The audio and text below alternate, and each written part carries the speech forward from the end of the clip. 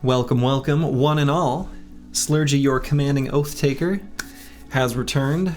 We're reaching, getting close to the scary part of the run. I've got a tiny little bit of something I've been thinking about in the back of my mind for this run that I want to share first. And so, to set some groundwork for what I'm about to show, Battle Brothers is a game about managing risk, taking risks that are calculated, that can cause, the company to grow, and every single fight is a risk. Because this game doesn't have self-correcting RNG or any of that other nonsense that makes people feel like games are fair. Dota has it. Almost every game with an RNG has some sort of self-correcting nature in it. Battle Brothers doesn't, which means that it is technically possible to fight a group of peasants on the road and lose. Almost impossible. We're talking like selecting a specific atom from the universe that you called out specifically, levels of impossible, or like lottery numbers, that kind of thing. But, we're still talking things are possible, right? All right.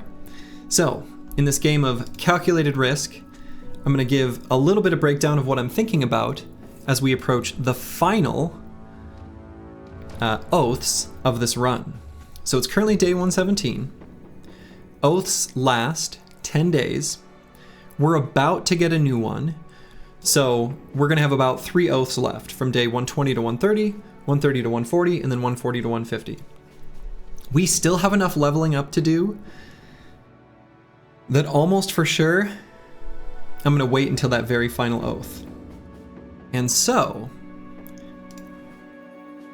I've got a list of the oaths here, broken down into rough categories that are specific to the Black Monolith fight. And I'm not going to go over the details of each one here. And, those that are within each category, it's a wide range. Like the Oath of Righteousness is bonus attack and stuff against undead. That's really good. Whereas those other oaths that are good are like mildly good. And some of the oaths that are bad are also varying degrees of bad. So when an oath is selected, it cannot be repeated. So every time you're going to have a set of oaths to pick from, you're given a set of 3 from the 11 that aren't including the one you just completed. And so this is a classic combinatorics problem. So I'm not going to go over the math. I did put it on screen, I guess this way. But there are 165 different possible distinct groups of 3 where the order doesn't matter. And one of the things I'll be considering as I choose my second to last oath, so day 140, day 130 is when I'll pick it, right? So not the one that I'm going to take at the beginning of the stream, but I might reach it by the end, which is why I wanted to cover this now. If between days 130 and 140, I pick an oath that is bad for Monolith, I can decrease the chance of getting screwed over on the very last 10-day period. Nobody should have to play with math. But yeah, in the last 10-day period, if I take a bad oath the time beforehand, I can prevent getting screwed over from a 1 in 165 chance to from a 4 in 165 chance to a 1 in 165 chance, or about, from 2.5% to about 0.6%. And similarly, it would be a good idea for me to not pick one of the good oaths from day 130 to day 140, so that I can increase the chance of getting one of those on offer. And that chance would increase from 49% to 66%. if there's any, you know, given that I probably won't reach that decision in this stream, depends on how long it is. It's still, you know, it's an earlier than normal stream. Who knows how long I'll stream, and who knows how fast I'll go. But if there's any mathematicians out there that, you know, take issue with my calculation, let me know in the YouTube comments, because there will probably be time for me to see it. But enough of that. I just wanted to present that as a thing I'm thinking about, and I did the mathematical breakdown because, again, I have to think of the balancing act between, does the company need a miracle to beat Monolith, or does the company need to just make sure they don't get screwed over to beat Monolith? Right now, at our current power level, I'm not sure which one of those is true. We're gonna need a little help. We're still in a tough spot. We have a lot we need to be able to do Monolith successfully. And then we have a lot of things we want.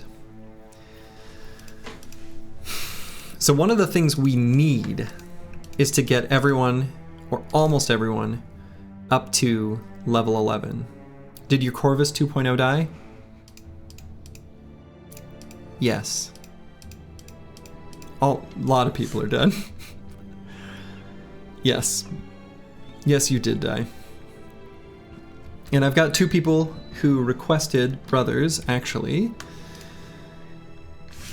And let's see. I've got Nick Slarfs and Bardish Bag.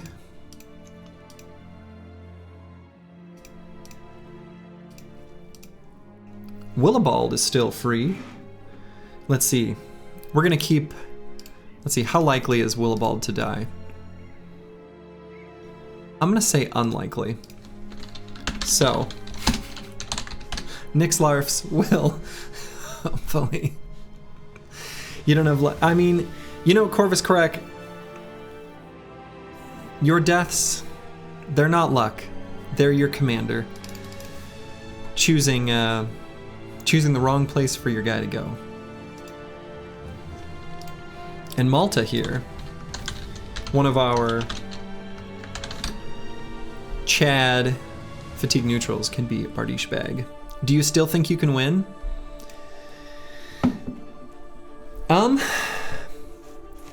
Yes, I do.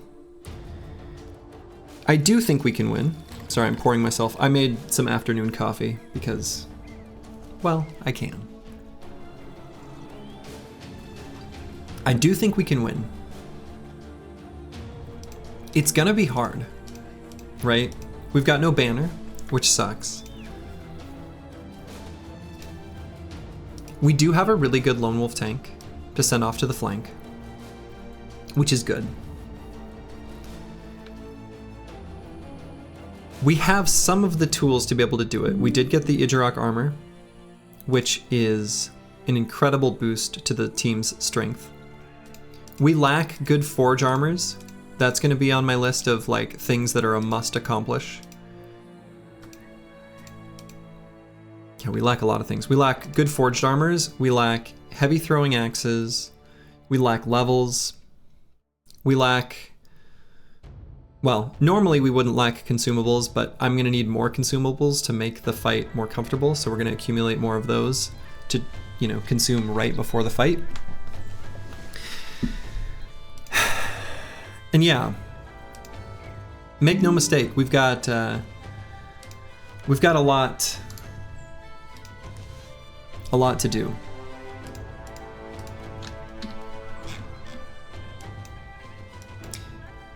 This Oath of Valor is going to end soon, which will be good because currently we had to take another oath, kind of forced, where we're gaining less experience, which sucks. It really sucks. We ended the last stream defeating the Idjarok, which is so good.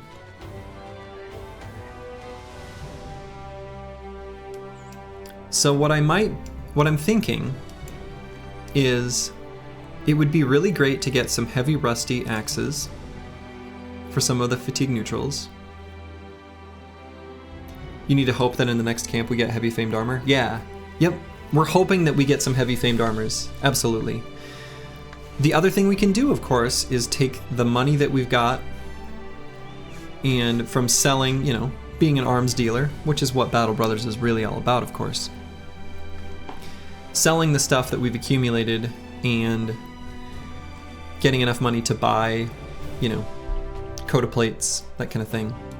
That would be fine, right? We can also fight the noble armies here of this noble faction and get that kind of armor from knights. And so the decorated full helms that give 320 durability in the helmet slot, those are incredible. And also just like, you know, coda scales, coda plates, those kind of things. Even if we can't get named gear, those will do fine. So I think because we're in the north and we don't have great, you know, sustain in the north without, you know, stocking up on tools and food and other things beforehand. Even though I came up here specifically to look for the Idjarok, I think what I'm going to do now is look for some barbarians to fight. And what we're hoping is to get throwing weapons, basically. So I want to fight a lot of Reavers, as many as possible. We're going to be busting camps because we're going to be looking for famed items. And we're going to be trying to take as many fights as possible because we need to gain levels. So that's at least going to be the short-term goal for the start of this stream, is stay in the north. We're going to sweep through, you know, maybe far from civilization, so I might just still go west like I sort of outlined maybe doing, and then maybe heading, maybe just to like this area of the map, and then heading north from there, right? So we might, I don't know, might explore like this section of fog or something, and then go north, and then explore through here, and then take the road south back down. Something like that might not be a bad idea. It was a while ago that we went here, so we might even explore and find new camps in the areas we'd explored previously. Because new camps are going to be spawning all the time, right? And so I think that's basically the outline. That's the plan. So we came from this direction. I think if I remember right, at the end of last stream, I came up through here, took a step on this high ground, fought this camp, and then headed west. So I think if I head straight west, that's an area we have not been yet. And so I think that's the plan.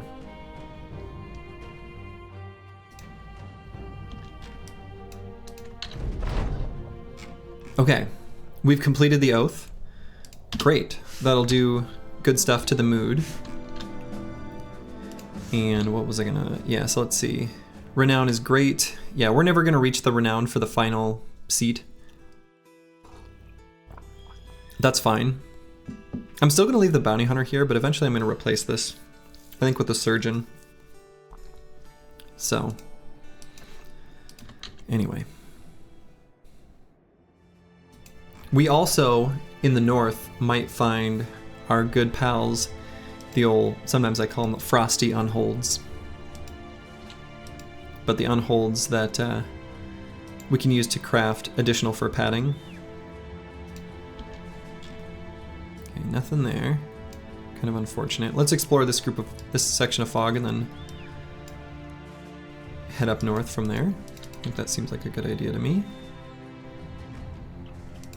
Because we want to be far from civilization as we're exploring to improve the chances of getting named items.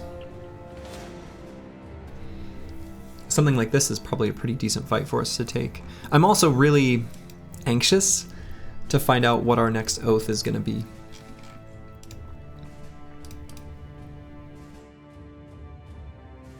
Let's see, so this fight, it's midday right now. Pretty close to nighttime, so I might not go straight there. I might explore this fog and see if we can find a fight on the way, or like a fight in the meantime, so that I intentionally arrive here when it becomes night. And we'll go up here, and then we'll see what happens. Oh! Okay. We do have a brother with a weakened heart. No, he died. Shit. That's funny. We do not have anyone with any permanent injuries right now. But still, the grotesque tree. Great. Well, let's see what this is. I'll take just a little. All right. So we just got the water skin. That is something we can use to fix up a bro if we get an injury. So, how is the legend doing? Well, if Slurgy is the legend, then I guess good.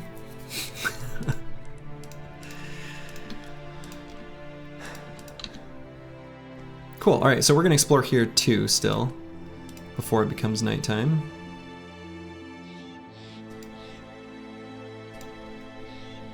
I guess we got unholds that traveled through here. I would like to fight some unholds. Do we know where the monolith is? We do. We do know where the monolith is. Monolith is... I'm trying to remember. It was... here. I meant the Legend the Swordmaster, but you were the Legend too. Oh yeah. Oh yeah, the Legend the Swordmaster. He is great.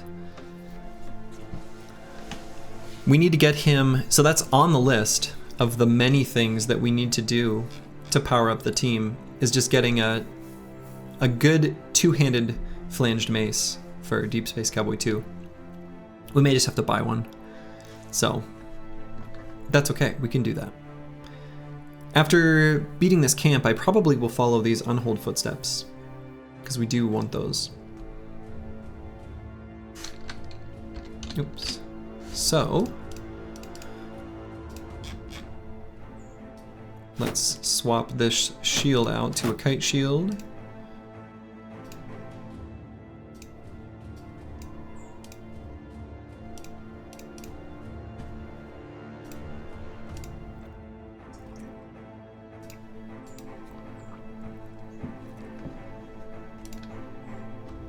And I think the team's basically good to go.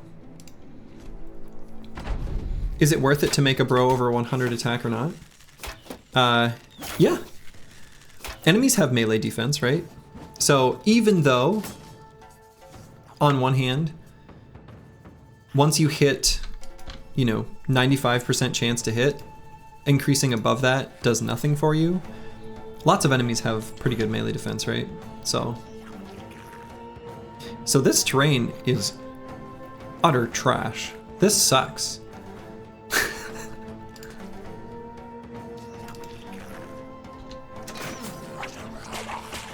Oof.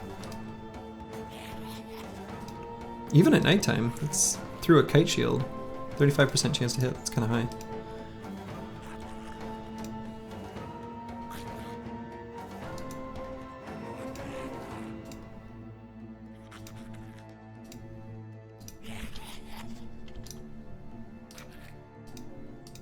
God, I can't even reach that hex. It's blocked by these trees. Jesus.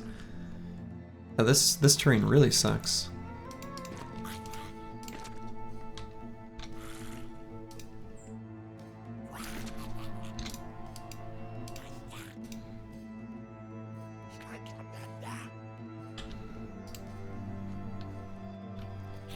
Oh, there's just so many.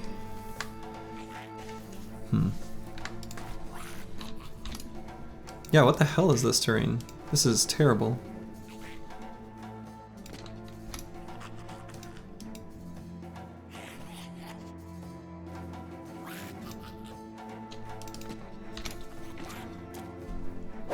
I at least have some natural defensive, things to stand behind, but Jesus. This terrain sucks. Do we escape and reroll terrain? No, we don't. Slurgy has that against his rules. So, my thought is, there's no reason the terrain would change, right? So.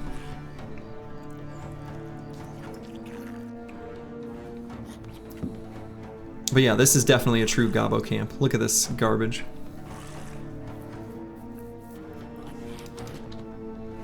This is not a great shot, but yeah.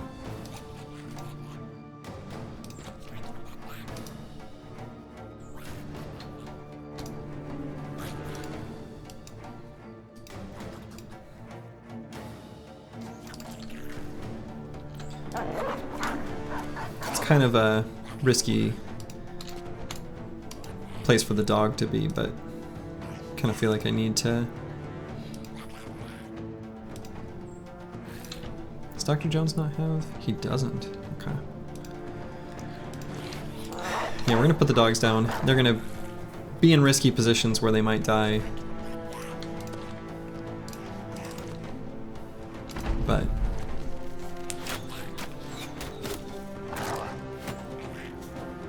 that was weird. The goblin just like left the zone of control to come back. Yeah, I'm not surprised that our chance to hit like 2 hexes uphill at night with our handgun are 5%. But we got the overwhelm stacks on those to keep our dogs safe, so. Despite not knowing it would be that bad, I still think that's fine.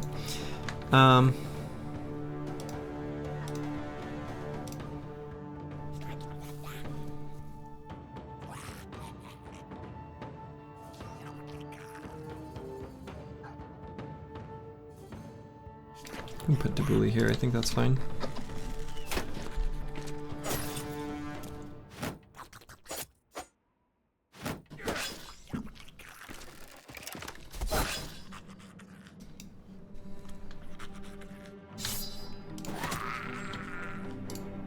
Nice.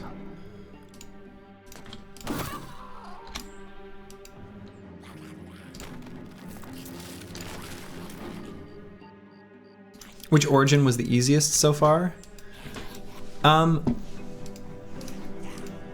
easiest one for us so far, and not surprisingly, because it probably is the easiest overall, was poachers.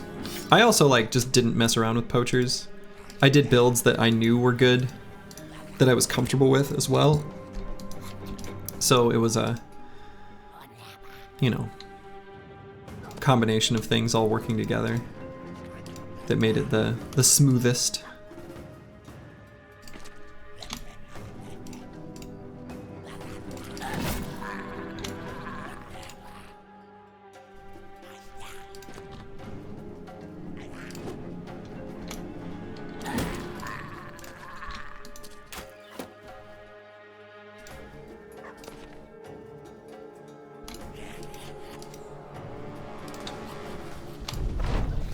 Alright, luckily there's only 11 enemies left, so there's not that many on the battlefield.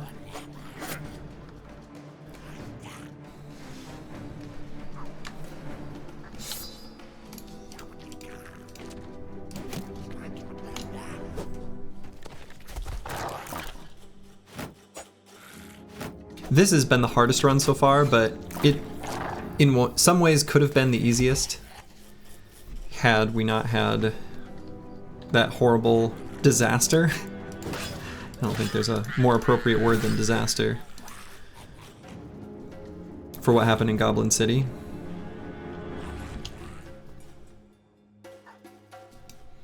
Okay, I'll need to be careful with XJI7. He's still new and fresh, still, you know, wet behind the ears, as it were.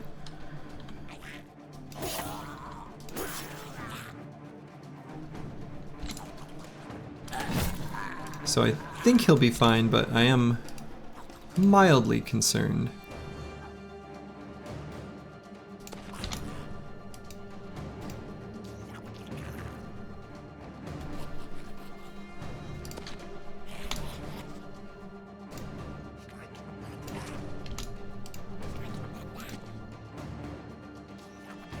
So I did that just to keep it challenging. I wish I could say, honestly, that were true. But if I were to say that I did it on purpose, I would be lying to you. I can't do that. Wish I could, but unfortunately, it was greed and overconfidence. It was wanting to make use of the current oath and overestimating how much of a difference it would make. It was strategic mistakes that were unnecessary. It was a combination of things. I did put in the comments of the YouTube video that's a, recording of the stream, where I thought I screwed up. And I think I broke it down in like a variety of different categorical mistakes. Like, this was a misplay, this was bad luck, this was hubris, this was whatever, You forgot to remind yourself that overconfidence is a slow and insidious killer. I did forget to remind myself of that very, very true and very painful fact. It's true.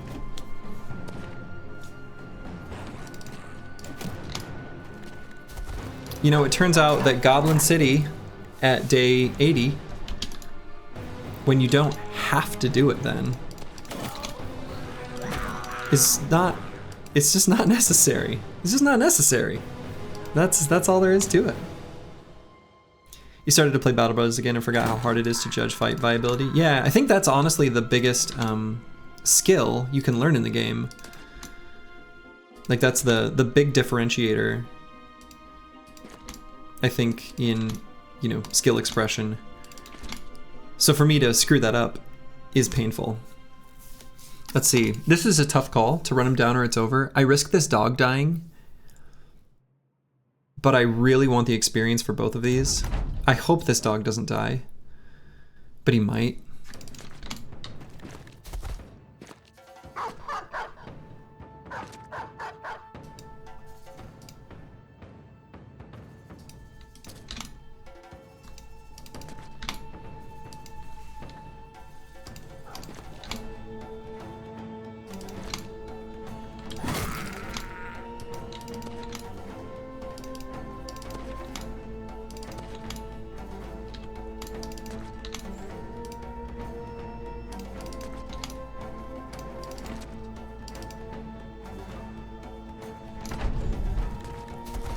Okay, that was good.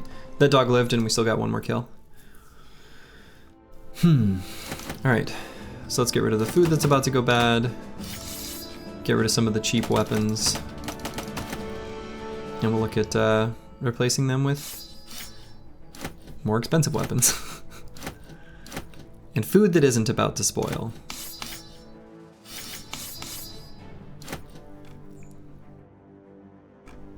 I guess I probably kind of overdid it in what I removed from the loot table here.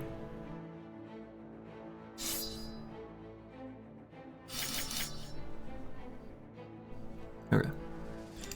I don't care about the rest of the stuff, it'll grab it. Okay, so let's go and chase those unhold footprints. And let's level up Seroy 8. Now Seroy 8...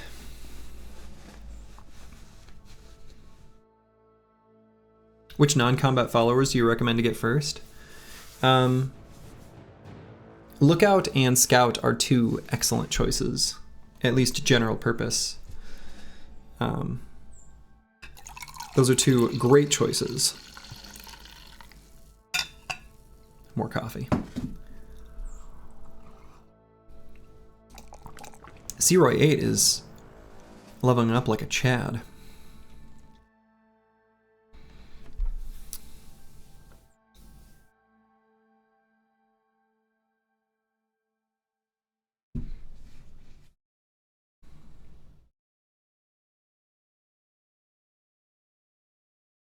Let's grab hit points. I think I'm gonna go nimble on this brother. I think there's no reason not to. So we can swap his armor with something lighter.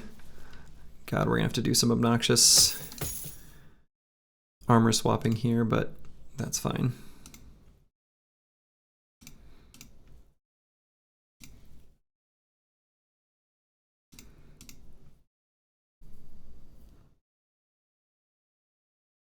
So we can give this helmet to maybe XJI7, actually. That's a good idea.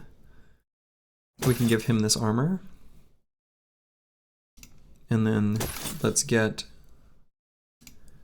a proper nimble set over on Seroy 8.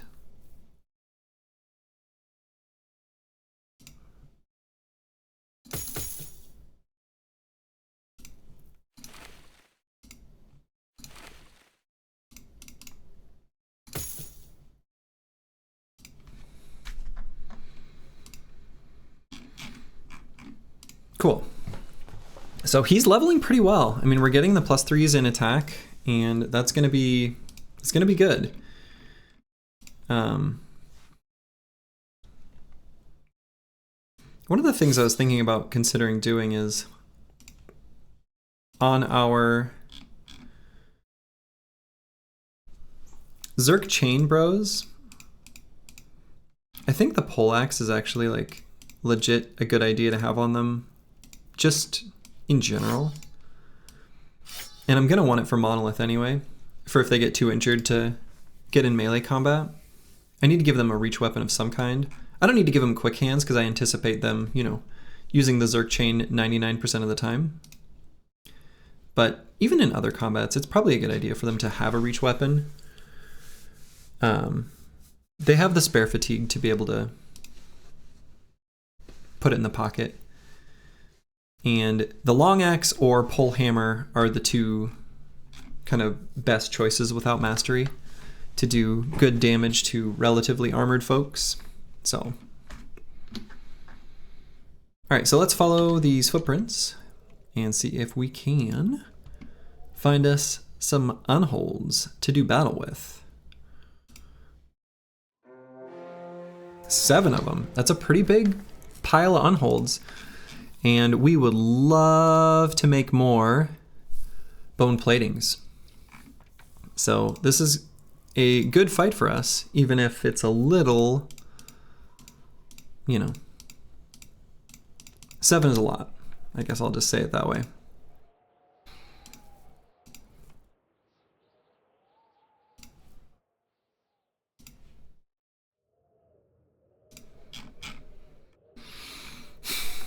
I have to be careful with Horst here.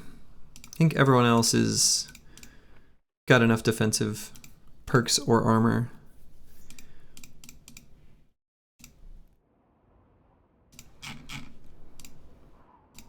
We can swap a shield.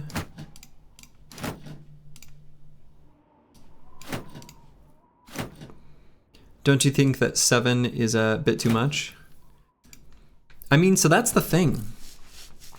Like, the company, because we're behind, we need, like, legit need to take risks to come out ahead, to be able to get enough strength to be able to do Monolith in the timeline that's still required of the run.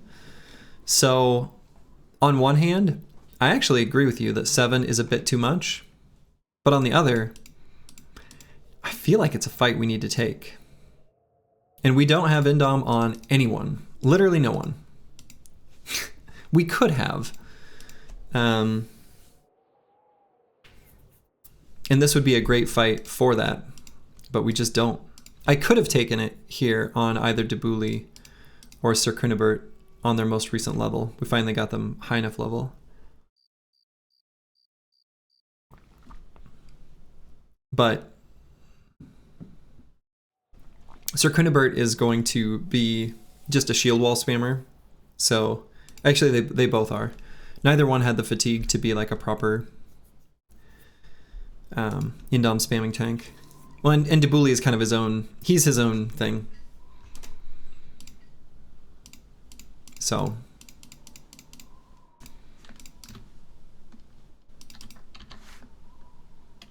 All right, they're chasing me. What I might do, because they're chasing me, is go in the direction we want to go and let it become daytime, because that'll be much better for me. There we go. And do I want to swap out any armors before this fight? See, like, these armors are a little scuffed, but because of their attachment. I kind of want to keep them. No, I think we're good. Good enough anyway.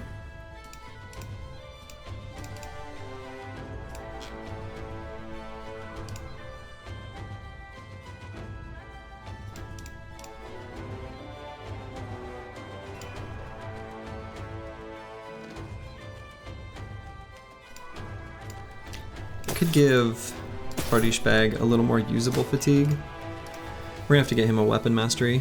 I might just end up making an axe, keep it simple.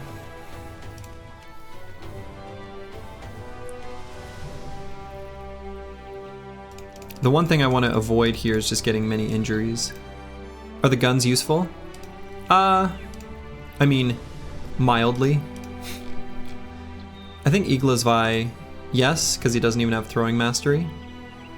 For XJI 7, I think the gun is fine to have out as an initial weapon. I agree that it's lower value. Could probably just give him another stack of throwing weapons if I had a good option.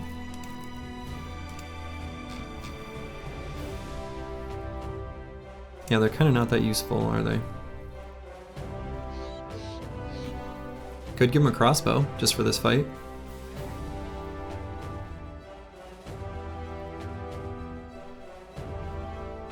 Kinda doesn't matter that much, if we're being honest. He's mostly gonna use the cleaver, I think, ideally.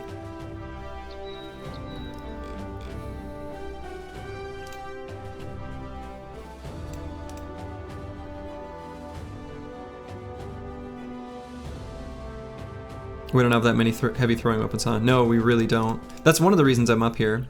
I mentioned it at the beginning of the stream, is I'm hoping to find some Barbarian Reavers to do battle with, to pick up. So it is a requirement for the team to have heavy throwing axes before Monolith. And since we're up in the north, and we could probably make one more pass here later in the campaign, but if we can leave here with plenty of heavy throwing weapons, that would be great.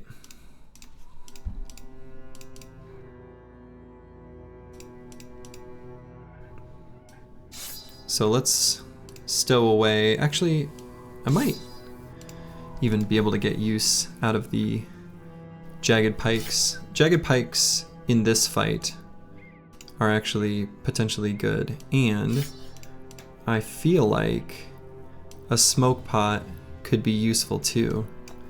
So let's have a smoke pot on the ready on Nixlarf's 3.0. The final iteration. No more dying.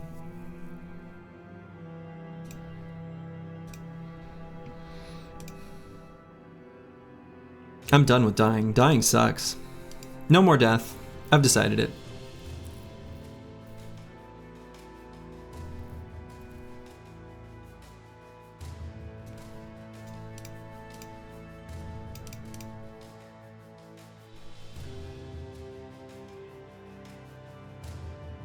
Okay. Let's do it. Let's fight him.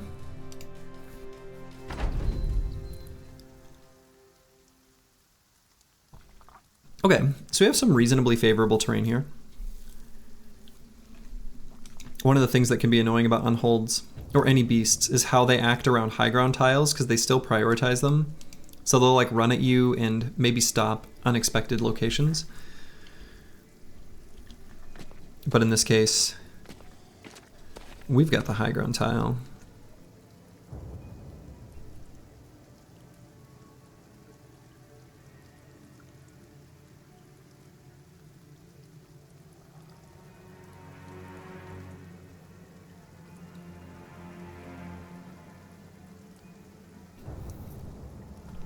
So options here are we could back up.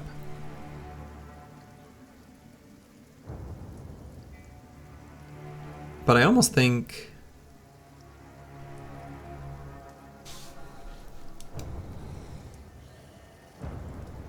I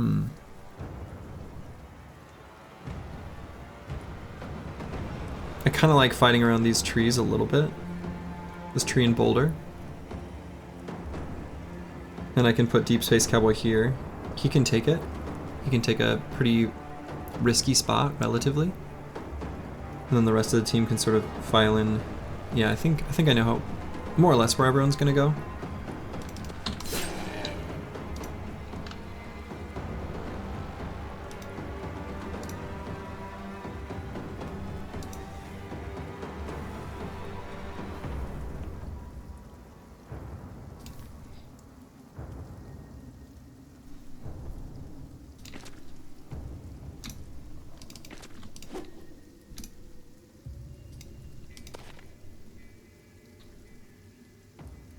I don't think I want to put a dog down.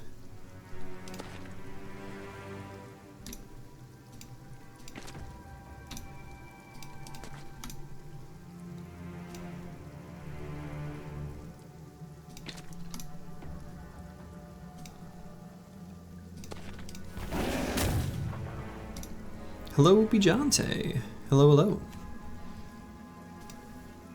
And then Debuli, I'm going to move up and just be in position for rotating bros out if they get in a dangerous position, basically.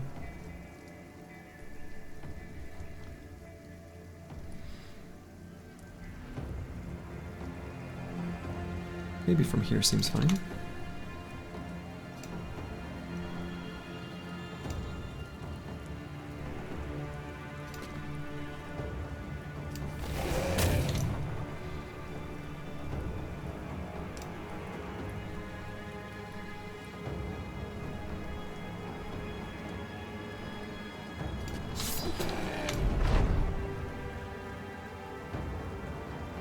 Okay, so who do I want to overwhelm most? Probably these two, actually.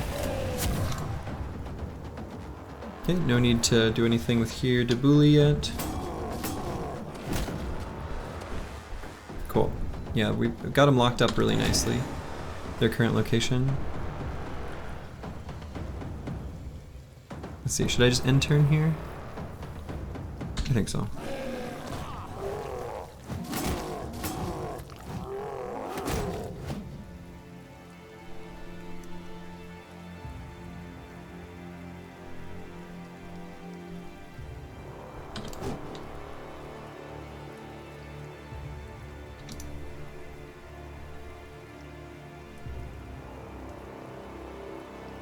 Do you find unhold fights fun? I hate inventory check fights. What do you mean inventory check? What is that? Like I don't know what that means. Yeah, I don't mind them.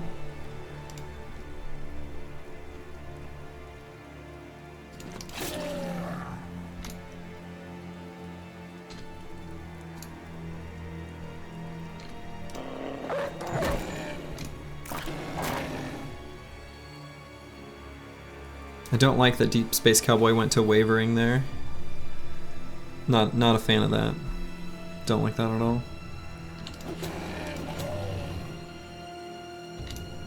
Like Hexen, Lindworms. Hexen are definitely an inventory check fight, and I understand what you mean by that one. I'm still not sure about unholds. Lindworms, yeah, you need reach weapons and a few other. There's a few different ways to do Lindworms though.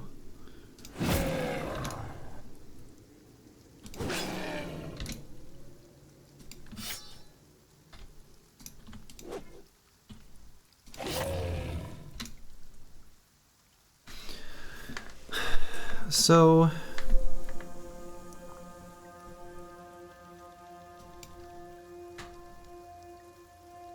how important is rallying Deep Space Cowboy to? Like only kind of necessary, actually. He's got really good armor. Unholds are gonna have a lot of trouble getting through him. Through that armor. Meaningfully, anyway.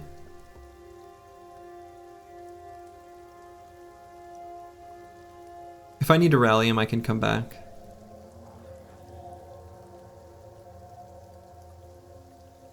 Yeah. I'm gonna move forward and actually attack.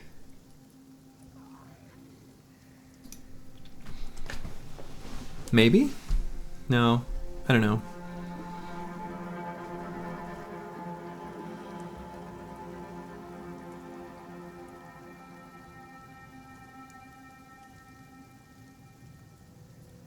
He's at the max distance for...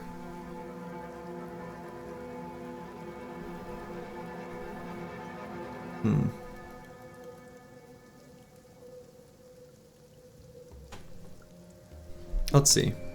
Alright, it worked. Alright. I don't know how likely that was, if we're being honest. Alright, let's try to get a kill here. Or just get him fleeing. That works too. So now I'm definitely going to contribute to a surround. I'm going to wait to see if I need to rotate. That's right. You heard those words correctly.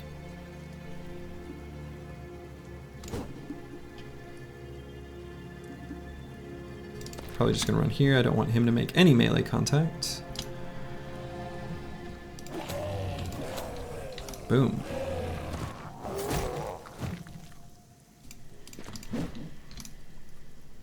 Also don't really want Searoy 8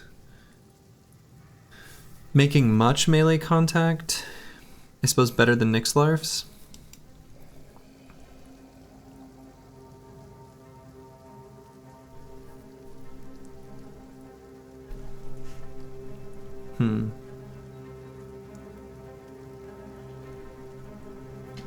Let's wait, let's let this unhold go first. I can have Searoy take this hex, which might look dangerous, but actually I think it's not that bad. Because we're going to be beating the absolute crap out of this unhold.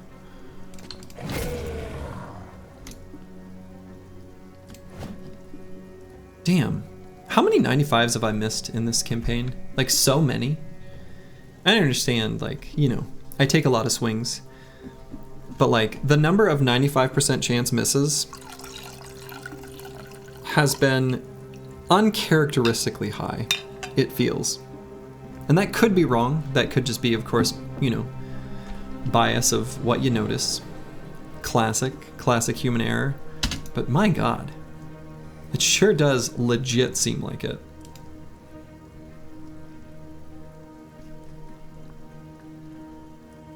At least 2, maybe 3 this fight. Yeah. Like even that one, how high was that? 67, yeah. I mean, he doesn't have the most melee skill, but still. It's kind of, it's like legit ridiculous. Even the high like 80s ones were missing. I have trouble accepting this.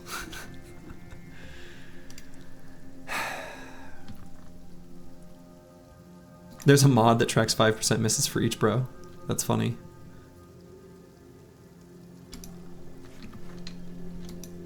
To see who RNG does not favor.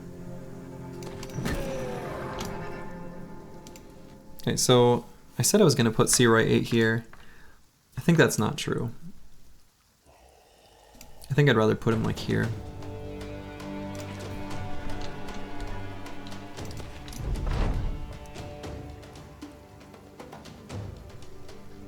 Alright, let's put 2 overwhelm stacks here. Okay.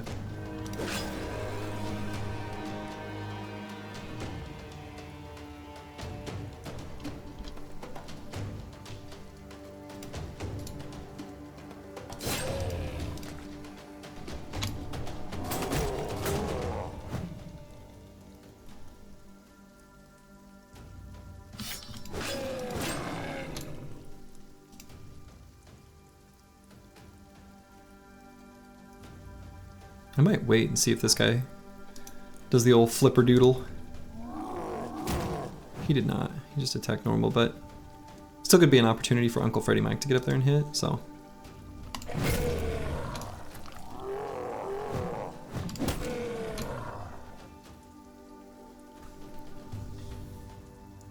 So maybe on Searoy 8. Searoy 8 just doesn't have great defenses. I mean, 23, it's not bad, but even though he's got nimble, he's... I'm just gonna pull out the old sidearm reach weapon and attack with that. I feel better about that.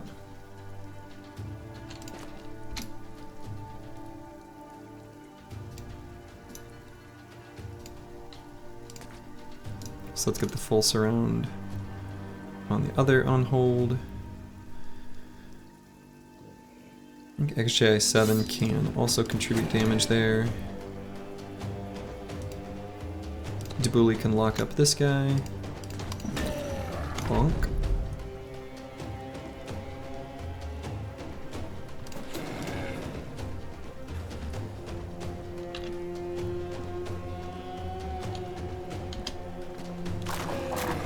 Brave little doggy.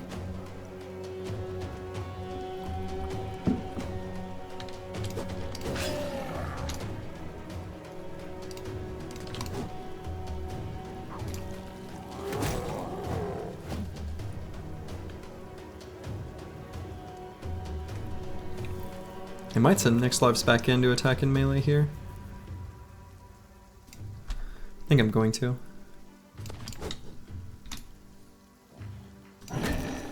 These misses, I'm not a fan. I'm gonna wait here because I'm gonna put the dog down, but I'm gonna let this unhold go first. Because of the way the battlefield sort of formed, damage is getting more spread than I'd like. But I think we're still putting out enough overall, and we've got good like defensive hexes, so I'm not mad.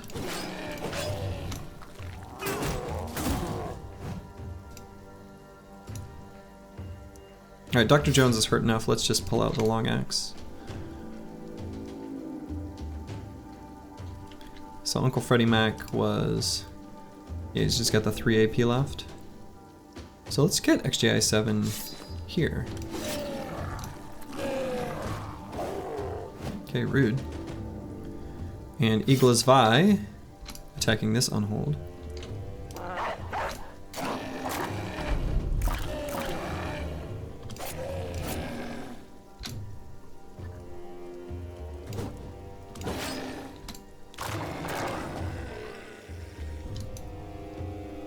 Okay, this unhold is fleeing.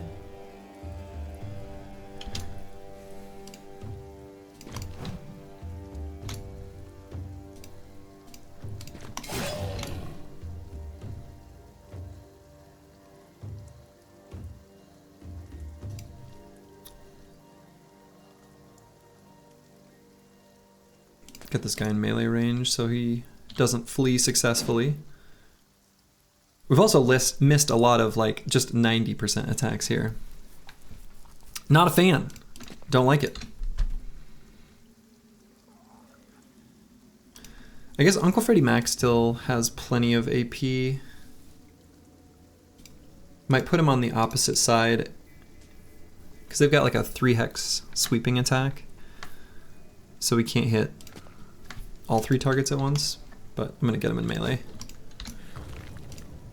Move this guy here for now, just while that guy flees.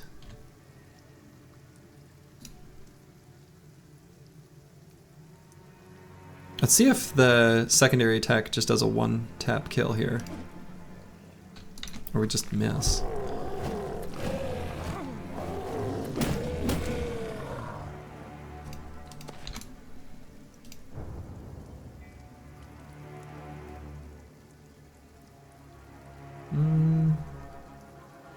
Yeah, we can get Nixlov's in there.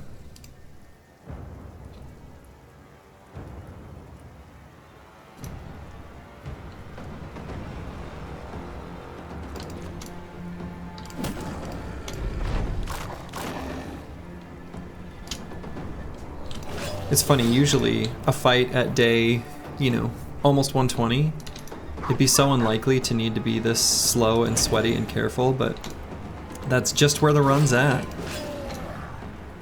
It's just where the run's at. Alright, that one's fleeing.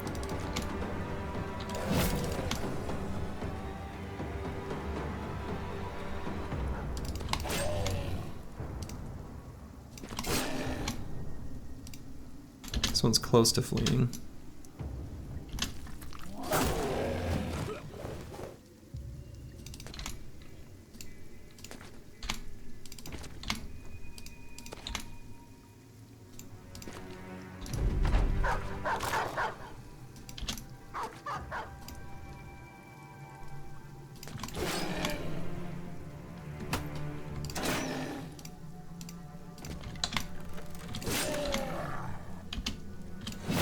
Okay, No injuries, which was the main thing I wanted to avoid in that fight, so good. And we got 3 giant skull and bones. Excellent.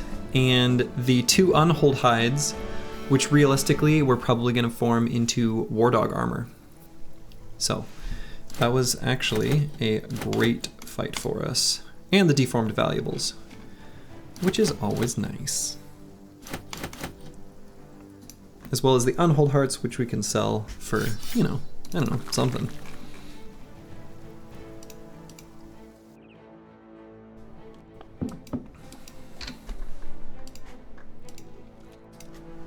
Got a level unhorsed. You love to see it. He's probably going to be a nimble damage bro of some kind, and I'm going to give him some kind of mastery that's probably a function of the weapon that we find. So I'm going to level him up kind of generically for like nimble damage bro. And he may not hit 11 by the time the campaign reaches its end, but we'll get him as close as we can. Which one do you prefer, war dogs or warhounds? I prefer the warhounds, generally.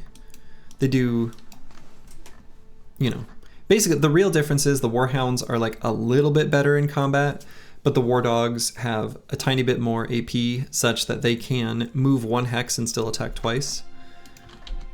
And also chase pursuing enemies a bit further. So, generally speaking, I prefer the warhounds, but either one's fine.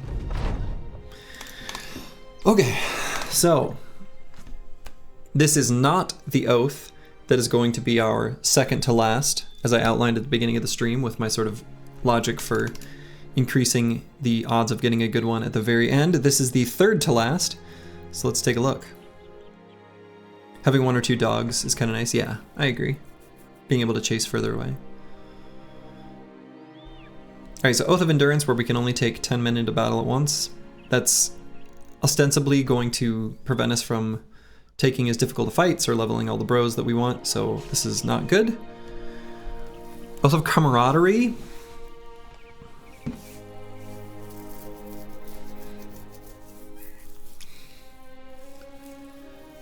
I don't love taking this one, but we do have 14 bros we could bring now, as long as they're not terribly injured or hurt.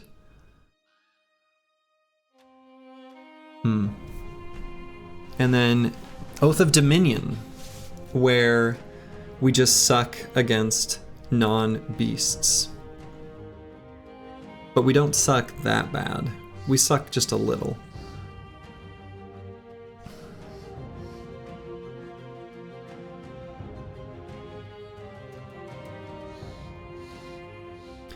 It's really hard for me to evaluate how bad this one is, if we're being honest.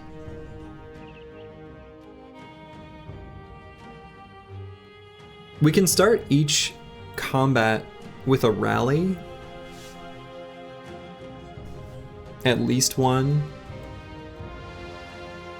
I'm probably able to do it again on, you know, the second turn of combat. And that should turn most of the bros to steady.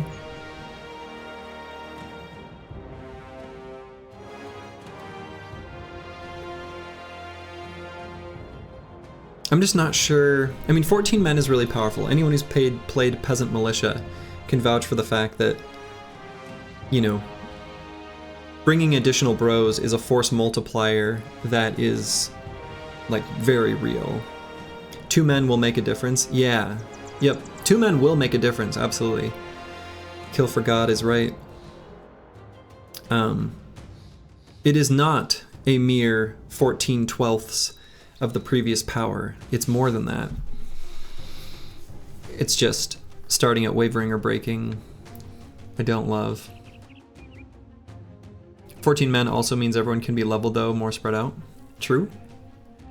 True, true.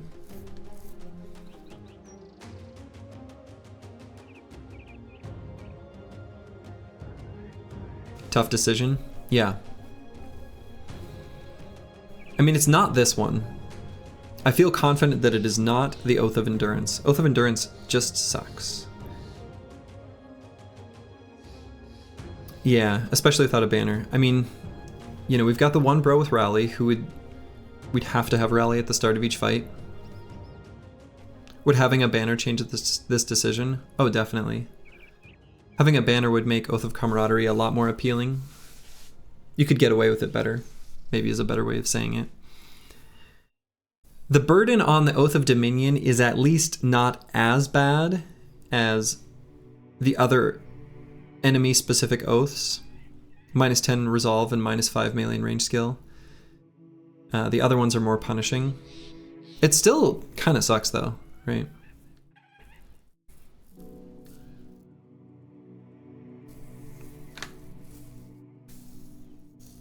I think I'm gonna go with the Oath of Camaraderie, but I'm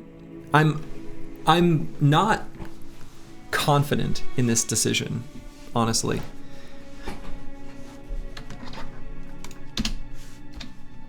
So I guess let's bring the other bros up.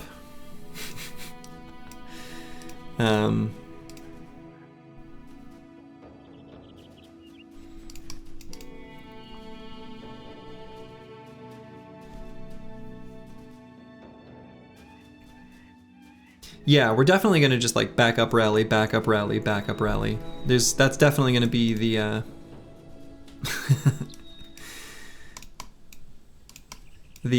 the way it works generally for us. That's how it's gonna play out. So, all right, so let's replace nimble armors with those that are in better shape. For the nimble armors that got hurt, except for the ones with bone plating, we'll probably keep those still.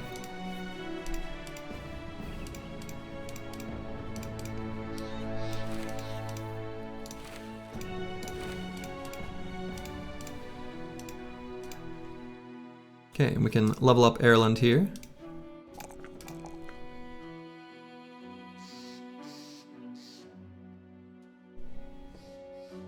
Probably just grab hit points. And let's get him Headhunter.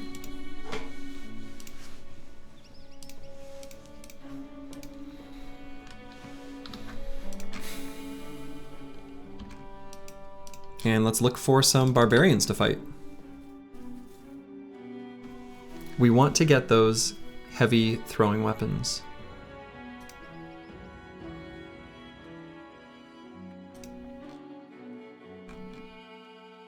If we need to make another pass to the north to find barbarians to fight, we can.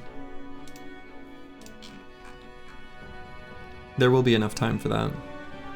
But any unnamed brothers? I think there might be one. Sir Cunibert, actually, I think is unnamed. And Horst. And Erland. There are three unnamed brothers. If anyone wants to claim one.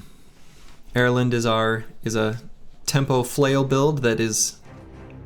Tempo's not the right word, but whatever. Making use of what we had at the time to level up to this situation. Horst is just a good bro we picked up later who will be a nimble damage dealer of some kind. And Sir Cunibert is going to be our lone wolf tank that will probably meet his demise in the Monolith. And hopefully not earlier.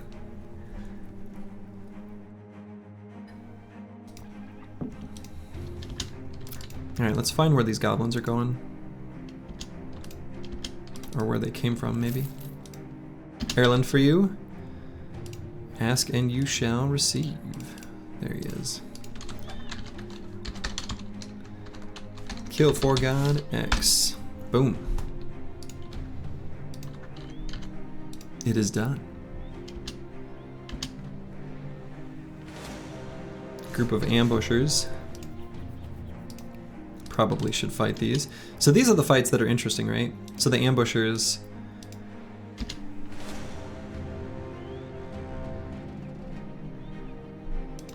Yeah, we can fight this little group, but...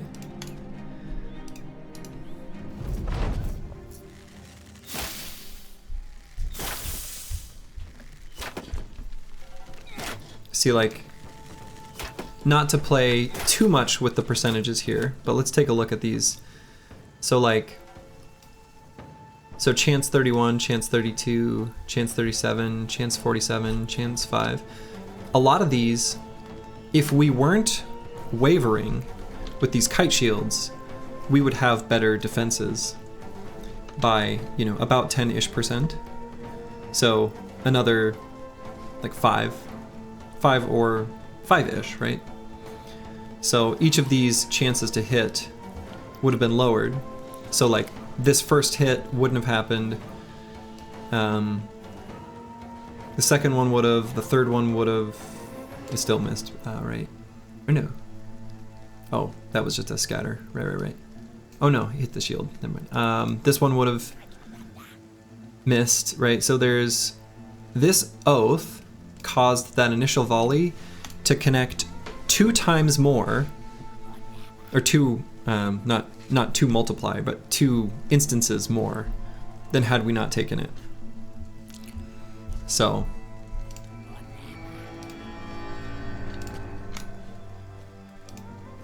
that will be a theme.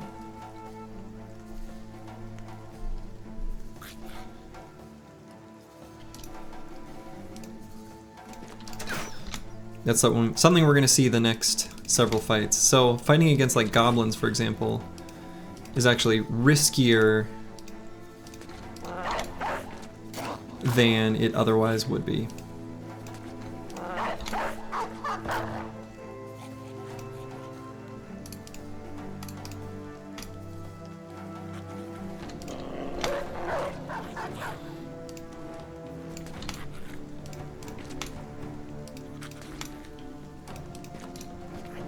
Other enemies, maybe we can get away with, you know,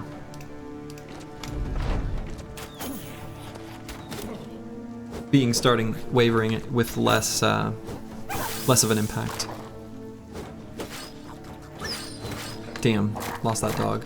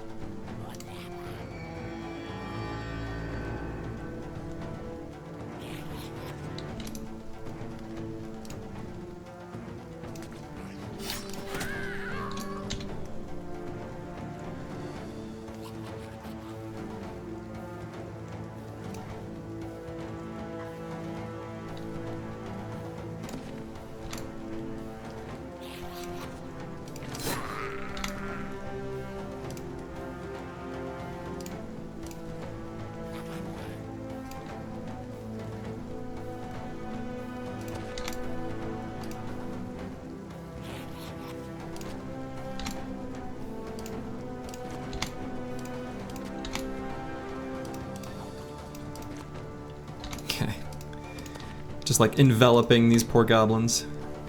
And by poor goblins, I mean dirty rat bastards. For what they've done to the company. Would people with the trait determined be able to ignore this oath? I don't think so, because I have a bro with determined. Let's see. That is a good question. And obviously, that must not have been the case. XJI7 here. And he was not able to override it. It appears that this oath takes precedence over everything.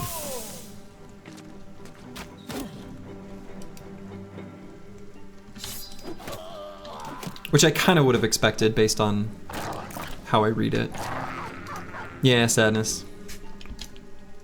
Yeah, determined does say if possible or allowed by mood or something like that. Yeah, there's verbiage. You're right. There is verbiage that gives some sort of disclaimer of sorts.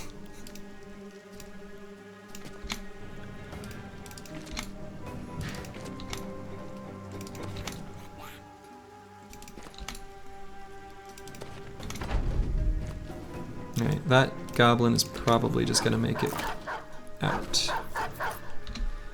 But not this one. Well, no. Maybe I will be able to get him.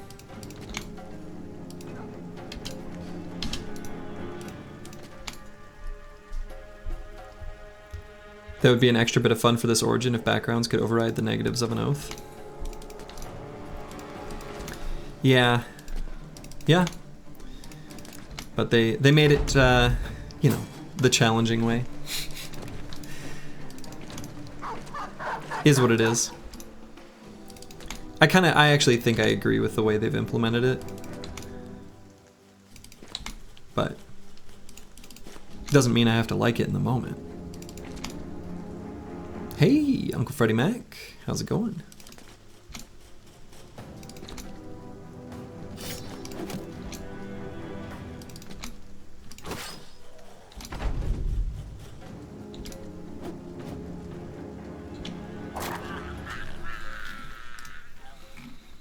All right, we'll take our pittance.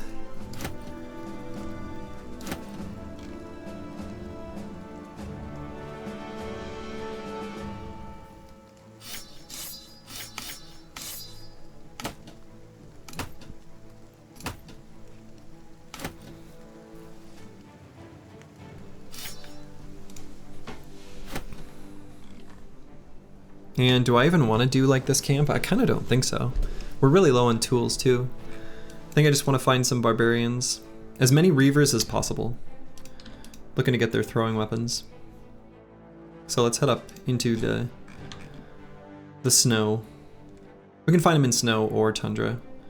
But we'll just, you know, stick to the snow up here.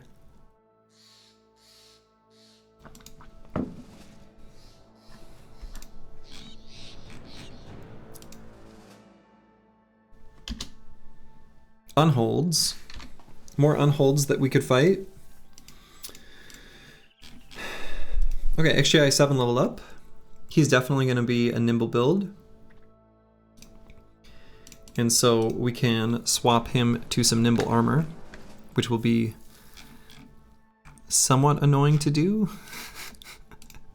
with our inventory full. Ah! Let's see.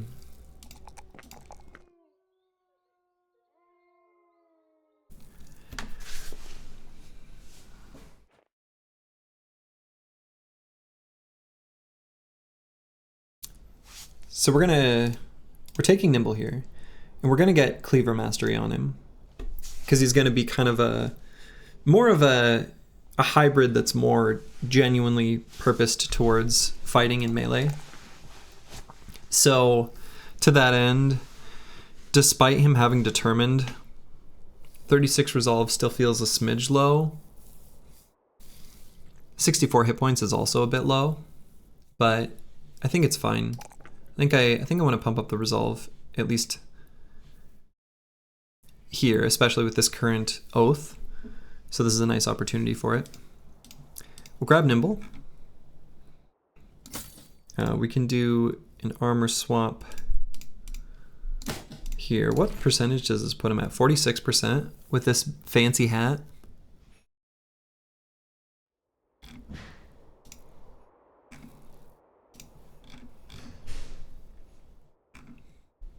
I literally don't have a way of swapping helmets, do I? Because I have to like... There's no way of dropping... Kind of a weird, obnoxious situation. Guess I could use some paint. Honestly,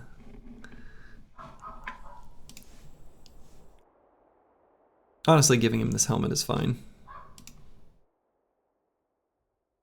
Although I guess I'd rather it... Whatever. It'll be fine. Let's see, how many unholds is that? I can't even read that number with the fog in the way. 6? So we just fought 7 regular unholds.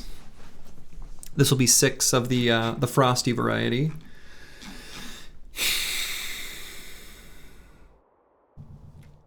So instead of the unhold hide, we can get the,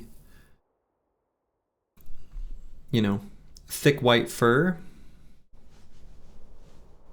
Could be an opportunity to get the additional fur padding, assuming we're able to find some dire wolves in the next, 20, 30 days.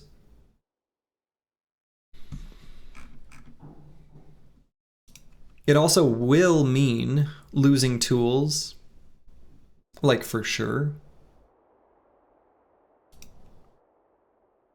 I think given our current location, I'm almost committed to really finding barbarian reavers. We really need the heavy throwing axes.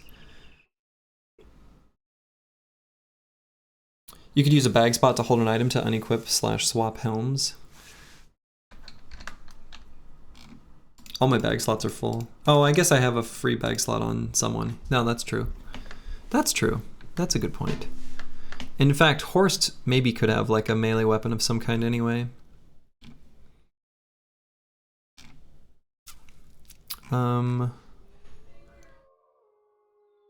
Actually, giving him a net is not a terrible idea. So you're right, good call. Hey, Novawell. I'm good, how are you?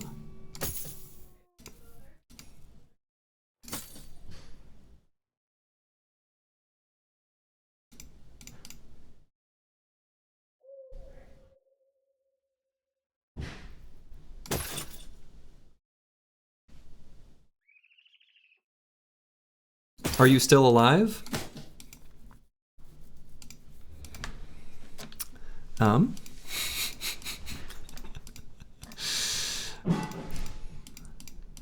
No.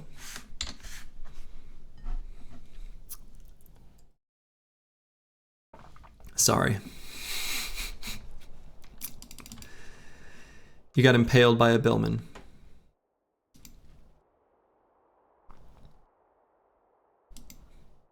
Bit sleepy, it's 1 almost midnight here. Oh my.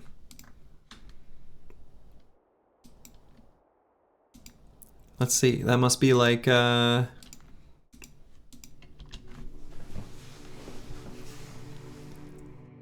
Central, like Eastern Europe?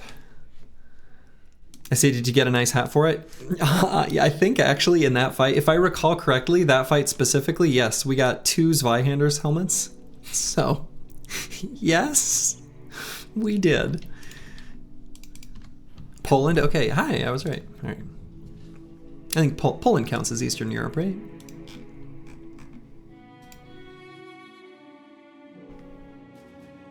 Worth it? No.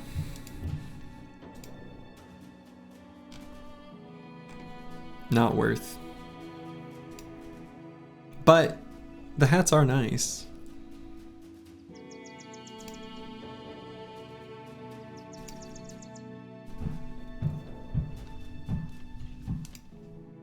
Okay, where are all the barbarians? What the hell's going on? I can't just be not fighting things. I guess we know that there's this one up here. This is like the highest tier barbarian camp though, which there are certain configurations of the highest tier barbarian camps that we can't fight safely. So I mean, I'll still make my way up that way, I guess. Yeah, border between Eastern and Western Europe geographically. Yeah.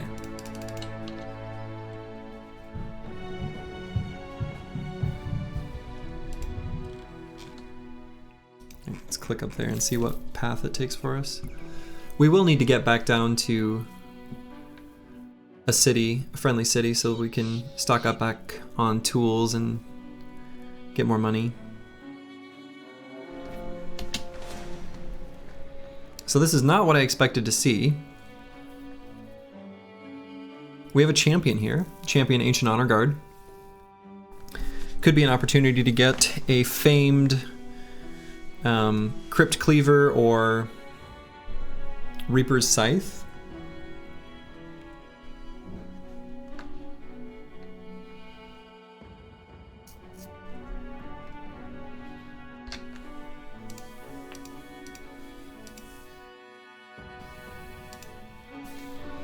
It's a good fight for us to take. That will be rough. Agreed. Yeah, it will be. It will be. No doubt about it.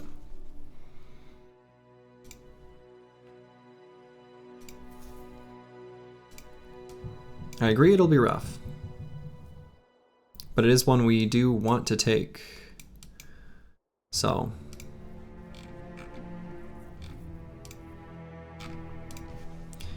We do at least have regular throwing axes that we can equip here.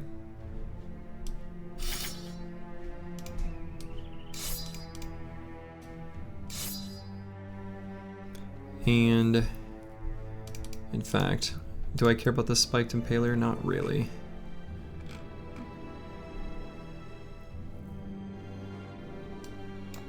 Let's do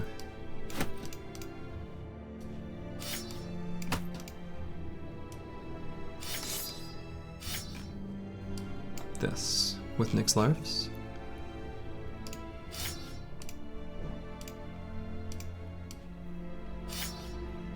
Hey, Dr.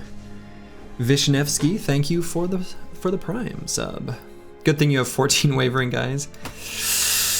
True. True. Not incorrect. But we will be able to rally at the beginning, and we'll see what happens. I mean, this fight also represents a lot of experience, right?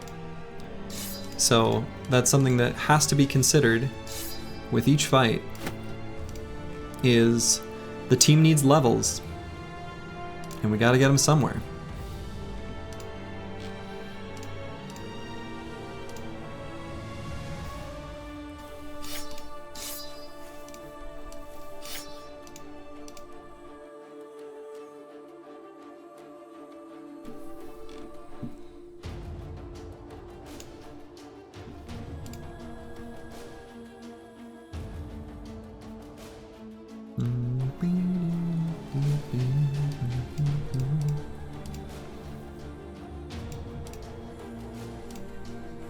We'll have Manifest Destiny's Child here in the back line because he can fill in the ranks kind of a bit more dynamically.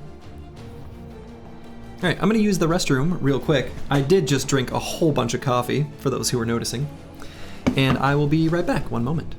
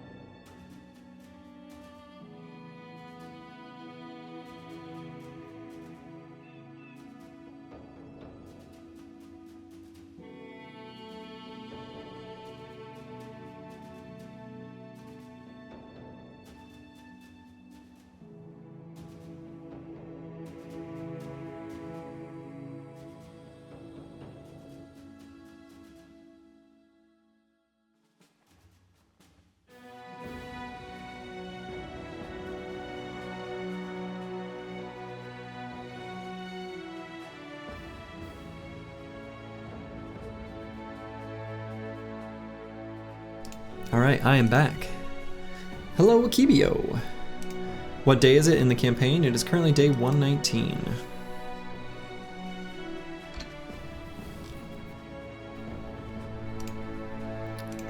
So make no mistake, this is going to be a tough fight. But I think it's a good idea to do it, so.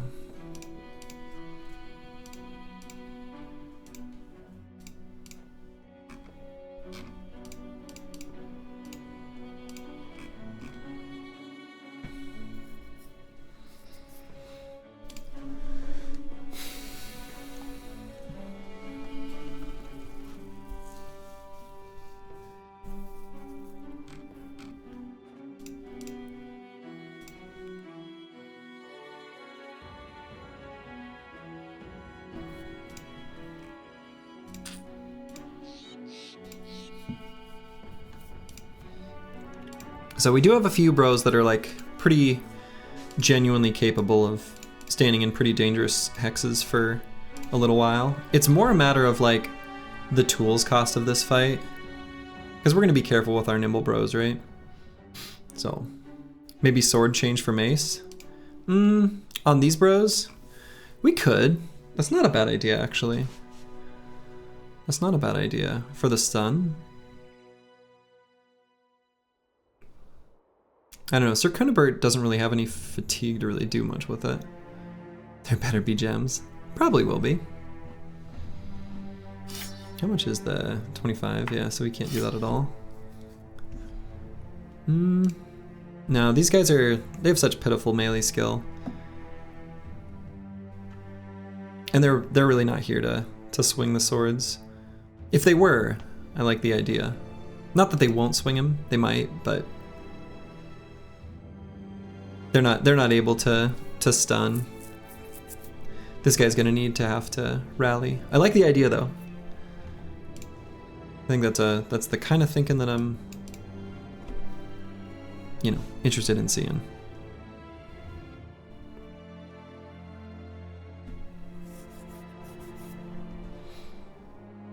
Yeah. I understand.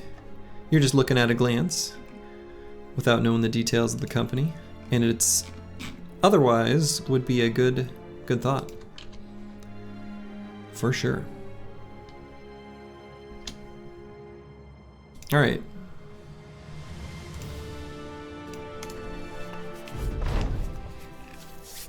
Apulon has a stabby thing. So not a very useful weapon for us. Generally, we probably don't care about this. So that's too bad. Some smoke bombs for safety. We've got one. Just one on the squad. It is on Nixlarfs. So we do have that. So we're gonna do the classic wait 2 hex scoot and shoot. And we are gonna rally now. See who we get. We got a lot. We're gonna have to move Debuli up this way, so I'm gonna do it now to remind myself so I don't screw it up. 1,000 hours on this game always get you thinking. Yeah, for sure. It's the game that keeps giving. All right. And we're just gonna wait on everyone and then back up and to the left, 2 hexes. At least, generally. I think we can go ahead and wait on everyone.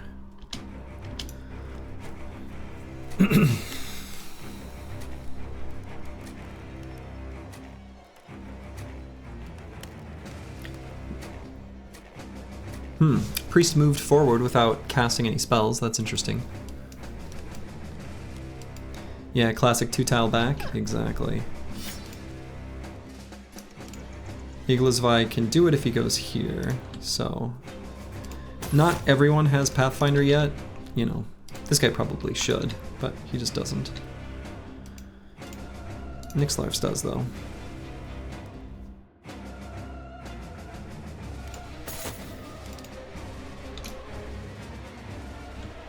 XJ7 does as well.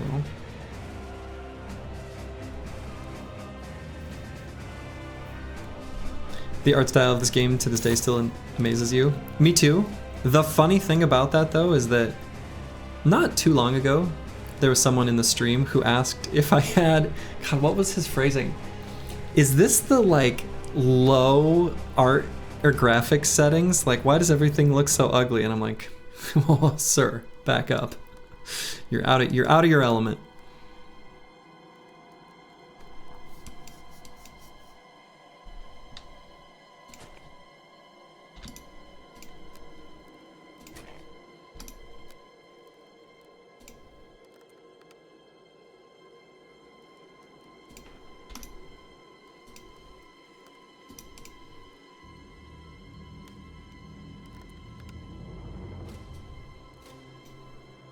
Yeah, you sweet summer child. Exactly.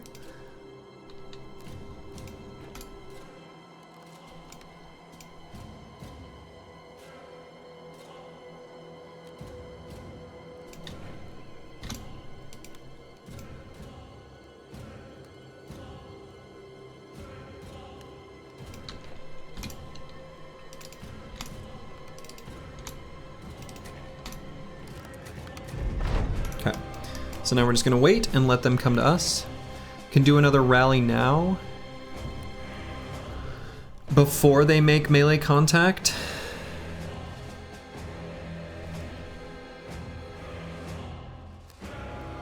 Probably a good idea.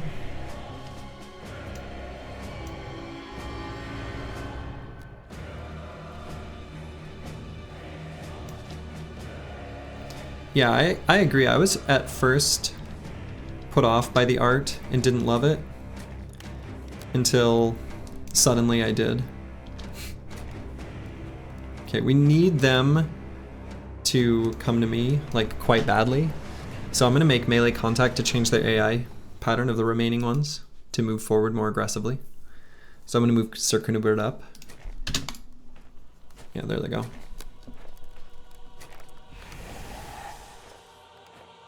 Oof, that miasma is in a terrible spot. For me, not for them.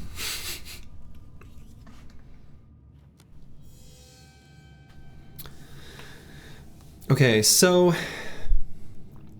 You know, this is why I initially had Manifest Destiny Child. I had one of my tanks kind of center back so I could like gap fill places like this. I don't really want to put Uncle Freddy Mac there. They're gonna make the concave anyway.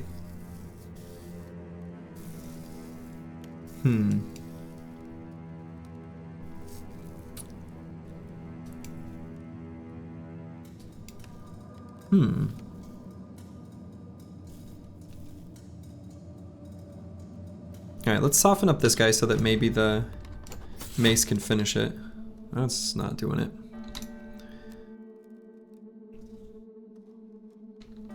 The bully's just gonna end turn, be ready to rally again, I guess.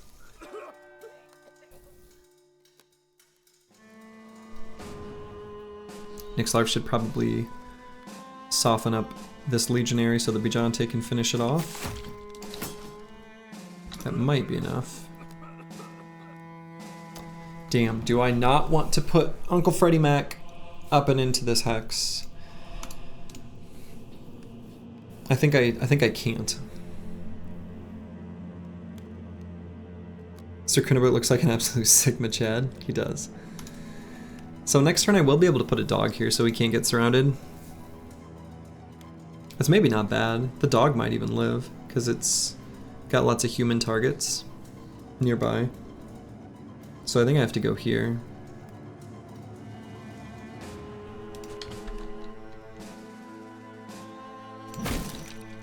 Cool, might be able to finish that one off.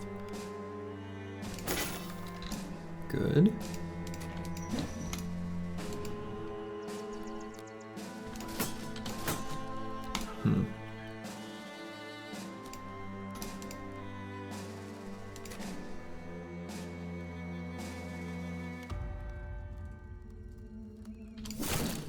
Let's do a regular attack there, I think.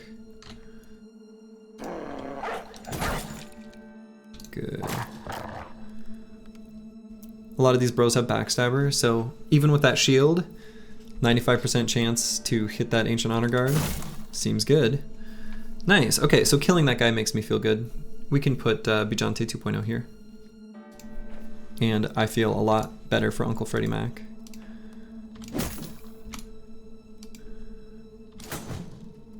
Damn.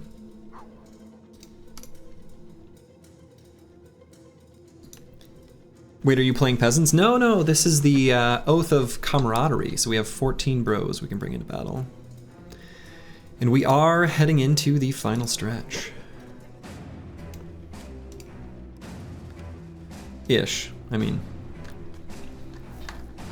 kind of, sorta. We still have some time. And I think I'm not even going to attack with Sir Knubert. We're just gonna end turn and be ready to shield wall next turn.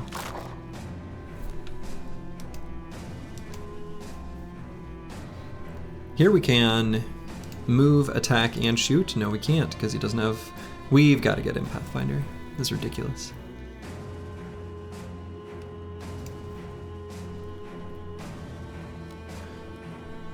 So let's just overwhelm. Here would be 4 targets, but here's the champion. Let's do this. We're transitioning from playing to not lose to playing to win.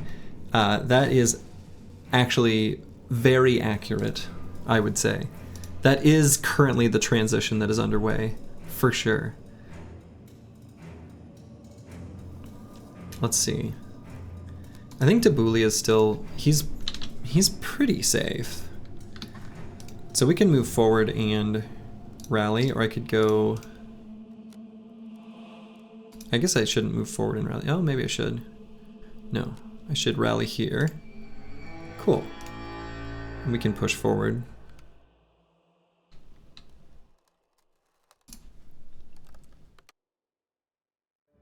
Or do I let Bijante get... no.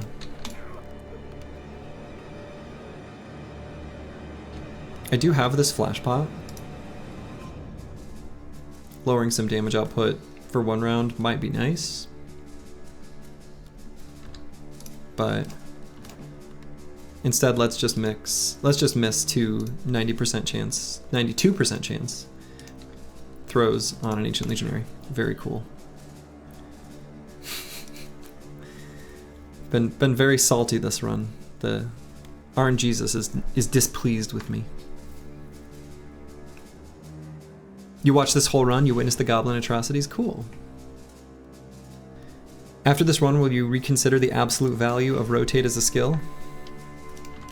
I mean, I'm in a constant state of reevaluation of everything. So, in a sense, yes?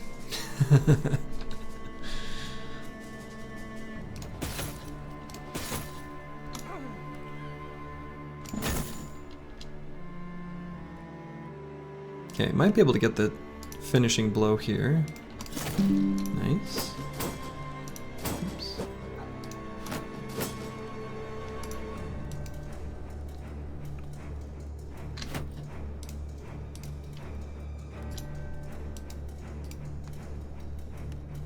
So we can put Deep Space Cowboy there.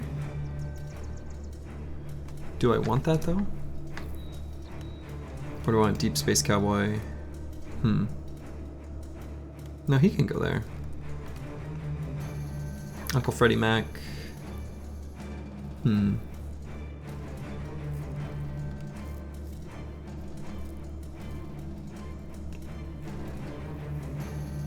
He can move around to start getting ready to attack the Ancient Priest, maybe.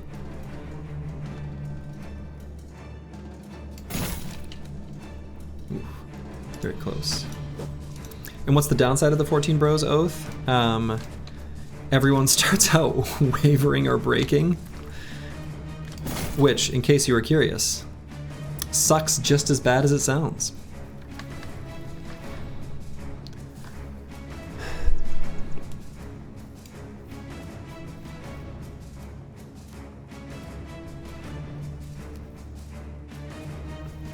Look at the death tab. Almost half of them could have been prevented with rotates. I think in this run that is probably not true, actually. Not to be a Debbie Downer. But in this run, most of the deaths would not have been saved by rotate. Very, very infrequently. And in fact, you can be unable to calculate, but still consider the number of deaths that rotate could have caused by being there instead of something else. Everything in this game is an opportunity cost. So everything that you pick for perks is at the expense of some other choice. So there's always contention between them. If only you hadn't left your bannerman to die. Yeah. If only. If only.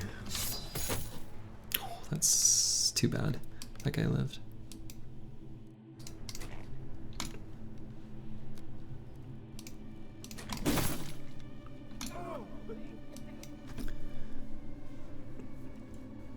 Those oaths are such a meme. It looks like they were literally designing this start for challenge runs. You know, what's interesting is, ha ha ha, take that, champion.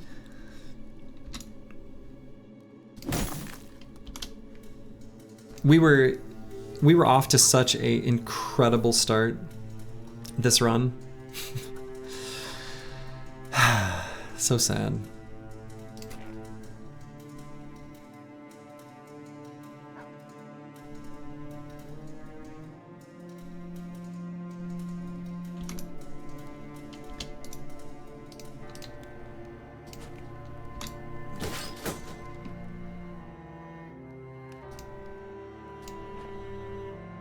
Let's see, let's push. Haha, all right.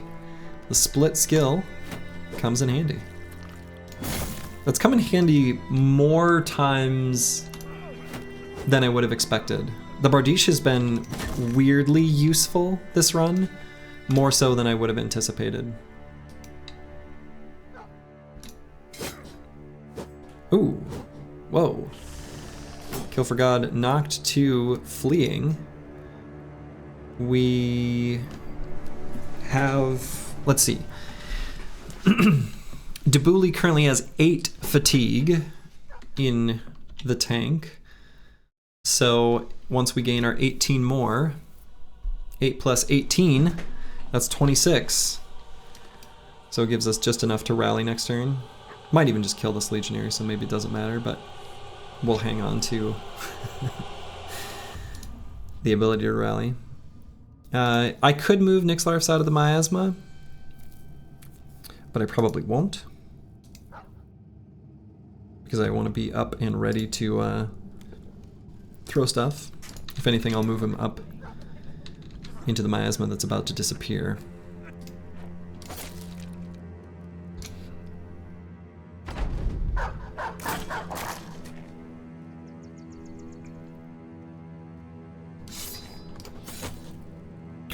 That's ridiculous. Okay. So we can rally. Probably still decent value for it. Alright, cool.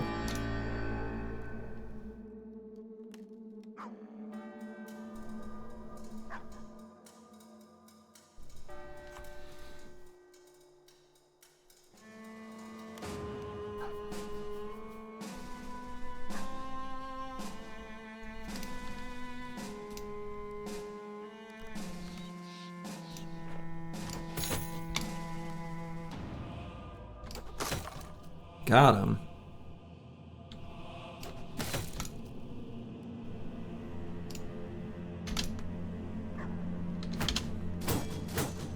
Can't hit me.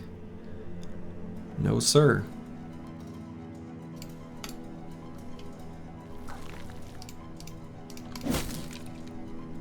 No, we've got to get Deep Space Cowboy 2 a big boy weapon, a proper weapon, you know.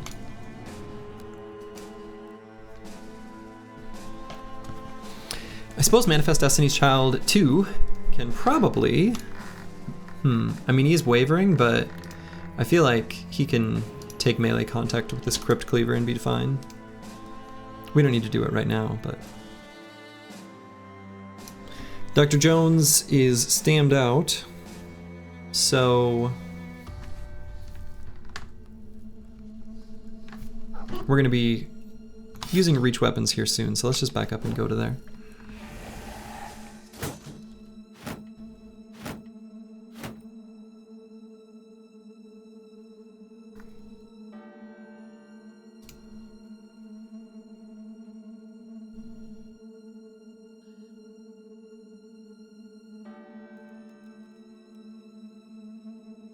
So Kill for God's got the Fractured Hand and Wavering.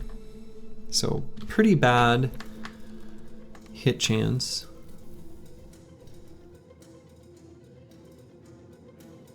Still has lots of fatigue though. Maybe I can just put him here. Contribute to surround bonuses. Don't kill me. Now we'll put you somewhere safe. We'll put you somewhere safe. Have no fear. Alright, Searoy 8, I'm like a little worried to put here, but...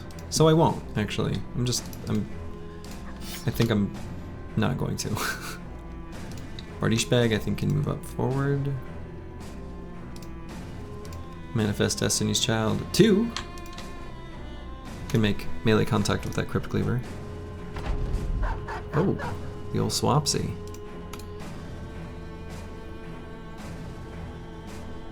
Alright, so let's move out of the Miasma and just get an Overwhelm stack there.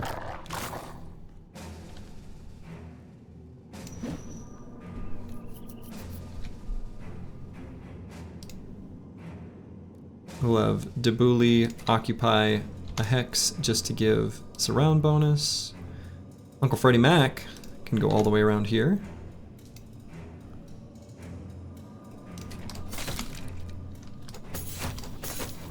Nice.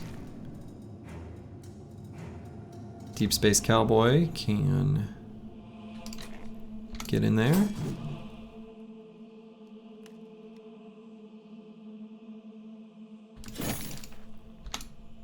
Do you have a Fannie Mae too? Just Freddie Mac.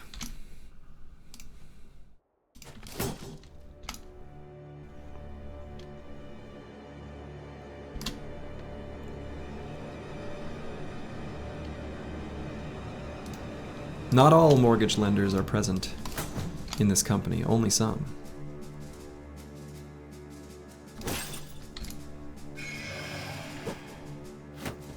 Ooh. Rough hit with the horror.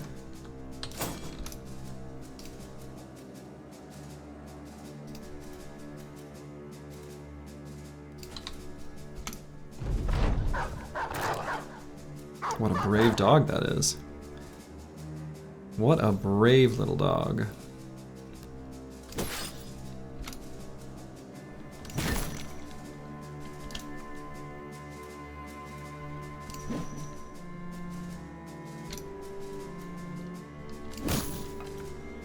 Nice, and I think I'll put Deep Space Cowboy there.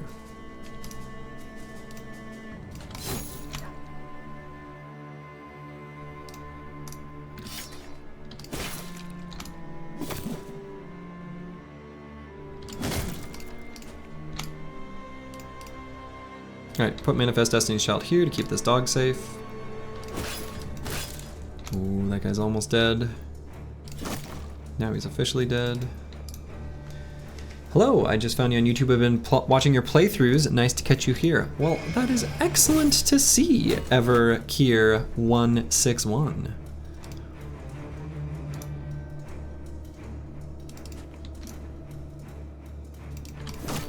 You love to see it. Welcome, welcome.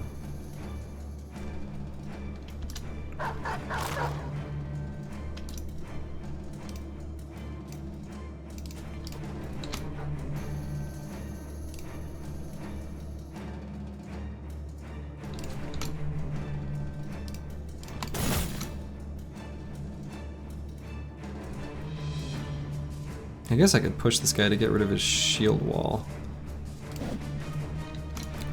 Or not.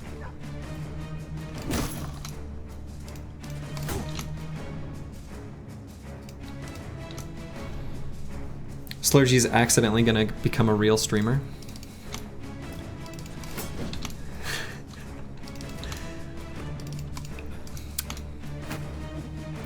It's funny, I was actually just talking about that with a buddy. I was at his house hanging out and I was kind of talking about that very topic. It could happen. It'd be cool. Anyway.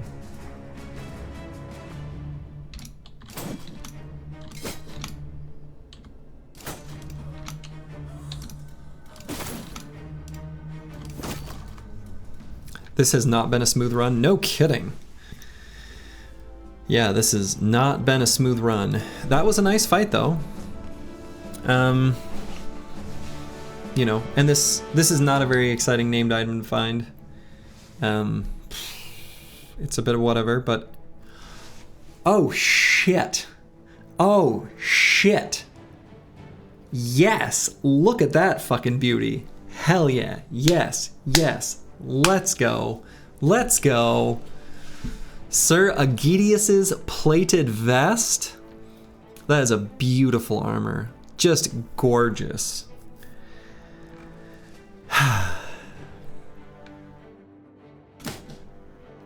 Well, well, well. And we've got 2 golden chalices, some golden coins. These were some rich honor guard. You love to see it.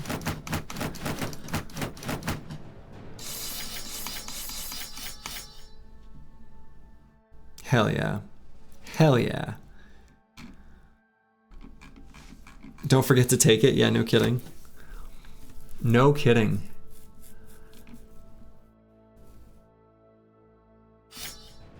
That would be a tragedy if I were to just leave it behind.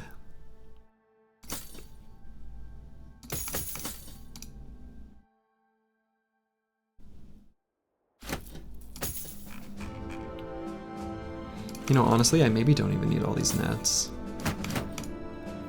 I think I've collected too many nets and I don't have that many scenarios where they're good. I should probably just be using them more, honestly. That's probably more accurate. But they are taking up a bunch of inventory space, and I've got several spares. I got lots from goblins. I just don't have builds that are greatly equipped to use them. It feels really weird to leave nets behind, but I think I'm gonna do it. That priest was 100% embezzling church funds. For sure. For sure it was. Okay, but we are here to fight barbarians, ideally. Okay, so we've got this absolute god tier famed armor. Damn, that's good. That is so good. So let's put it on someone.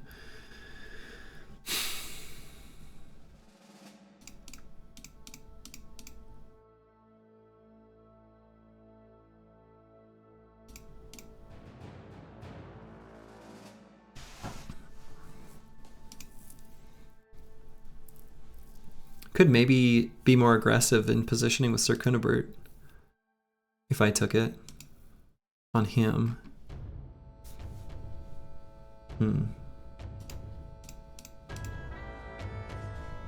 Make it 420 with Lindworm hide. Nice. Yeah, if we this would be a pretty tough.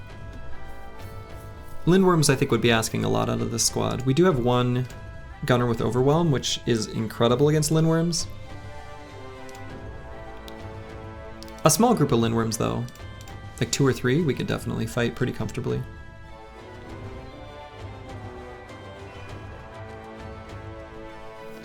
Alright, this is probably the stupidest forged armor I've got.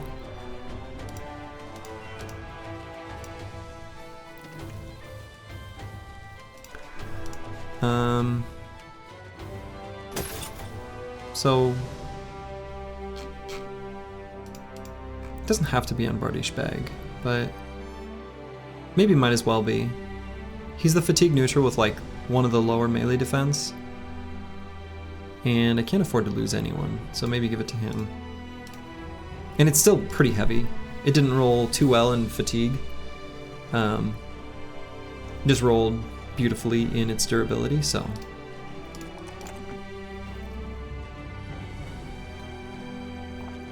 All right, and here I'll take, well, let's see. If in the future I wanted to be open to the idea of putting a reach weapon of some kind, put him at -16 actually, but if I put a long axe, what is the penalty for a long axe? 14. So same, I'd put him at -16 with the current setup. He almost could use a tiny bit more fatigue. I hate saying that out loud, but yeah. Dennis 1896, that's kind of weirdly enough where my head's at too. He could use just a smidge more if I wanted to give him a pocket weapon. Despite not taking quick hands, I am, well, I don't know, maybe I'll even take quick hands as like final perks on these bros. But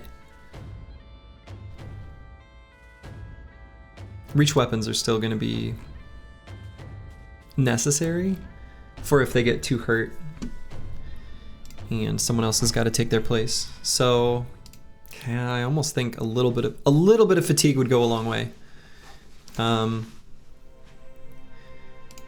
There are lighter armors. Not that many. Much more lighter though. Not that are any good. Not that we're gonna be hopefully getting our hands on. So maybe fatigue does seem fine. Yeah, 75 is low. I mean, we already grabbed Brawny, kind of out of necessity. I don't love that. But I don't feel great not taking hit points or resolve on this level up. I really don't.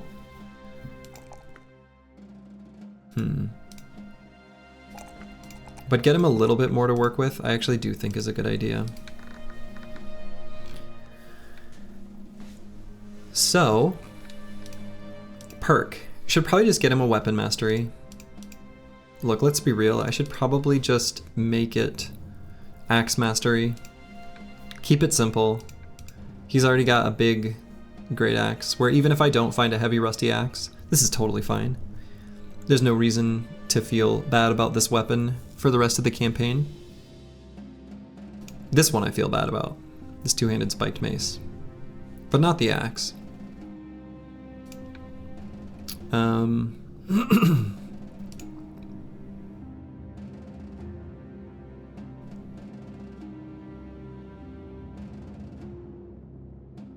If I were to delay that decision, I could grab Fort Mind, which in our current oath is maybe not a bad idea, actually.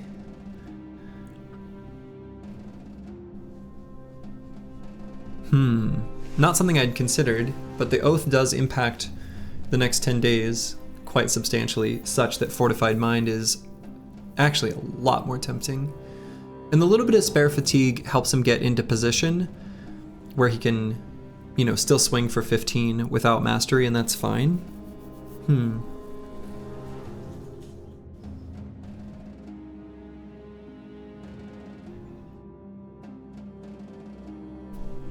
Yeah, actually, I think I'm gonna grab Fort Mind. If you were to get the Undead Oath early, would you consider rushing to mono rather than risking a bad oath for the big day? I don't think so. I think we really need to level up until basically the very end. And I know that most people weren't here at the time, but actually at the very beginning of this stream, I outlined a little bit of combinatorics on some probabilities of getting bad oaths. I'm not gonna go over it right now again, but I am going to be selective in my next oath that I take, specifically to kind of prepare for the final 10-day period. Fort Mind is one of your favorite perks in the game. Yeah, it's a really good perk. It's great. 10 out of 10 would recommend.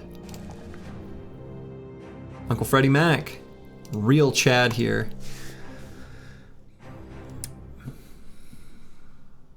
On all the other instances of this build, I've got Backstabber. Uncle Freddie Mac has pretty high melee attack, relatively speaking, where he might not need it. Same with his Resolve, where he might not need Fort Mind. He's got 2 perks remaining.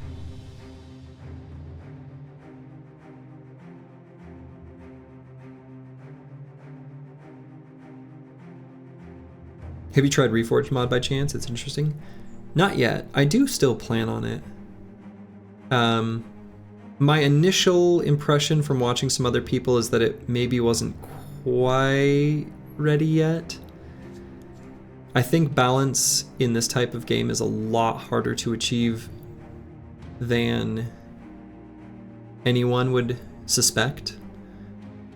And I think there were a few things that they were missing at the beginning. They might get there though. It does. I like a lot of the ideas behind it. Frenzy. I mean, honestly, he's got a lot of spare fatigue. Frenzy is not unreasonable. In my head, I got Berserk and Frenzy mixed up. But Frenzy is... what's funny is I was answering with Berserk to get ready to talk about killing Frenzy. Yeah, I actually don't hate Frenzy. 56 is not a ton of fatigue when you're using an orc chain, in your opinion. Yeah, true. Yeah, I think I'm on Frenzy over Zerk. I mean, basically, so he's gonna get another perk after this one. Most of the other builds of this variety are getting Fort Mine. He might not need it, even without a banner. He's not gonna be getting surrounded unless I really screw up. He'll never be able to use Zerk with that low of fatigue. Yeah, not more than once, right? Once is gonna be the max. Agreed.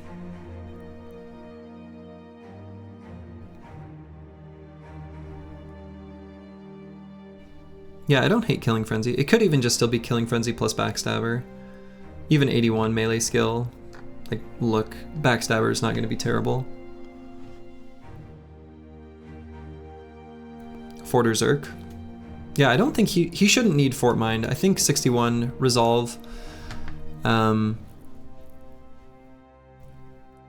He's not supposed to get surrounded, not like our fatigue neutrals. Despite him being, you know, center of the formation at the moment. Why don't you pick up Student more often? Because we haven't had... We need all the power we can get right now. I've got Student on a couple bros. We'll probably get it on Manifest Destiny Child 2 next level. I've got Student on the bros that are the furthest behind, but not on one of our builds that were part of our primary recovery path. Yeah, mono is the biggest consideration. Basically everything that I'm doing right now is kind of in preparation for Monolith. Like the big brain play Student. Yeah, I mean, for what it's worth, on the mono fight, we're definitely giving him a second wind potion. So, consider that part of it too. Ideally. I guess it depends on what consumables we can accumulate. So yeah, I'm on Frenzy or Backstabber. I honestly don't hate Backstabber, even with the 81 melee skill.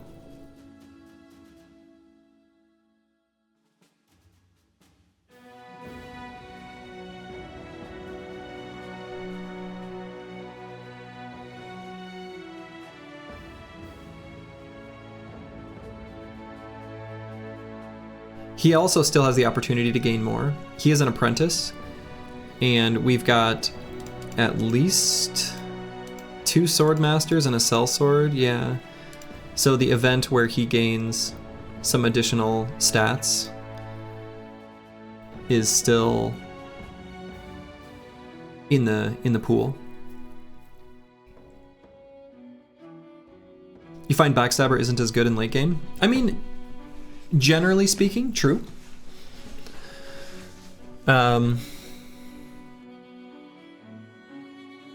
But it's still a really good perk, actually.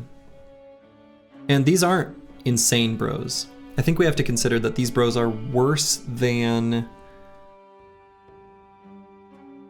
Well, certainly worse than I would normally be at this part in the run, that's for sure.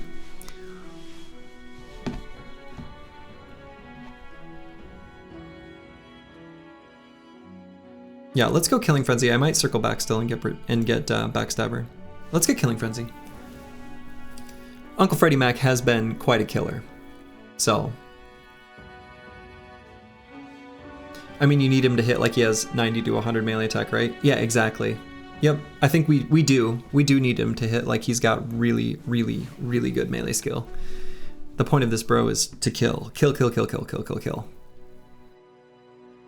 He may still get to 90, basically, but I think Killing Frenzy's still fine. We'll see. I might still just come back and grab Backstabber, though.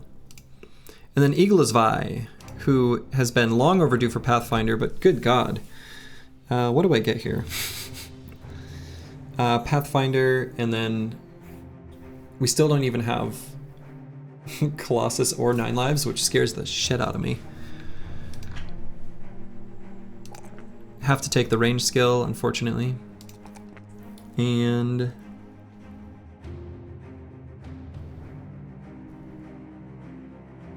let's grab the 4 hit points, I guess. And let's grab Pathfinder.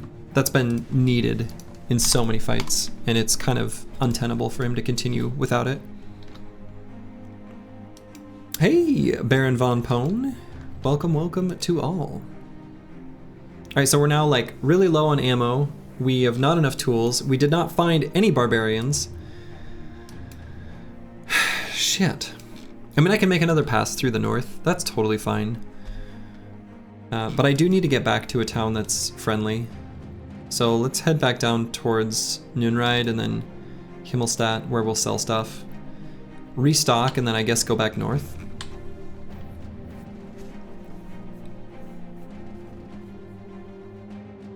A little bit of this is like, what are the most important things that the company needs to be successful in Monolith? And one of the biggest ones is definitely the heavy throwing axes.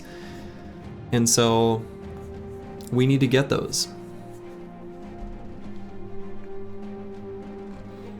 But yeah, how was the stream, Baron Von Pone? Good, bad, mid? Incredible? Terrible? There's a whole spectrum to work with. Alright, and we're still taking every fight we can find along the way, because we need experience desperately. Maybe revenge time after restocking. Seriously tempting, because when you... Well, okay. Goblin City specifically will only replenish up to 3 skirmishers, ambushers, or wolf riders, so their numbers will be quite diminished. And it's a 400 durability helmet that's pretty sweet.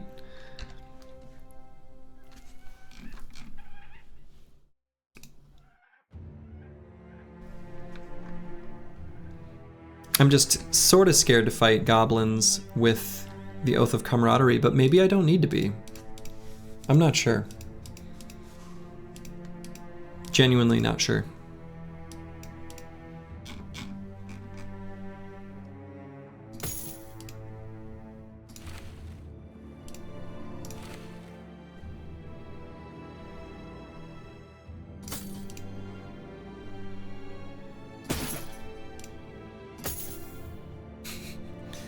Some very annoying equipment swapping. Annoying but necessary.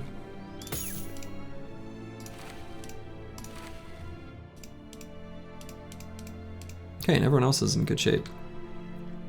So let's go to the ruins of Blackwatch Keep, and we'll probably also fight these undead here too.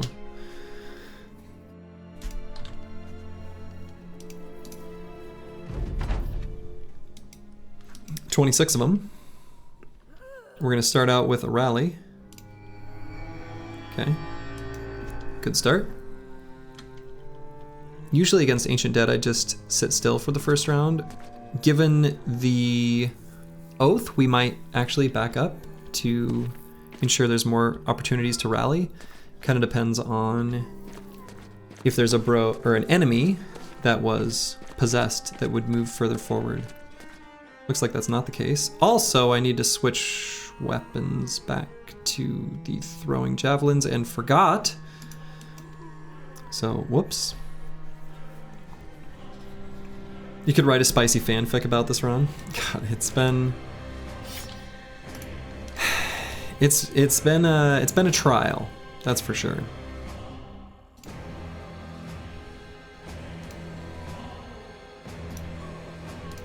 Let's see, Eagles by. Actually, let's just leave the gun out on him.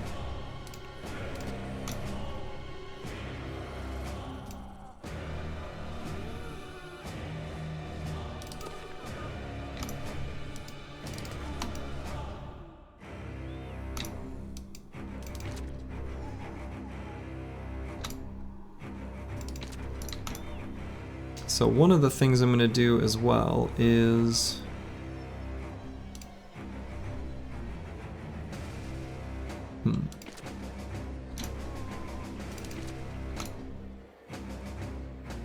get bros that still need to be rallied closer to Debuli, which is most of them.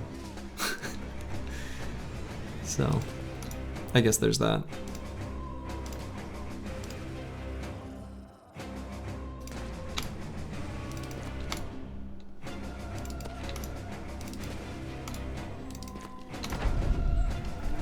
So backing up, in a sense, kind of sucks, because we got to catch up to the Necromancer, but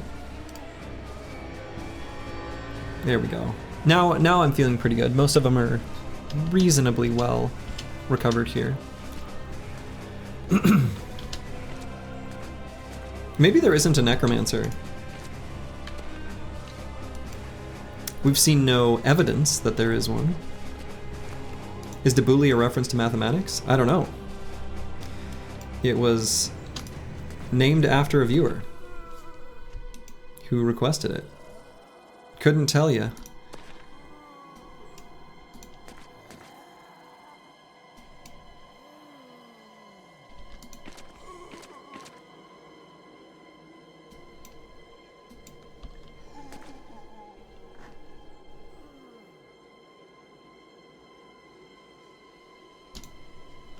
We're low on ammo, so I'm like, I guess maybe I don't have to be reluctant to throw too much.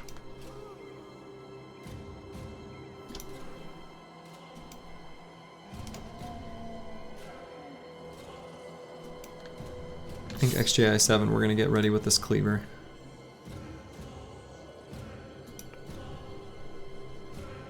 Well, I'm gonna put him all the way up there.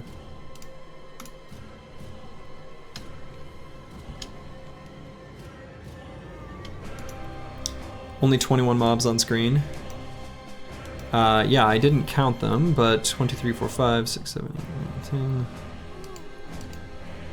Yes, looks like 21. That's correct. So, maybe some ghosts. I don't know. Still spooky. You're gonna pretend it's a reference to Boolean algebra? Be a cool reference if so. Alright, let's rally again. Good. Not still a couple that are wavering, the ones that are kind of on the outskirts. Sort of as expected, I suppose. And let's end turn. Yeah, and he'll have just enough next turn to rally again.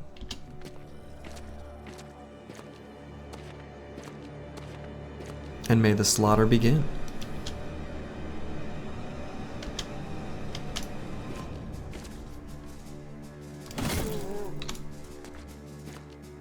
Slaughter.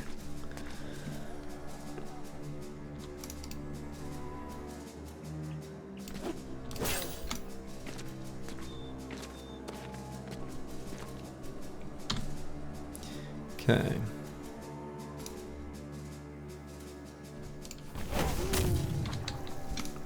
It's XP time? Yeah, for sure.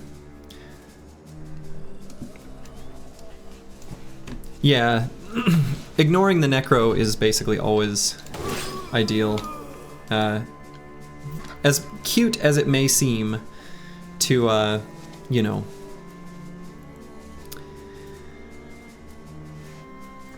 blow up a necromancer using like an archer. It's a meme. There's no point. Yeah, there's no necro here. None at all, which is a bit nuts. Could put a dog down. Don't think I hate it. Same deal here. Got that killing frenzy active.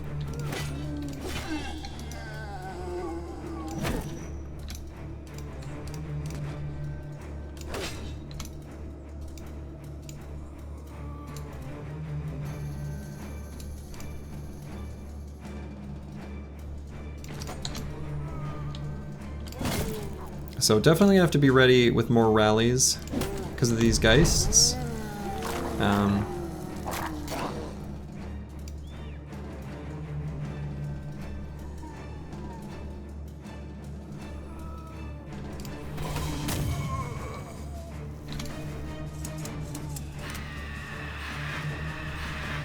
Right now they're mostly just spooking the dogs. Still have a decent number of bros that are wavering in range, so.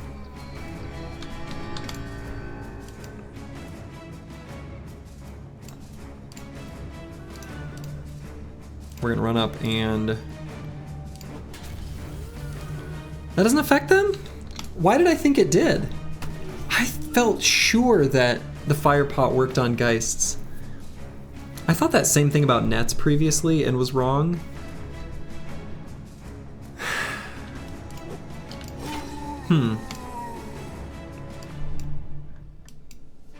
Buy a bird? Probably not gonna buy a bird.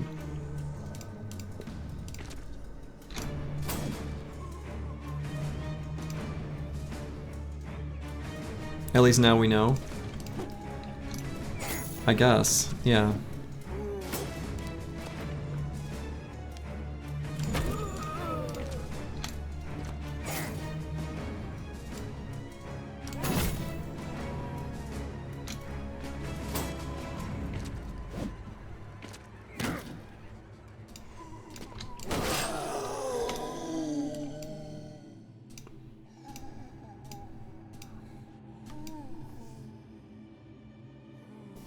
Yeah, we don't need a falcon this run.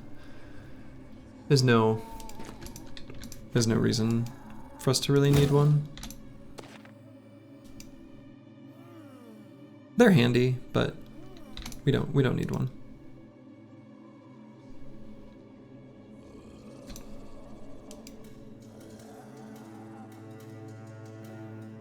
Yeah, bird just doesn't do anything in general. Kinda true.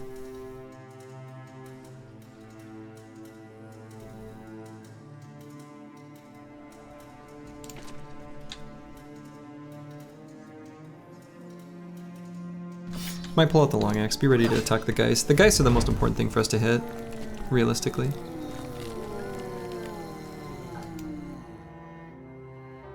We've got an okay shot up if I move.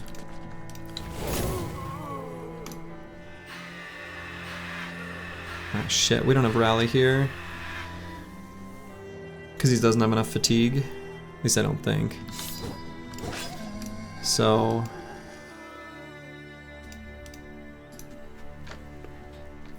We've got just enough presence, I think, where we can be okay.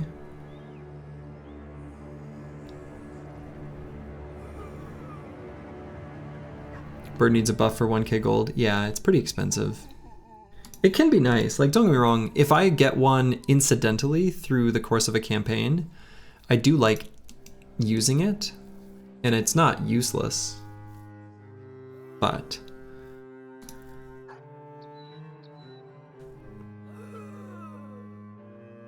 So see, I'm gonna wait here to make sure I don't get attacked to save all my fatigue for next round.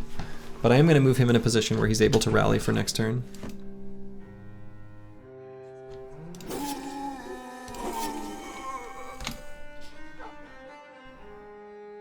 Let's see, do I think he could be... He might. No, alright. Bijante. Could maybe consider pulling out the dagger and attacking with the dagger. Actually, and then next turn I'll be able to move up and attack this geist. I think that's better.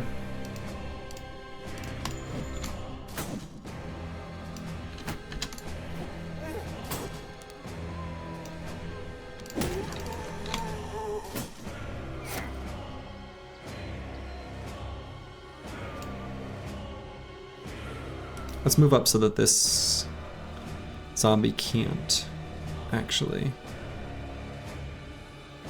Or I guess I could attack. No, I should still kill that one. To make it so XJI7 doesn't have anyone in contact with him.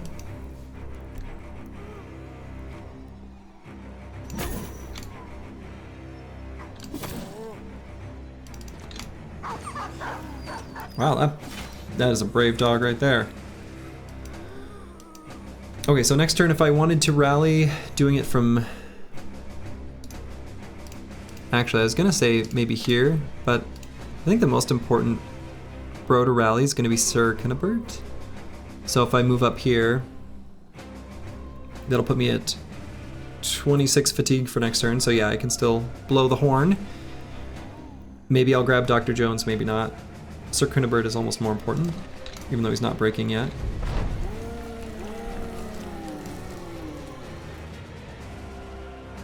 Party bag, I'm sorry. Okay.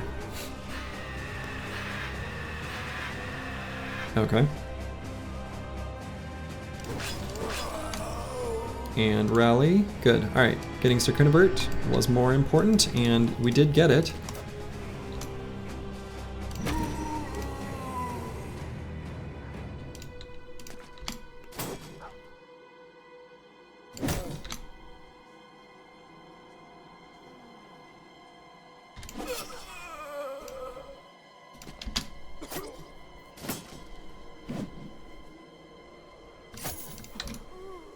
This is going to be a lot of experience in this battle, which is awesome.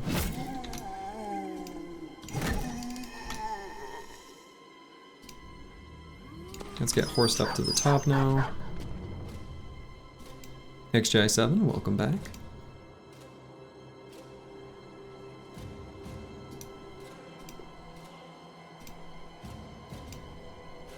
Screw it. Get all the way up in there. Get on up in there.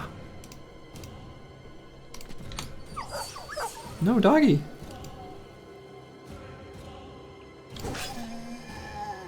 Nice, now he's confident. Cool.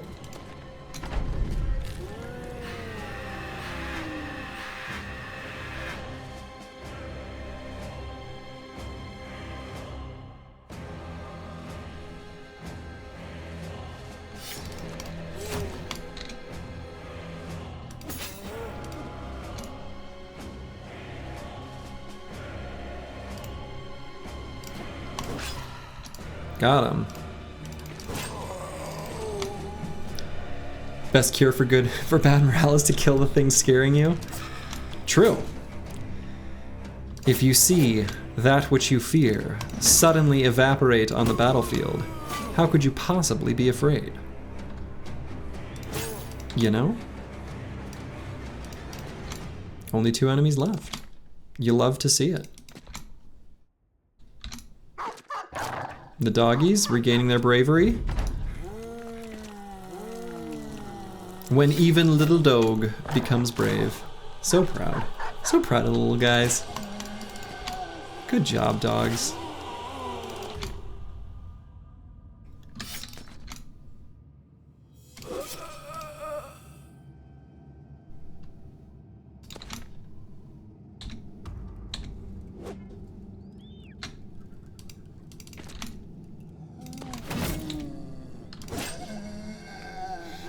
Alright, that was a really good fight. And that was a nice little pile of experience for everyone. Like 200 some experience for most of the bros. And we got some, you know, fancy books. Fancy book? A fancy cup? Great. I love books. I love cups. The hand axe is a reasonable weapon. What's the cheapest, crappiest thing? Probably these cudgels, right? Yeah.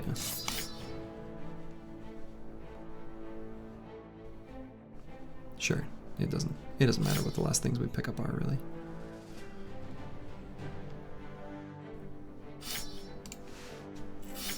That famed cleaver is so crispy. Which one? We got a couple crispy ones. We got the glorious beheader, and we've got the champion's mutilator, which are both pretty dang excellent. All right, I'm gonna all that coffee I drank, I apparently didn't get it all in the first round. Gonna take a small bio break. I'll be back in 1 second.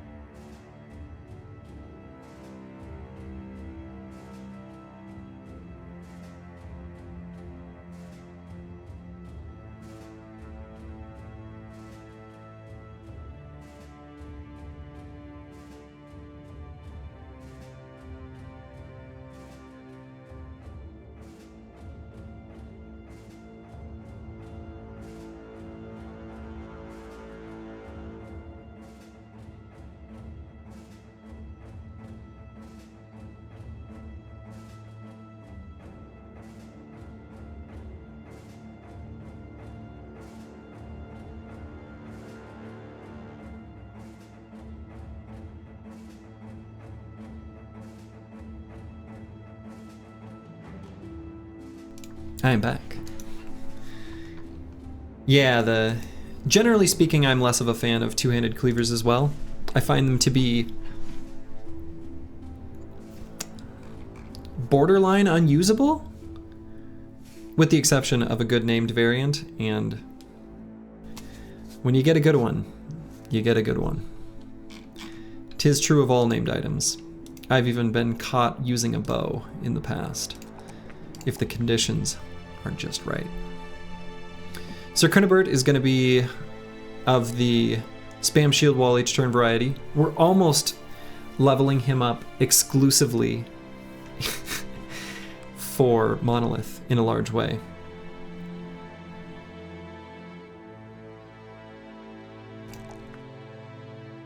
So he doesn't need additional fatigue.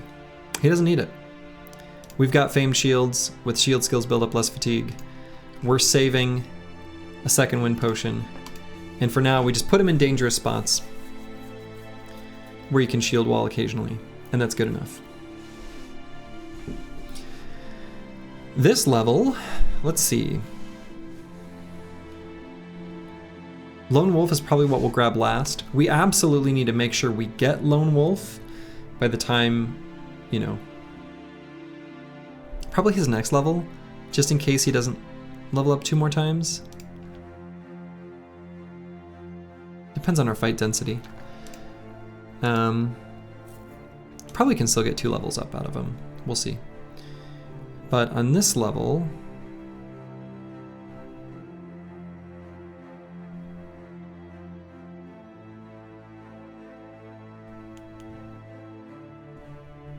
maybe just gifted.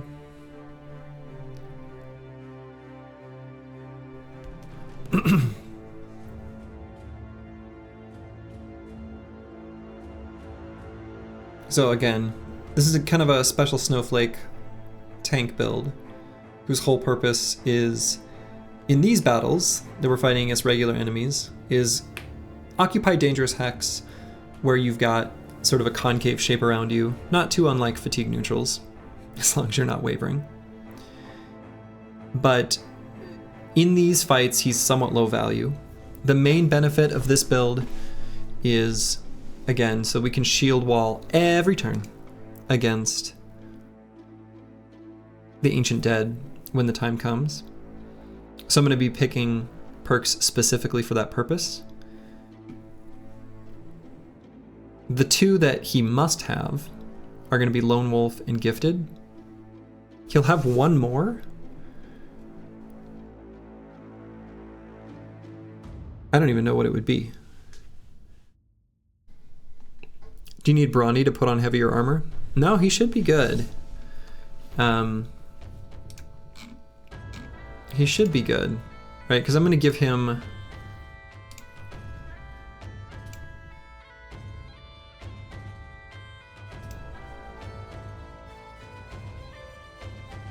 I'm going to give him heavier armor, but in that fight specifically, we're going to put the sword away and just get out the dagger. So we've got 8 more fatigue to work with. Steel Brow? I guess, yeah. Might just be Steel Brow. Kind of...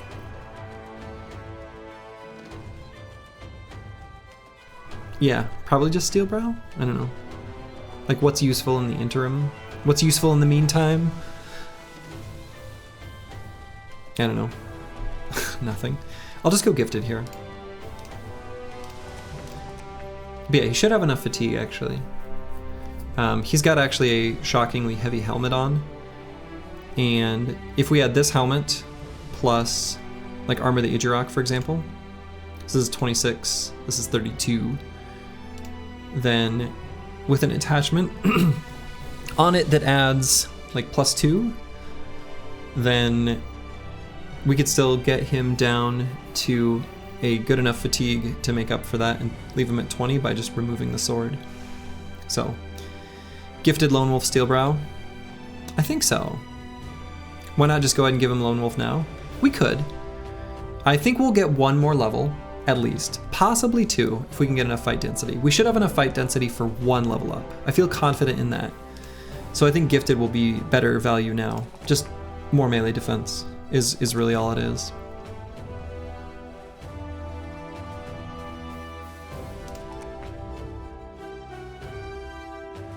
He almost doesn't even really need more resolve. At some point he's just going to get down to 5% chances around the board. There's a hidden secret malice for being surrounded that isn't showing up, you know, in the calculations or anything that you can ever see in the combat log, but it is there. But he will have the multiplicative effect of Lone Wolf, so he is pretty close to the most resolve he'll ever need.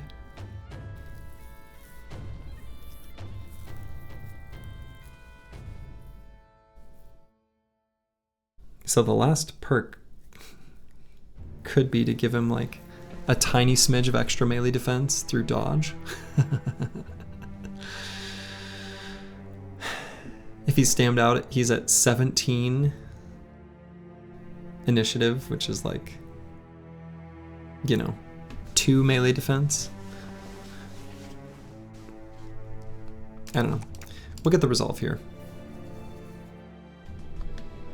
We could still make use of it. He'll lose resolve if he gets surrounded and goes to like wavering, and so to prevent him from breaking further, the extra resolve is still valuable there. Alright, we're definitely fighting more ghosts and undeads. We're going to replace some armors as we're able. Woof.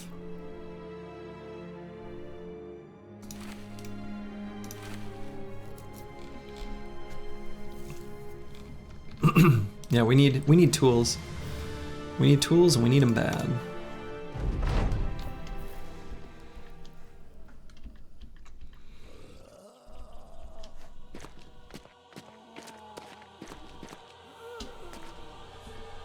Oh, and I need to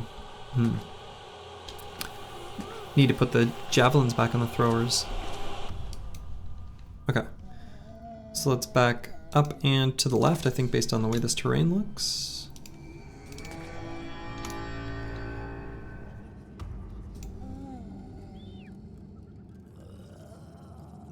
Probably honestly can have the throwers mostly just use melee weapons. I feel pretty good about that. Kill for God. Got resolved back to steady, which is kind of nice.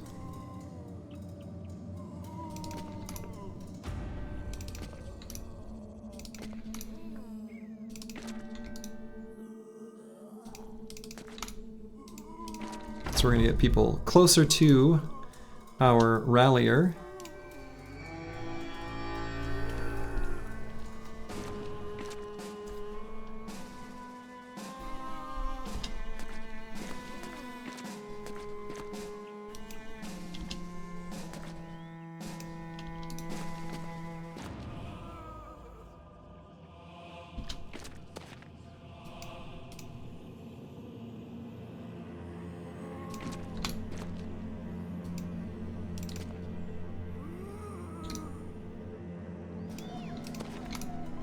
Okay, just keeping the ones who are still wavering close to our... I'm just gonna call him a banner. He doesn't have a banner, but he's the banner in spirit.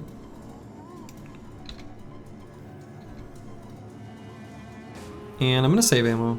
The throwing weapons are gonna do so little. Net impact is like low, right? So.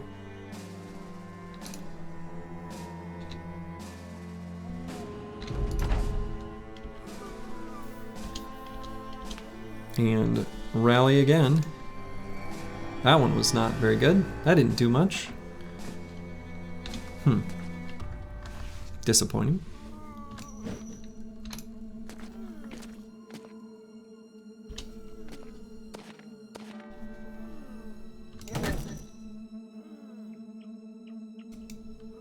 Maybe should have put a dog down first before attacking there.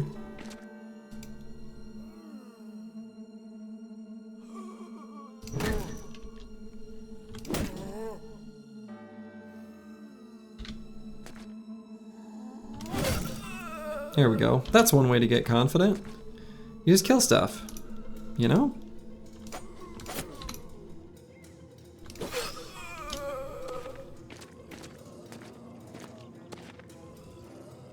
I am still going to use this ammo though. The gun is very useful.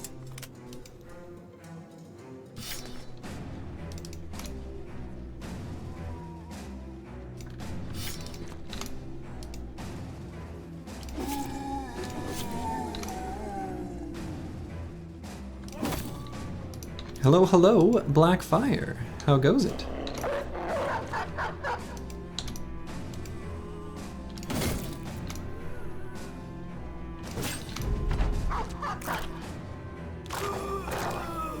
We're still scraping by in this run, difficult though it may be. Ooh, day 18 famed nimble helmet? Hell yeah. Hell yeah.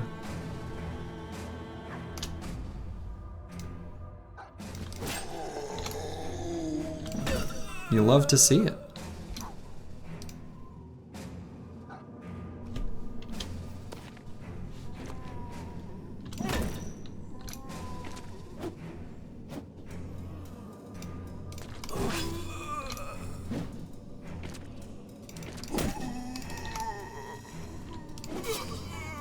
Boy, Seroy 8 is just obliterating these poor zombies, taking their heads off one by one.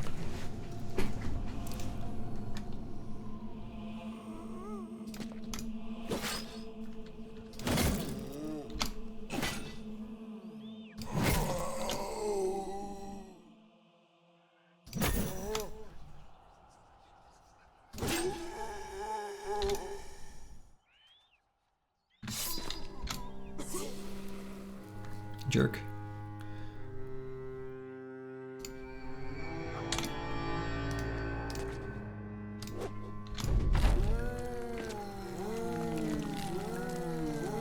Alright, let's stab a ghost. Couldn't stab the ghost.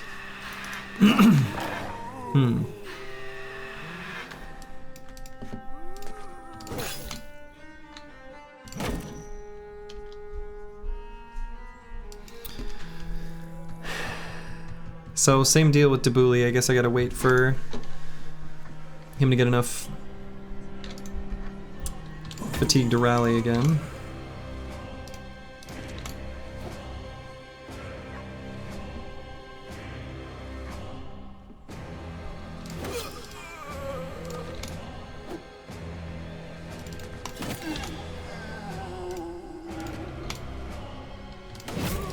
So funny, the mix of like fleeing and confident bros on the battlefield together.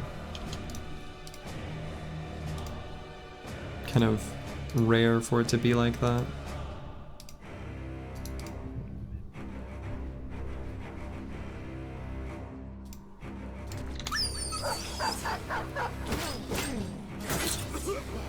Oof, rough.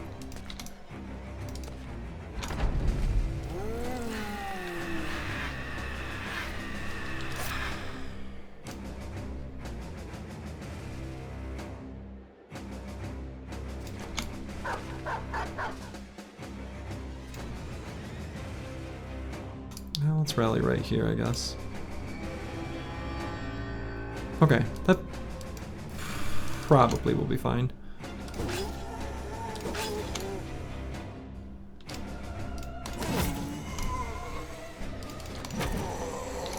Alright, only enemies remaining are these two Geists. We're good.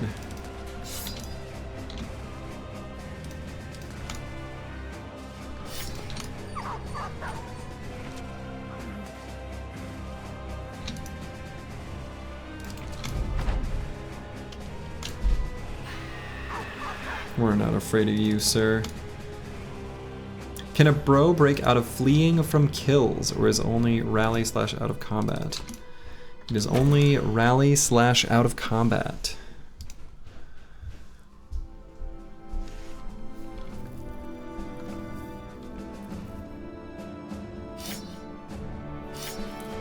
I guess that's still worth a decent amount. Let's see. I want this padded leather. Because I might want to wear it. The Scramasax. I guess the hand axes have decent resale value.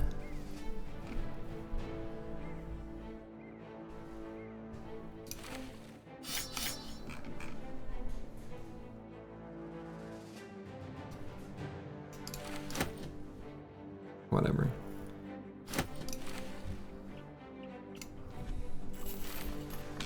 Okay. Continuing on back down to civilization to get restocked. And we do have this padded leather we can put on someone while all the items are kind of being repaired.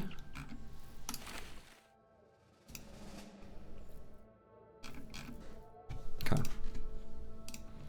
Manifest Destiny's Child 2 is leveled up, the half-man. Let's get him student. Get him leveling up as much as we can, I suppose.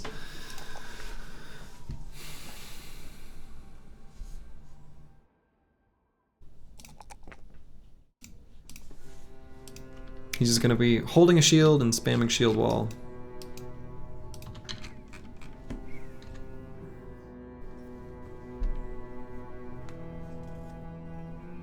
If we get the opportunity to fight this noble house, we will take it.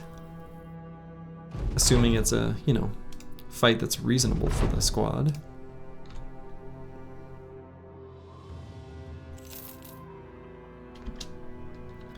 We got some undead here. Yep, we wanna fight this. Assuming we're not in too terrible a shape. Your new boss made you watch Fast Times at Ridgemont High. I don't think I've seen that. I'm not sure. Maybe? I've heard of the title. I've heard of it.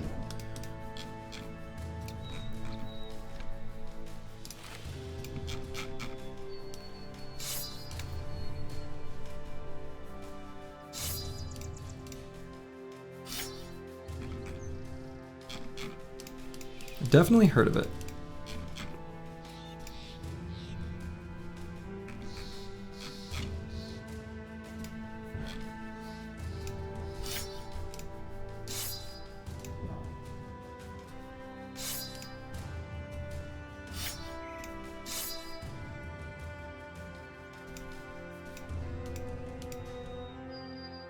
It's an old 70s movie. He acclaimed it was one of the best movies ever made. That's a pretty bold claim. One of the best movies ever made. That's quite the statement to make about, well, anything.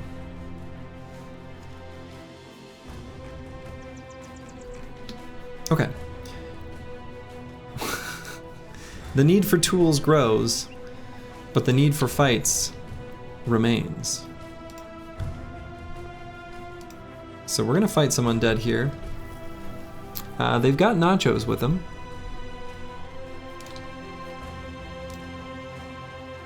But there are a few fallen heroes, and potentially, if they've got any decayed Dakota plates action going on, might still kind of want that.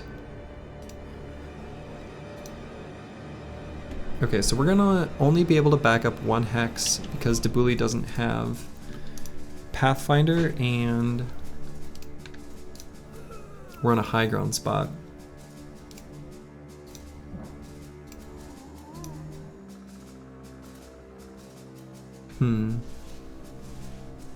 That's gonna be true next round too. Do we move forward then? Boy, that seems bad, but then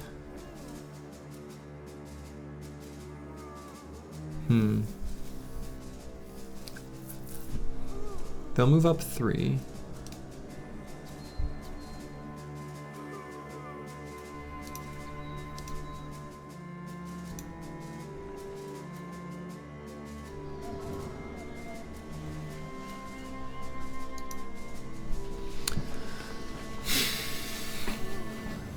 Looks like the top side was rallied nicely. Everyone there is steady, except for Bardish Bag.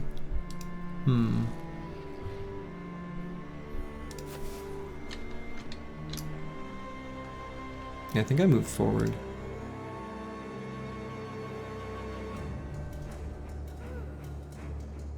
Gonna move 2 hexes on basically everyone. You just treated an injury with a bandage? That's impossible. Nobody's ever done that. That can't be done. Simply impossible, I say.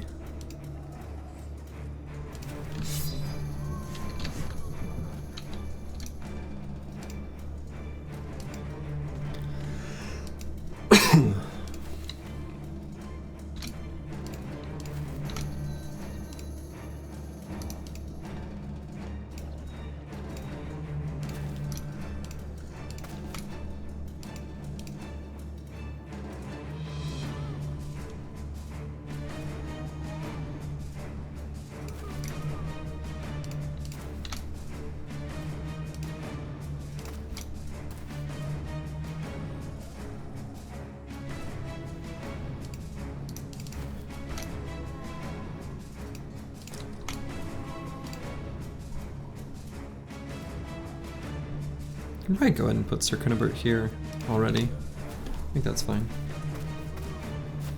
Nachos and Zombs, your fave? Yeah. It's one of those fights that, like, I see what the designers were thinking, like what they wanted to have happen. But in practice, it's just a fight against zombies. With some nachos that don't need to be considered that much. Alright, that was a better rally. I think I'll end turn instead of waiting so that I can rally closer to the beginning of the next round. Still gonna wait on everyone else. We'll let them come to me.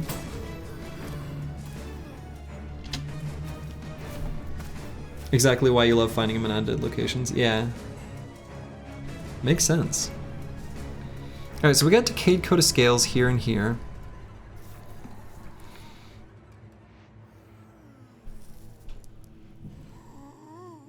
I think that probably is worth trying to get a hold of.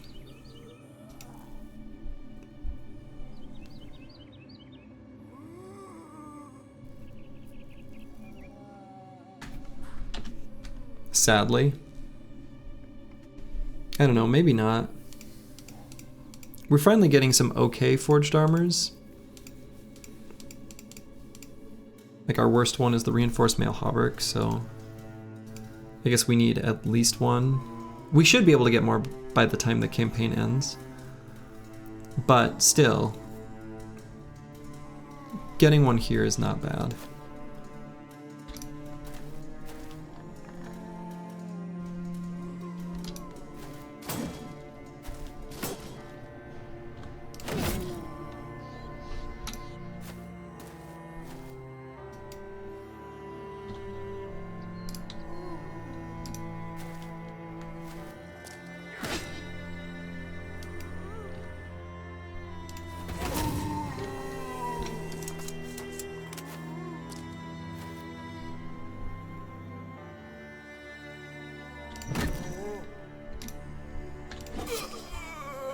Searoy 8 has just been absolute monster.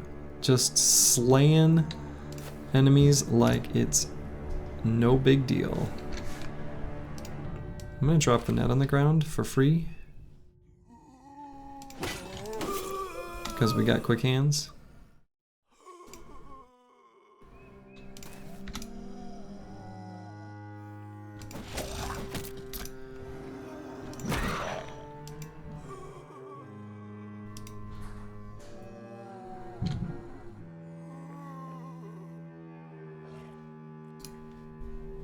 Maybe I don't put a dog there, actually. Yeah, I think I don't.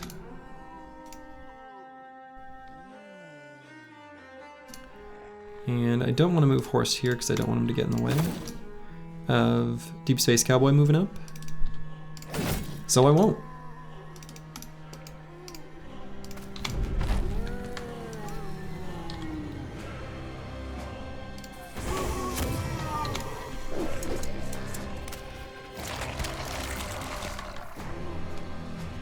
Alright, we're gonna rally again. If we move up here, we're closer to some of our good rally targets. Here in Manifest Destiny's Child 2. So let's do that. Okay, good. Deep Space Cowboy rallied. The only one who didn't was Manifest Destiny's Child 2, actually. So, I know how we can inspire confidence. That's by slaying enemies. What is shielding him? Ah, I see. Okay, I get it.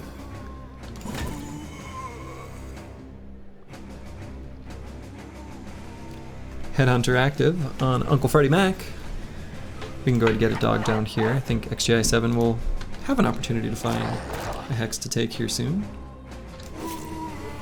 Let's do a little beheading on Searoy 8. For low melee skill, he hits an awful lot.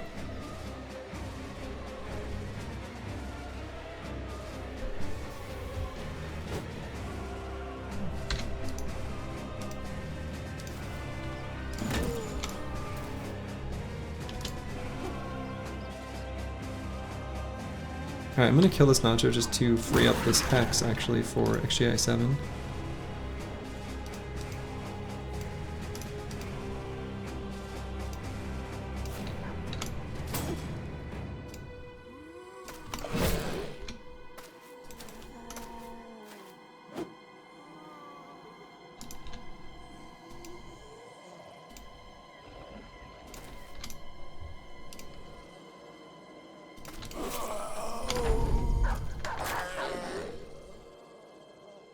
Okay, we can move to right here. Shoot there.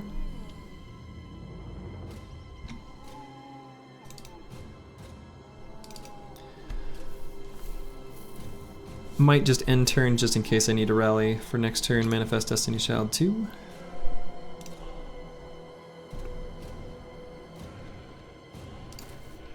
Go here for surround bonus.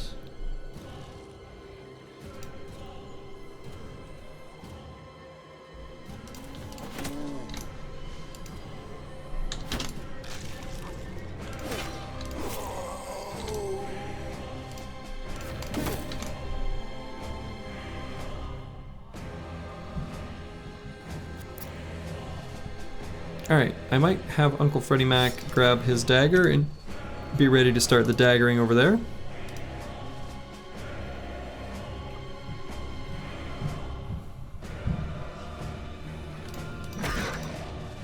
Just in case for this dog, I'm gonna help protect him. Blaze. Blaze the war dog.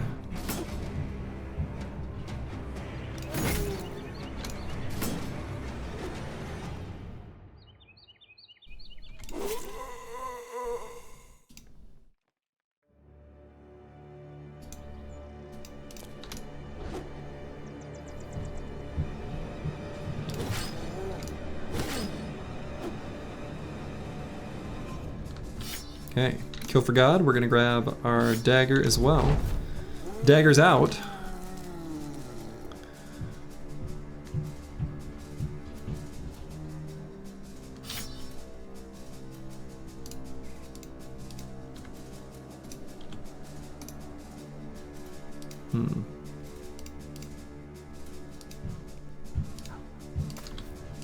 Kind of annoying to figure out exactly where things are on the battlefield. So let's go here and rally. Cool. Alright. We'll let the fallen hero attack first before we surround him.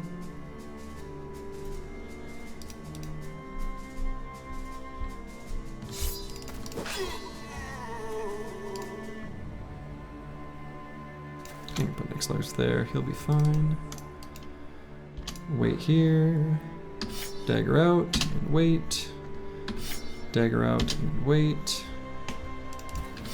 Dagger out and.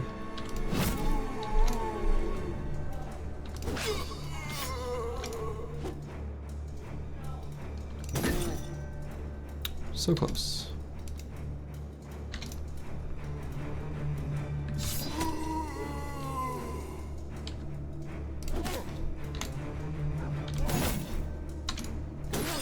Alright. Almost exclusively fallen heroes on the battlefield now.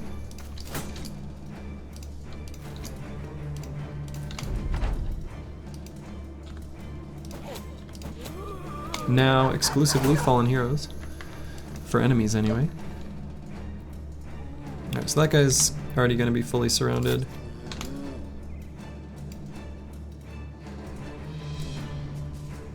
Debuli can run up and rotate this dog out of range, which is kind of a funny thing to do.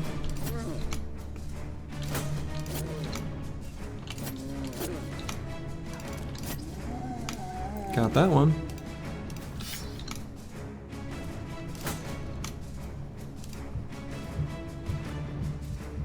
Dr. Jones is a little bit hurt. Let's let him go first, and then I'll...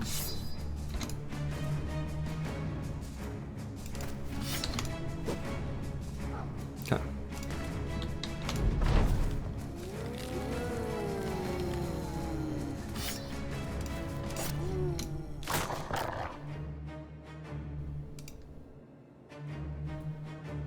Alright, we'll move here and be ready to rotate.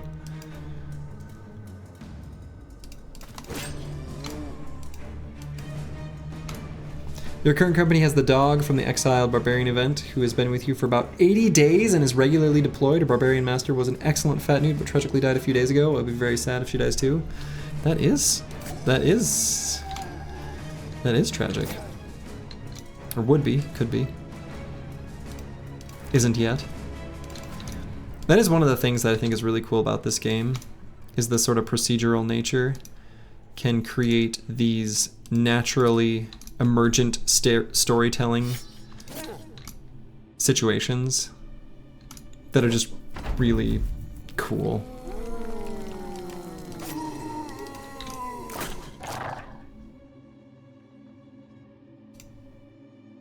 Rotation. Get out of there, dog.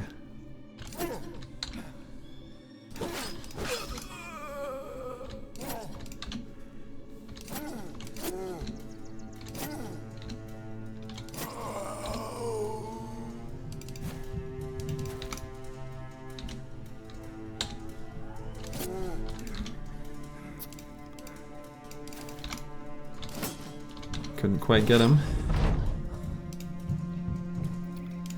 Get in there to contribute to the surround.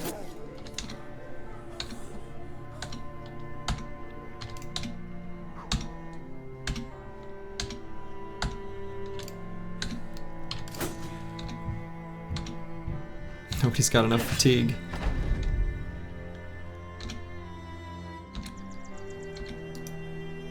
Makes you wish there were stats for dogs on their day and kill counts at least. That would be cool. I agree. That would be very cool. Alright, we got both of these decayed coat of scales and the decayed full helm. Sadly, kind of nice. Low-key, very pleased by this.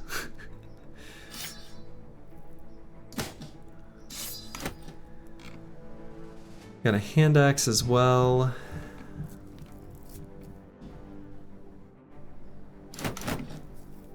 An arming sword. We got a few items here that are worth something. The Scramus axes.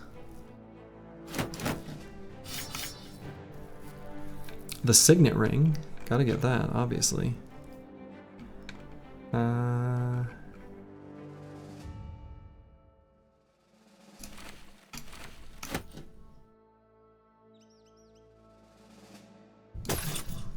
Is there any reason for me to keep the brain? I don't think so. And I think I do want to still grab that net.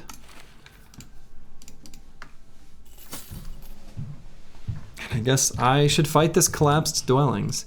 I kind of hate the state of the team at the moment where I have to, like, I don't know. I'm annoyed by the nature of what they're doing a little bit. Without any inventory space, but is what it is. Hey, XGI7, no worries. Thank you for the good luck. We'll make use of it. All right, Seroy 8. I'm actually gonna grab the fatigue here. I think, yeah. I think he's got enough hit points. We're gonna grab Colossus. I can't believe we still don't. But right now, this level, kind of want to grab Berserk. Horst, who is good TBD. We don't know exactly what he'll be yet. Leveling him up fully generically, kind of in case we find a good named item, then we can shove it on him. So we'll fight these collapsed dwellings.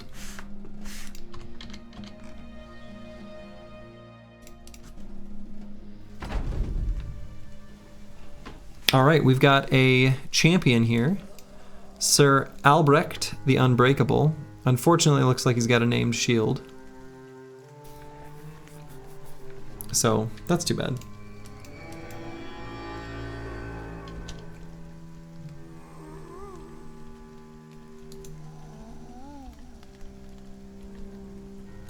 Oh no, your game crashed. Disaster. I've never had the game crash, but I have had soft locks.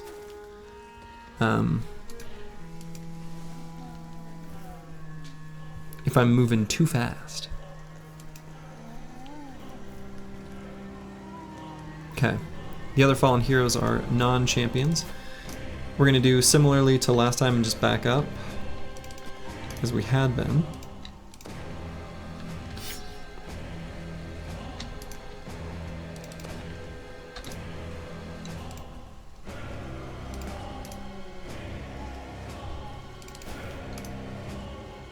And it looks like the rallying that did happen was far away from the source, which is kind of interesting, unexpected, but not bad. Another rally. All right. We've got one more in the tank.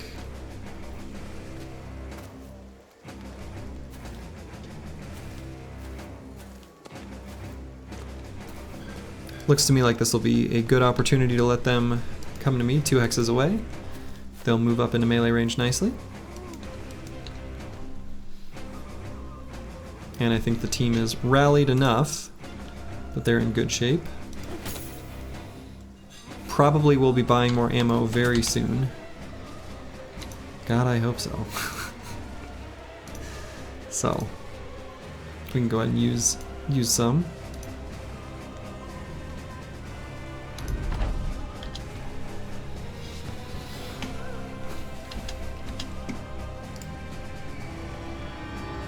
I'm gonna end turn to be ready to rally again next turn if necessary. I guess it's really only Nixlarfs that needs it, and Searoy.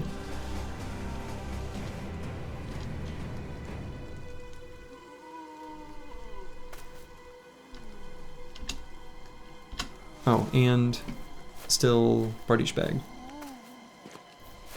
Dang. And now Dr. Jones. And now Manifest Destiny's Child 2. Boy, team, get it together.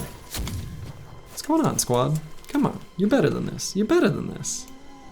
I know you are. Alright, I don't think I'll need to throw the flash pot.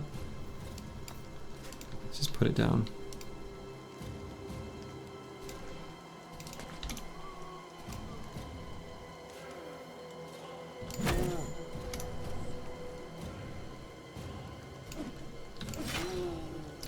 So close.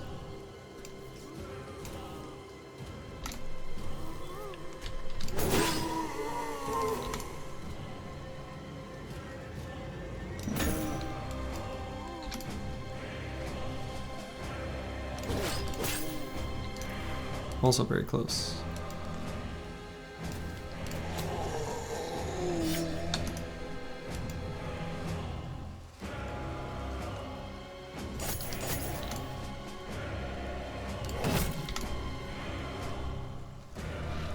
Let's see, so we've got another Decayed Coat of Scales, and then not 100% sure what's on Sir Albrecht the Unreachable. It kind of looks like the, not Decayed Coat of Scales, the Decayed Reinforced Mail Hauberk or whatever. The one that's only worth 170. It's kind of what it looks like, I think. So I might just give everyone a good blasting, you know? I'm gonna need to be somewhat cognizant of where these nachos are moving.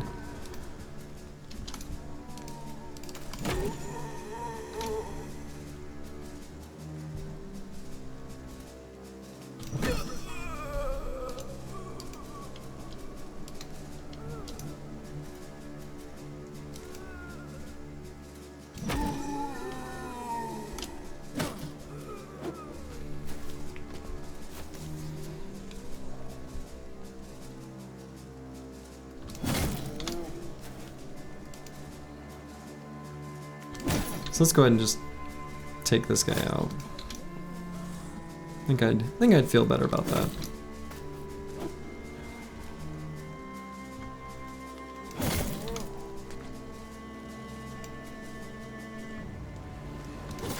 I am intentionally not finishing off a lot of the enemies here.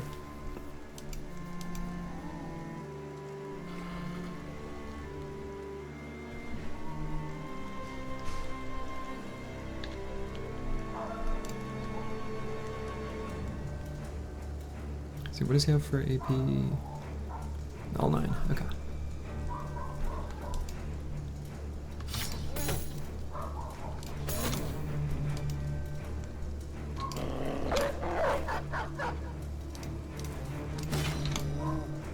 Okay.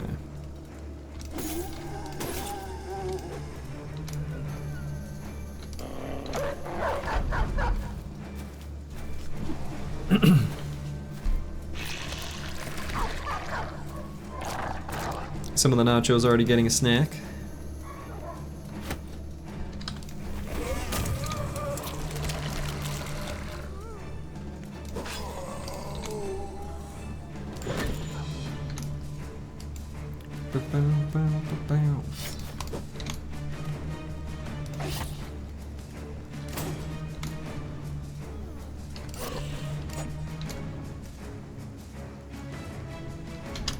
wait there.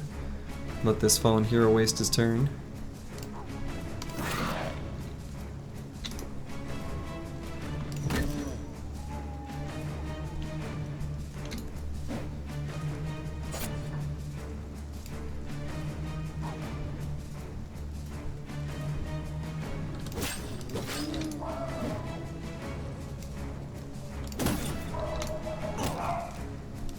Okay, Dr. Jones is in a little bit of a dire situation. Just a little.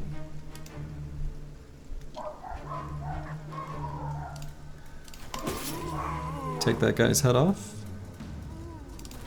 God, Searoy 8 is just a monster with his cleaver. He really is. Absolute monster. You redo the fight and do it, get a time. I mean, that's how it goes, right?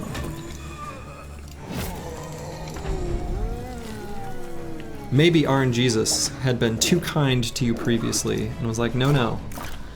This man must be punished.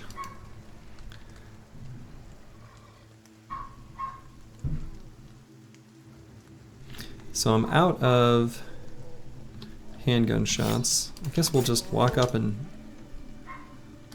stab a zombie.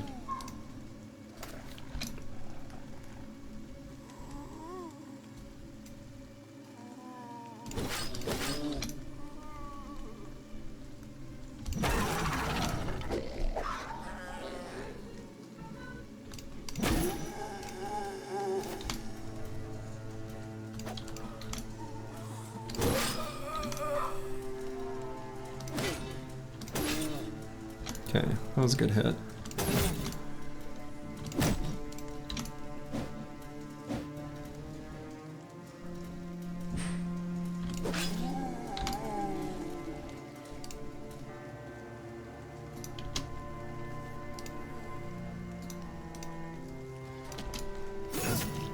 Oof.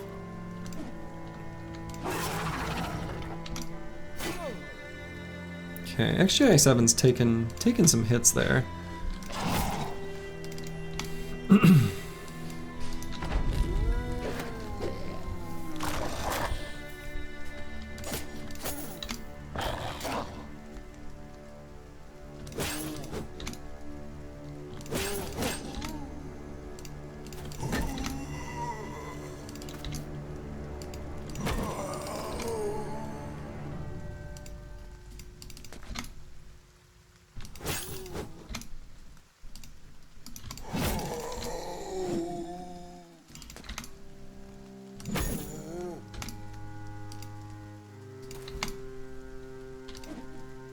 Dang.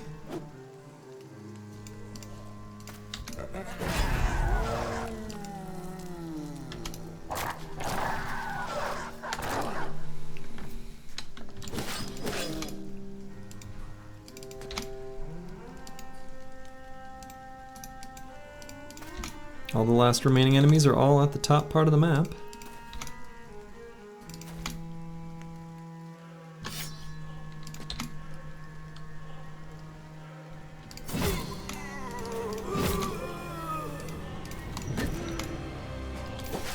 And now they're dead.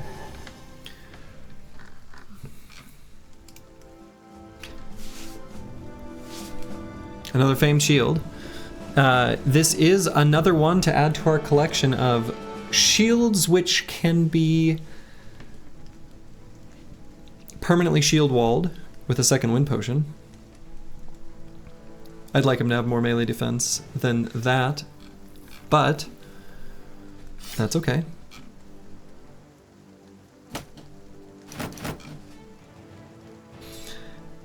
So now we play the inventory sort game again, even more, because there's a decent number of high value items here. Oh, we don't need that paint set. What am I doing? What am I hanging on to paint sets for? I'm not Picasso here.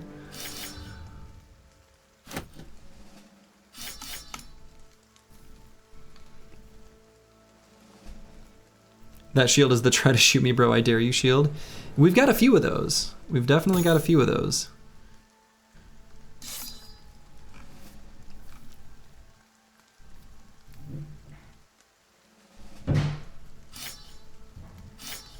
Okay. That's pretty close to the max value items. I could grab this Jagged Fang. No. Not gonna bother. Okay. To Noonride for real this time. God. We have to buy so many tools.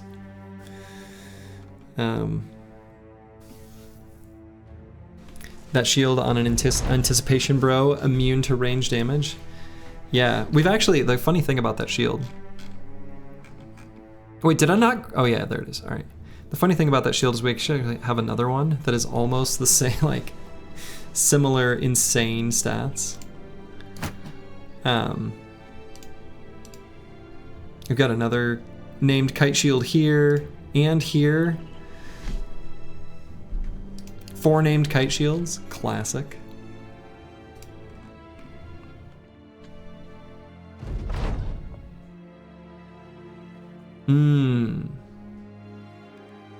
One of our sword masters has the precursor event to being old.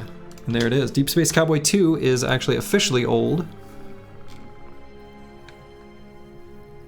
Okay, he's still functional. We would like for him to have a little bit more than 15, just in case there's elevation at the start of the fight, but we're still in an okay spot. We may need to get him a little bit more fatigue so that we can improve this helmet here soon, but that's okay. Yeah, Battle Brothers has had a sense of humor this run. It has been cruel, but we persevere. All right, Dr. Jones. Well, let's decide. What do we want this perk to be? Oh, it's got to be this one, so no need to really think too much. No water skin? We do have the water skin, actually. But this, oh no. Old is not that bad. Like, there's a reasonable chance, knock on wood, that we may be subject to a permanent injury that we want to take care of. So I think we're not going to use the water skin on it. Old is not that bad. This ain't no fountain of youth here, you know?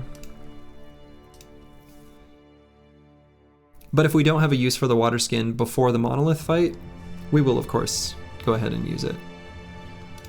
But, you know, it's not that bad.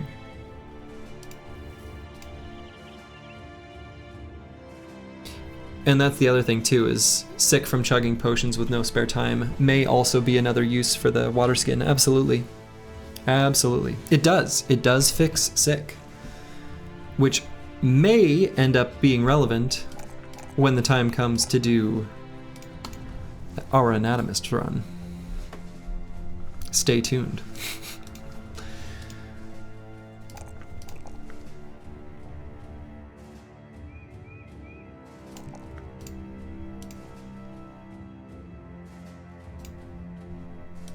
Nixlarf's 3.0. All right, here I think these last 2 perks are just going to be Zerk and Frenzy. Good, +4, you love to see it. You're pretty stoked to watch me finagle the anatomists? Good, me too. I'm stoked to finagle them.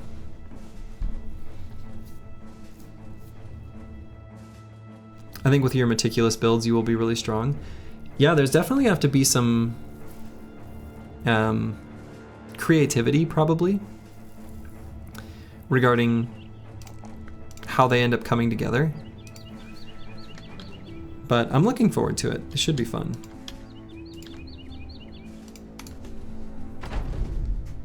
I maybe could have got ahead of them and stopped by that town first before whatever.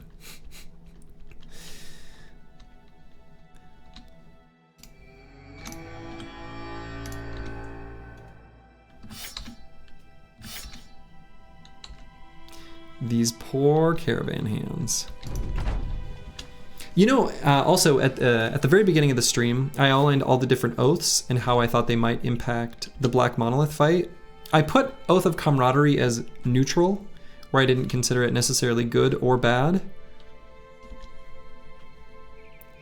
Upon reflection, maybe I consider it good.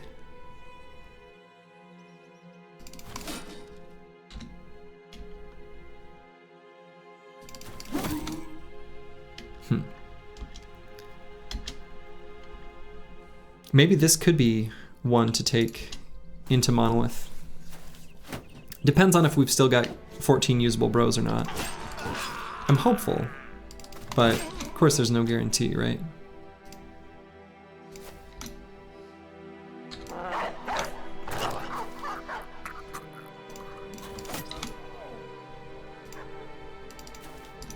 It's definitely better because every bro is backstabber. Exactly. We've got a lot of backstabber on this squad. Not every bro. There are certainly some without, but there are more builds with backstabber than usual. Like, definitely. So, also could be problematic if the lone wolf tank starts wavering. Yeah, and that specific condition is the reason I put it as neutral. Okay, we got some salt here.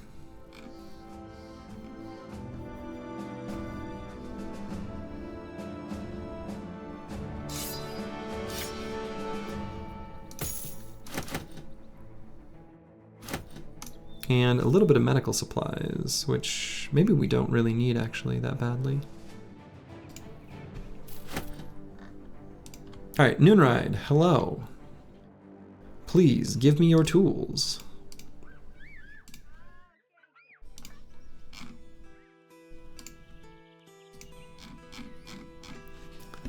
Oh, did I? I've got auto loot on, so it'll grab the next thing after the 14 gold. I think that's okay. But yes, that's true. I didn't really need that. Okay. I need to sell stuff just to get an inventory slot.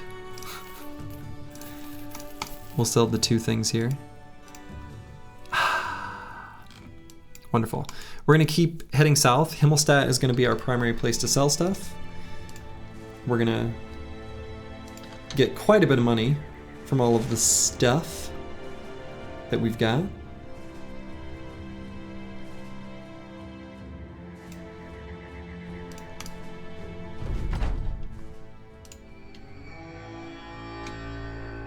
Let's go ahead and just have everyone end their turn here.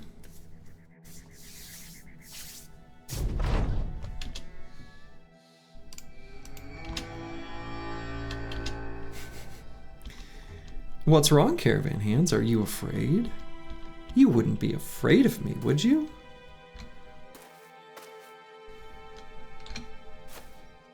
Come on over. Why is everyone wavering right away? That is the side effect of the current oath, Oath of Camaraderie.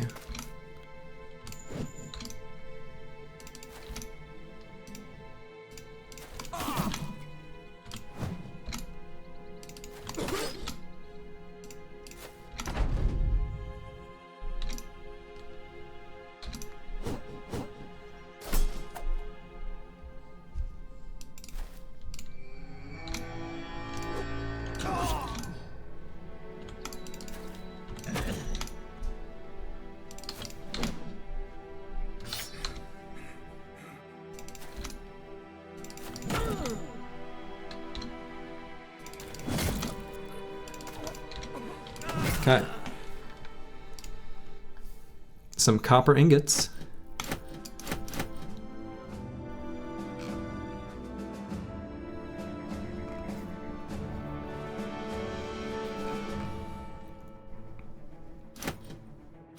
I actually am okay with grabbing the strange meat here because we can sell it when we get to Himmelstadt.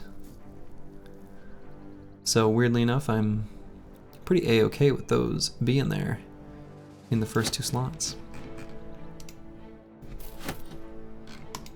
Continuing on to Himmelstadt. We've had really good fight density here. And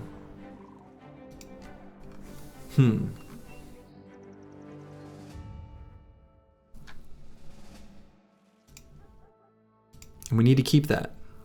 That's rough. Is there an upside? Oh, there's a big upside. That upside is we get to take 14 bros into battle.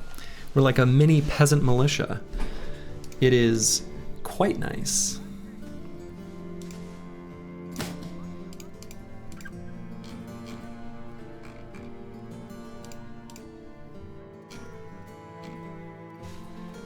Okay. Ambush trade routes. Oh yeah. All right, I'm gonna use the restroom. Place your bets. Final crown value. Whoever gets closest, there's no prize. I just tell you you did a good job. But I'm gonna use the restroom and I'll be right back. Place your bets. I think it'll be pretty high. Guess high.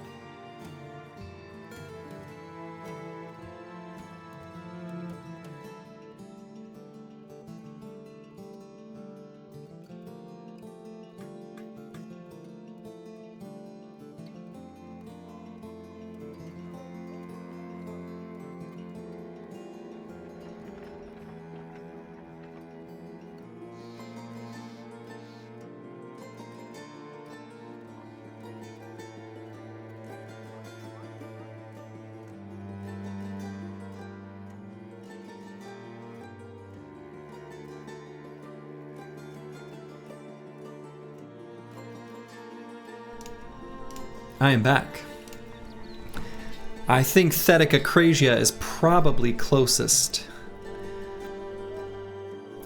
13,800 is also a reasonable guess. I think Thetic Acrasia will be closer. These... I've got awful lot of valuables here. But betting is closed. Let's go ahead and see, after selling all of the items here, where we end up with. No need for the unhold hearts. No need for these. No need for these. Possibly hang on to those. We'll take just a second to determine it. Are we Price is Right or proximity?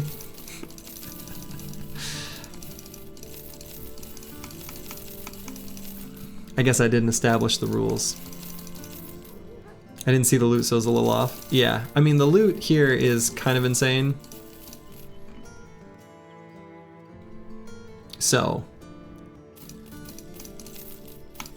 you would be forgiven for underbidding, but we are at 26,000.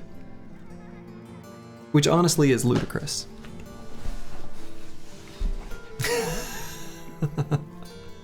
Poachers players are mad. They will never experience this. They do, poachers have less inventory space. So, 'tis true.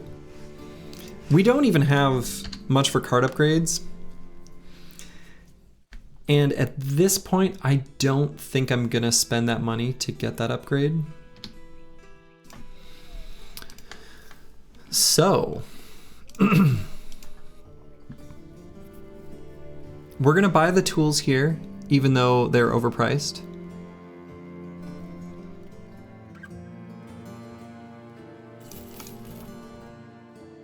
We're gonna buy 1 stack of ammo. We're gonna get more ammo here at a neighboring location here pretty soon. Yeah, absolutely not worth to upgrade the cart 20 days before Mono Journey, exactly. It is just simply not worth. Escort caravan to Nunride. Weirdly enough, we may end up doing that. No injuries to deal with. Okay, so we still need more tools. We need more ammo.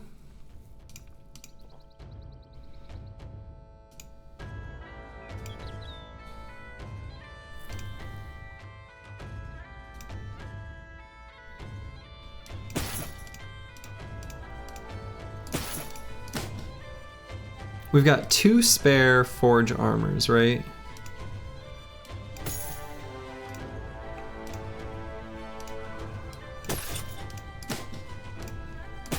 Yeah, let's do it like this.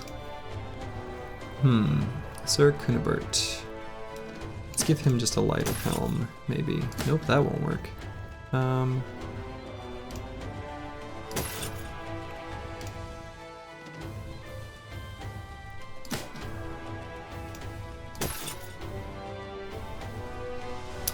I guess this is fine. I mean, all you can get here with money is a Lucky Famed in a shop and consumables. Yeah, basically. We don't have a ton of use for money. We are going to spend money on training and wages, obviously, and tools and things like that. But we don't have a ton of use for money, it's true. Money is not super high value to us at the moment.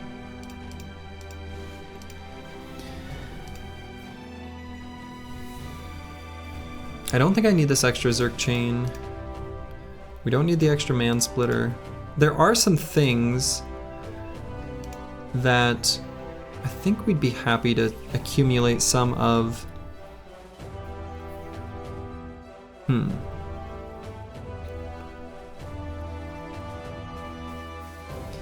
Yeah, I don't know what sort of price I would set for like a famed chunk and 2-handed weapon. It depends on what it's like, you know, as to kind of determine its value. Obviously there's a limit. I don't know what that limit is. Depends on the item.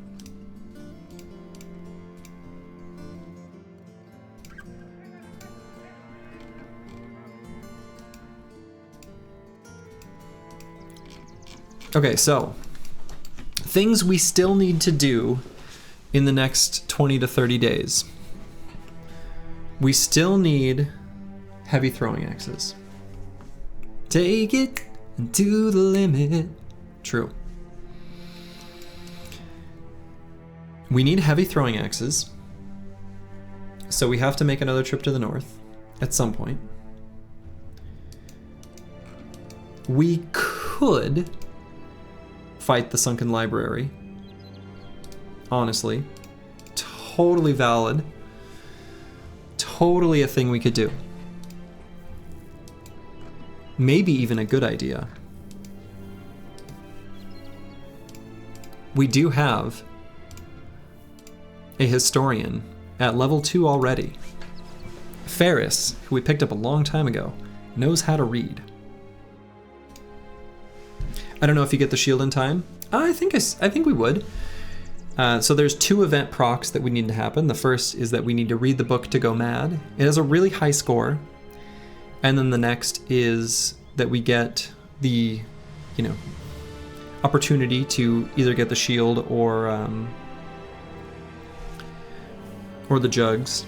Probably we go with the shield, most likely.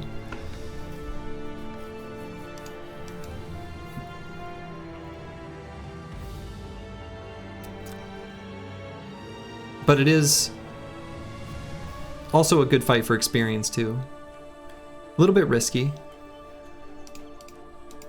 but not a bad. I mean, we got 3 ranged bros. I think that's enough.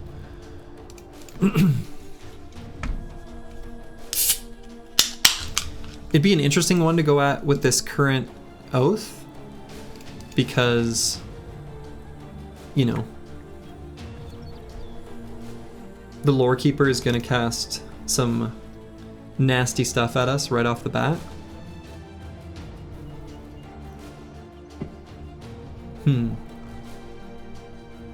If it goes bad though, your run is over. Right. It is high risk, high reward. Medium risk. It's not without risk. I'm kind of new to the game. What is used the historian? Yeah. That's fair. There is a legendary fight called the Sunken Library down here, and as a result from it, you get a mysterious black book, which can only be read by a historian of level 2 or higher, or a cultist of level 9 or higher, I think, with the exception of the Peasant Militia run, where you don't have to have either of those conditions met. And then after that event, there's a secondary subsequent one with a extra set of rewards. So it's a delayed reward for that legendary location.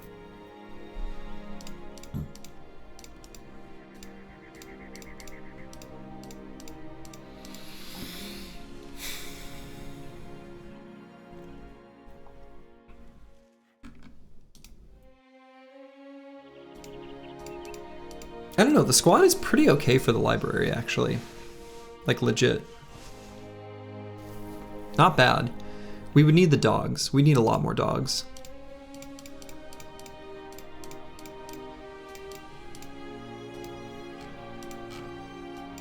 And do these bros all have Pathfinder? They do. Okay. The only ones who don't are... yeah, the Shield Bros. And Searoy 8. Okay. Who Let the Dogs Out? That song I'm not doing. Maybe. Now I'm tempted. So yeah, if we were to do the library, I would want to go to Finsterware and just buy all the dogs.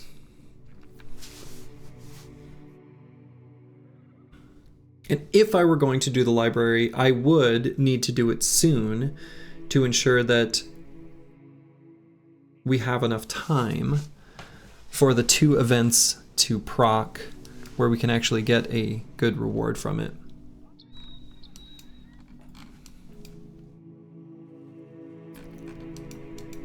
Is that reward worth it? The shield's pretty good. So the shield is 25 melee defense, 25 range defense, and the shield is indestructible and dazes enemies that attack you.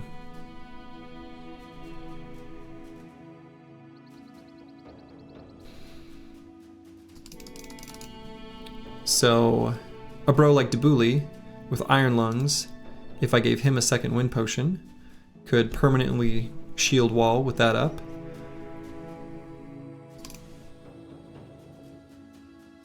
If we went with the jugs, we get 2 perk points to hand out. I'm sure there's a couple perks that could be useful. Nothing totally stands out to me.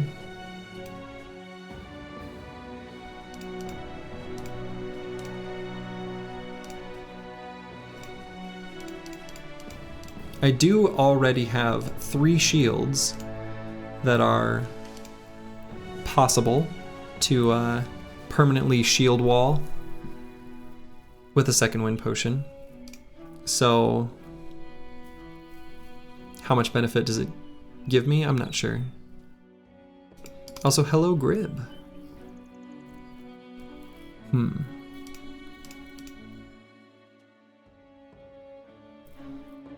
Yeah, library is cute, but I don't know that we really need it.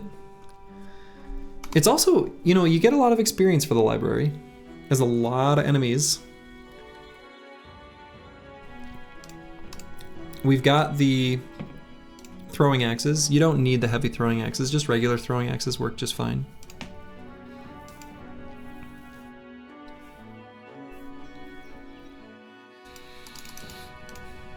I love how the team's currently euphoric, but no one's ever gonna start confident. So sad.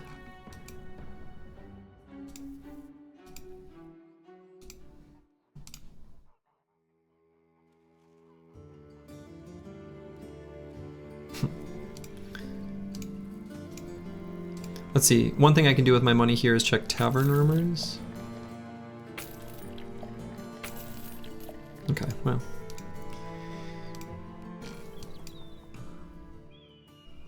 They've got a arrow maker here in Cargau, so I don't need to buy any ammo from Himmelstadt. Well, I know I'm gonna go to Cargau and Zugfest, so let's start there, and then I'll sort of think big picture about where I want to go.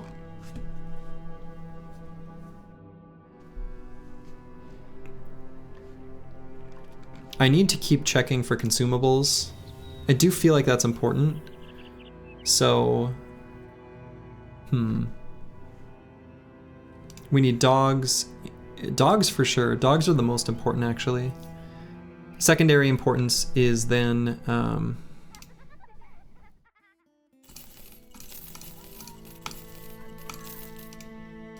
the, you know, the ones that you can get from the southern cities.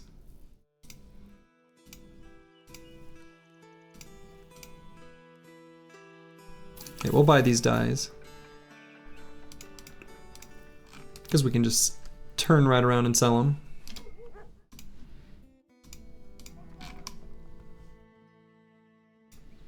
How are our chances of beating the Monolith?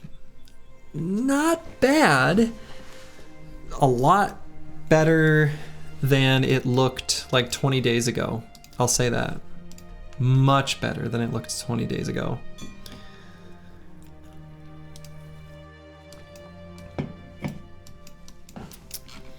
Yeah, so the tricky thing is I need to stop for consumables at Finsterware, Tarwa, and Alhazred. The consumables at Tarwa and Alhazred are less necessary, but still nice. I do want to craft some dog armor from the Unhold Hide. I do want to stop by the training hall in Zugfest. Probably not terrible to look at the weaponsmith here in Fuchsburg as well.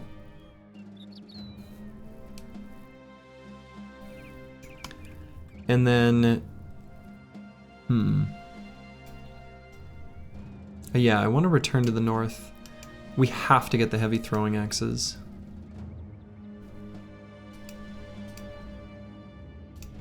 How many dogs do we have right now? We have 1, 2, 2. We have 2. We have 2 dogs.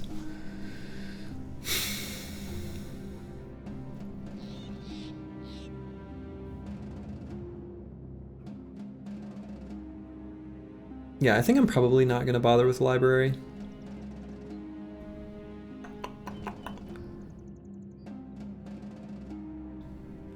I would like to. But if I'm gonna do it, I do have to do it basically now, and I have to do it after getting dogs. I'm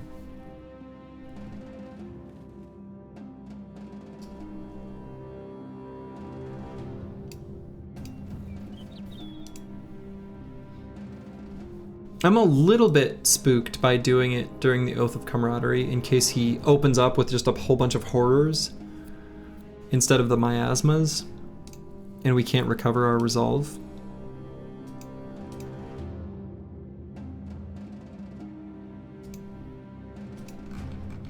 Yeah, I don't think it's worth the risk. I think the route I'm going to take then is I'm going to leave out Alhazred for now. I'm still going to go to Zugfest and Fuchsberg to look at the armorers and weaponsmiths and use Zugfest's training hall. Head down to Tarwa, buy what we can from the alchemist. Also craft stuff at the taxidermist. And then we'll head up to Finsterware, the only place on the map we have access to with a kennel. And then probably make another pass at the north. And this time I guess we could go straight north from there, in here, and look for barbarians to fight. Since it's kind of an unknown how long it'll take us to get the heavy throwing axes from the barbarians that we find, let's leave plenty of time for it.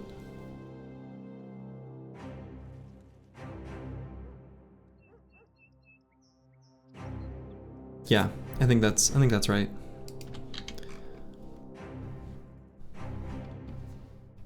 So we'll arrive at Zugfest at nighttime. Do I still bother? I don't think so.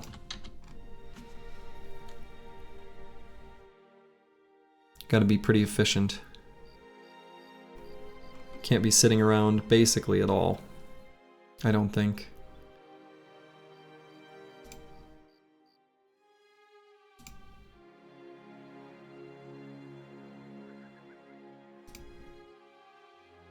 Alright, so Zugfest is, or Fuchsberg here is raided. So I'm disincentivized from even waiting the like 2 seconds. We're just gonna continue on all the way down to Tarwa.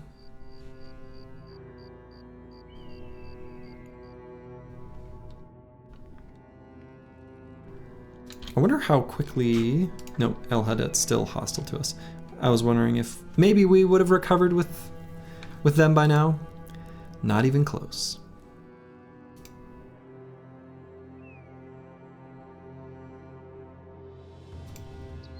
Not even close. So here at Tarwa, we are gonna buy, also raided, damn, disaster. All right, so we're gonna craft the bone plating. We're gonna craft heavy war dog armor. I'm going to, perhaps stupidly, still hang on to the Gossamers. Maybe I don't bother. Maybe that's just plain stupid. I was thinking because then I can make light padding replacement as a potential attachment for a future named armor. That's stupid. I should just craft the reinforced throwing nets and then hang on to those so that those are ready for the Monolith fight, because that's a pretty useful thing.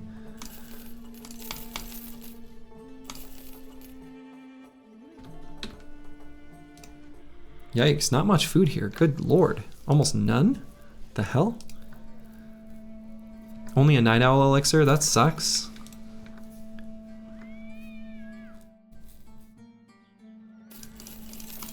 We can buy some potions though.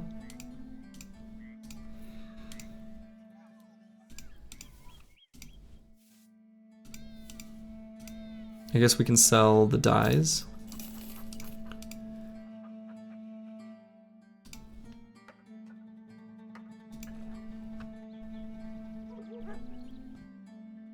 Yeah, so let's go ahead and craft 2 reinforced throwing nets.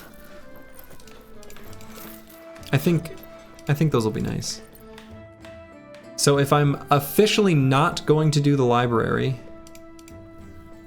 I don't really need to hang on to extra bundles of heavy throwing axes, really. Not really.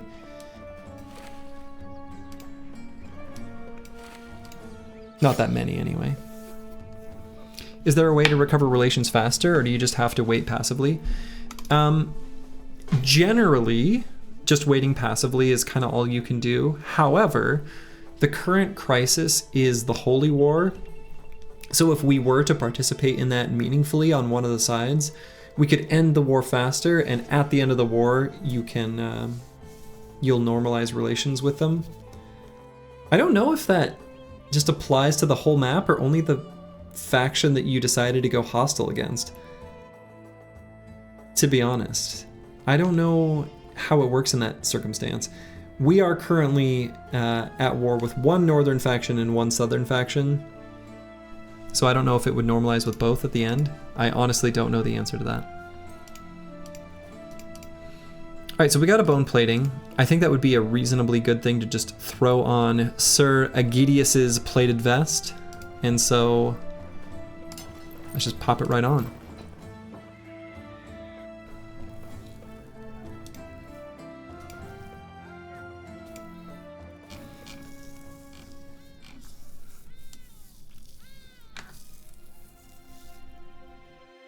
So there's two.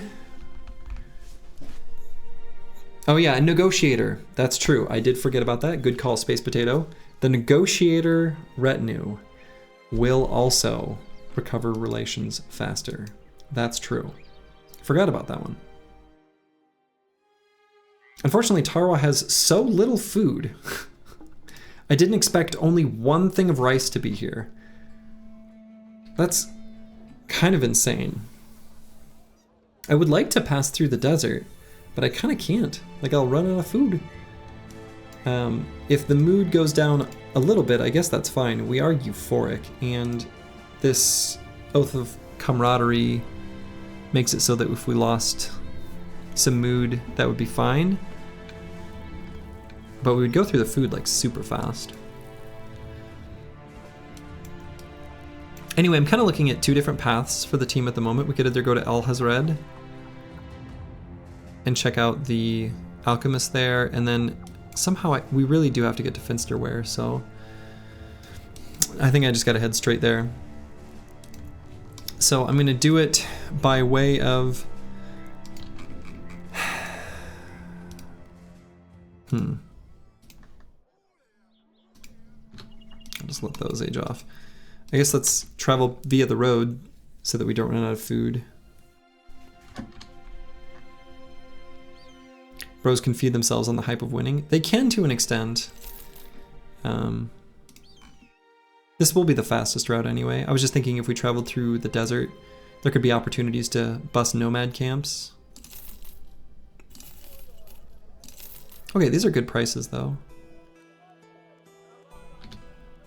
So there's that. And what's this? Deliver cargo to Nunride? No. We could stop by Granite Fest quick, just to check out the Armorer and Training Hall. And then we'll head north from there.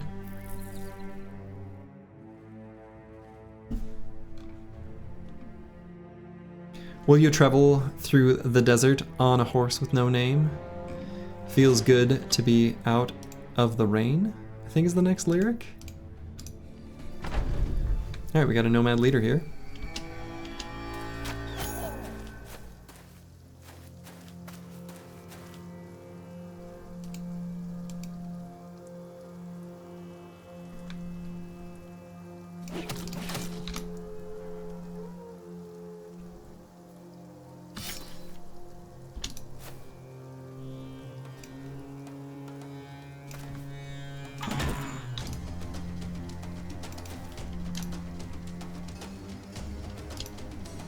Does the rally use an instrument? I mean, it sure sounds like a horn of some form.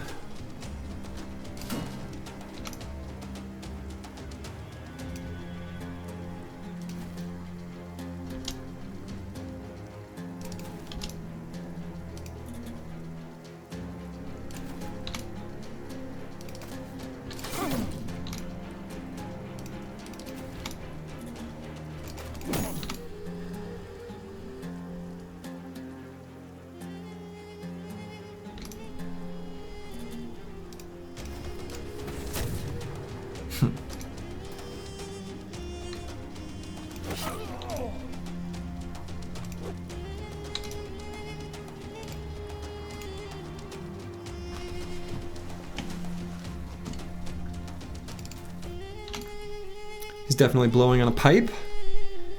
You heard it here, folks. It's a pipe.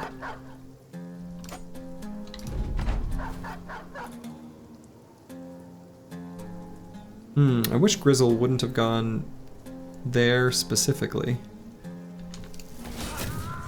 Good, he knows how to dodge bullets. Good for you, Grizzle. I'm impressed. What a good boy.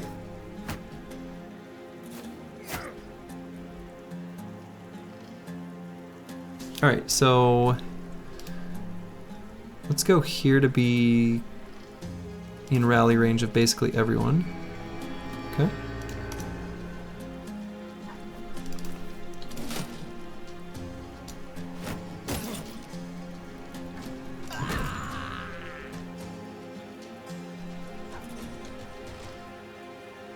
And maybe I will move forward so Horst can have that hex.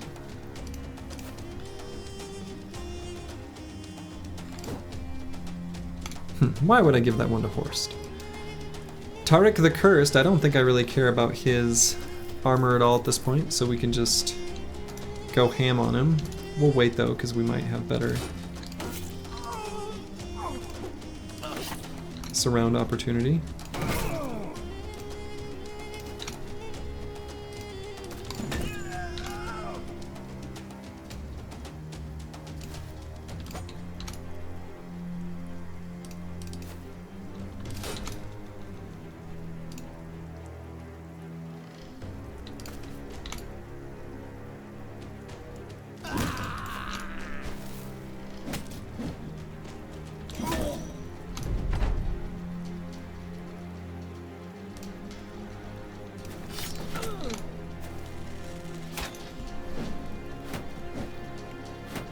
Can we as a chat decide to start spelling morale correctly? I've been holding my tongue for a while, but enough is enough. So it's funny, there's a... I suppose the word is not perk. There's a skill, stat, thing. There's a thing in Heroes of Might and Magic 5 that the developers was Ubisoft, but it was Ubisoft maybe out of Quebec. It was French language. It doesn't matter. Anyway, there was something that said, according to their moral state. I cannot remember what specific skill or stat or whatever it is. But that was the joke with my buddies, was always, you know, according to their moral state, something was good or bad, which we always thought was very funny. Because it was, you know, the word morale, but moral, which was funny.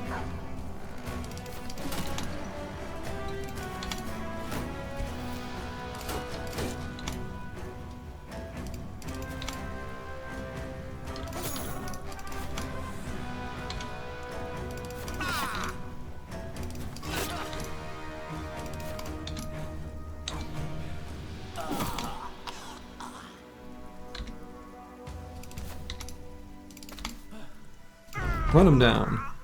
He did it. We did it. He's dead.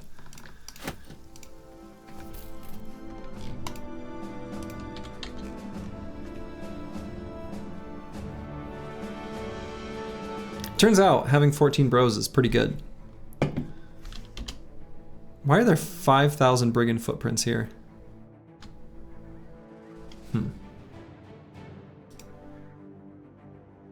Alright, it is almost daytime. So we will... God, raided? Why is every place raided?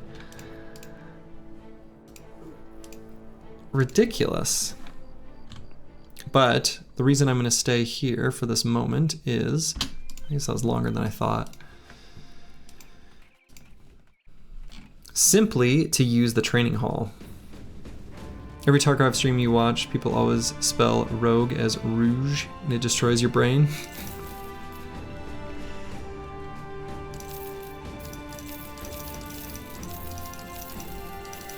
Yeah. There's a few words that I regularly misspell. I'm not proud of it. But it's like I know that I misspell them. But I've gotten like muscle memory of typing them wrong. How do you pronounce melee? I say melee. But isn't the pronunciation actually different?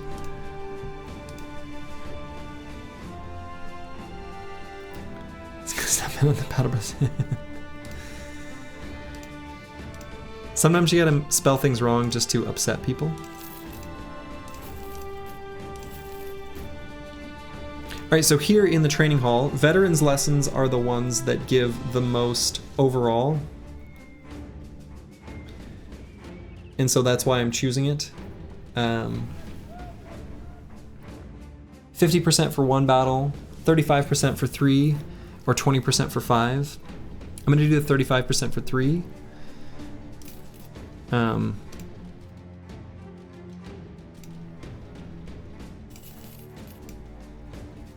It is more expensive as they're higher level. I don't think I'm gonna bother on any of the level 10 bros. I don't think I need to. This is pretty expensive. But I am doing it on all the level 9 and below.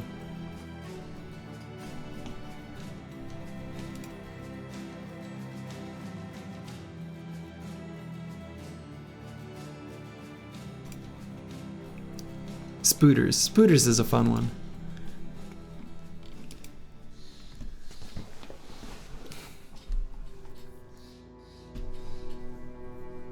I feel like I'm missing out that I'm not doing the library.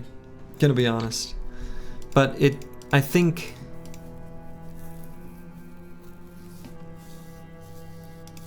because I actually think the team can do it. It's not that big a deal of a reward though. Okay. So we want to find fights on the way up to Finsterware. So I'm gonna take a peek on mountains. I guess there's some briggies that we know are over there.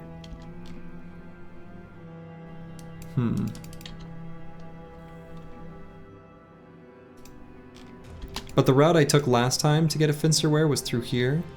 If any new camps spawned in this area, I wouldn't know about it unless I went that way, so I guess I'll go that way. People write rouge-like. Well, that's just to upset Calandro. Or excuse me, Calamari. Is there a 5% chance to lose a critical bro accurate for library, and would that be worth it? That's probably a pretty accurate number, something like that.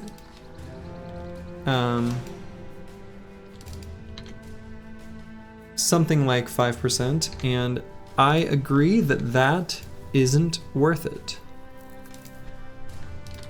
Calendar, yeah, exactly. Colander. See, everyone gets in on this.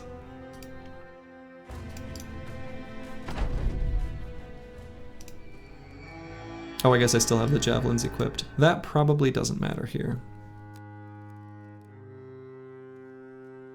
So actually what I might do, if I'm faster than them, is just end turn. They don't have that many shields. So maybe I move back and 2 and just end turn? I've never done exactly this before. Except if I've got throwing axes. Because if I'm faster than them...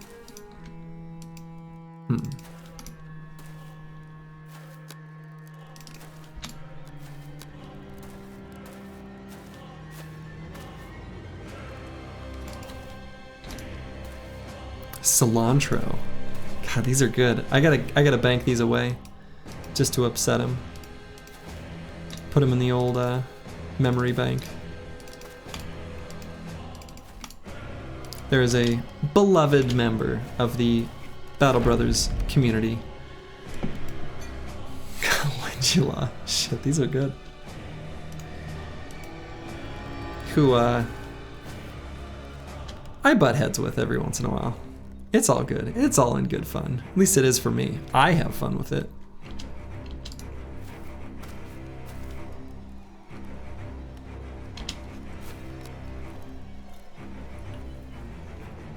I upset him frequently.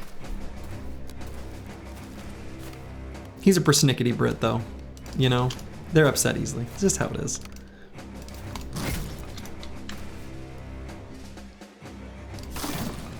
That was satisfying.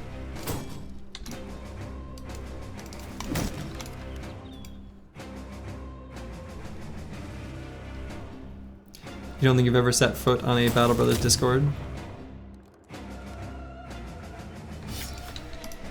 You're not missing out on too much. We have fun though. Isn't Discord basically Reddit? I mean, there's some overlap between the communities for sure. But at least the unofficial Battle Brothers Discord has much, much higher quality players and advice. Substantially compared to the Battle Brothers Reddit, which is almost comically bad at the game. Weirdly. And I don't, you know, I don't want to, whatever. There's a lot of bad advice peddled on Reddit, as though it were common knowledge. Which is kind of the absurd part of it to me. The Battle Brothers Reddit is a feral wasteland of bad advice and bad builds. Exactly. It really is.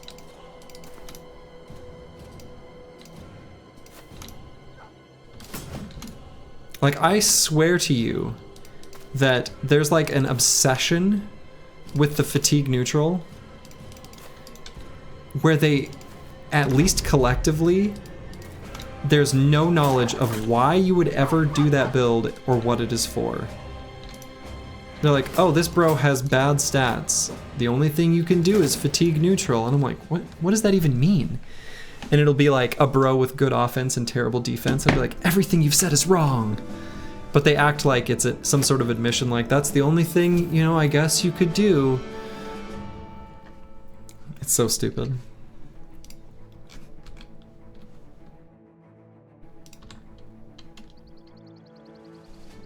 All right, we're gonna take this fight. The Necro Savants are a little bit frightening. I got rid of those nets earlier. Funny that. Weirdly enough, banner with rotate could be very handy here.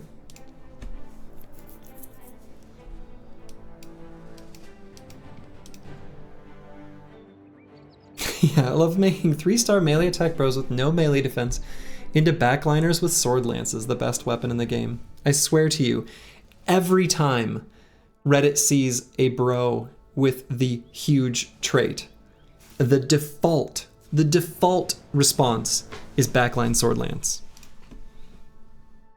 I don't even hate the sword lance. I don't. I genuinely don't. I think it's a useful weapon sometimes against some enemies, whatever. Oh yeah, star and init build fencer. There could be a bro with like 80 init, a sword master, but he's got like 3 stars, and they'll be like, you should make this a fencer. It's like, what? It's like, why would you say that? Why would you say something so stupid?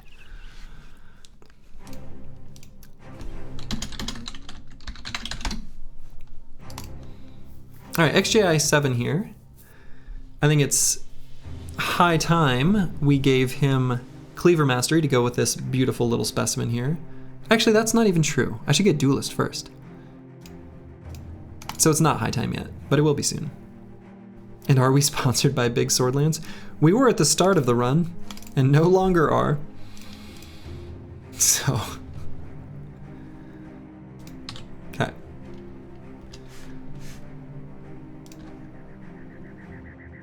By Lance Tech. That makes it sound like it's from Battletech in some way. What kind of briggy is a BB Redditor? Certainly one that doesn't wear hats. Okay, so given that there are Necro Savants, what is my play here? I don't like, weirdly enough, this one little piece of ruins, I really don't like. I don't like the team splitting up at all.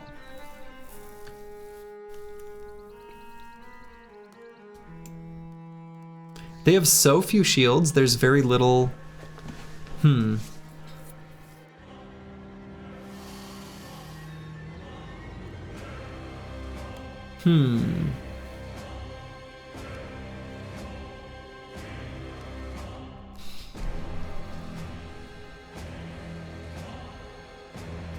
let's go down and to the left and then down 1 hex on most bros. Obviously not Debuli here, but crayon briggies. Oh man. Okay, for Reddit, I think Reddit is crayon briggies. I feel bad that I rejected that previously. That's official.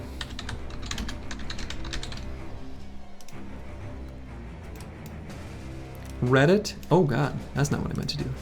How do I?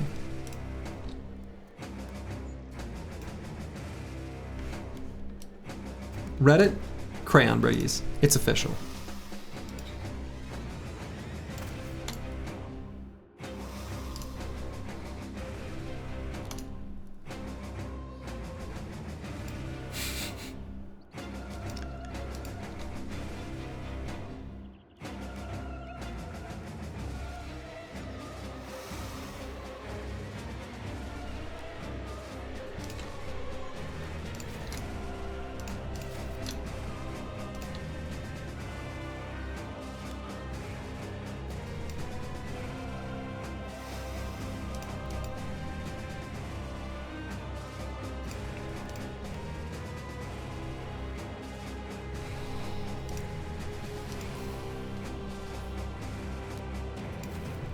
Doesn't work on undead, bad perk.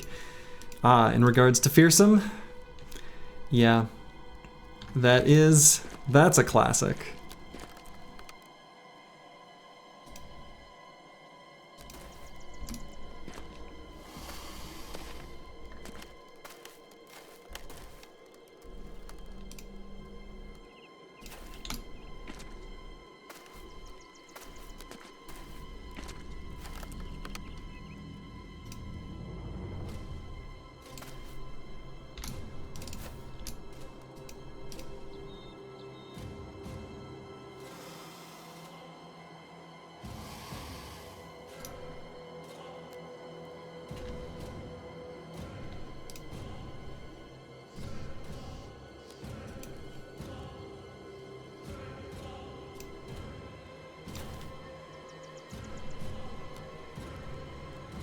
Yeah, I think Sir Kunneberg can stand here.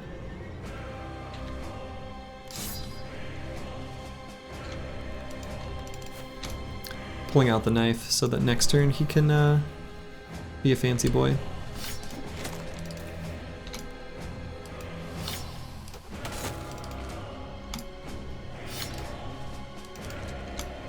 Okay. And by be a fancy boy, I mean he can shield wall. That's what I mean. Okay, we're gonna rally again. Got the front line, mostly. Back line's still not looking great. I think I'm gonna end turn. This is where I'm gonna sit. So, come at me, bros.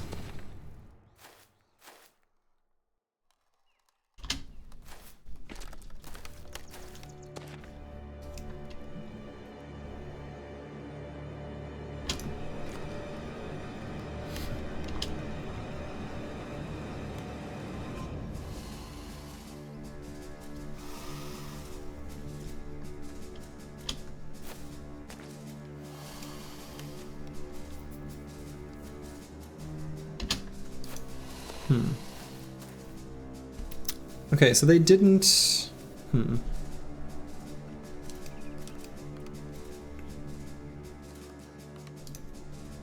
of annoying.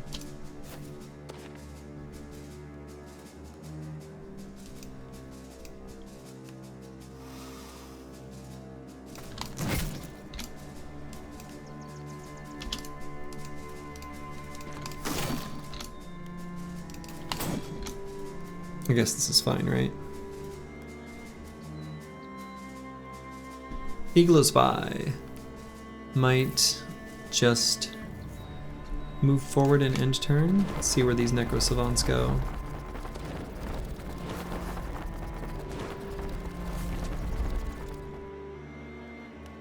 Okay. We can work with that. Your chance to win this runner a bit on the low end because you don't have a smirker in your crew? You might be right.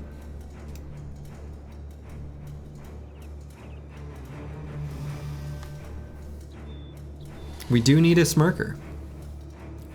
That is a key component to any winning squad. Any fool could see that.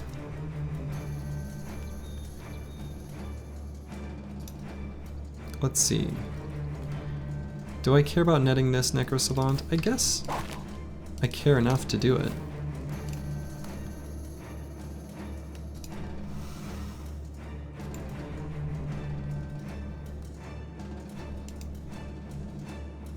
I don't want to put Seroy 8 on that Hex though.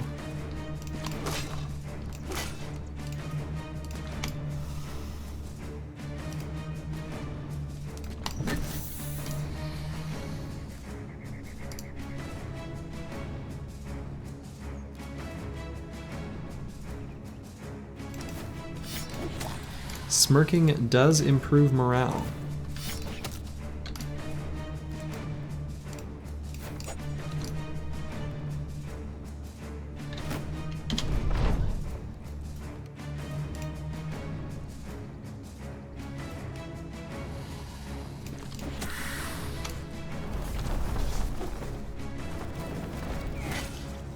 Okay, that wasn't too bad.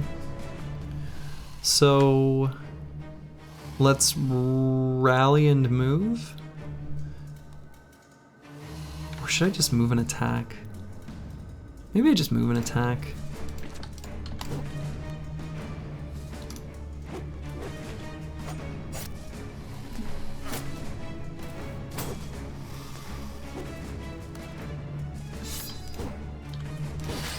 There we go.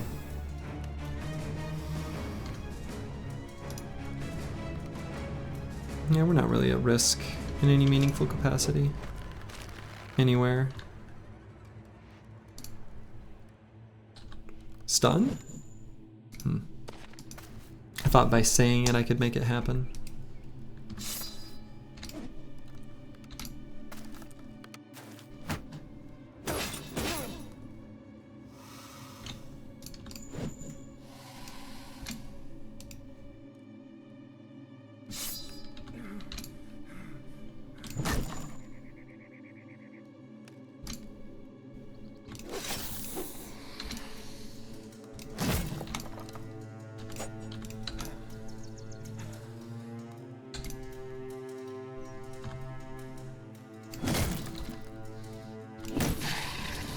Go.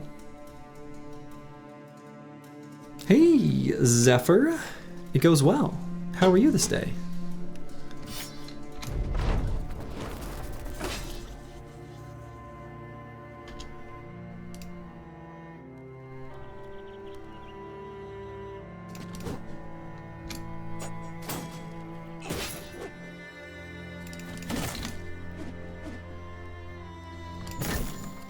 The team is finally on the true road to recovery.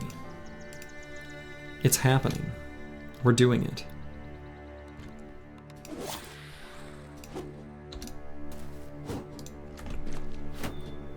Haven't had much time for gaming lately, so get to vicariously enjoy it through me.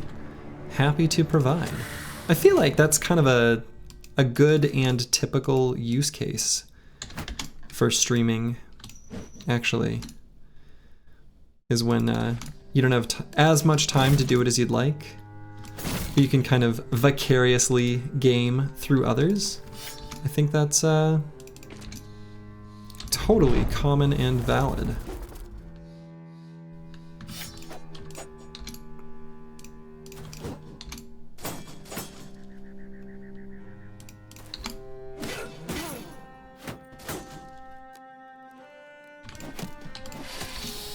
There we go. Yeah, you can beat the game on YouTube nowadays. Yeah, I mean, kinda. It's funny too, I was thinking about that a little bit. Like the sort of, not psychology of streaming, but sort of the motivations for watching streams. Because I watch a lot of streams myself. And like, I think a lot of it is I grew up with a couple siblings, and there's a lot of the dynamic to playing a game in the same room as someone else, where you're sort of like talking to them and things like that, that are almost nostalgic for me. And I think that's a lot of why I enjoy watching other people's streams. You watch streamers when you're painting models, so you don't have to listen to the ringing in your ears. Ooh, tinnitus or tinnitus? That sucks. But yeah, and it's also fun, you know, I watched a streamer play through like one of my childhood favorite games not too long ago. I've watched actually several instances kind of like that. And that's always kind of fun too, because it's like the joy of discovery of this thing that obviously, you know, I hold near and dear to my heart. And that's kind of cool. So if you're neurodivergent, it also works wonders for making us believe we're doing parallel play. I'm not neurodivergent in ways that phrase is typically used, but yeah, I think that's totally like valid as well. I think it's not uncommon. I have to imagine there's a lot of you there right now who are playing some other game, maybe even just Battle Brothers on another monitor. And I think that's awesome.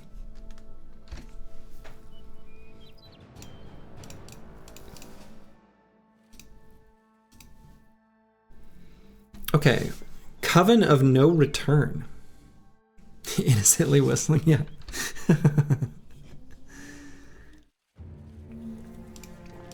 Yeah, I do that all the time.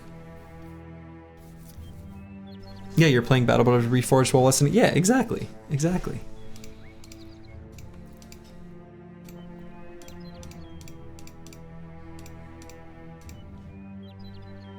There we go. Look at all this. Look at all these people coming out of the woodworks just saying like, yeah, I'm playing Battle Brothers. I'm playing Battle Brothers while I watch Battle Brothers. I love it.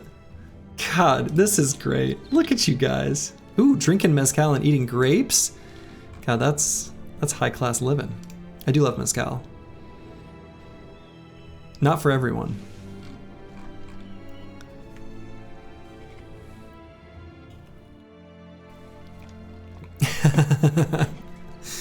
Ah, this is great. Y'all are wonderful. Some necro savants should be fine as long as I don't let anyone get surrounded.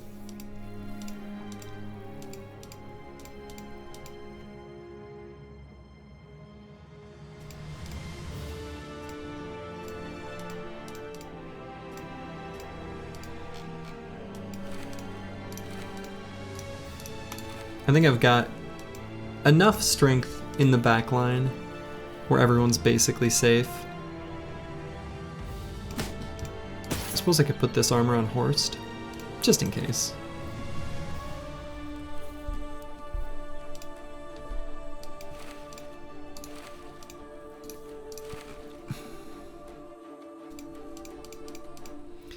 We've got the training experience only for one more battle.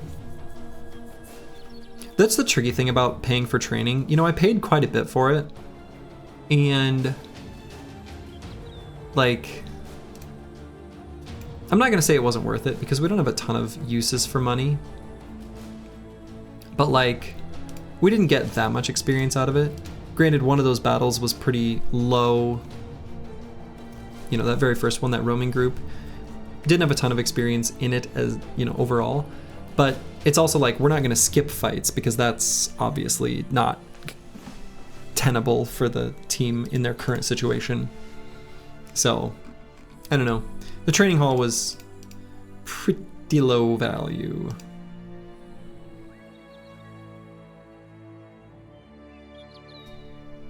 All right, I'm going to equip a fire pot here on XJI 7. Fire pots to finish off Necros is pretty ding-dang legit. Necro Savants, that is.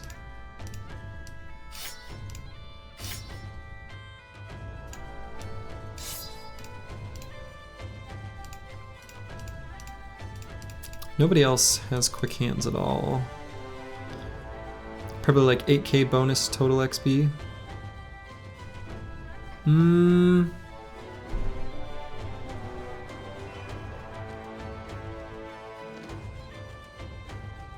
Probably around there, yeah. Maybe not even that much.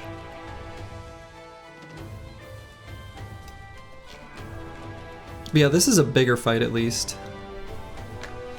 This one probably actually is worth a decent amount of experience. I'm a little spooked by the Necro Savants, like a tiny bit. Not enough to not take the fight though. So, make of that what you will.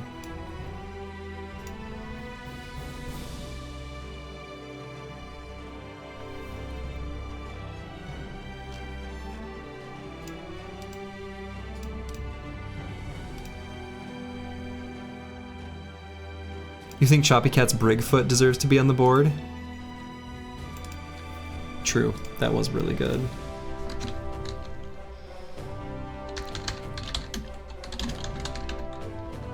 I think he gave it 2 Gs, which I think actually made it better.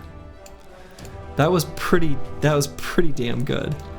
That had me laughing. Like, it's that was one that I thought about like after the stream as like a haha, wasn't that funny kind of thing.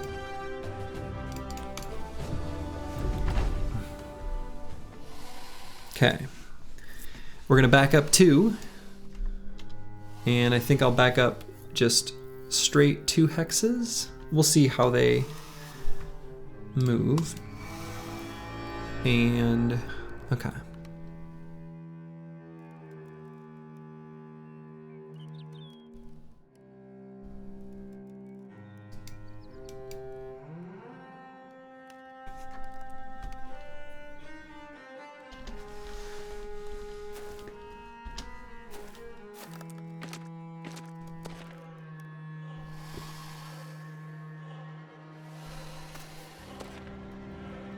Oh man, the PoE talk.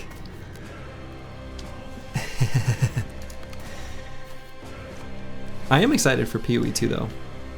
I got sort of burnt out of PoE 1. I'm sure I'll never play it again. But PoE 2.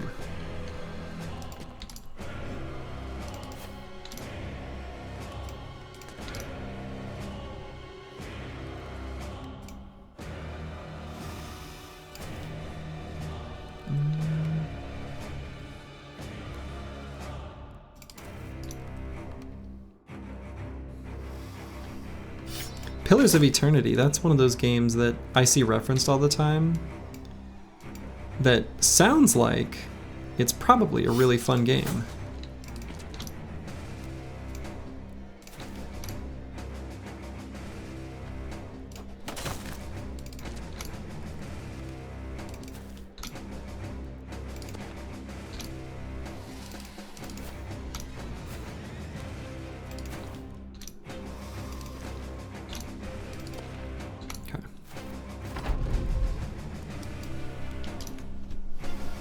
People say PoE, I never know which one.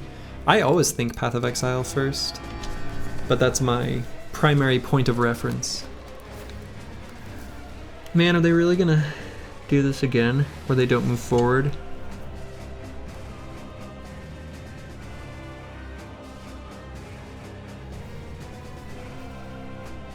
I suppose Manifest Destiny's Child 2 is fast enough that he's faster than some of them.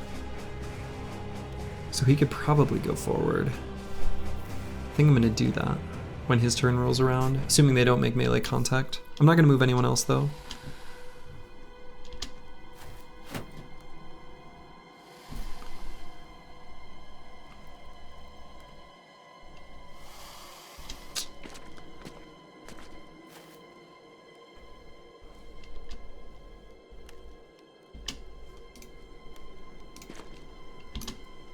Okay, there we go. At least got those 2 to do that. And do I move Deep Space Cowboy?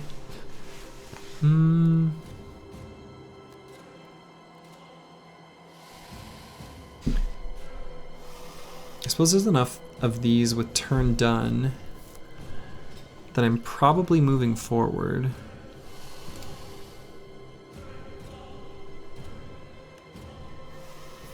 Yeah.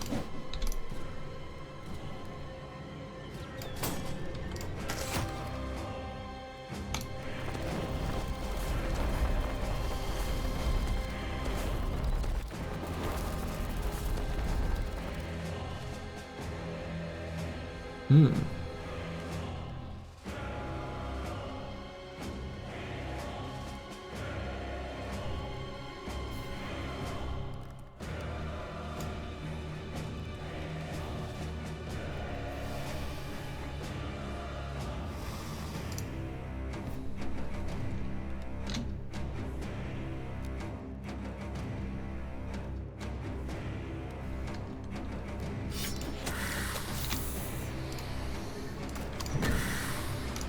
And I've proc already on that one, that's kind of nice.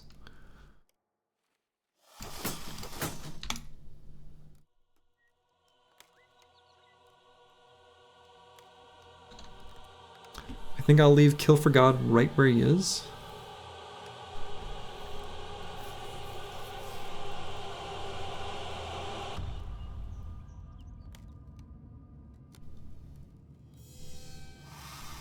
Yeah, I think so.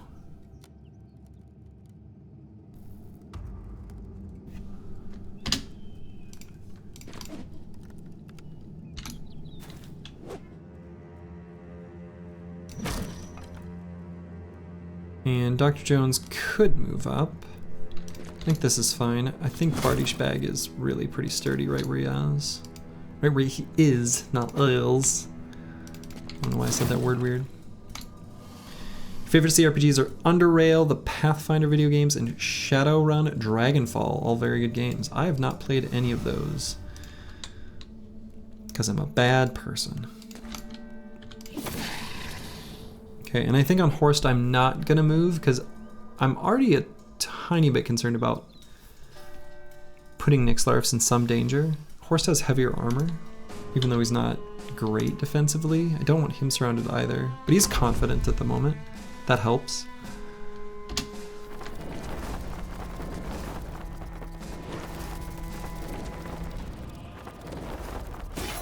Okay, more or less the expected places for them to jump.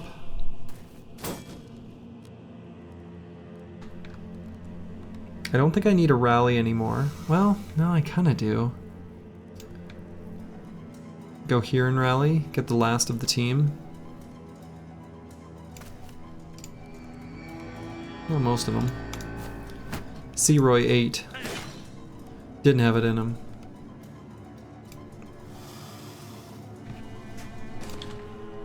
%57 chance. Let's wait on that. We get more surround.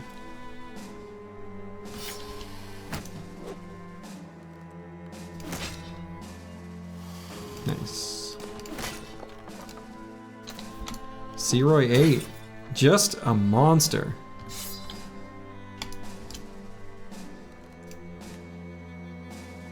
Uncle Freddy Max got Headhunter active. Necrosavants do not have Steelbrow, so they take a good bit of damage from the bonk. The flail bonk.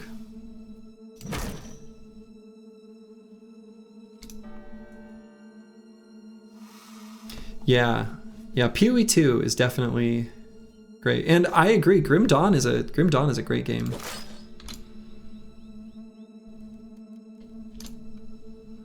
There are so many good games. We are blessed as gamers in this day and age. We really are. There are so many good games.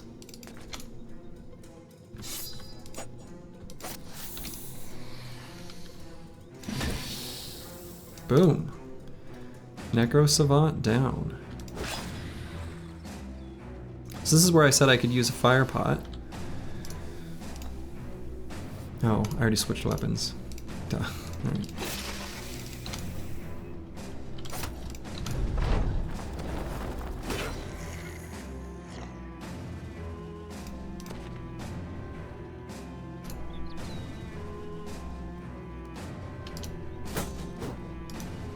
You basically have 35 years of games you can choose from and play almost anything you want.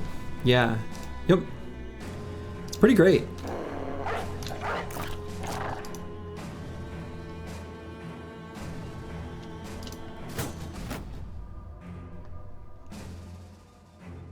Yeah, I really enjoyed Baldur's Gate 3. There was some controversy around it on this stream in a previous stream where some people didn't really care for it. I think it was great. But I also came at it having played Divinity Original Sin 1 and 2. So I felt very comfortable with some of the quirky aspects of it in regards to like inventory management and interacting with things in the game universe.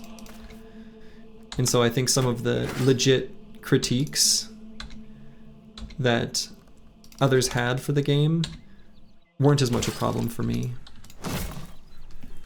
All right, that was a good fight. Not the greatest use of our last bit of the EXP buff, but whatever. That's fine. The fight density has been superb, generally, when we've needed it, which is great. Deep Space Cowboy 2. Incredible.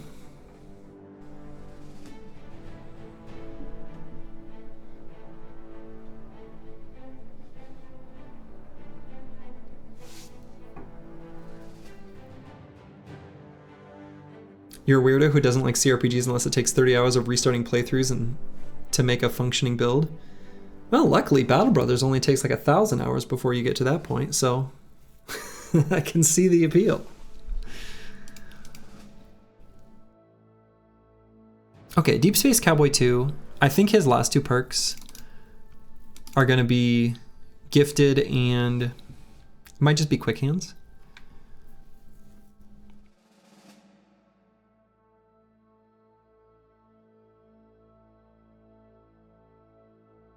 Or reach advantage. But may as well be gifted. I'm going to give him a little bit more max fat. And then of course we're still going to pump the primaries. Does he need gifted? Does he need gifted? No. Does he still want gifted? Yes. Basically any build that's stacking defensive perks, generally speaking, the value of any defensive build that also benefits from some offensive... Any defensive build wants gifted. I think I'm going to simplify. Any defensive build wants gifted. Most builds want gifted. Stats are good. So, yeah. Debatable whether I needed to put the points into melee skill there. I could have put the +3 melee skill that I allocated into +4 hit points or +4 resolve, and that'd be totally valid. But yeah, we need to get him a new weapon though. My god.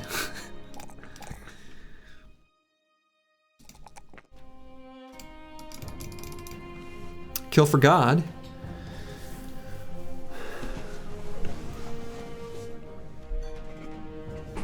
Let's see, what do we get here? Dodge is looking pretty good. Backstabber, Fort Mind. I kind of like Dodge here.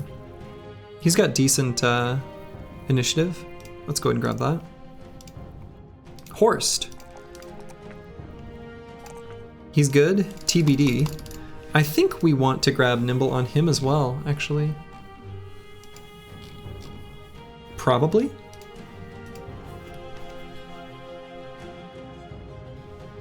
Could just wait. I don't have to decide that right now.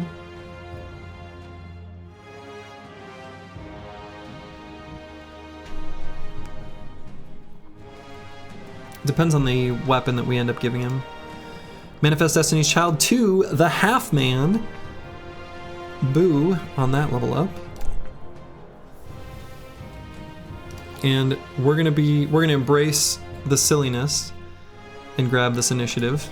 Get as much dodge value as we can. And let's grab Underdog here. Could be Gifted as well, but let's go Underdog on this level. Okay. And then on our way up to Finsterware, I want to make sure we still do it before the next nightfall, but we can move over this direction to just look for fights.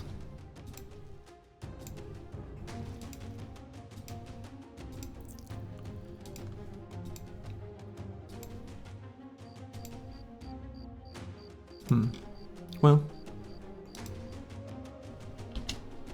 Oh, I got some undead footprints. There we go.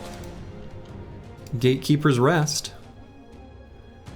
And then there's an undead army over there. Great.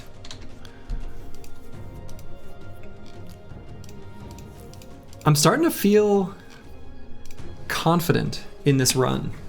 I'm gonna be honest. I'm starting to feel like we can do it.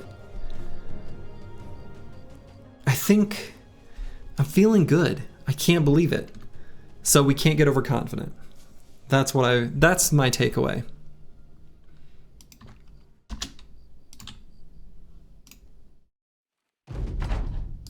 All right, I'm gonna use the restroom again real quick. Small bio break. Be right back.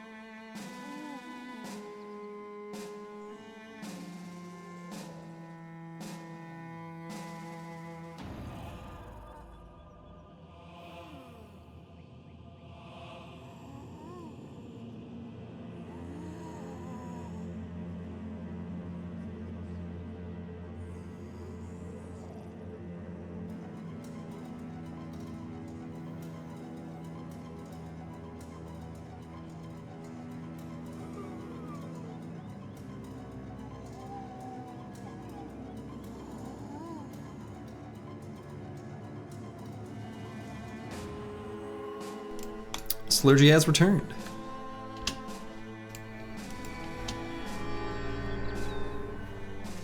I think once I get on Debuli, he still doesn't even have Fort Mind, which is kind of a tragedy. I think once he does,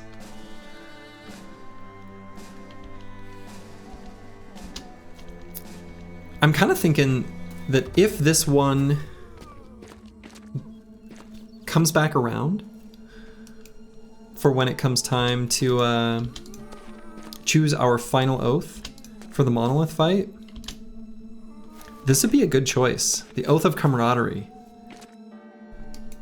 It really is pretty great having extra bros. It really is.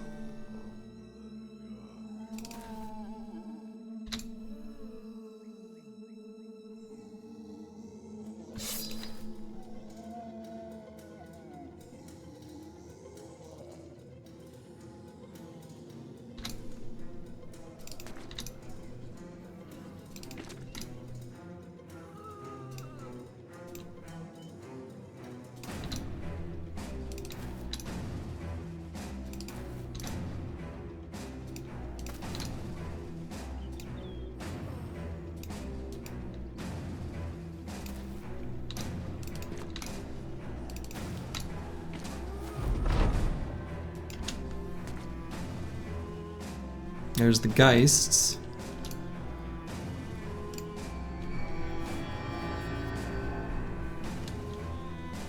Okay, and this is probably where I'm going to stand my ground, so I'm going to sit here. It's kind of annoying. I guess he is turned done already.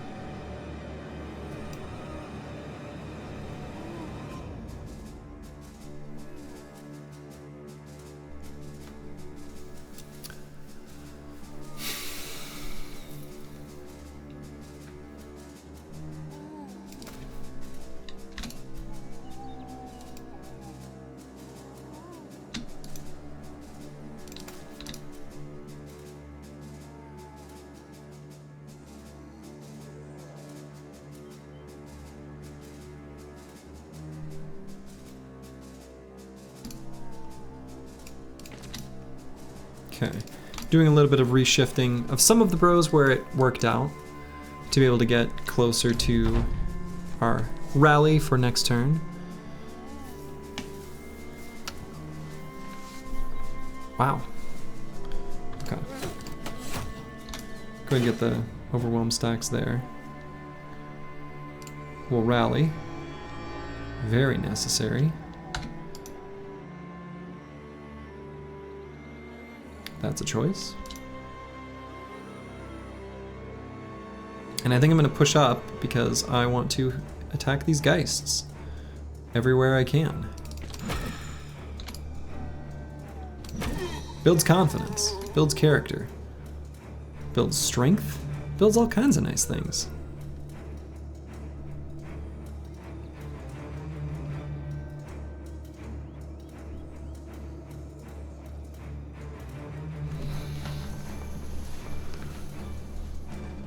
Thinking about whether I want to move Nixlarf's up or not. He's got pretty low... Yeah, I guess not.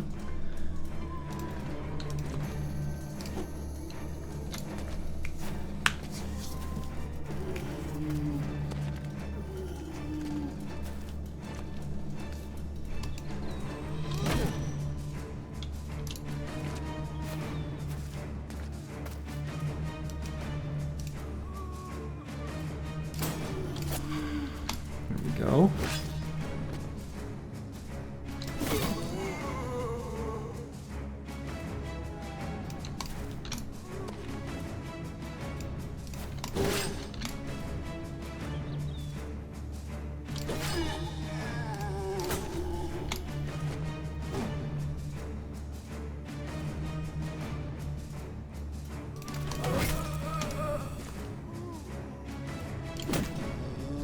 Gotta get him a better weapon. Embarrassing. Embarrassing that he's using what he's using.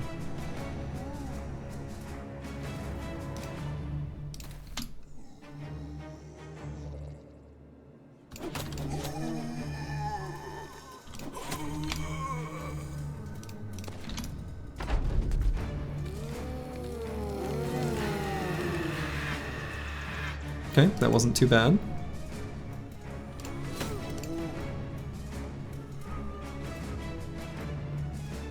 Uncle Freddie Mac, I'm sorry. You had to be shot, but just a little.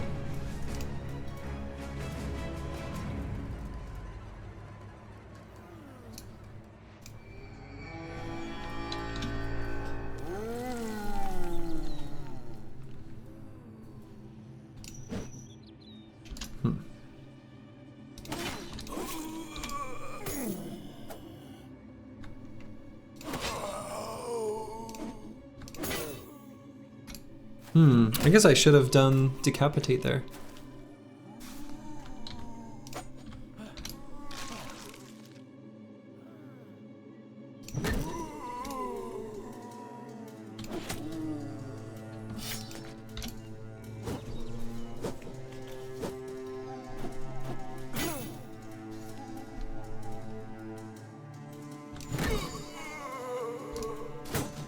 Headhunter activated.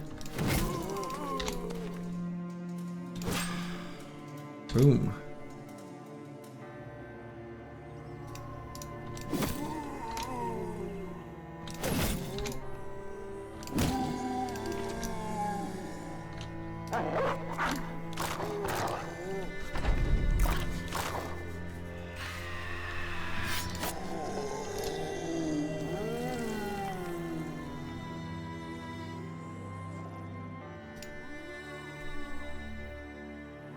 Let's get closer to here to be able to rally next turn.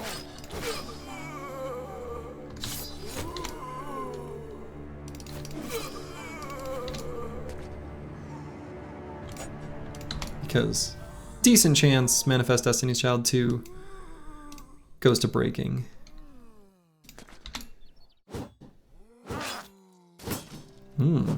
Seroy 8 took a sword slash.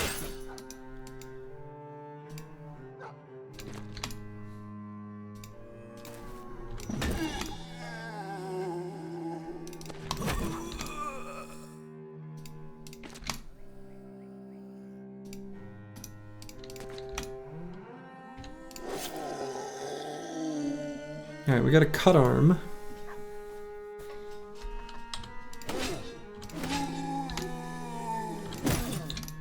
But still pouring out damage.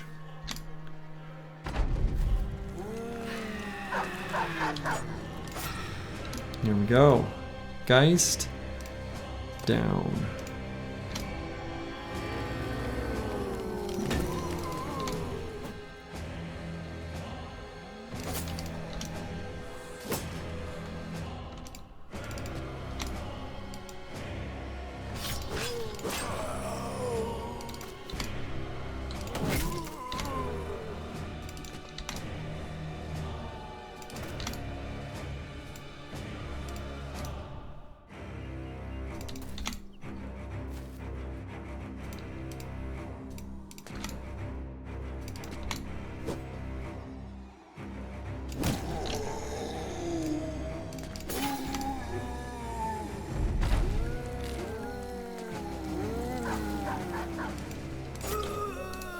Get back in your graves.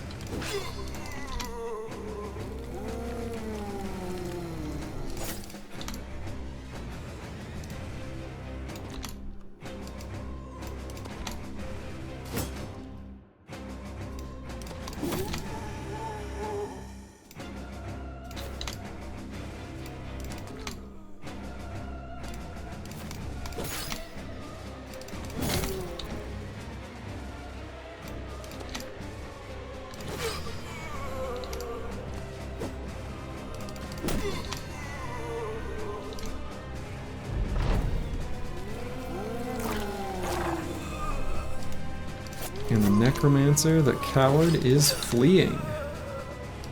Unbelievable.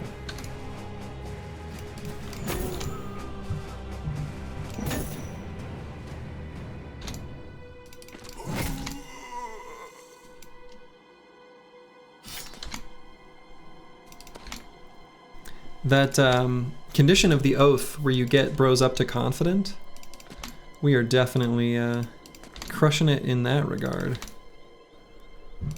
We'll get all sorts of extra renown. Cool. We have basically no use for renown at this point in the run. But you know what? It's still kind of nice just to know that people are out there noticing our good deeds.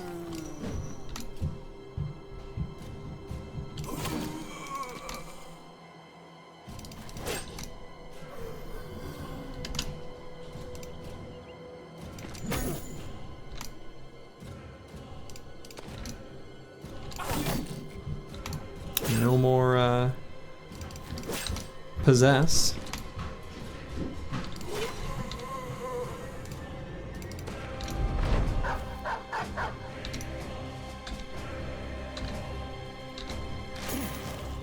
Well, hey, little Suze. What a good girl.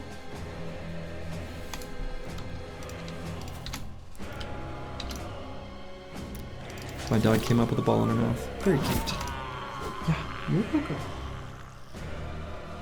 We went on a big, long nature hike today, out and enjoying the fall colors. So I'm surprised she has any energy at all. We've got another named shield. Another one that fits the bill for our gimmick of spamming shield wall, this time doing a better job of it with more melee defense. So sure, we'll collect more famed shields. This one's actually good. I think this one's actually legit useful. And in fact, on a bro like Debuli, that's actually sufficient for him already to be able to spam it even without anything else. Honestly, kind of nice. And it looks pretty. It does look pretty. So yeah, this is a good one. The bonus to melee defense alongside shield skills building up less fatigue is legit. And the other thing is too, this shield, if I were to give this to my lone wolf tank on the edge of the formation, this will eventually break against the enemies in Black Monolith. Slurg, can you help me in building, bro? For sure. Go ahead and share it in chat. I'm sure that there are plenty of other great suggestions that can be had amongst the other folks here as well. And we're definitely going to fight this Necromancer. Anything for experience. But we're doing it. The team's leveling up.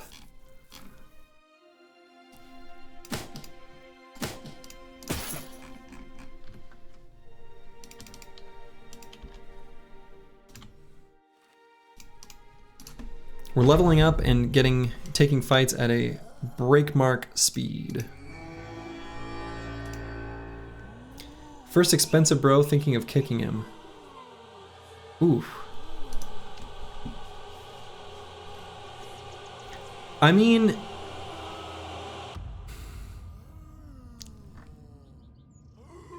he makes a decent flail fatigue neutral.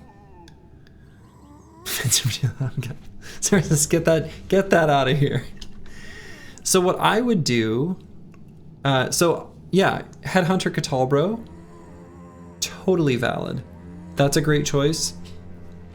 I honestly think a flail fatigue neutral would be a pretty good choice for him as well. With dodge, I don't know. It'd be tough to get all the perks that you want to for that.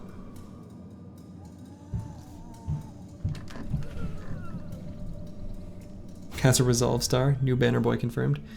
Yeah, the unfortunate thing about that is Oathtakers often have excellent resolve where you can recruit them hoping for a really good banner. Not in this case though.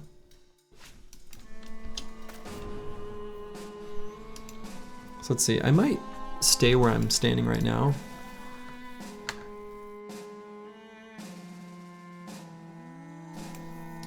Because of this wonderful high ground that I've got.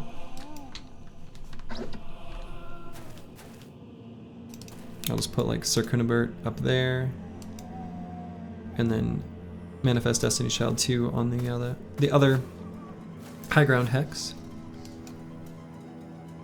Or even Deep Space Cowboy, but I think it'll be fine.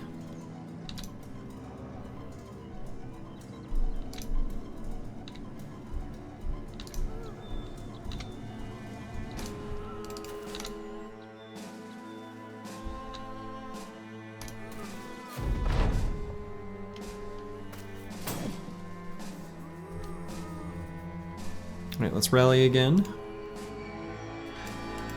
Yeah, I kind of have a feeling that with Fort Mind on this bro, I'm kind of turning around on the Oath of Camaraderie. Unsurprisingly, I guess, because of how good extra bros are.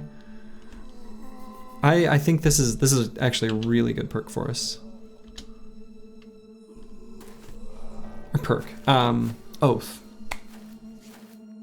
And if this is the oath, if this was an oath that we were given for the squad just prior to the Monolith fight, I think actually it would be good to take.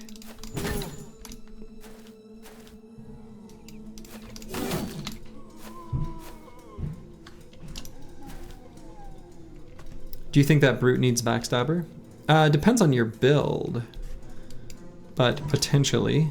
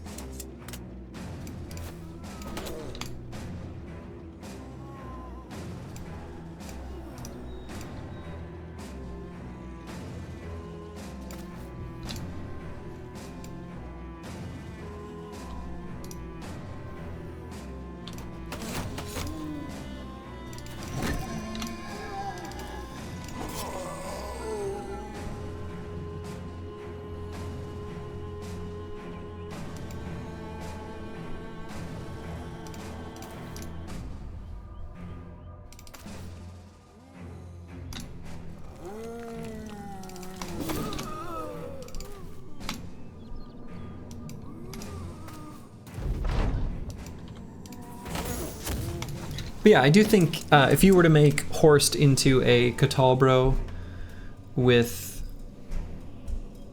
Headhunter, I still wouldn't take Headhunter early. I think Headhunter is like an 11th pick sort of thing instead of Crippling Strikes or whatever it is that what's that one called? Executioner. Taking like Headhunter instead of Executioner as like an 11th perk kind of thing is pretty okay.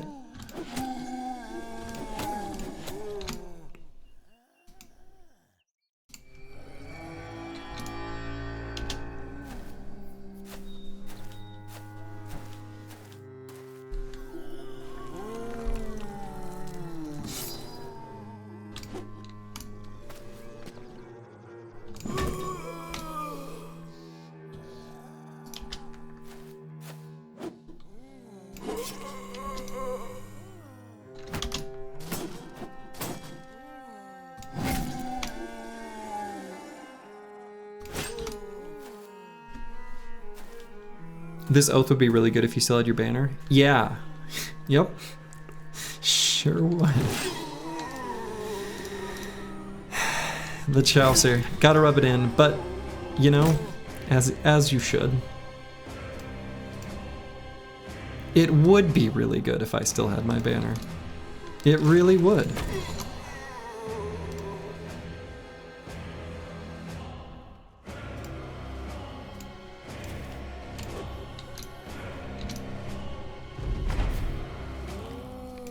It would be excellent, in fact. Incredible, even.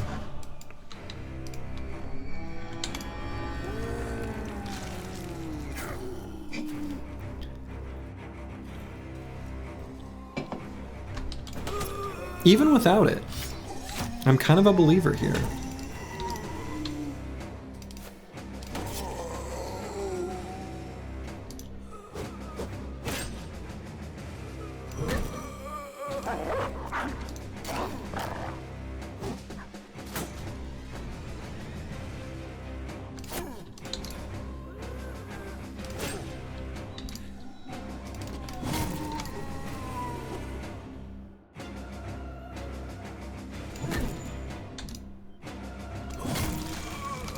Oops, didn't even see that guy.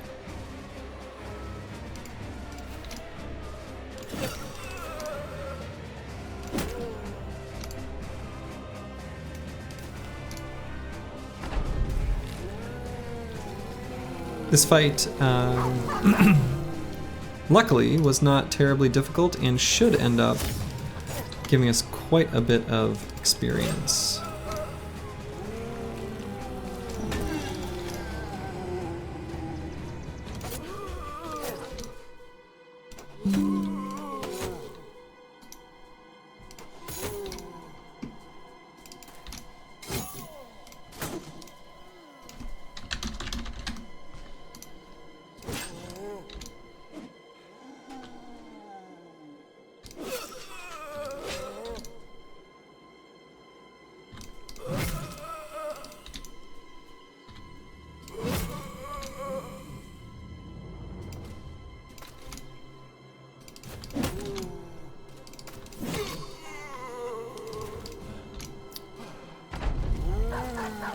Okay. Not too many enemies left.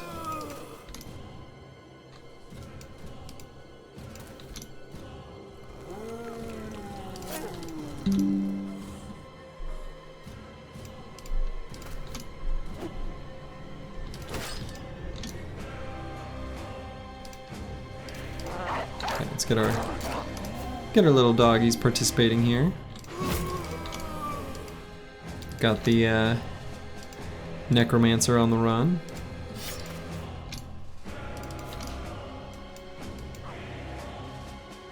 Which means that this zombie's actually going to start moving. So actually I should back up on Seroy 8. Oh, maybe not.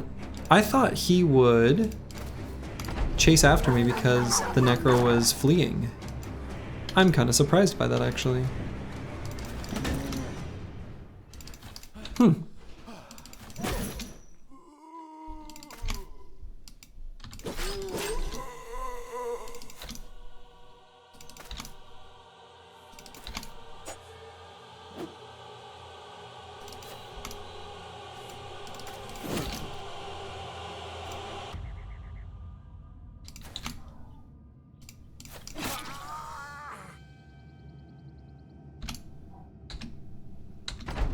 Okay. Just gotta finish off these last 2 zombies, and that's another fight down. Very nice. Another little pack of zombies destroyed, another batch of experience gained. Managed to fill up our pack already, which is kind of annoying. I suppose none of these weapons are really worth much. The short swords are kind of worth something, I guess.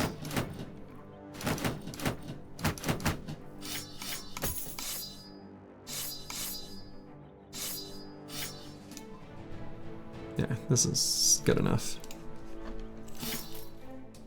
Okay. So now, I guess I should make sure I get to Finsterware here soon. Can replenish the squad.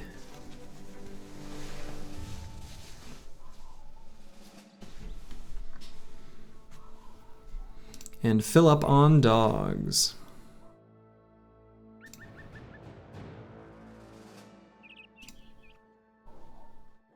Okay. More opportunities to participate in the Holy War. Unfortunately, I can't cut off our access to the south, so just leaving it as is.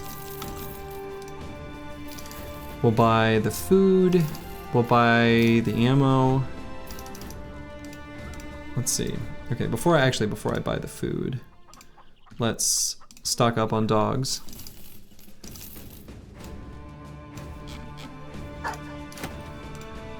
Go ahead and just equip some across the squad here. And then we're gonna buy all these as well. We got 2 heavy war dog armors that we can put up. Alright, so Kernabert doesn't need this anymore. Why don't we put that there?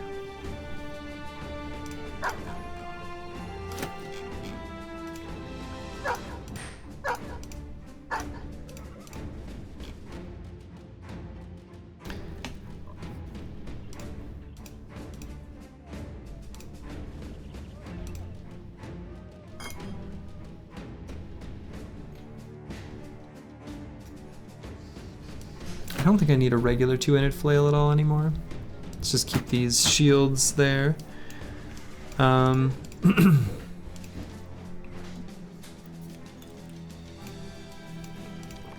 know, I almost don't mind these tanks here because they're able to like hop over bros and get into the dangerous hexes, and I think everyone being as close as possible to Debuli for the rally is actually really good.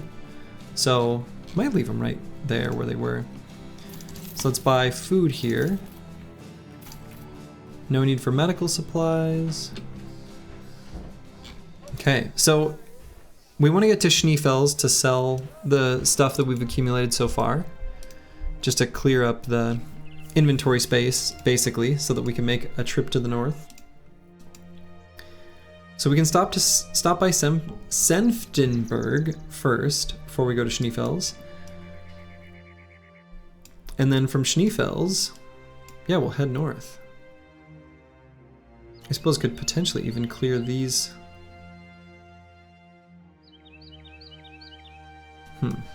Well, we'll see. For now, we'll just head to Senftenberg. Should be able to get there before nighttime, I think.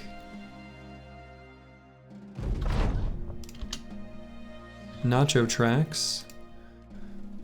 Too bad that they're nachos. If those were direwolves or unholds, I'd be really interested in tracking them down. Not so interested in the nachos. Speaking of unholds. Ooh, metal pauldrons here. Definitely gonna purchase that. I guess I could wait till I clear the settlement condition.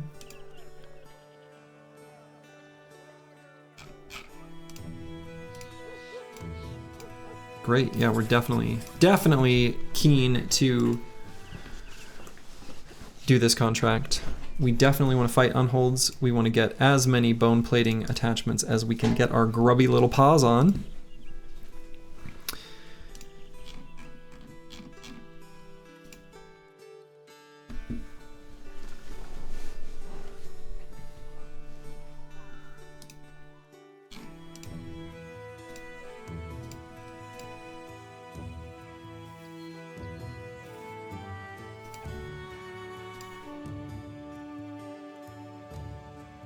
What if the metal pauldrons disappear?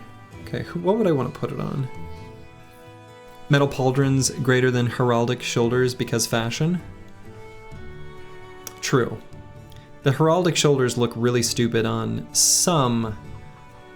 most armor pieces. I agree with this. That is a correct take. You'll get no disagreement here.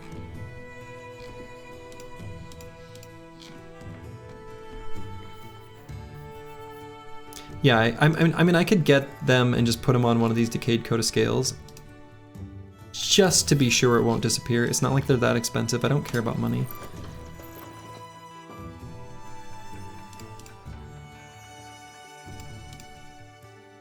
We really do want stuff that's better than the decayed coat of scales, though. It's too bad that they had the settlement condition here. But in a way, maybe it's a good thing. And you know, we could even buy sellsword's armor. I mean, I would do it after clearing the unhold attacks. It's a little bit of a feels bad, you know. 260, it's the same. It's a little better than the decayed coat of scales, yeah. Not the same. But, did you ever put the javelins back on the right bros? No. No, I didn't. Thank you.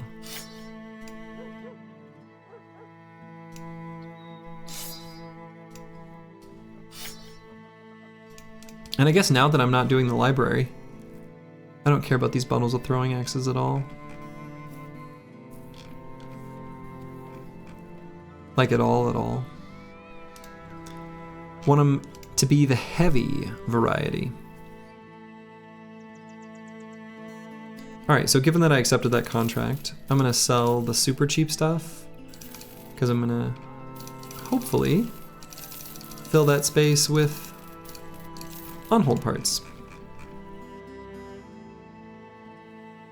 Dude, just pull some nice famed armor off the barbs in the north. I like it. You know, that sounds like a good idea to me.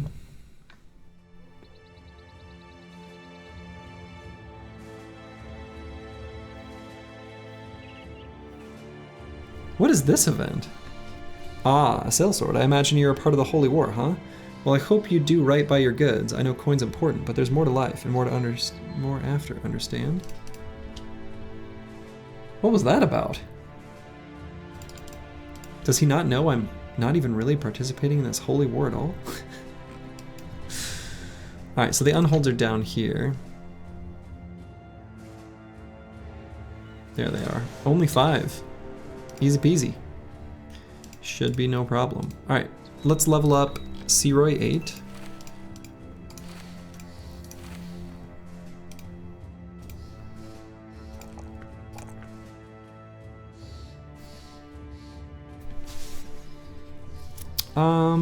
What do I value more? The fatigue or 1 melee defense? Maybe on this bro, honestly, the fatigue? Or even the resolve. But I think let's do it like this. And I'm either going to get Killing Frenzy or Pathfinder. I think especially since I'm heading north, Pathfinder appeals to me quite a bit. So let's do that.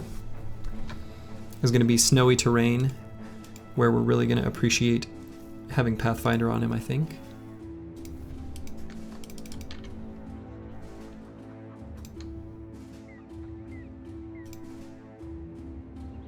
I don't love fighting these unholds in the forest, but whatever. Oh, good, it's like fake forest. Good.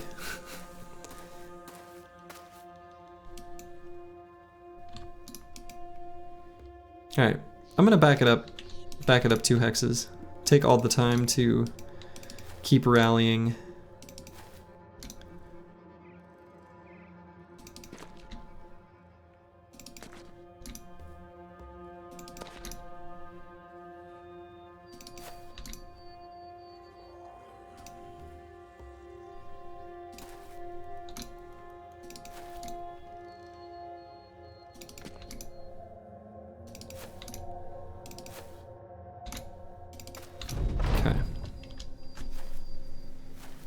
Let's get everyone nice and confident.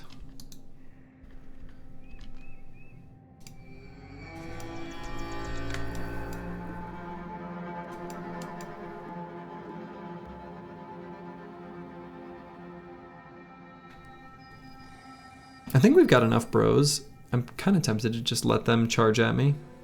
And I kind of think that's okay.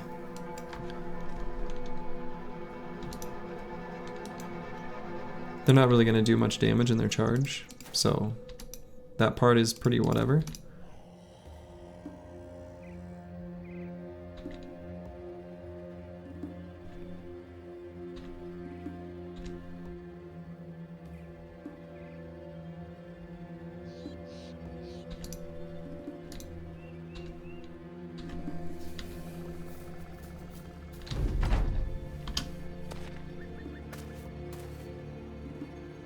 Are they not going to charge?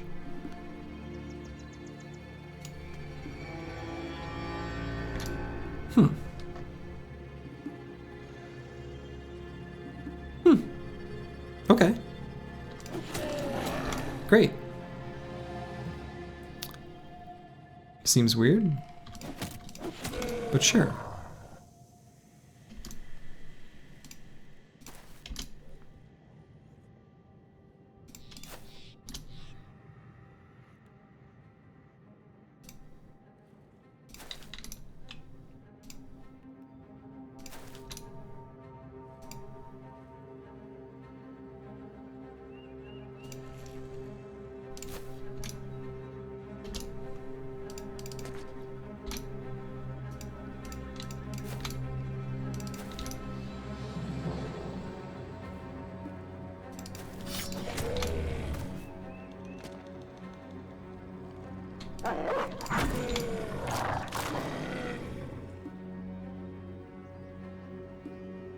Let's do there. Dang.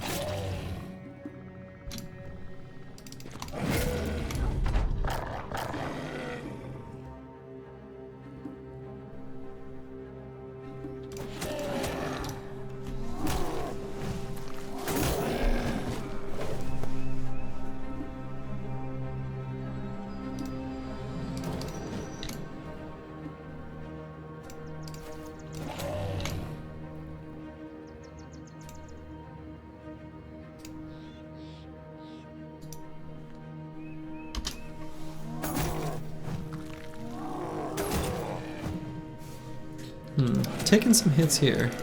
Did you lose young Anselm's skull when you lost the banner? Sure did. Sure did.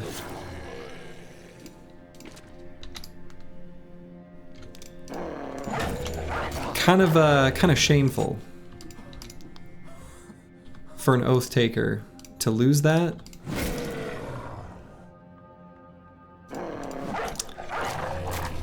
Gotta acknowledge it.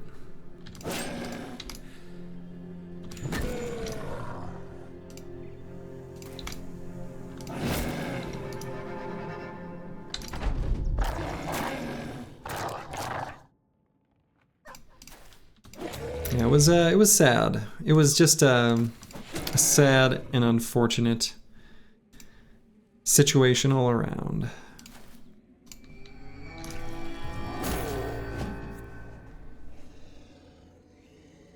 Those items should just drop 100%.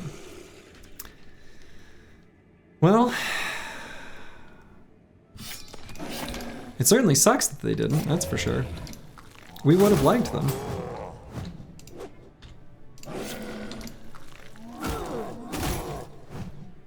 Okay, Uncle Freddie Mac, kind of getting wrecked here.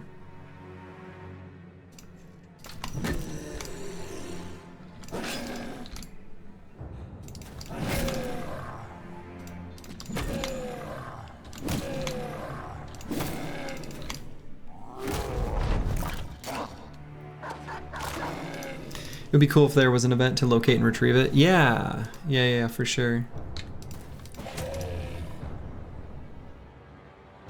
And yeah, being a way to get the banner back would be good. I mean, in any other origin, you have the option to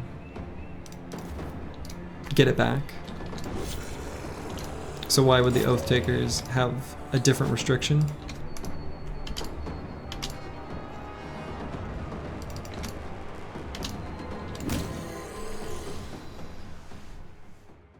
Your two-handed cleaver bro swings only once a turn. What? He swings twice a turn.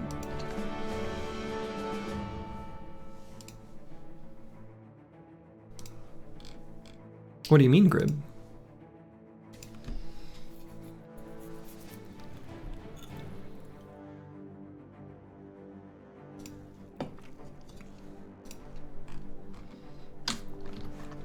Okay, so unfortunately, or no, fortunately, I should say, we should be able to craft something with this giant skull and bones collection. And we should fight these nachos as well. Maybe they'll fight us. Looks like they will. Sorry, you're seeing things probably? I may have split his turn into 2 parts, perhaps. I'm not sure. I'm not 100% clear on which, specific thing you maybe saw. There was a move, then wait for surround, then swing once. Yeah, yep. I do that kind of maneuver very frequently, and I think Searoy 7 is probably correct. I wouldn't be surprised if I did that. Hey, Toxic Wild Hog. Hello, hello. Alright, I'm gonna back up 2 hexes again. Same deal as all the other times I've done it.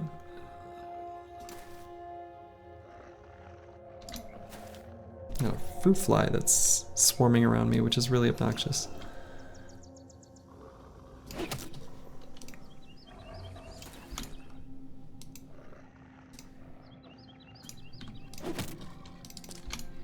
Okay, and I do want to make sure that this nacho doesn't make it out with, a bro in his mouth. So, I'm gonna pull out the...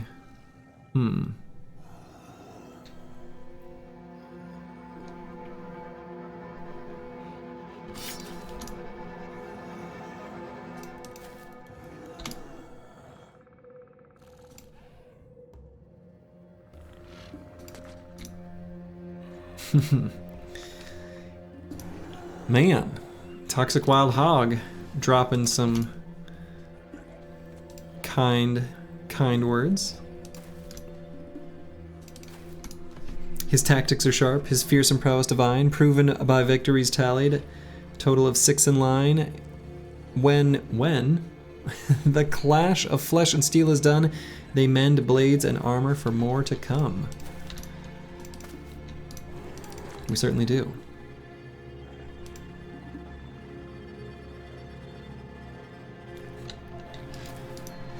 A warrior's heart, aggressive yet just. It's here that cunning and strength is a must. On the battlefield, Slurgy leads with pride, always leading with fire inside. It's a win-win. No, that was lovely. Slurgy does try to do those things as best he can, anyway.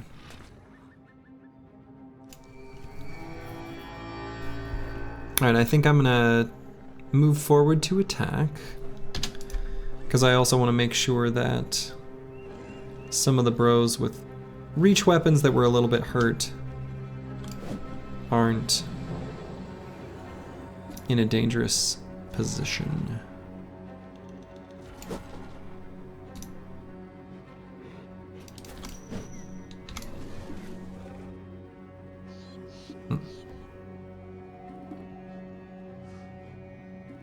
Why do I not like the way this started? This sort of sucks.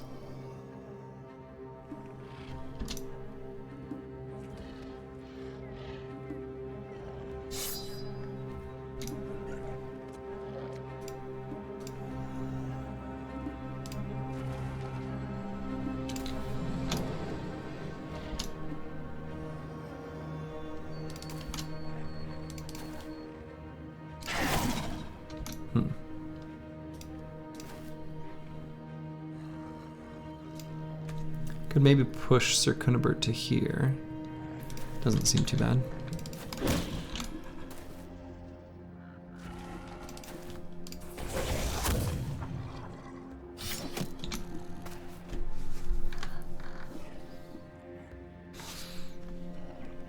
Let's see. Gonna need Debuli to rally again. I think where he's doing it from right now is pretty good.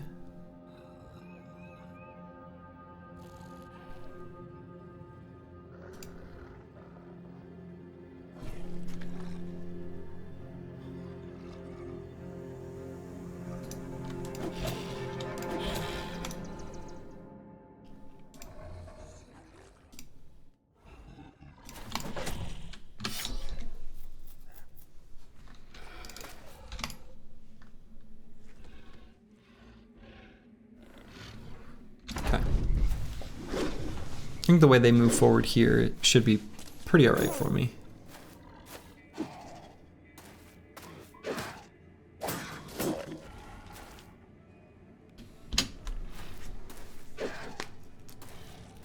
The thing I'm most concerned with is just the T3 nachos.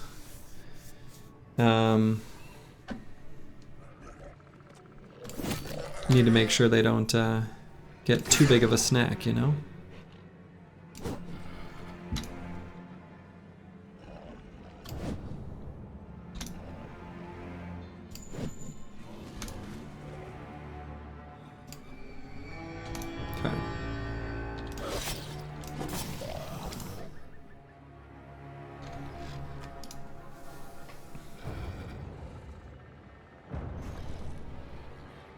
I don't like these two T3s next to each other down here. I don't like that at all.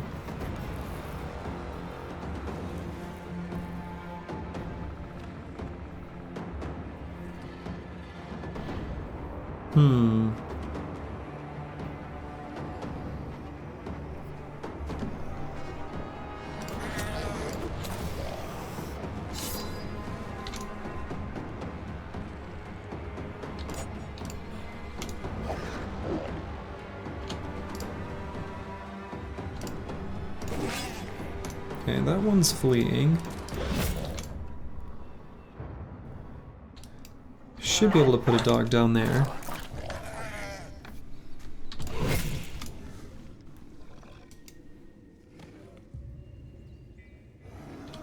Let's put a daze on that one so he goes later in the turn order.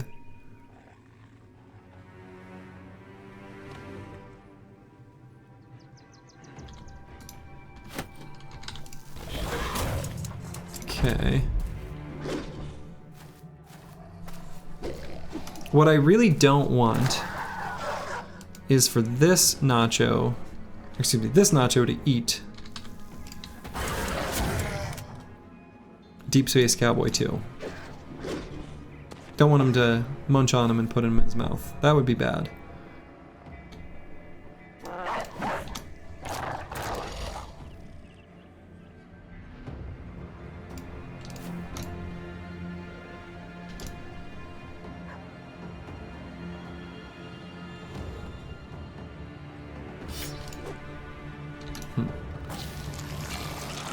What would a T4 nacho look like?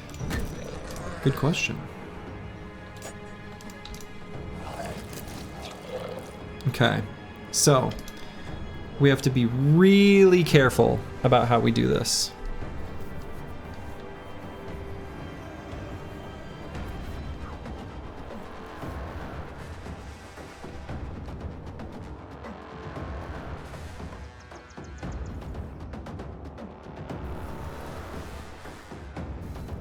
This is the one I'm super worried about.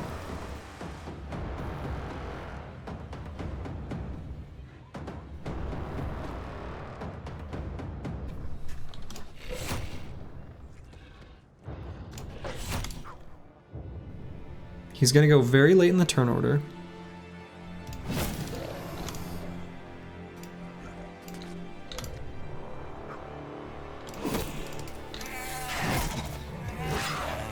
Oh shit, that one taking up that hex is bad. Okay.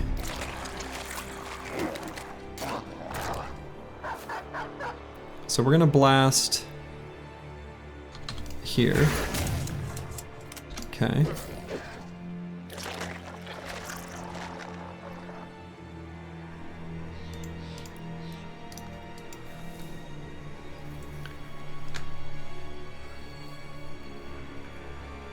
So if I shield push, then Seroy 8 can go there. Shit.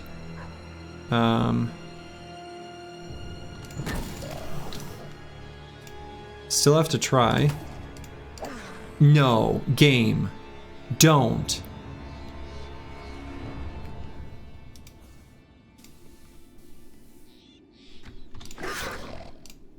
Okay, that's good. There we go. Don't love putting Uncle Freddie Mac there, but absolutely cannot let that nacho run. Under no circumstances is that okay. So we'll take extreme measures to prevent that from happening.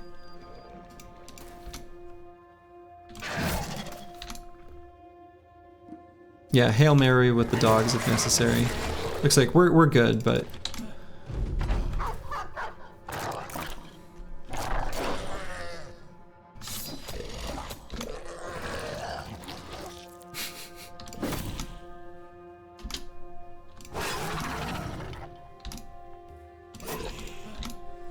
okay. Everything's good. We're all fine here. We're all fine here. All right, and I do have the opportunity to craft the nacho necklace thing here. Hopefully we can get here before nighttime. Should be able to. Yes, okay. So we can craft bone plating, more heavy war dog armor, and nacho trophy necklace. I don't think you were in any danger of him getting away with so many dogs. Yeah, I mean, fair. Probably not. I was still scared though. Just because of the way that those fleeing nachos were in the way. If I also missed those missed those attacks against those nachos, and the dogs only went against the fleeing enemies that were close to me, and that nacho just kept running, I didn't want to risk it. I'll put it that way.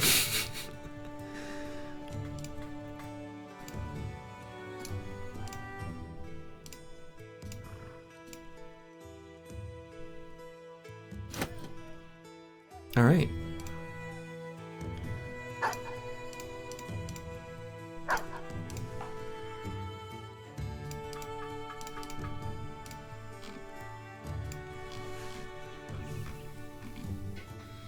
So we got another bone plating.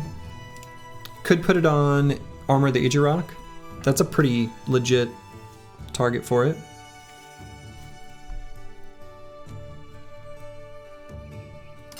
Let's just do it.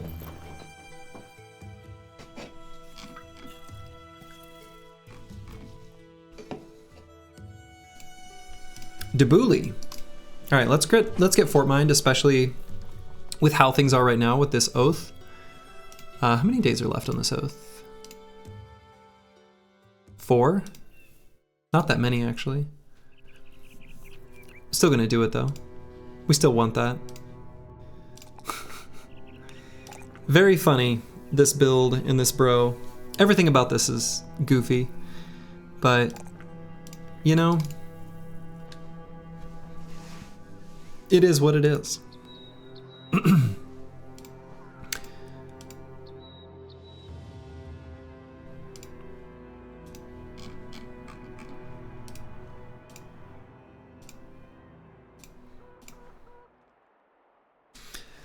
Do I buy this Sell Swords armor? I think no.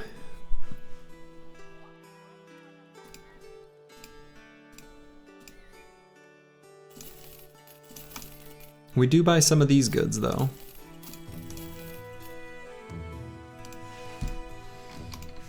And then let's make our way to Schneefels, where we'll sell stuff that we've got in our inventory, and we'll also take a look at their weaponsmith. And then we'll head to the north to look for barbarian throwing weapons.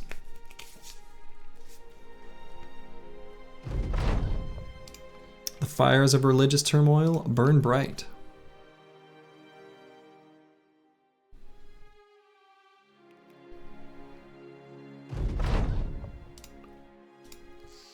We lose roots and berries. Oh well. Schneefels is a warehouse burned down, but terrified villagers.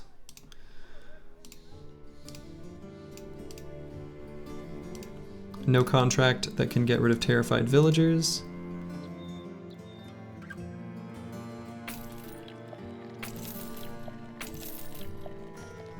Okay, there's some camp to the west of here, not far on the plains, but no mention of any named items, so I don't know that we really care all that much. Sale price here is going to be not that great. We're going to sell things anyway because, quite honestly, we don't really care about money that much.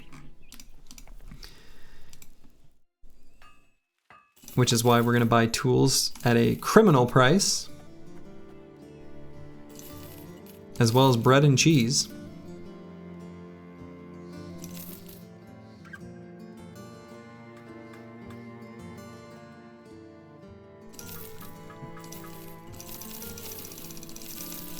So we're gonna clear out all of that stuff, and then we're gonna head north.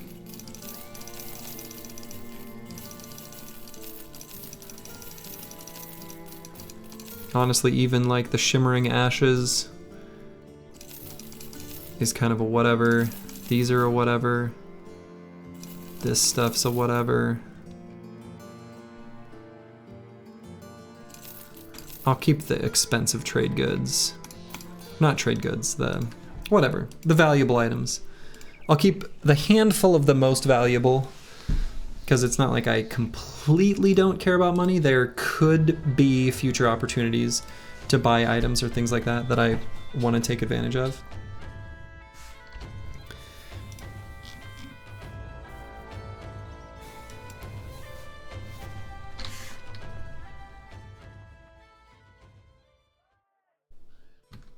Okay, so let's head north.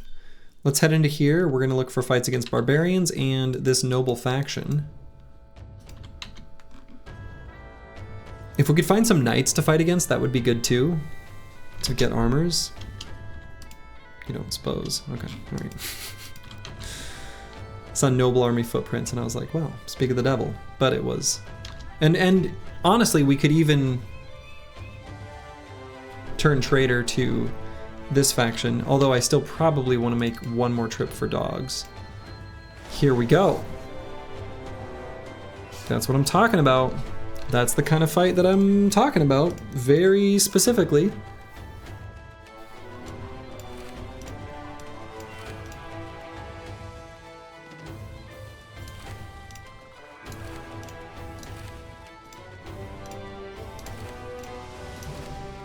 A knight, exactly. A little scary though, for sure. A little scary indeed. I won't disagree with that.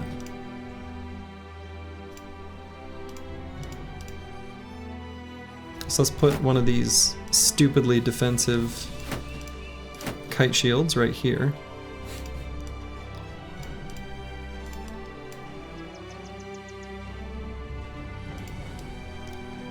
And another one right there.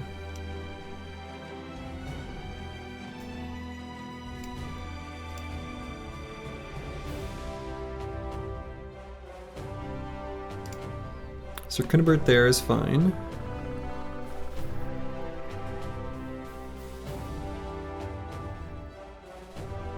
Maybe I give him like the shield that's a little bit more durable just in case.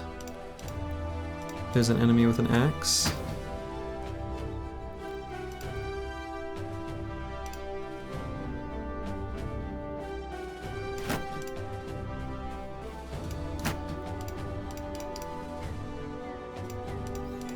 But yeah, this army is a little scary.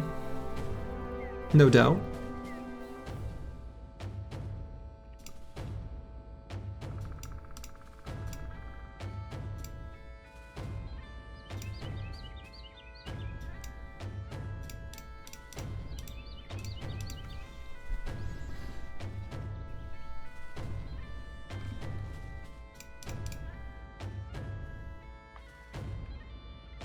Make sure I've got at least one smoke pot. Many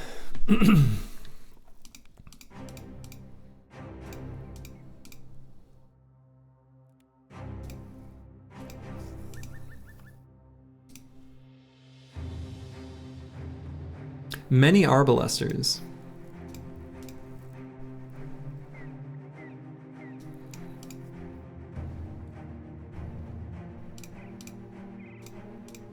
I need a few more nimble armors.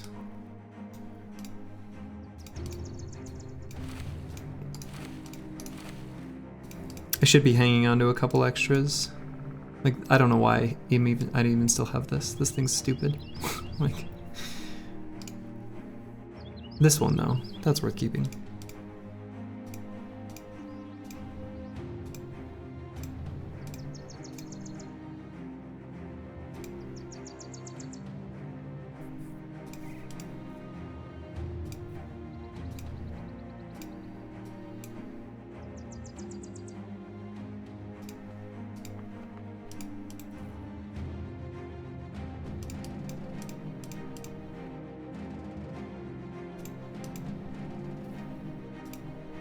Okay. Something like this should be fine. The things I'm mostly considering are making sure I have at least one ultra durable bro kind of at each general kind of checkpoint of location. And also there were still, I've got like a somewhat even distribution of weapons so I can put the flails onto enemy shielded bros and then, or shielded enemies, and then just that I've got good range defense kind of sitting in front of where they're going to attack for scatter bonus / to hit my backline of throwers.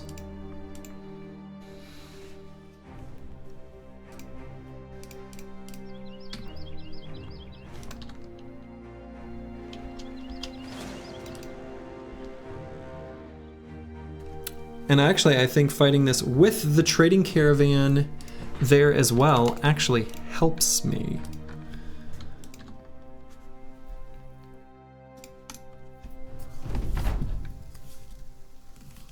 Okay.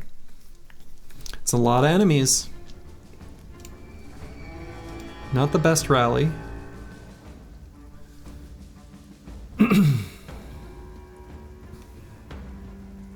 So they've got one dog here. I don't know where the other one is. I think it said a few, right? So there must be at least one more. I wonder if I have to run at him. I guess it depends. The dogs will make melee contact, or maybe they won't. fascinating. They have such ranged advantage, they're not even going to push forward. Noble armies don't tend to do that.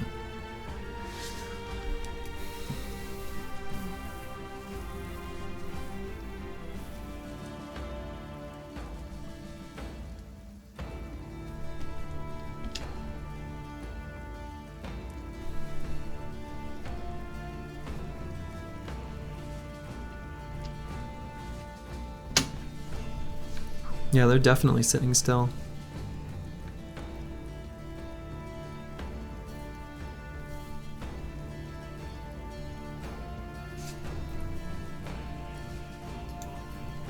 The War Dog still just waited. You think the AI is hard-coded to stay on their ground if they have numerically superior ranged units? There's a lot more to it than that, but that is kind of true. There's quite a bit that goes into that determination.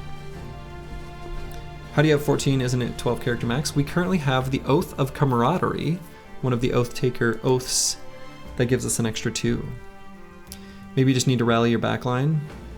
Yeah, so the consideration that they have for your squad is that they have 45 or higher ranged attack and 6 attack range, including your vision, or higher to be a true ranged unit, or at least that's what it says in the code.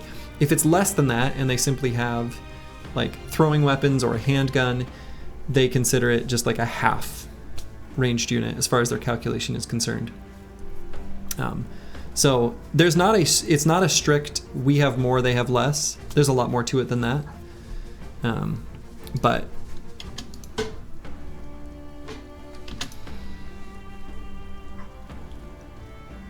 I'm really curious about if these War Dogs will go forward though.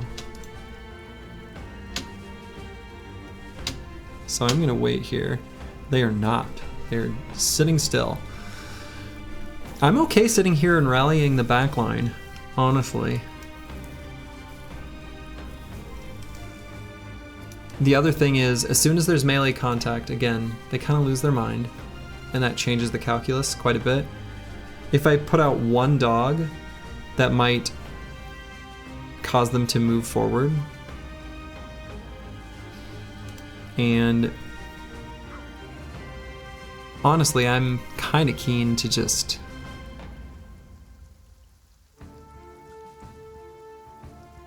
rallying so that we're not sitting here breaking. So I can take the opportunity to sort of arrange the front line and back line to be closer to Debuli. Are you gonna take the fight? Oh yeah, we're fighting this. You've never seen the War Dogs not run in? Exactly, that's what I'm thinking. You've not seen any other game where AI would play offensively or defensively based on who has ranged advantage? The Heroes of Might and Magic games, they do that. But yeah, I've also practically never seen the War Dogs not run in. Not that I can think of, anyway.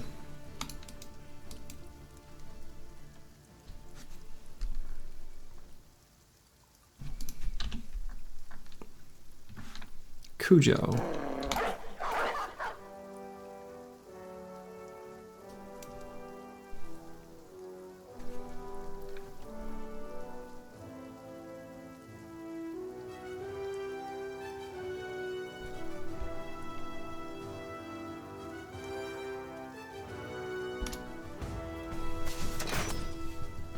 So I realize I am taking a couple pot shots here.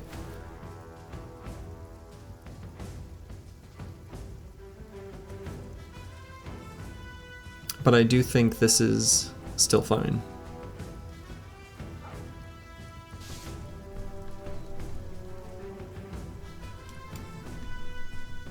Songs of Conquest as well? Yeah, which is really Heroes of Might and Magic game. True.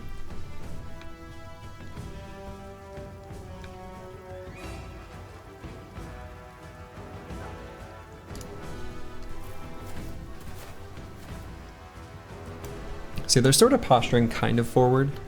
I think they are going to move forward.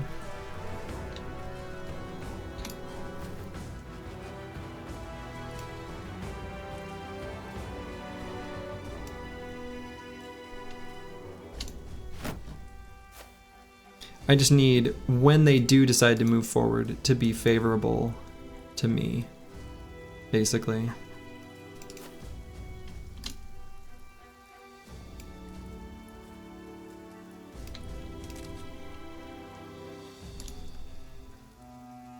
So I'm gonna move Sir Cunibert down. Also, yeah, let's take a look at this knight.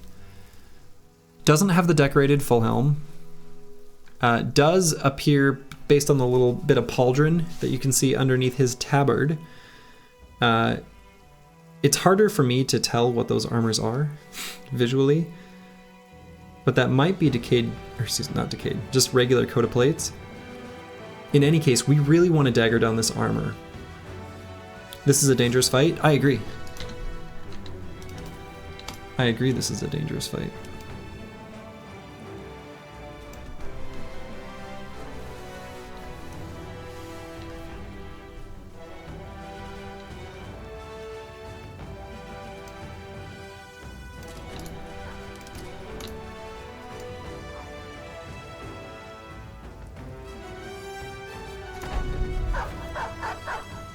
Okay. Don't be surprised if everything changes on the enemy's side now. There it is. Basically the same idea as a lot of the ways I use spears. As soon as there is melee contact, the AI behaves differently.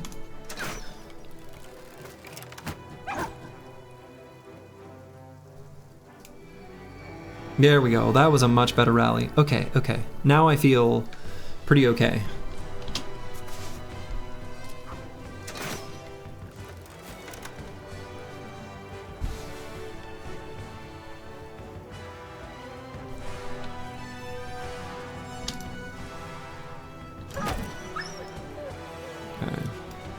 Poor doggo sent to the slaughterhouse. Yeah, it's true. What was that brave boy's name? Cujo.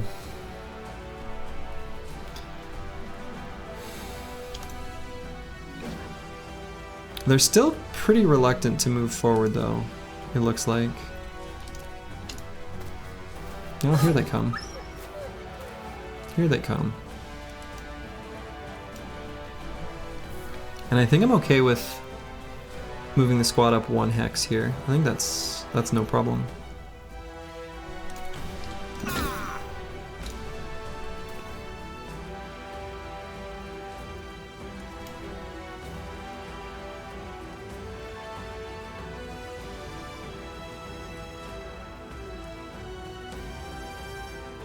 Yeah, R.I.P. Cujo. He's a good boy. He will not be forgotten.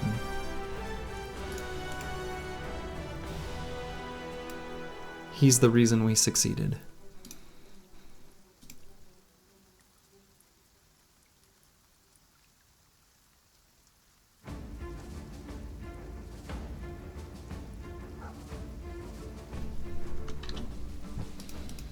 Manifest Destiny's Child 2 is not the most defensive of bros. So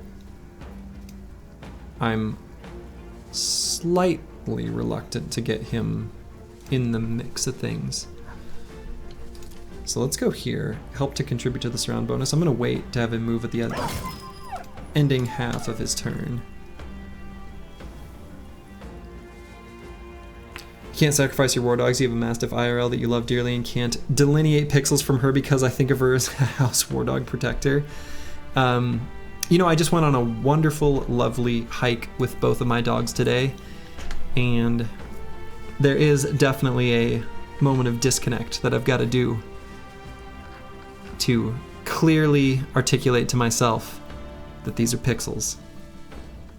Because I have the same... I get it. I get it. I'll say that. Alright, so I'm going to have Sir Cunibert move up here, but I'm going to have Debuli move forward first.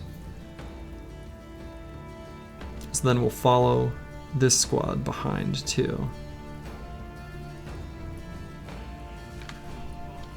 Mercenary life is cruel? Definitely.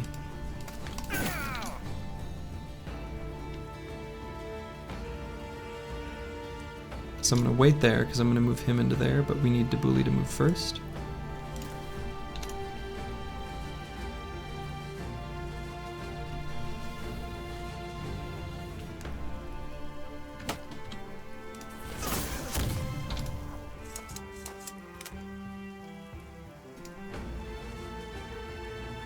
Can still move Nixlarfs, and that's okay. Nice.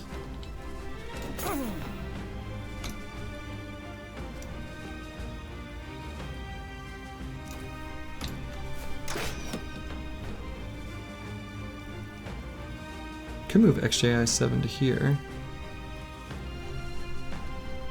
I think that's okay.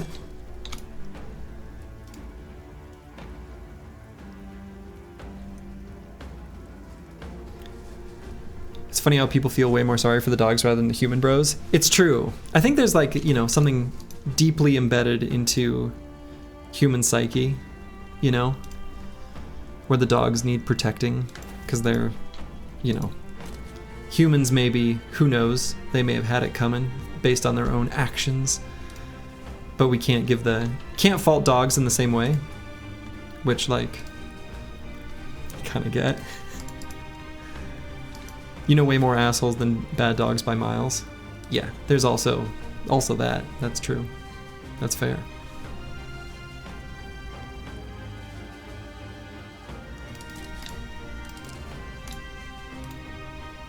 Oh, Sir Kernubert, his fatigue is so pitiful.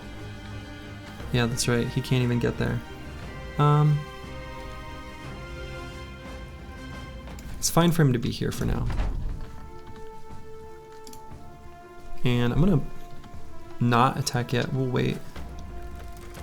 There's a big blob of enemies.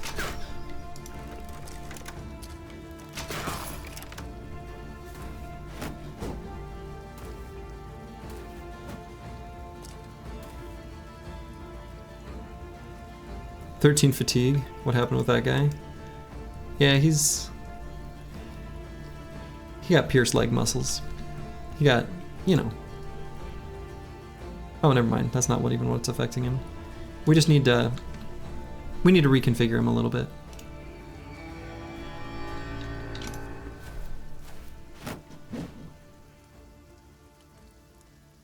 Okay, so the bottom part of the formation is definitely most at risk.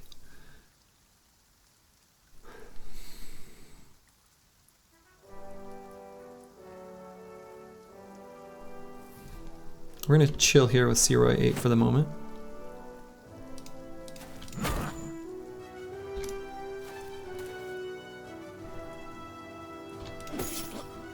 Boom. XJI 7 took that guy's head right off.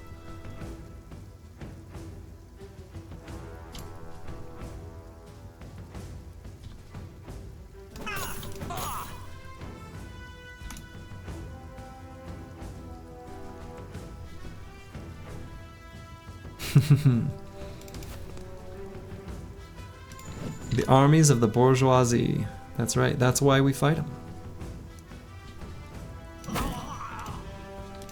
The game does do a good job of painting the nobles in a not so great light.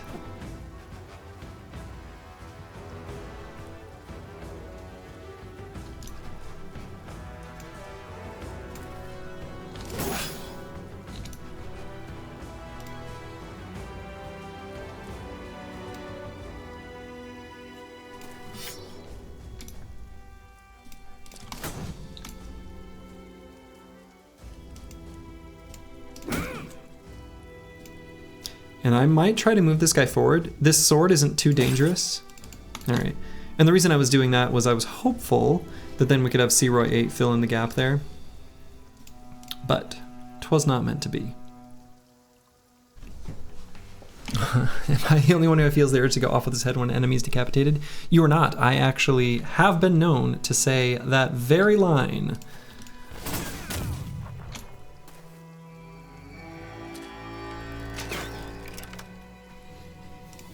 I am so tempted to move Searoy 8 here. Would he be at risk of being in too dangerous of a position? I think not. There's no billman here at this bottom part. I think this is okay. Well, could have been okay. XGI 7, let's pull out the Javs, get a kill there.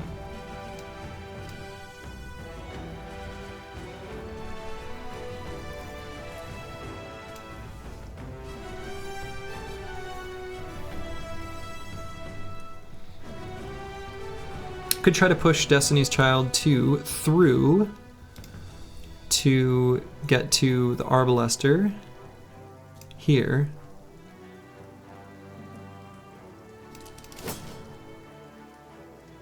Do I go even greedier? Maybe. Well, alright, we tried.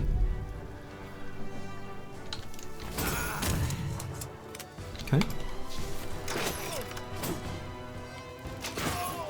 Oof. Okay, so Horst is in a little bit of danger.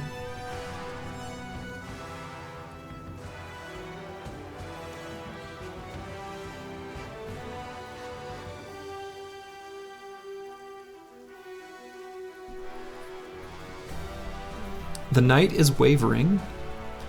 I'm annoyed that he is where he is because I really want this armor and he's going to be a real pain in the ass.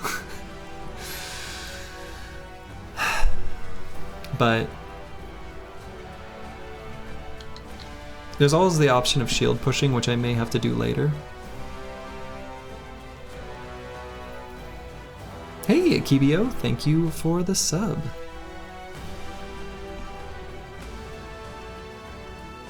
Luckily, I don't need to rally anymore. It's only Iglasvi.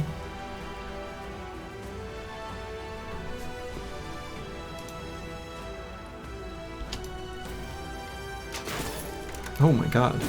Horst is just being nailed by these projectiles. He still has 9 lives, but he might just have to back out of this battle completely.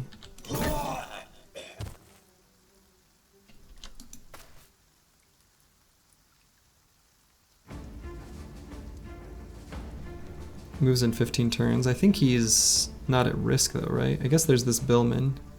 All he'll do is proc 9 though.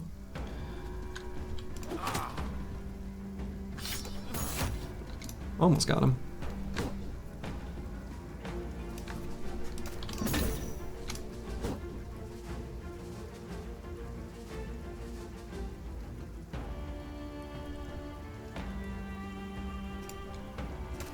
Okay, I'm still gonna wait on Seroy because we're gonna soften this Billman up with Deep Space Cowboy 2 first.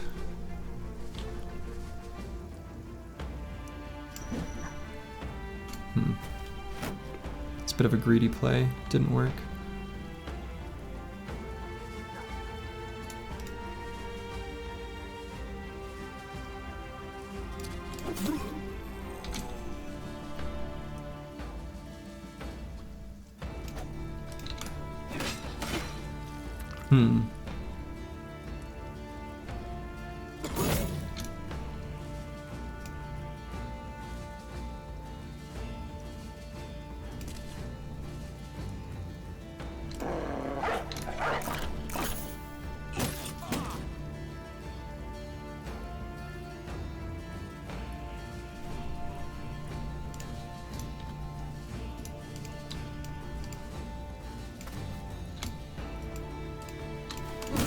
Oh no, I meant to click that one. Ah!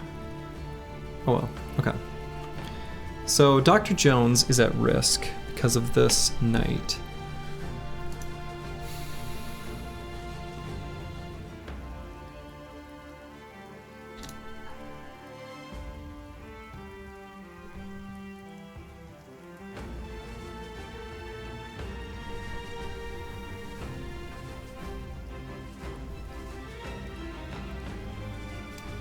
If I move to here, I can rotate him out next turn.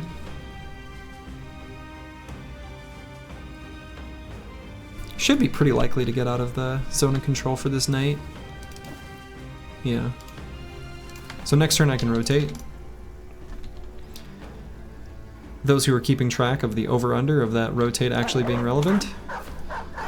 Well. Oh my god, I one-shot him? Oh, let's get right in here. Is this too dangerous? I don't think so. I think Searoy 8 can go right here. How come you have rotate? I've got rotate on one guy. Mm-hmm. You heard it here. Slurgy took rotate. 47 out of 51 of Michael Vick's dogs were successfully adopted out. Were Michael Vick's dogs bad? I don't know who that is. I don't know much about pop culture things.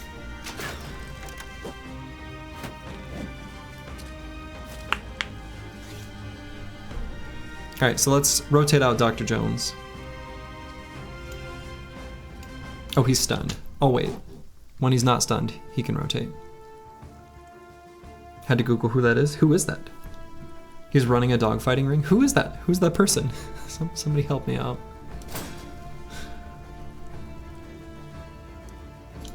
I'm your Google Assistant. Ah! How can I help you?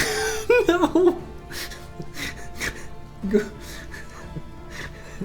No, I don't want my Google Assistant. Leave me alone. That was funny. Okay, NFL player. Okay, I gotcha.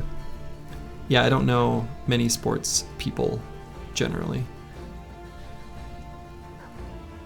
I actually, for Halloween last year... yeah, Jesus. For Halloween last year, I dressed up as a football player, and people thought I was Taylor Swift's boyfriend, whatever his name is. And they were like, "Are you dressed up as whatever that guy's name is?" I would recognize it if someone said it. And I was like, "Who?" And people thought, they were like, "Stop messing with me, dude." Like, they were mad that like I was pretending to not know who this person was. It was weird. It's like, I don't know who that person is.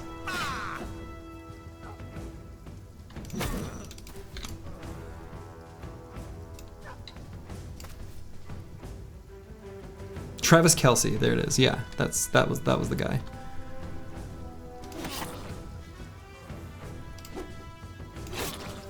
Oh my God, Searoy 8, monster.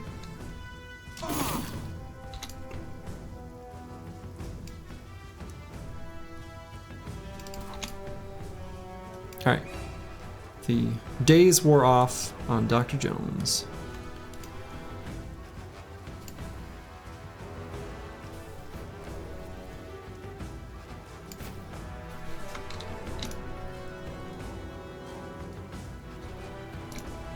Hope those standard bearers drop their banners. No kidding. I don't know why they don't. Rotate used successfully.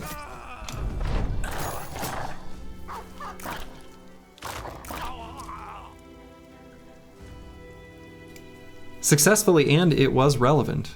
Let the record state. Not just doing it for posterity.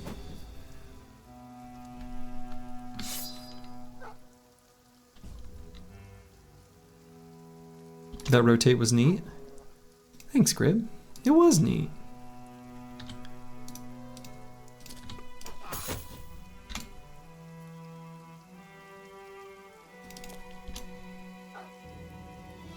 Alright, let's let those guys run on their own.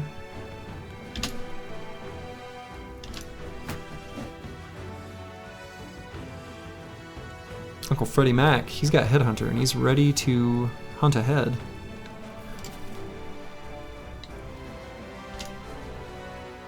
Alright, Horst, you can come closer now.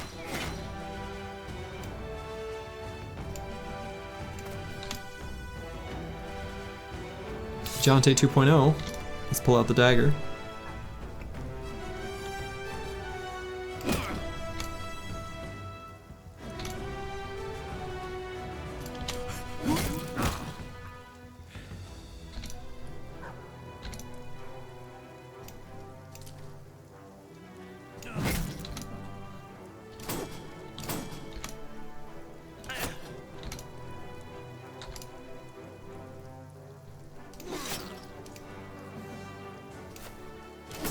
Alright, this cleaver is just a monster. Could rotate be in the meta to pick on just one backline guy to do an emergency rotate if there were no smoke bombs? Yeah, smoke bombs are really the big reason. If there were no smoke bombs, I think one rotate existing on a squad would be a lot more reasonable.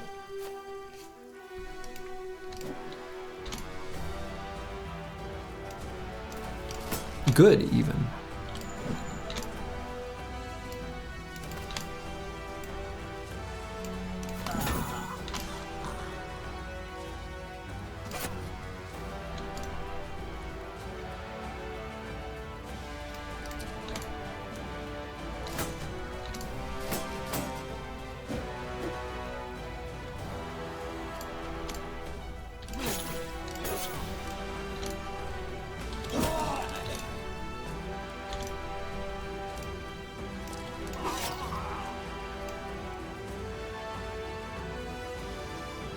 Okay, I need to make sure the dogs don't have a way to get melee contact with this guy. Good, good, good, good. Perfect, perfect. Go that way.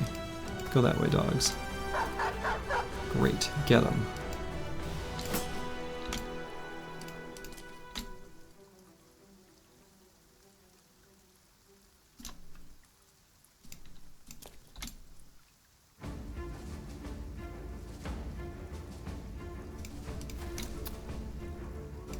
Did some fancy stuff with rotate.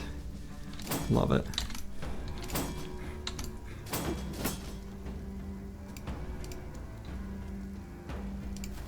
Yeah, I mean the thing is like rotate is not, it's not terrible.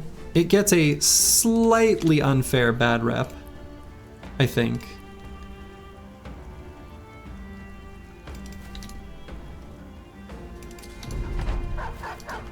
But if you take rotate on more than like 1 or 2 bros tops, you have certainly made a mistake.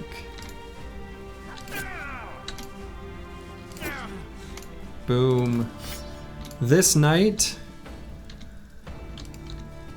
we'll say good night. Got him. Got him. Daggers out, boys.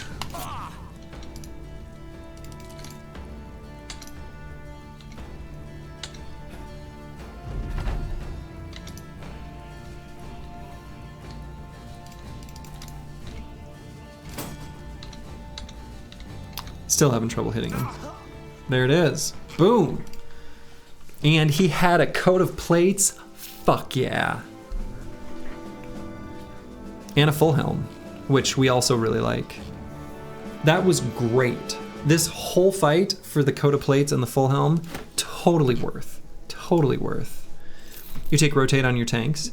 Yeah, if you've got like an inline tank, it's not terrible. Though I would challenge you, if you're taking rotate on your tanks, to consider simply being much more careful with your positioning when you move your team against the enemies, especially when it comes to like concave and convex shapes, and you may find you need it substantially less than you initially considered.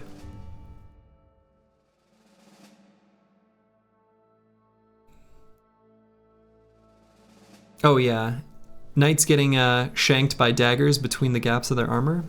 Yeah, I'm pretty sure that actually is like a real thing. Okay, and I'm gonna keep a few bill hooks.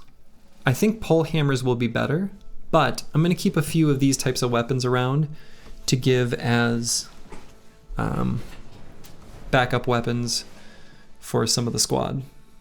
How do you deal with orc pushes without rotate?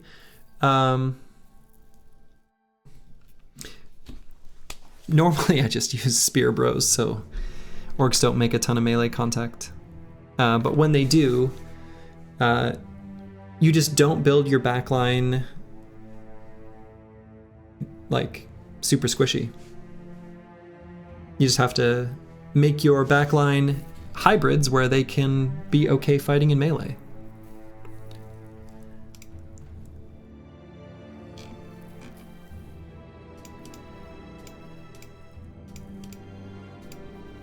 Alright, so Manifest Destiny's Child 2 could be someone I give that armor to, but actually, let's give it to Bijante.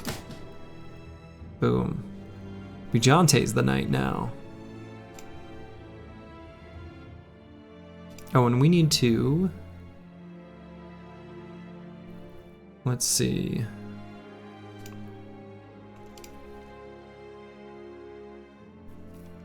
Give Sir Cunibert lighter armor. Alright, Horst is in danger, huh?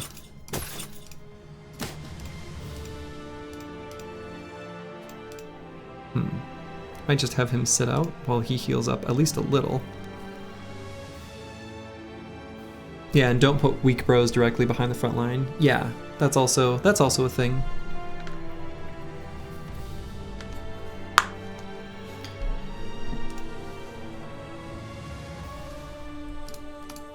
I mean, I could do this with Sir Cunibert.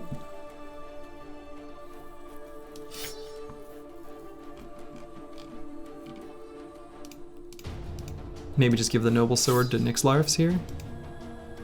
That's probably just better.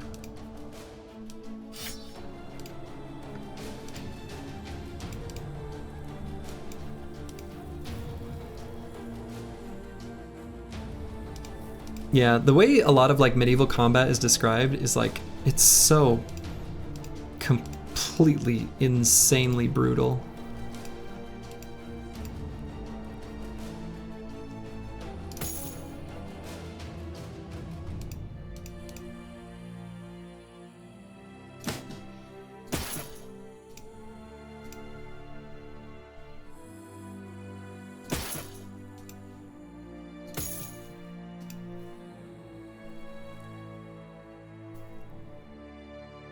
Someone seemed to say it was pretty metal. Some would say.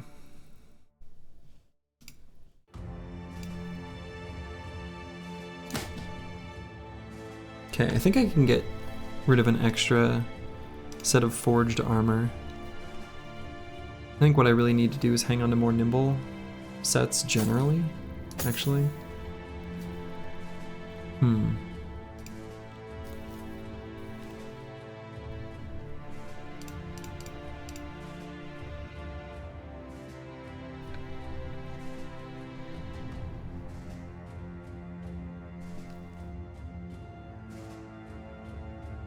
Yeah, today's combat now you just get droned. It's true.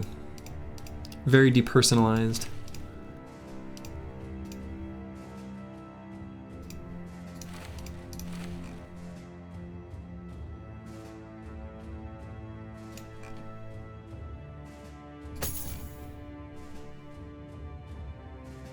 Sucks either way. Oh, for sure. Yeah.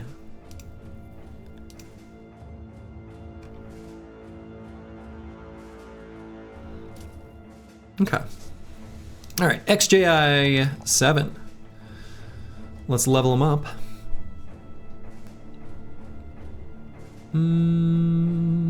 Tempted to do the 4 max fat, but I think I'll take 2 melee defense over it. And we'll go ahead and grab Cleaver Mastery. Last 2 perks on this bro are probably going to be Berserk and Killing Frenzy, but I'm not sure. We'll see.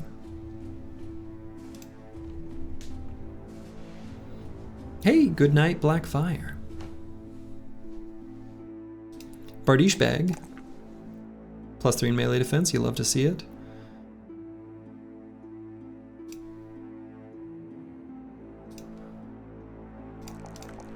Let's get Resolve here, I think.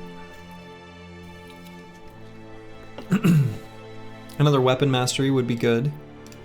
I hope I was paying close enough attention at any of the weaponsmiths to make sure they weren't selling a 2-handed flanged mace when I checked them.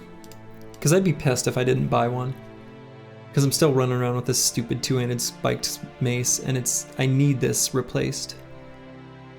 Anyway, alright. Bardiche Bag. Should I just do Axe Mastery again? I mean, I got a great axe. Nothing wrong with it.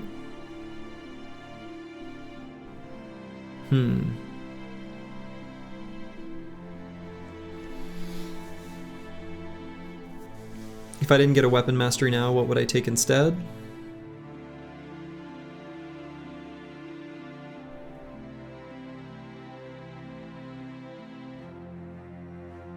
Unclear. It's not just a good axe, it's a great axe. True. Say the same thing about swords. They're not just good swords, they're great swords. Yeah, not really time or money for caravanning. No, yeah, there's just not.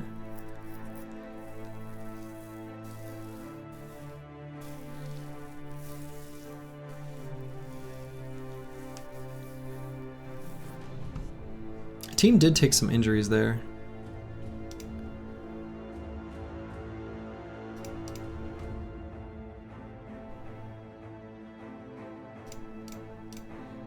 I actually think also, well, I don't know.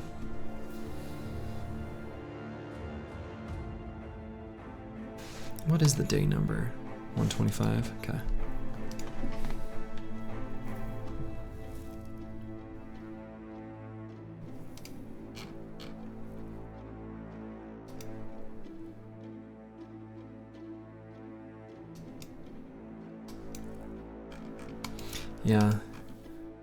Yeah, I really need a better mace there.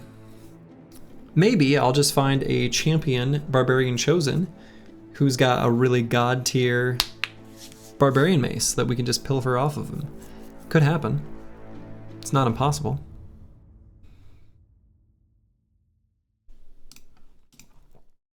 I'm gonna delay the decision there by going to Uncle Freddie Mac, thinking about what I want to get on him. Oh boy.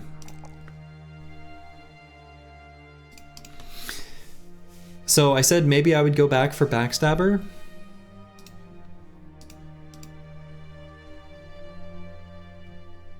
And I think I will. The important thing for keeping Killing Frenzy up would be to hit something every single turn. So let's do it. And if I'm going to skip Fort Mind on this bro, let's get more resolve. How many days will it take you to get to the Monolith and defeat it? It depends on where we're starting from. It doesn't take too long to travel across the map, though. Like a couple days max to go from like one end to the other. So we've got, we'll have time to be able to, you know, get there and do it. When it reaches like day 140 or so, we're gonna look at getting to our staging point, I guess, for lack of a better word. But we've got time.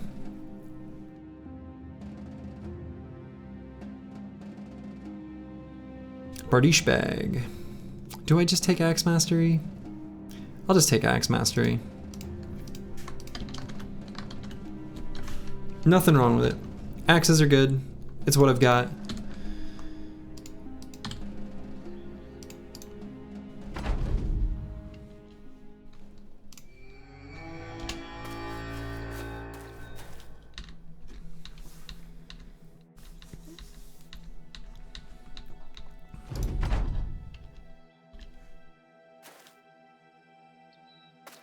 Okay, now this is cruel.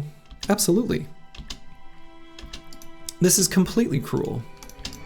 This isn't even close, or close to fair. This is a slaughter. You should feel bad. We should all feel bad. This is War Crime Central right here.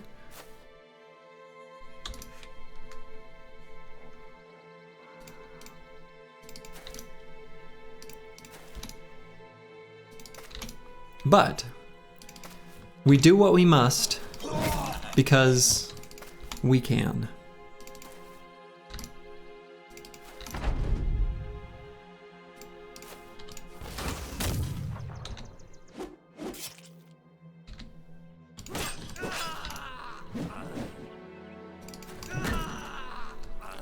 Even the music is sad? Oh yeah. I do really like, that might be my favorite track on the Battle Brothers soundtrack. It's so sad. It's like, you should feel bad. Yeah, so I think I am going to continue north, and we're going to look for barbarian fights. I think that's just the way this has got to be. Have you played War Tales? I have not. My company of Oathtakers is not so heroic after all. Hey, now. You careful with that kind of attitude. We're the good guys. Trust me.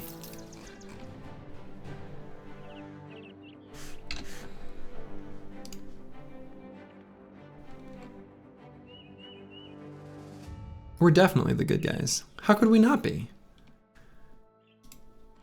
What's the reputation say? Just neutral.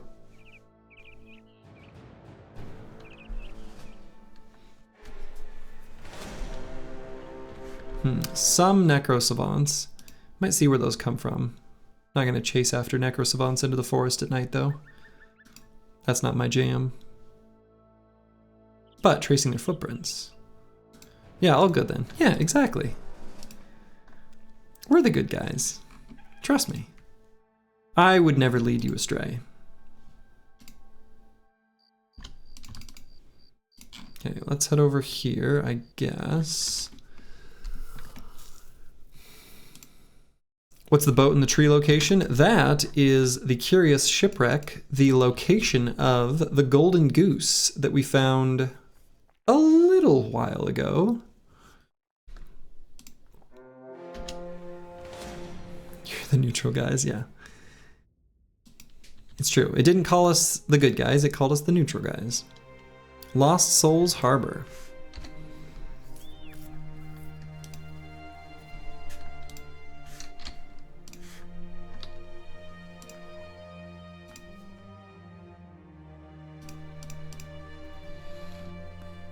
We'll leave the kite shields in position.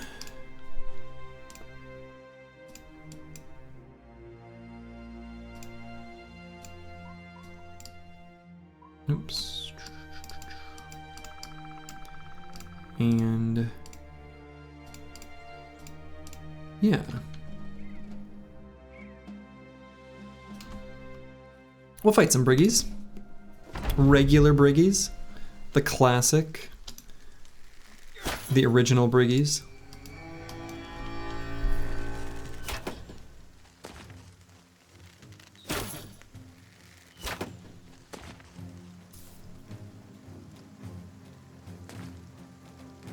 And we'll push up just 2 hexes because we want to rally again before we make contact. The briggies, yeah. OG briggies. I think they basically all shot their weapons, so.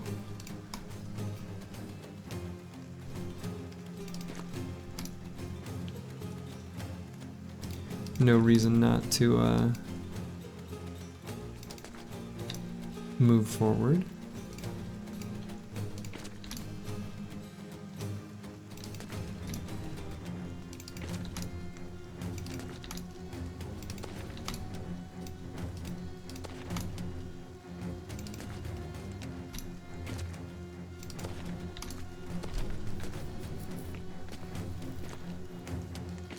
I'm gonna do a lot of little cute hopping around. I guess I did get in range of some of the throwing weapons, but it seems alright to me. Kite shields are still holding up well.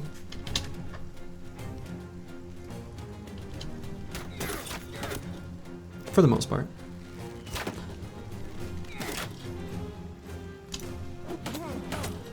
Oof.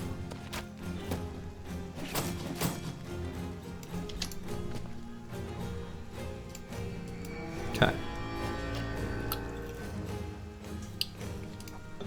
And then I might move forward and end turn with the bully here. Be in position to rally again, but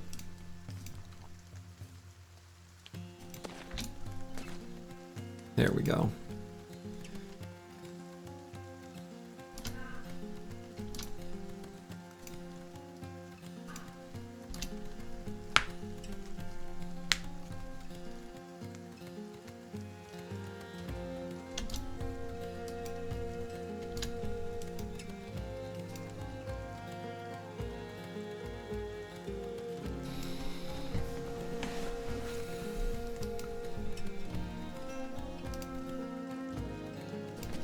Let's go all the way up here.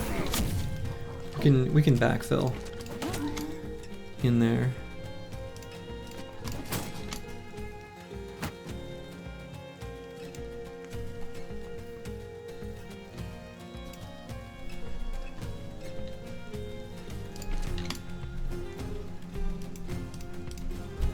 Put this guy here. Okay, Splurging Chat, have you found any cool uses for that anti-shield single-use spear? Oh, absolutely. It's just a good weapon. The key is to not use it against shields.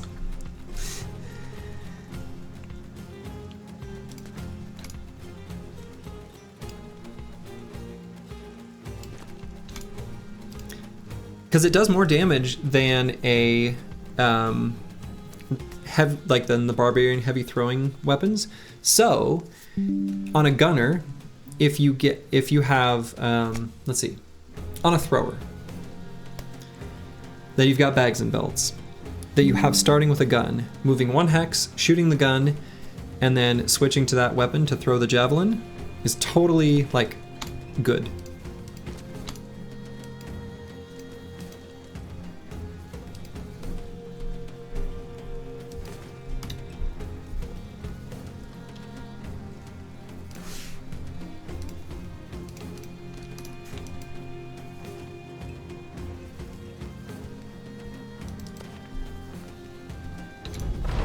But it's only one use? Yeah, but you loot them from the battlefield all the time, right? So instead of selling it, use it in that way. And get a really nice boost of damage that you otherwise wouldn't.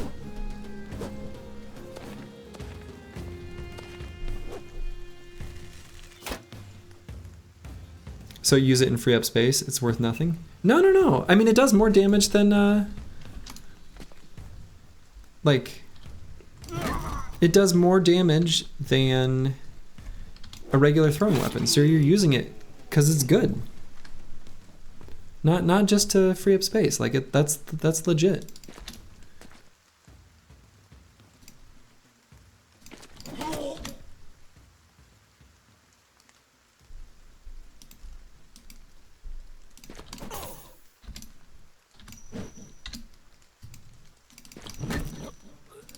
Oh, look at that morale cascade. Briggies didn't like that.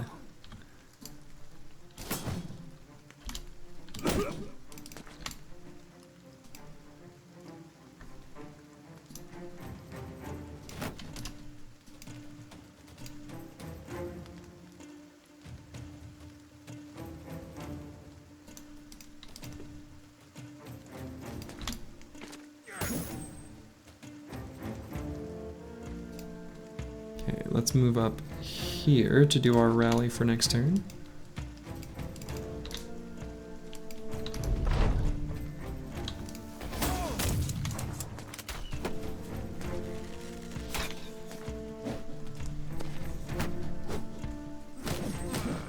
Oof. 2 head hits there on Sir Kunibert. Didn't like that at all.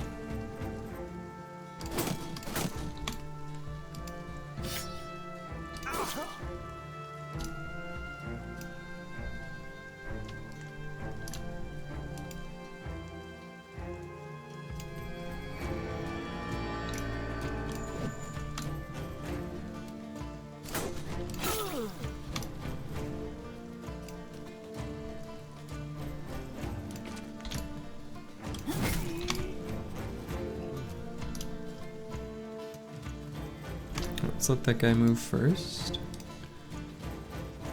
Boy, I suppose I should get Manifest Destiny's Child 2 up here to help make sure Sir Kunibert doesn't kind of get wrecked up here.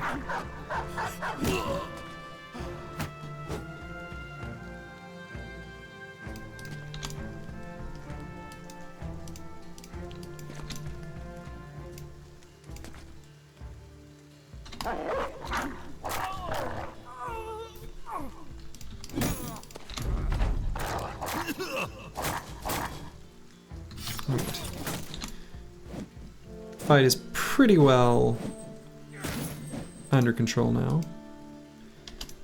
Just the last few enemies to finish off.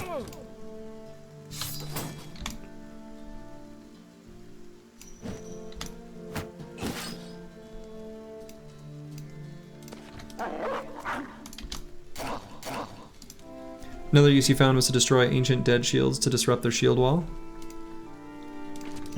That makes sense. I could see that. Seems good.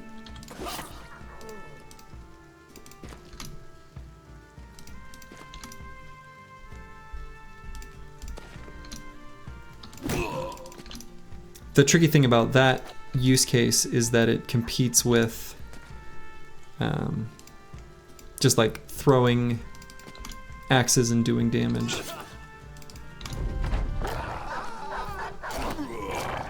So I don't know. The nice thing though, I mean, it's true though, if you can disrupt the shield wall so that they don't get the adjacency bonus, that is valuable. Yeah, I think the best uses that I've found is the one that I kind of just outlined, which I do think is legit. Like that's I've done that in this series. I'm sure of it. Not in this particular run, I don't think, but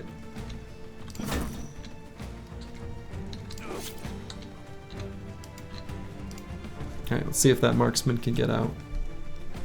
I think he can. Okay. Alright, nice Briggy camp.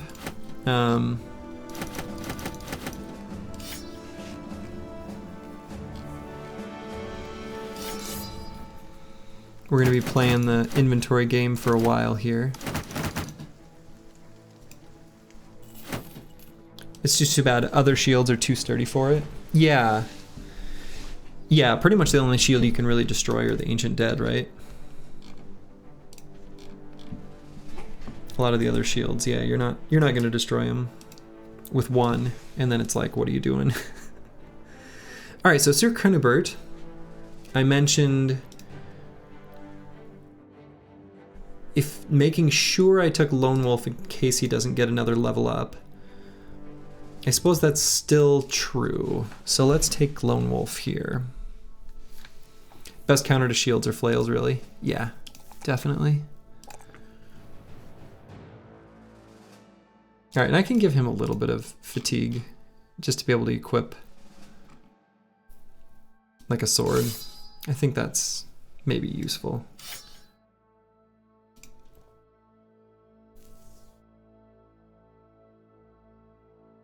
Why fire pots as a counter to shields? Just because then they can't block it? Like it just happens no matter what? I guess I answered my own question, huh? Yeah, early fire pots against like southern armies to kind of counter both shields and nimble, because nimble doesn't reduce the amount of damage taken by fire, is kind of really nice actually.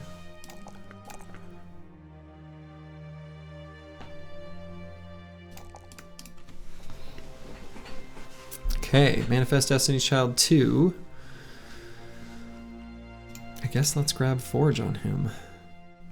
And we're going to swap out this armor. Yeah, if you're locked in a shield wall engagement, fire pots will just kill them if you miss too much. Yeah. Makes sense to me. Alright, I think Horse has enough hit points we can use him.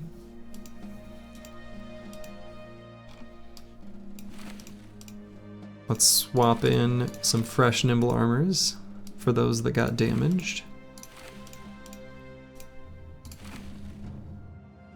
And let's go ahead and equip this one.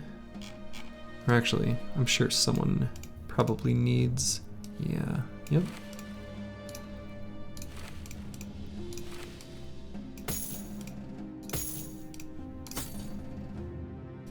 Actually, yeah, let's do this.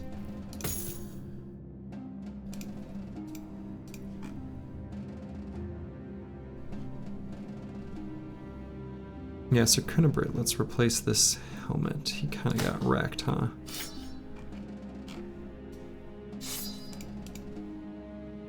Yeah, let's just leave him with the dagger.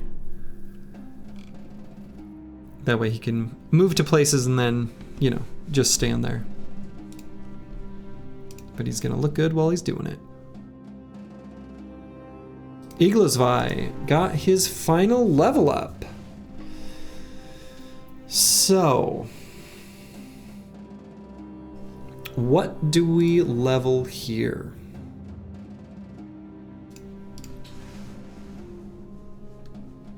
Could take Colossus or 9 lives. I think he's got enough hit points that Colossus would be better.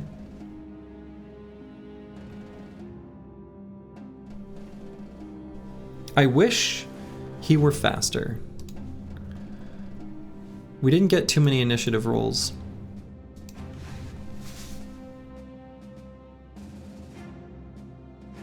I'm gonna urinate real quick, use the restroom, take a bio break, and think about what I want to do with Iglasvi's final perk. It's either gonna be Colossus or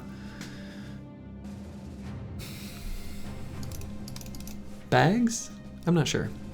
Be right back.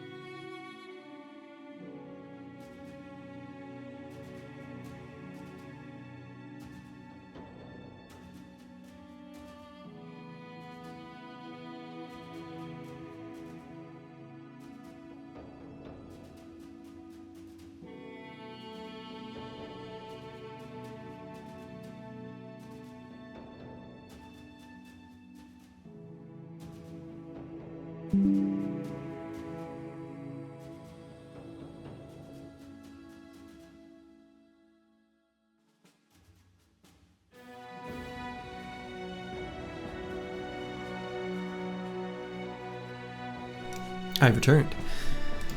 Gunner, gonna take the plus 25% resolve perk, right? I think in an alternative timeline where I didn't, due to self-prescribed rules, need to fight the Black Monolith within like 25 days, I would be more inclined to.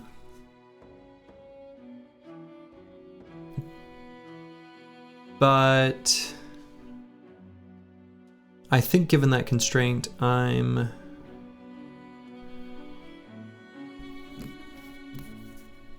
probably not going to take Fort Mind on him. Not a terrible perk though. Not an invalid choice.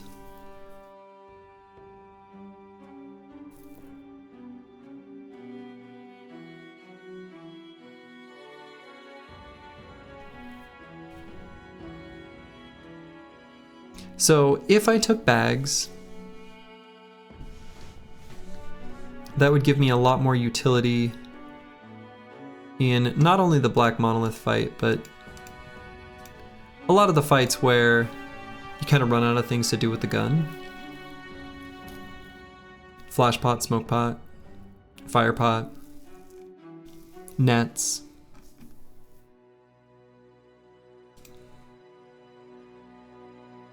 The one downside is throwing mastery does reduce the cost of like throwing a flashpot. So, you know, for this guy it'll be 20 fatigue, whereas for a thrower it'll be 15. Not that big a deal, but kind of matters. Like a little bit.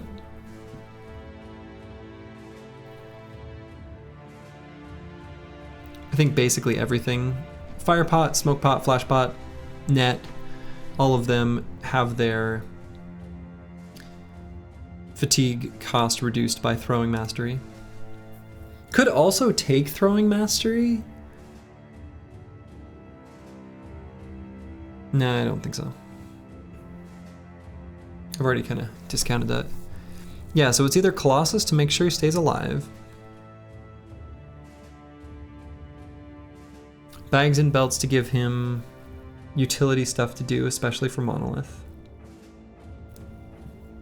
If he were faster, and or I had hyenas that I had fought, where I'd have an armor with a hyena pelt attachment, I could totally take Dagger Mastery and give him like a Katal. And have that be his melee weapon for when he gets jumped on by Necro Savants.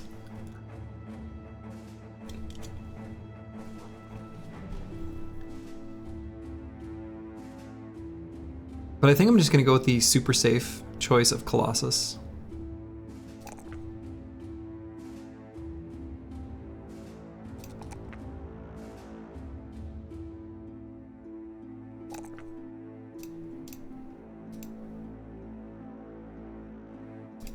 Horse here, I'm still going to delay my decision.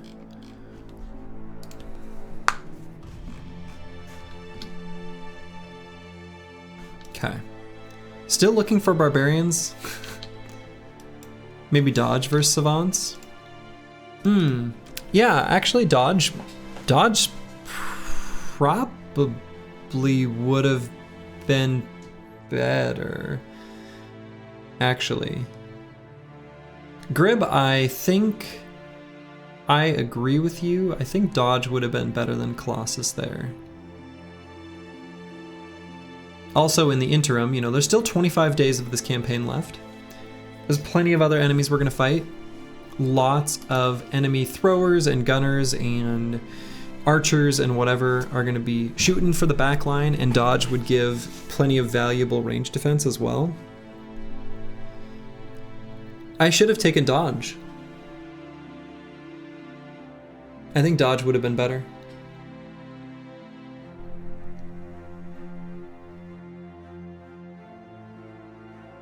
Oh well. It'll still be fine as Colossus. Okay, I guess we'll make our way over to the ruins of Firin, even though, again, I want to fight barbarians. Ah! We'll take a quick peek on this mountaintop. Nothing. No barbarians. Where are they? I don't know. Got some zombos.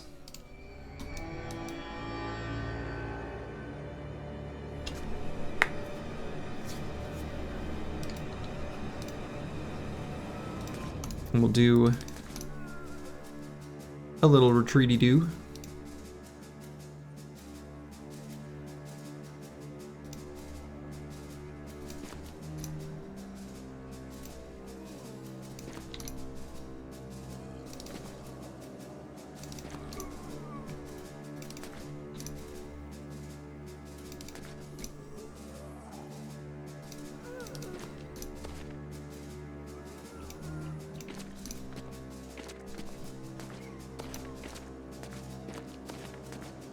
Rearranging my line as I reform so that the bros that need to rally are closest to our rallier. So we got a fallen hero here and here. Each of them with pretty scary weapons. This guy's got the decayed coat of plates, it looks like. Which, at this point, I guess we don't really need one of those, so...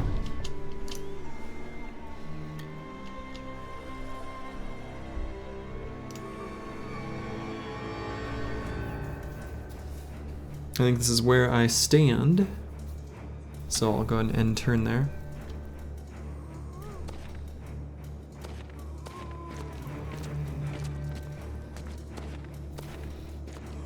Haven't seen any possess action by any necromancers.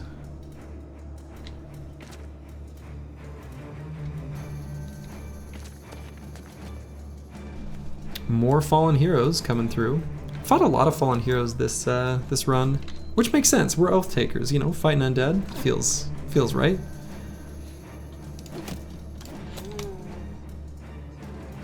Here's the Geists strolling in.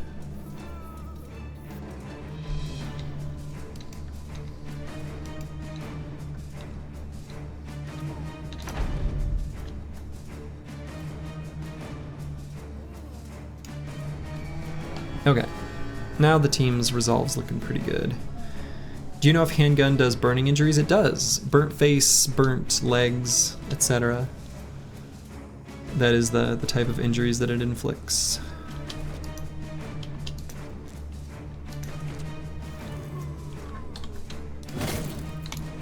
The burnt injuries are actually pretty decent too.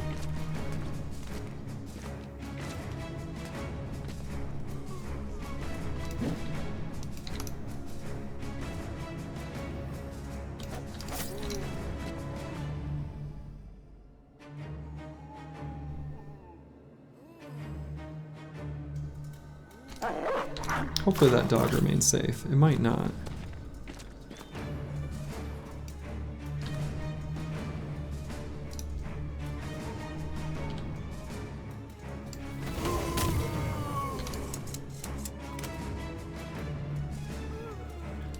That is a lot of Geists.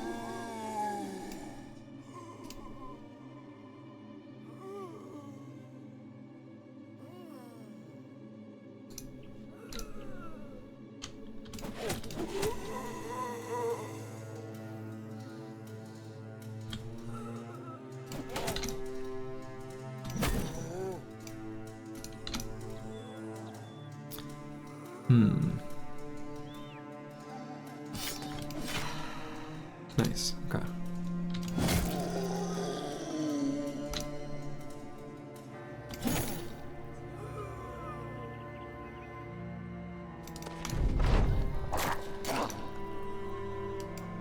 Should I go and shoot here? Guess so.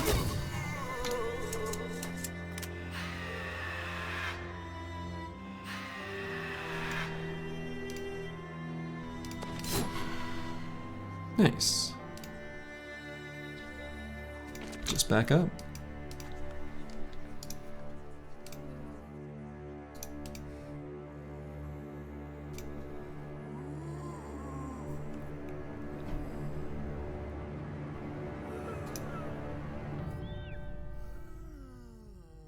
Don't know if I want to put Debuli in such a dangerous spot like this. He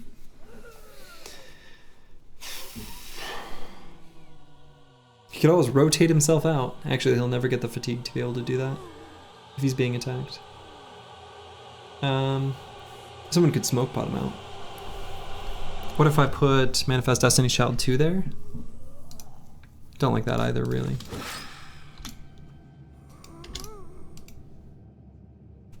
XGI 7? Also don't like him there. I guess if I moved rows along the sides up as well.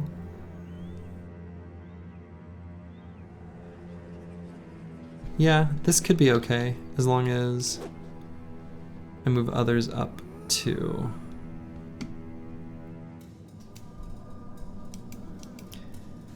You've only returned to Battle Brothers 2 weeks or so ago and you realize you haven't seen anyone using a whip. Are they still a thing? Yeah, whips are still a thing. They're okay.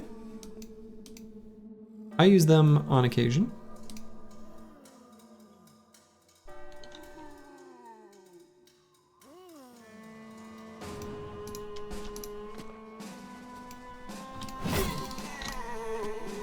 They have their place, for sure.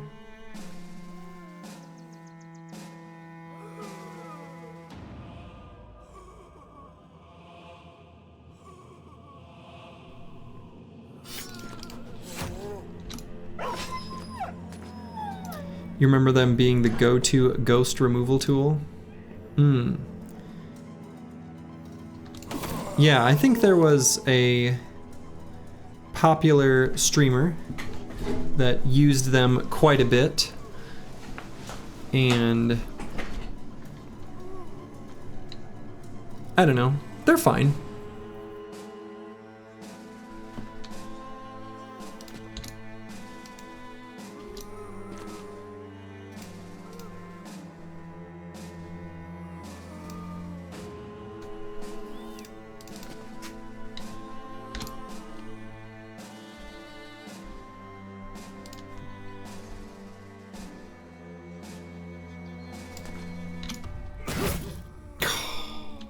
Okay, that is what I did not want to have happen there. He does not have 9. Oof. Okay.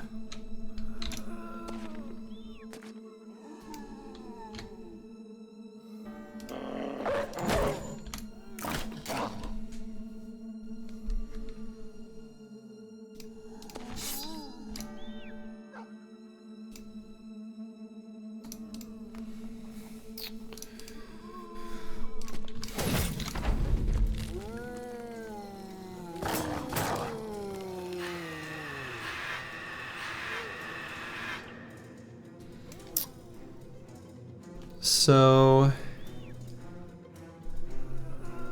Dubuli's gonna have to rally. He doesn't have, oh Jesus. Okay, this suddenly became much worse.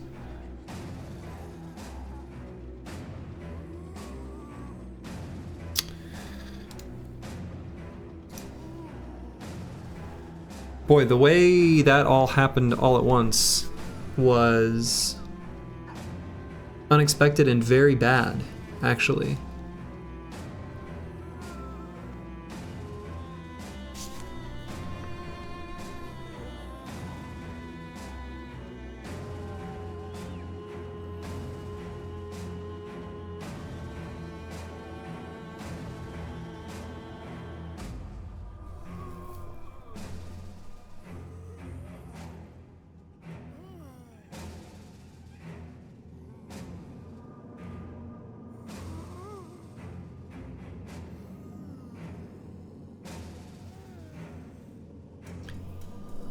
Actually, maybe we're okay.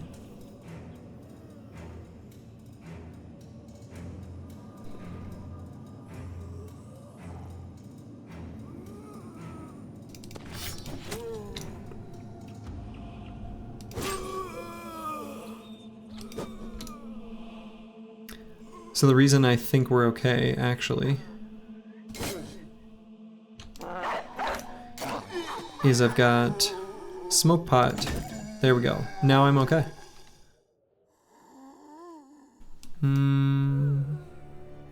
13 turns, yeah. Have to move forward? Shit.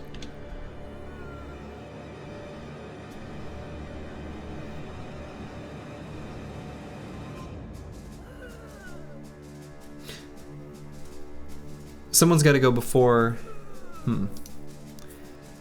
Basically, I got a good place for a smoke pot where I can hit several bros at once.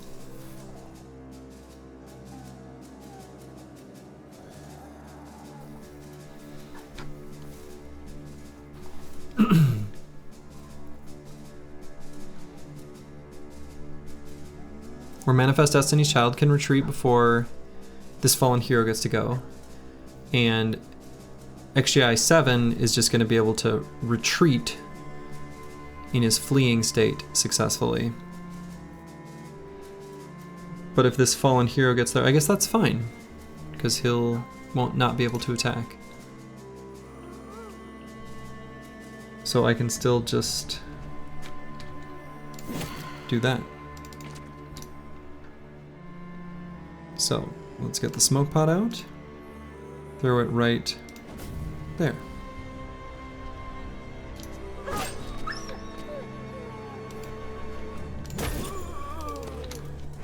Unfortunately, losing some dogs here. Those are a pretty valuable resource right now.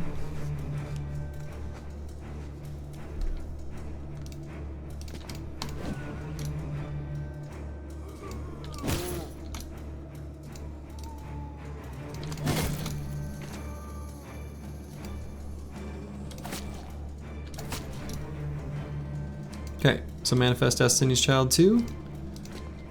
This is gonna smoke pot back away. Same deal with XGI 7. So we're fine. But that was kind of scary.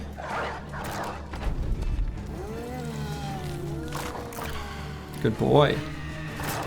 There's a good boy.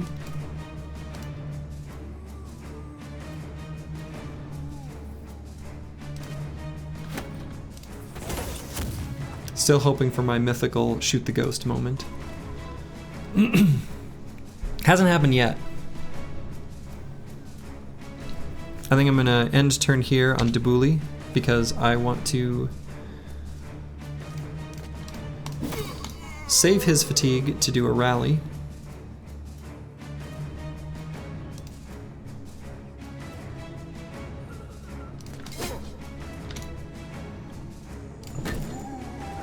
Bonk.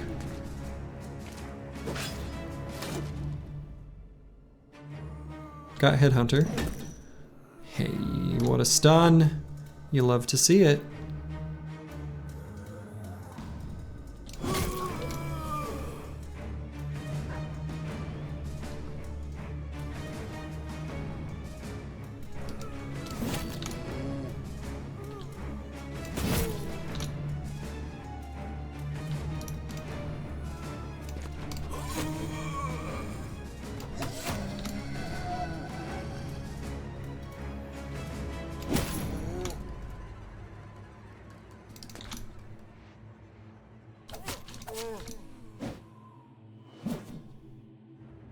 Hey, XGI 7 rallied. That's kind of nice. Can move up and have him participate in the battle.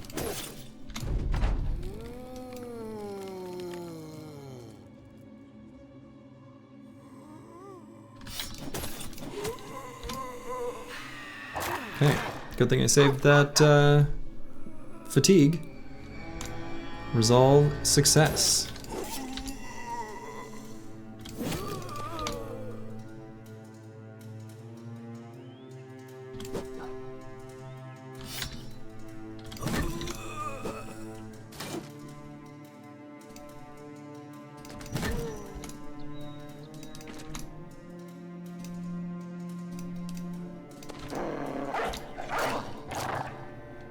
Dang.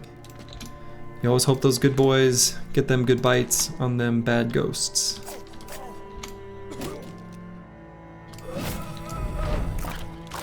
Come on. You can do it. You can do it, Thorn.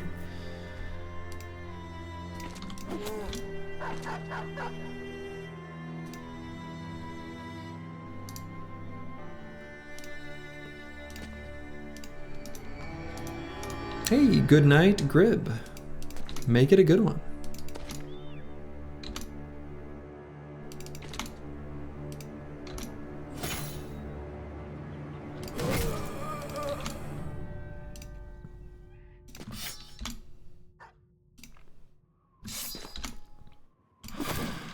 Here we go. Oop.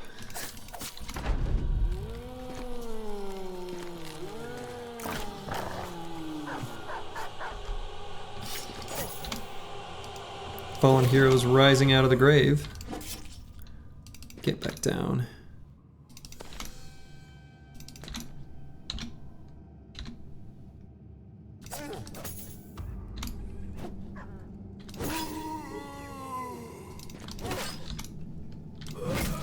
Okay.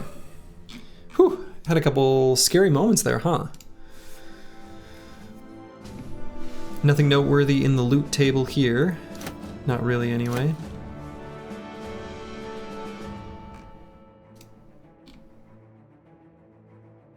Did get some decayed coat of plates, decayed coat of scales.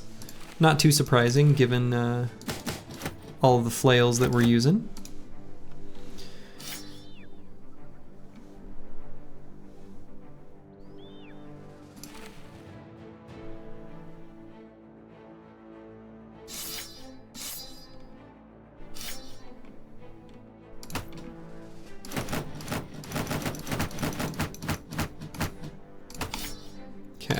Gonna grab all these expensive arms and armors and armaments.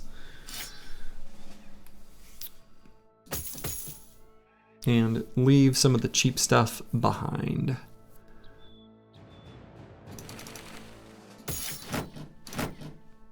Okay.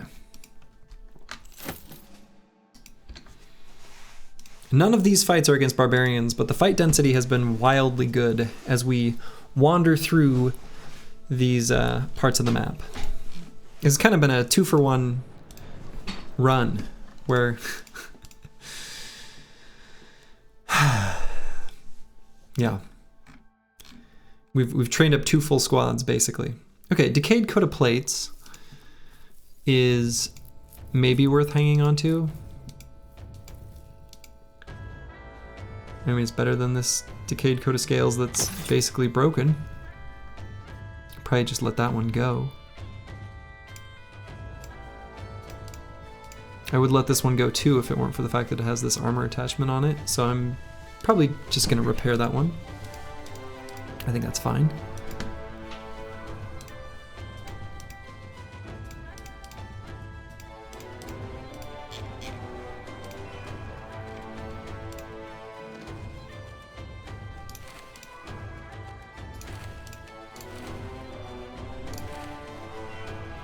Okay, replacing a couple nimble armors and continuing on. I think for realsies, I've got to avoid other fights to an extent and just look for barbarians. I don't know where they are. More undead. I mean, the thing is I need to be taking these fights. I wonder if I should, you know.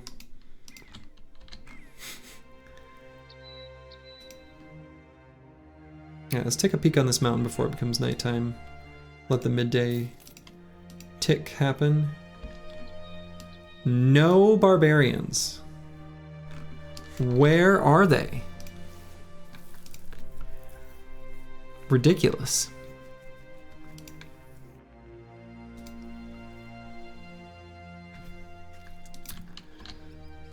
Well, we're gonna take this fight. I mean,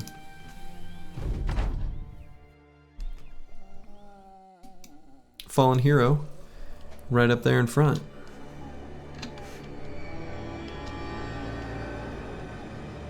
Slurgy versus the undead continues.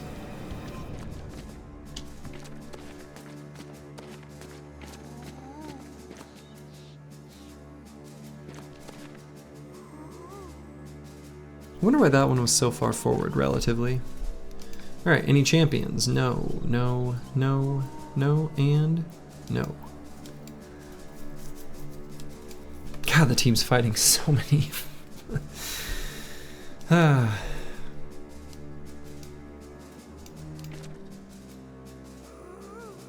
Okay.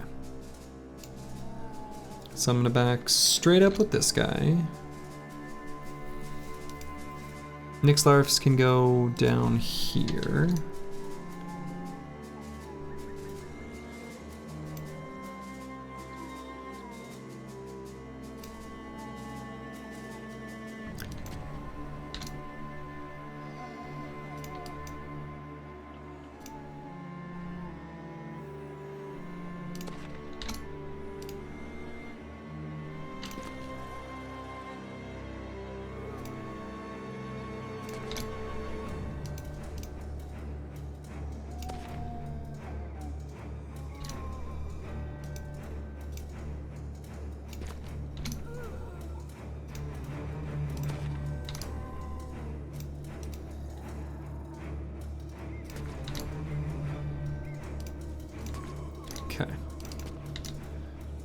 Again, similar to previous times, sort of rearranging the squad such that I've got the ones that need to be rallied still closer to the center.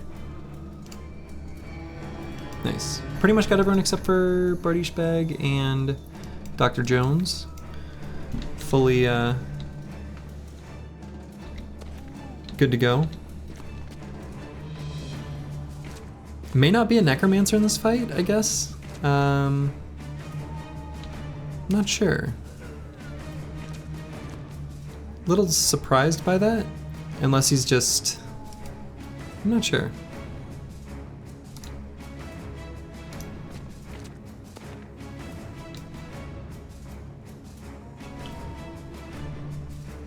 Okay, Sir Kunibert does have a kind of bad injury there. You need to keep that in mind.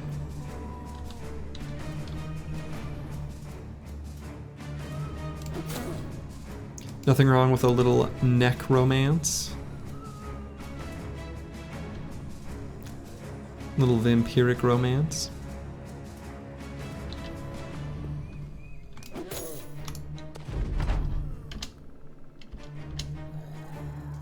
Let's rally again. There we go. Everybody's fully rallied. There's the necromancer. The Necromancer.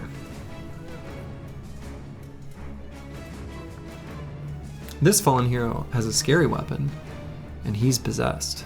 I don't like that.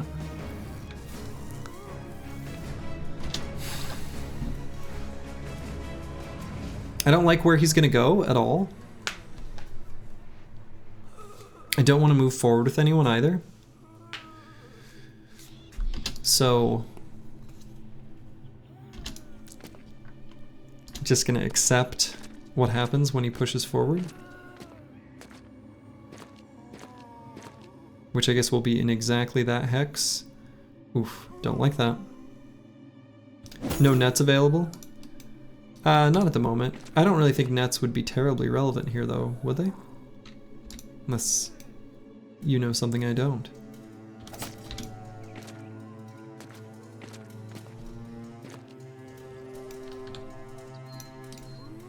Okay. Could go here for a blast of 4.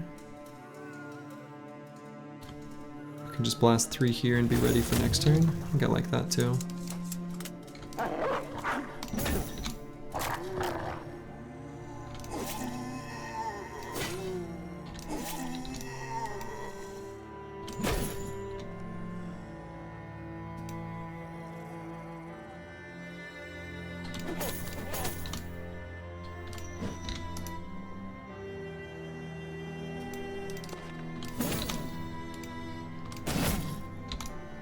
Okay, as long as I get good damage in on the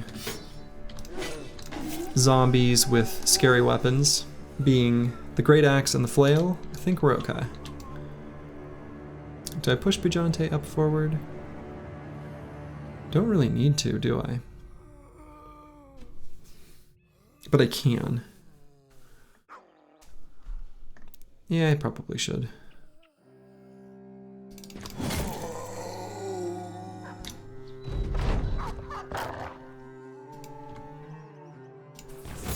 Let's get an overwhelm stack on the one with the possessed.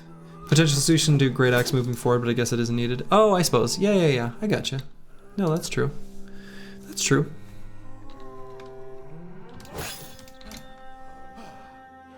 It does delay his progress. I have used that kind of idea before. Let's see. Do I feel like I need to use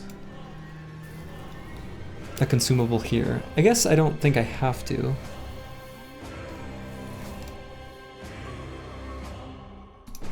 Let's just wait on Nixlarfs for now.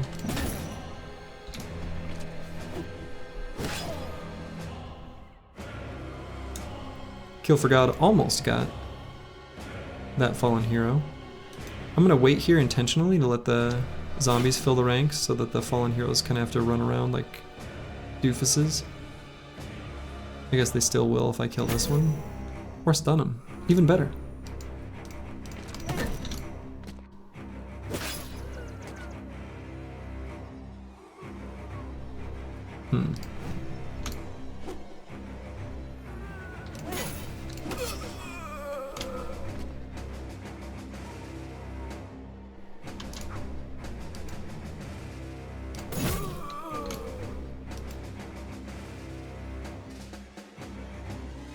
I don't know where that fallen hero is going.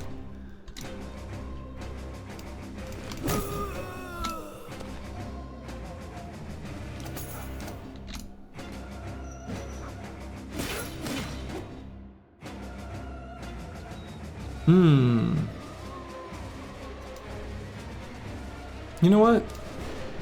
Let's throw a flash pot there. Lower the damage there. I don't love that. Ooh, almost lethal.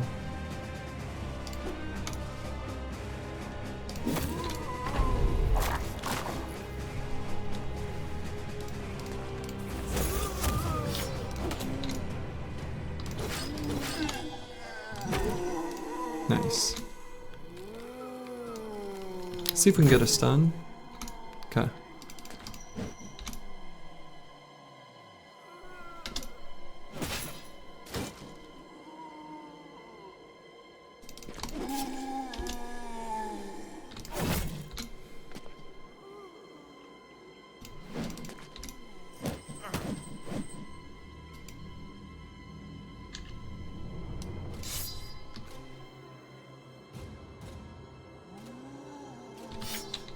Gonna see if that was enough fatigue for him to be able to shield push for next turn. I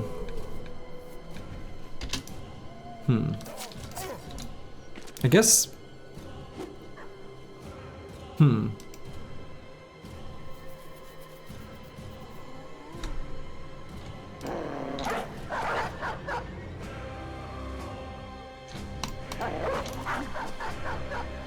Oh, that dog.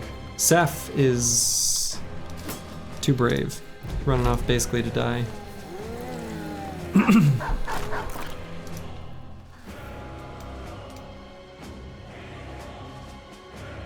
Are you pushing to mono tonight? Oh, no, no, no, no. Not tonight.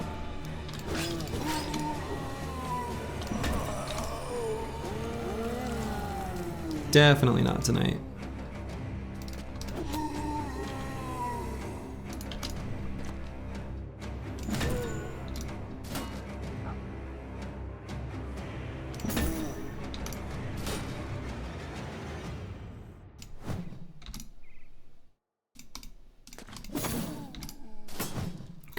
Okay, good.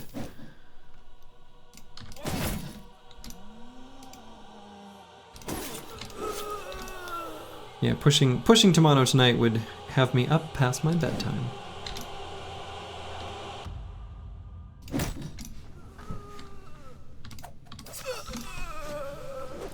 Though I am a bit of an irresponsible boy when it comes to staying up late playing video games. Have been ever since I was but a wee lad. Child Slurgy did the same thing.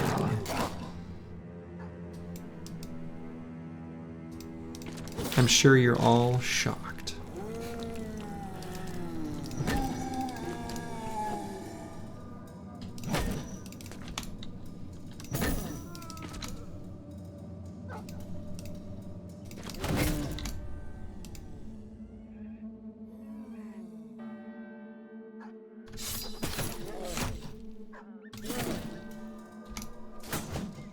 We have a lot in common, Slur Jesus.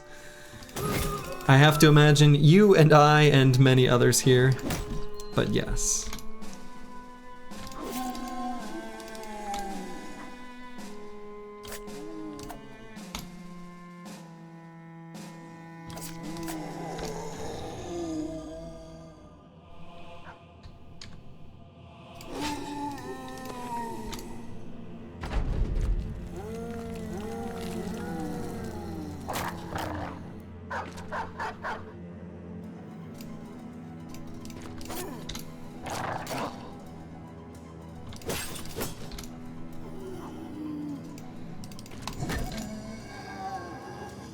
Ooh, that one's possessed, huh? Hmm.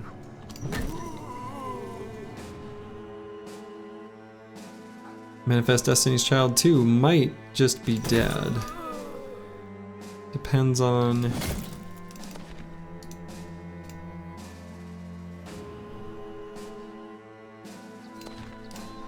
Okay. And... Oh! Horst the Hero.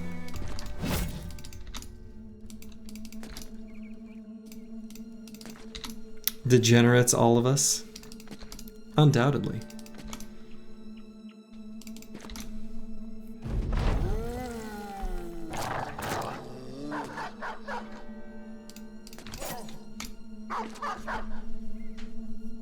Doggo First wasn't better there? I'm not sure.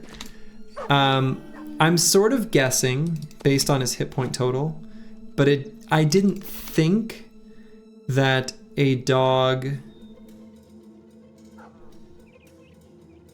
would have done enough damage, and I didn't have the fatigue to do the dog and an attack, so it was one or the other.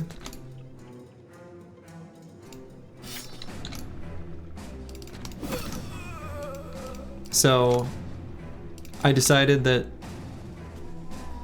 probably the best case scenario, or most likely one, was the attack instead of the dog. Yeah, not enough fatigue for both. Yeah, yep. Yeah, fatigue was too low.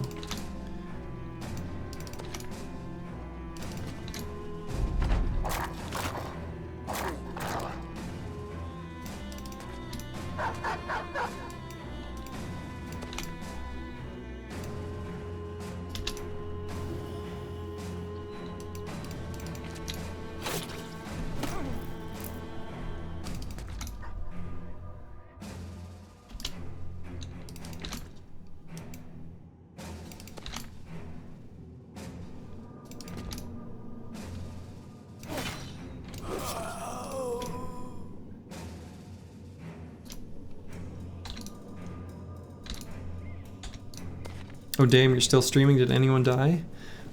I am still streaming. Did anyone die? No?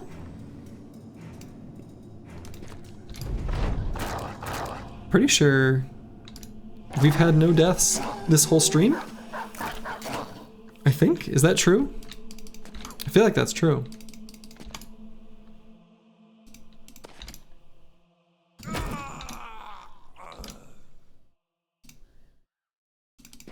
Got close to one with a nacho.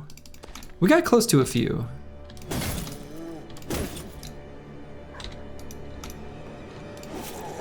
Boom. All right. That was a reasonably spicy fight. Went well in the end. Is notably not a fight against barbarians? Where are the barbarians? I don't understand where they are. Like, actually?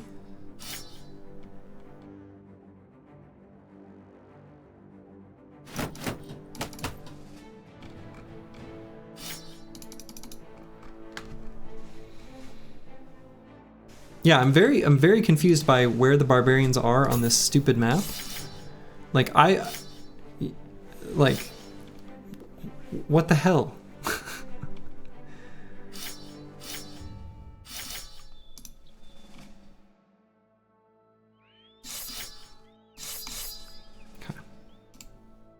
They're in the north. I mean, true. But like, we've done so much northern exploration, and I'm not finding any. I mean, I know there's this camp way up here.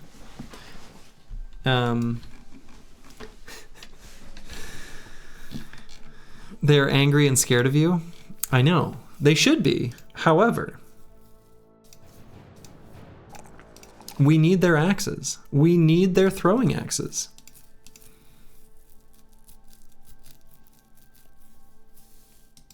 I'm putting off decisions on Horst even longer. He's going to be our gap fill for any final named weapons or things we find. You found the spicy cave though, right? Yeah, yep. Yeah, we fought the icy cave a while ago, actually, up here. That was a big turning point for the run, actually.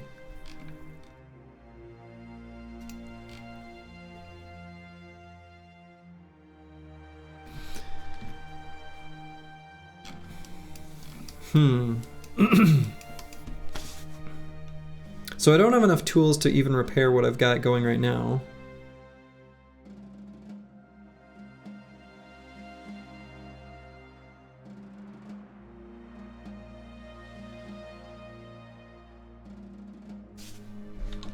I'm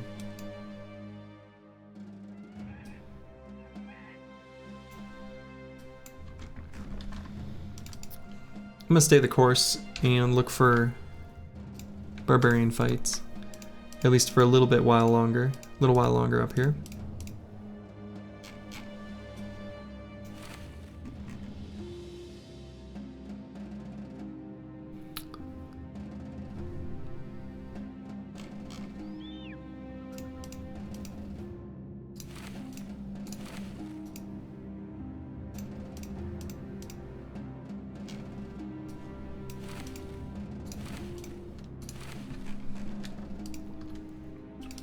We'll see if we can find any. We know they're here somewhere. This map didn't just spawn without barbarians. There's some. Okay, that's the kind of fight we're looking for. Just wimpy thralls, reavers. You take them out, you get some throwing weapons, you celebrate.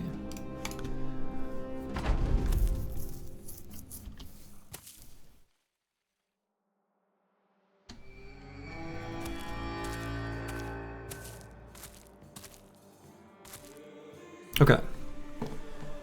Only this guy? Is that the only one?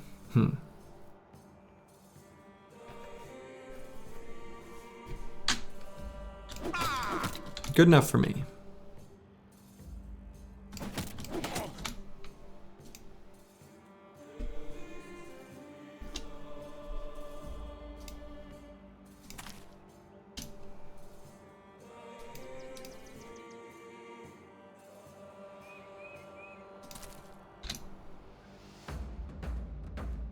Heavy axes spotted, rush him, he's alone. Yeah, so the key actually is unintuitively, I'm not gonna rush him. If he doesn't throw an axe and just swaps weapons back, it's not in the loot table.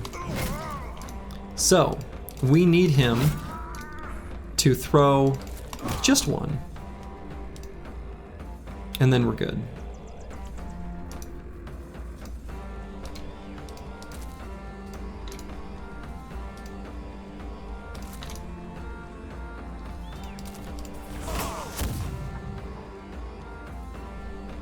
As long as we don't kill too many of them, they won't run away.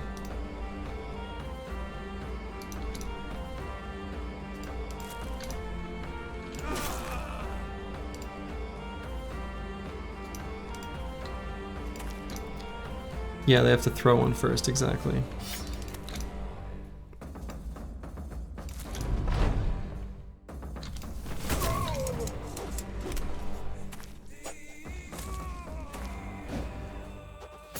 Or die with it in their hands. That also works.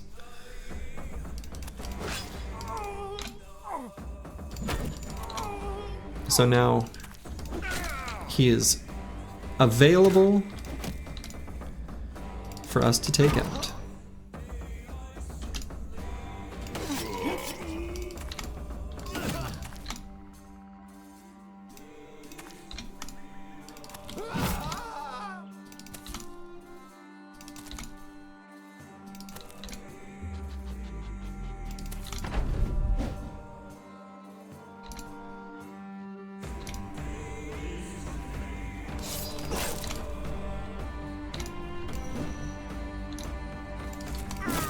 There we go.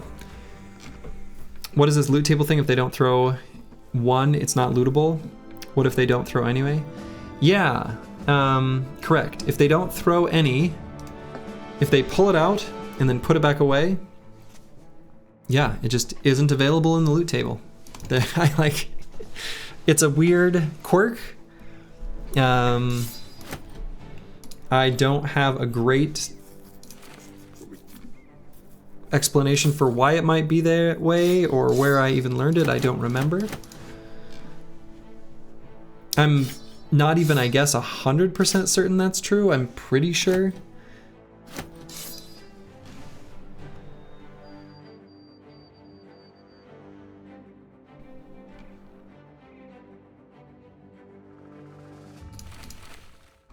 It's probably true, but, you know. What if they throw all? Then I think it also isn't available. But I'm not 100% sure on these, but I'm pretty sure on the they have to throw one for it to be able to be looted.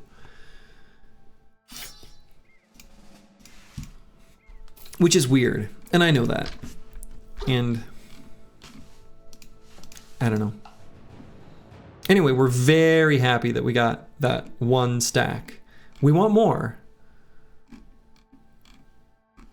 Let's see, where is it? There it is. Boom. Let's give Nick Slarfs another smoke pot.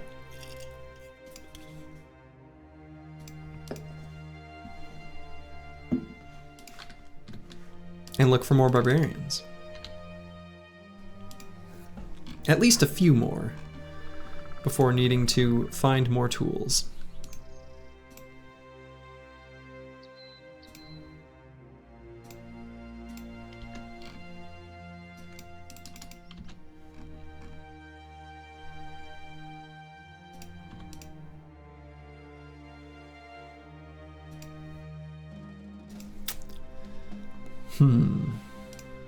Guess I should take a peek on one of these mountain cliffs. Very weird you're rushing hoping they didn't throw one. It increases the odds of looting, like damaging armor. Yeah, that would be a totally reasonable thing to suspect and do. And it is very weird that it is basically the opposite.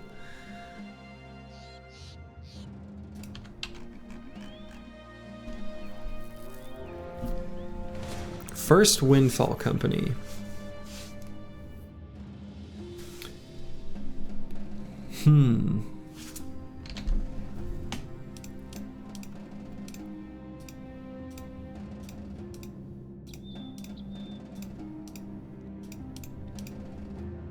The team is in rough but not terrible shape.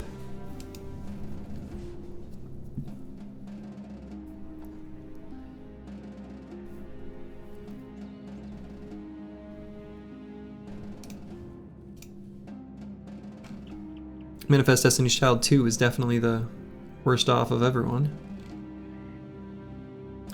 Limited financial gain here, you don't have many free loot slots. True. Financially, this doesn't do much for us at all. Almost a negative because of the tools cost. I mean, it'll still be positive, but not by much. The main thing I'm thinking of for whether I want to fight this is purely for experience.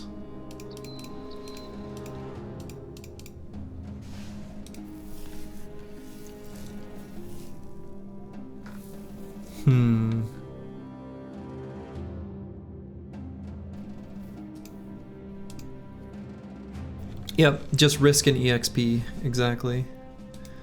We could get Zweihander helmets, so if that happened, that would be great. Zweihander helmets would still be a welcome addition on a few of the bros, for sure.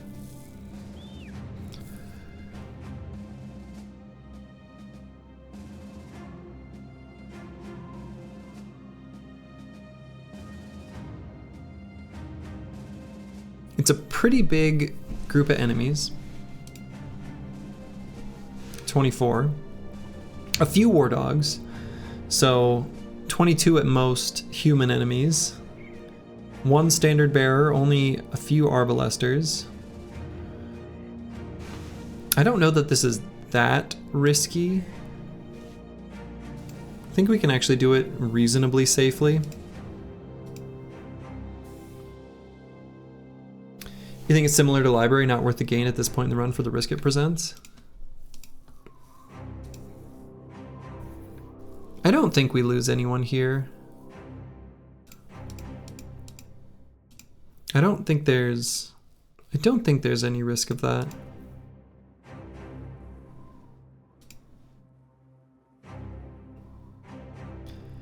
What armor total would you consider Battleforge Nimble a good pick? I know it was a good roll famed items, but what is the threshold total armor and minus fat-wise?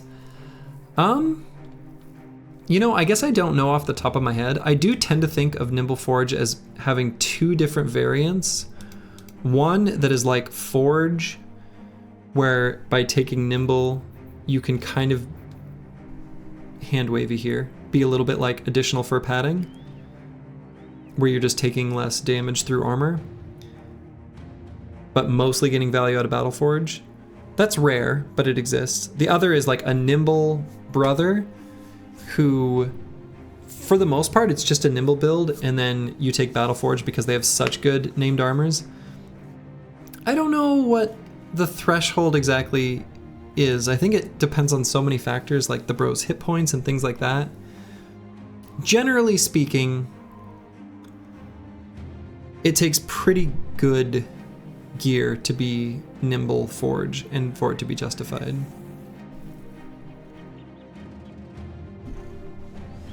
So sorry for the like kind of non-answer. I just literally don't know off the top of my head any like threshold numbers. Generally, I think you want to try to keep Nimble to like 50% or below.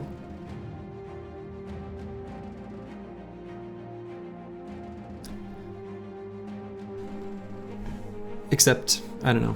Yeah, I don't know. I don't have a good answer for you without kind of looking at some examples.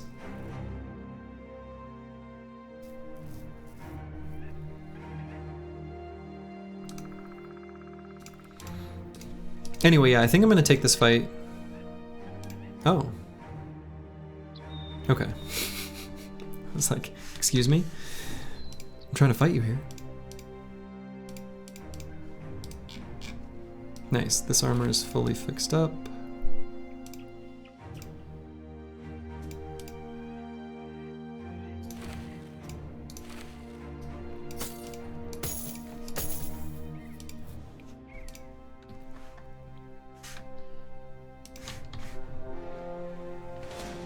Oh.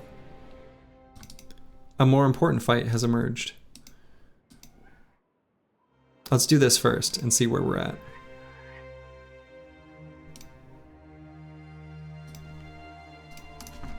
Isn't the recommended Battleforge 300 plus, then a Nimble Forge as you show have 300 plus, we get decent Nimble value. So yeah, Battleforge doesn't really meaningfully perform better than Nimble until you've got like 300 gear-ish. I mean, it depends on the enemy you're fighting against, right? That's kind of the thing that I think is really cool about Battle Brothers. A lot of these answers depend on what the enemy is and what they have. But yeah, Nimble is going to outperform Forge for most brothers. Rule of thumb, until you've got like 300 head, 300 chest. So like some of these brothers that I have here, I guess I don't have any. Yeah, like here, this is like pretty close to as durable as a Nimble brother at like 250, 250. But like I'm being very hand wavy because against some enemies he's way more durable and against others he's actually less. So yeah, for example, if you're fighting dire wolves, Forge is always going to outperform Nimble because they're cleaver dogs. Yeah, right, exactly. But Nimble Forge is more like a Nimble brother who you're just adding a little more value onto the armor with Forge, usually.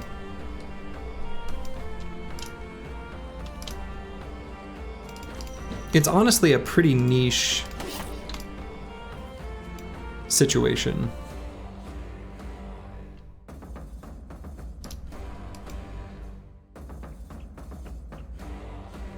You're getting deja vu? To what, Toastykins?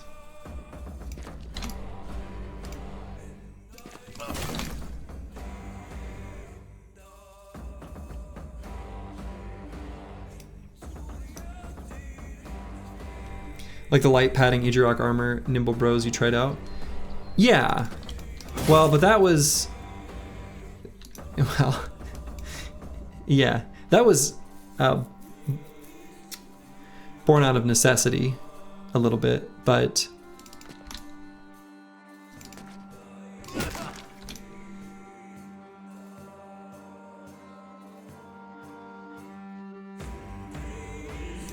You also asked this question at some point? Ah, interesting. Yeah, I think the light padding Idrok armor, one that was born out of necessity, but also like, did I take Forge on that even? I probably did.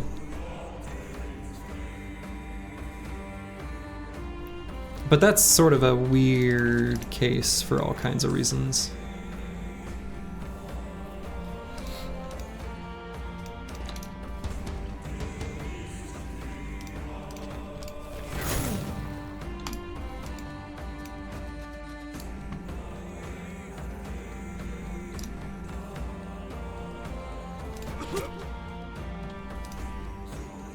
Nimble Forge is complex. Yeah, it kind of is.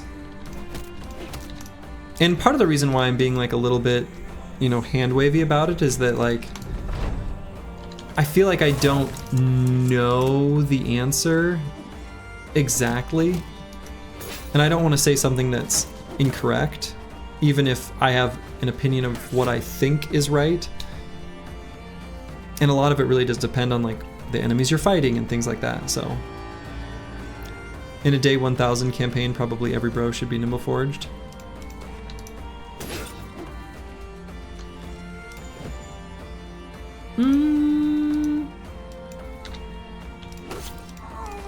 Maybe. There's probably still space for really good, just heavy forge bros though.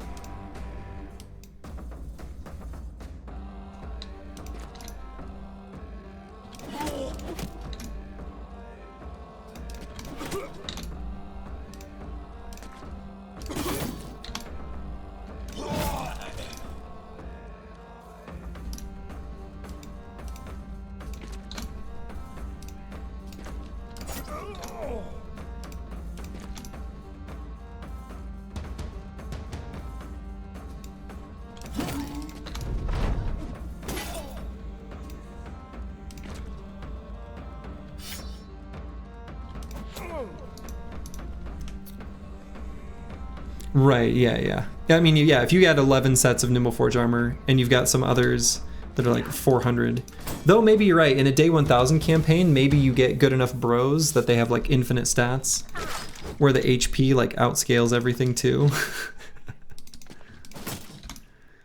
That might even take more than 1000 days.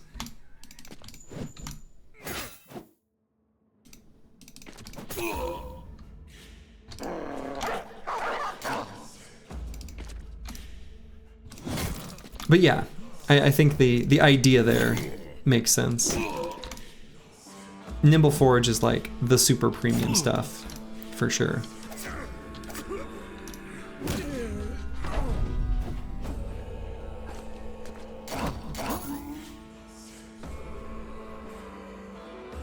At 350 armor, 45% nimble, that's a total damage received.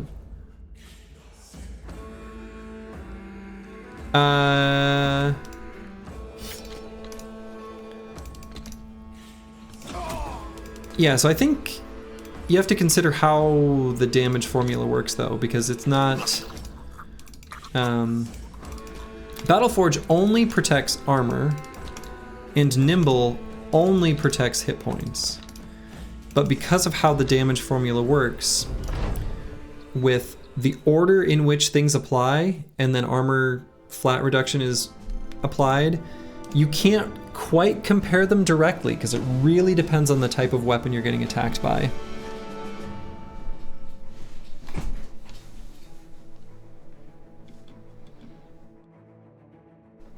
And would you look at that? Look at these heavy throwing weapons we just got.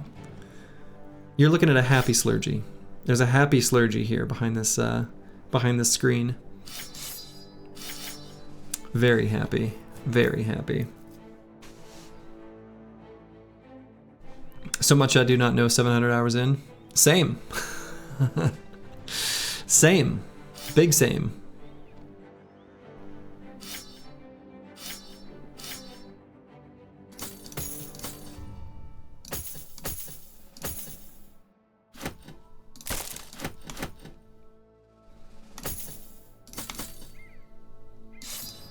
Let's see, these weapons are actually worth a decent amount, huh?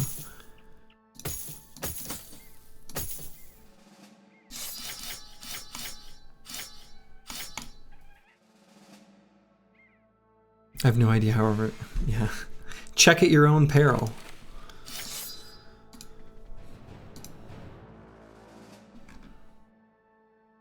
Okay. Well, that was a great fight. So now I can go ahead and equip these heavy throwing weapons, happily equip them, and move these heavy throwing axes over here. Probably 1 or 2 more sets of heavy throwing axes would be nice, and that might be all we need. And in fact, I've got the 2 there, with 2 sets here, 1 set here. Yeah, maybe like 1 more is really all I need. More would be nice. The way I play the game is big bonk go wow. I mean, there is nothing wrong with playing Battle Brothers that way. Don't for a minute think that big bonk go wow and enjoying it is wrong. If that's wrong, I don't want to be right, because that's also at least partially what I enjoy about this game. For sure. All right, I think Horst should be nimble. I think that's just true. Is there any use for this helmet right now then?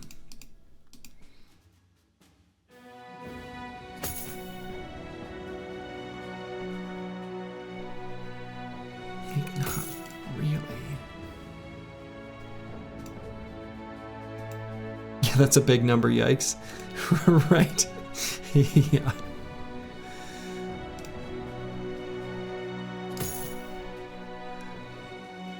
So your hours are relatively low, I remember, for your skill level. Well, thank you. That's very kind. I mean, no, they're still pretty high. I mean, we're looking at... There's a lot of AFK time in this, but it's just over 3,000. But there's a lot of AFK time in that, because I left it open like when I would leave for the day. Because I was so into the game that I didn't want to slow down the amount of time I was playing at all, which I realize is extreme. That's not lost on me.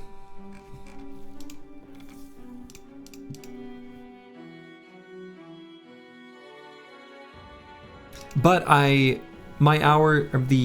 when I got the game is relative to a lot of the super old school people who like played the beta relatively recent. Like I got the game less than 2 years ago. Oh yeah, it's a lot. I've played this game a lot. Make no mistake. like a lot. It's a good game. I can't help it. If they didn't make such a good game, I wouldn't have so many hours.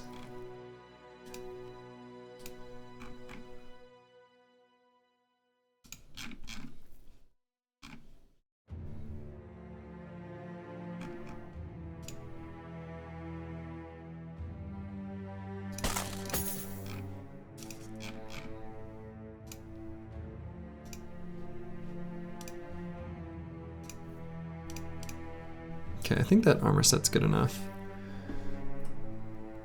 400 hours for you, 350 of those were back in 2019. Nice. Yeah, see, and I didn't get the game till... I could go back and look, but... close to 2-ish years ago. Less than that, but not way less. Okay, Dr. Jones. Currently has an injury, masking his true power. Go ahead and take hit points here. So he's got 82 melee skill. 82 melee skill, 57 resolve.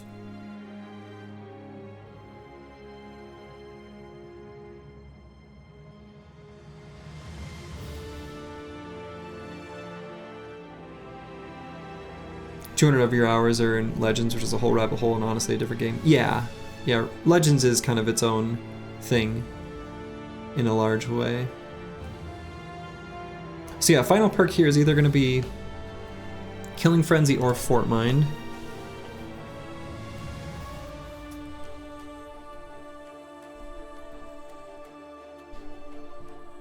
He's good enough.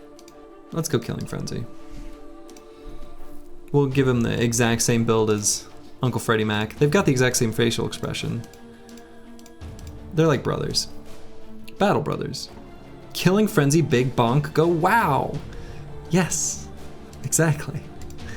Exactly, this guy gets it. Okay, now let's address the question of, do I fight First Windfall Company? We took a little bit of damage in that fight against the barbarians, not much.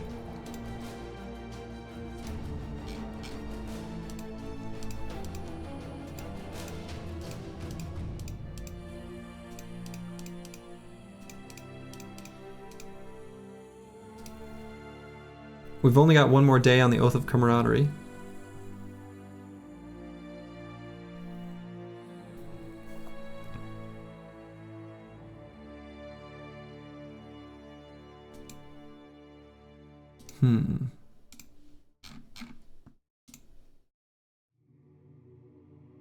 Anyone have a link to where the formula for damage calculation is with Battleforge/Nimble? Actually, what I can do for you. This is the ultimate tool if you're familiar or comfortable running Python. Understanding that there is also a wiki article that has examples of how damage applies that is pretty decent as well.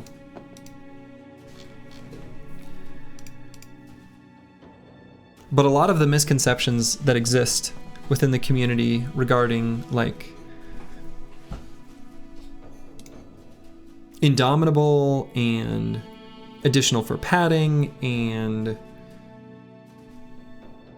Steelbrow and lots of things are stemmed in not knowing the admittedly pretty weirdly unique and esoteric damage calculation system that Battle Brothers uses. If only Eternal... Does he stream at all? I didn't know that he ever streamed.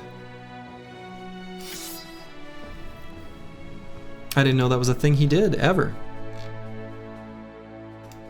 There's a web version if you're not comfortable with Python. True, OSG Boy made one. That is true, I forgot about that. It's linked in the GitHub. Nice.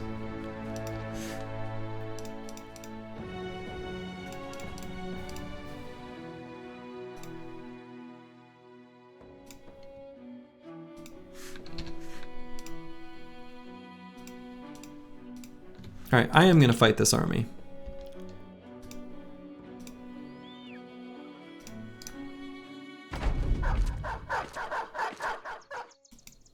Okay, this time they're running right at me. The Zweihanders are the big threat, but also potential loot that we do want. So do I just end turn with Debuli so that I can rally as fast as possible next round? Probably.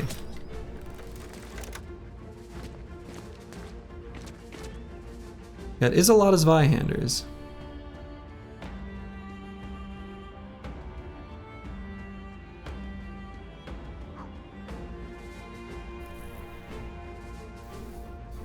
But yeah, Turtle's a legend.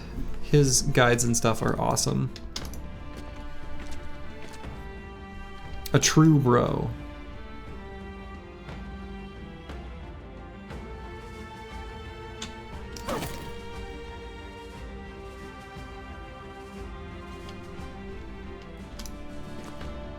It's more than zwei. That's true. It's whatever 4 is in German. Couldn't tell you. I know that 1 is ein. Ein, zwei. Couldn't tell you. Don't know what comes after that. Drei? That might be it. But I actually don't know.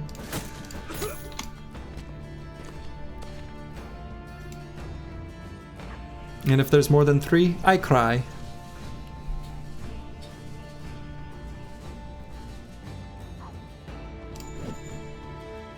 Speaking of crying, didn't want to miss that one.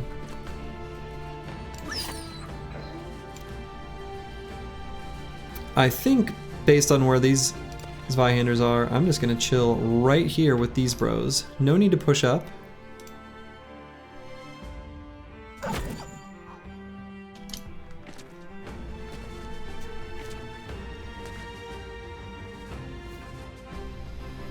Now with Dr. Jones, I would love to move forward and attack. Or would I? Maybe that's not true.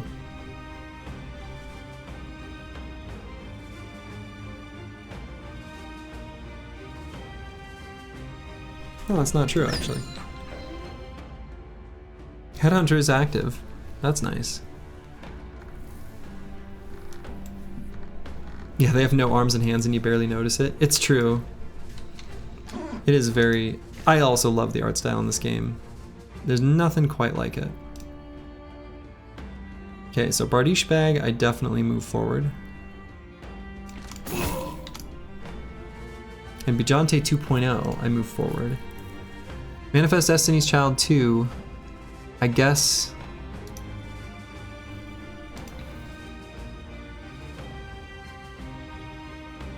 I think I know how I'll move him forward.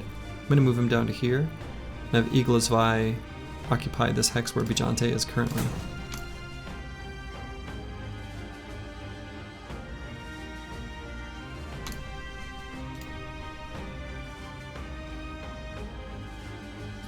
Man, maybe I don't. He's still so hurt.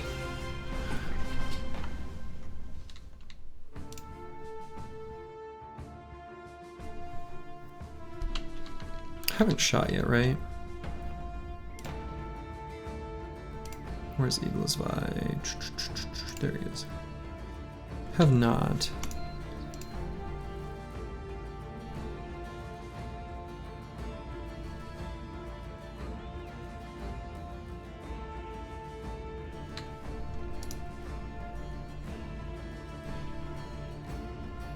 Yeah, let's just stay right there.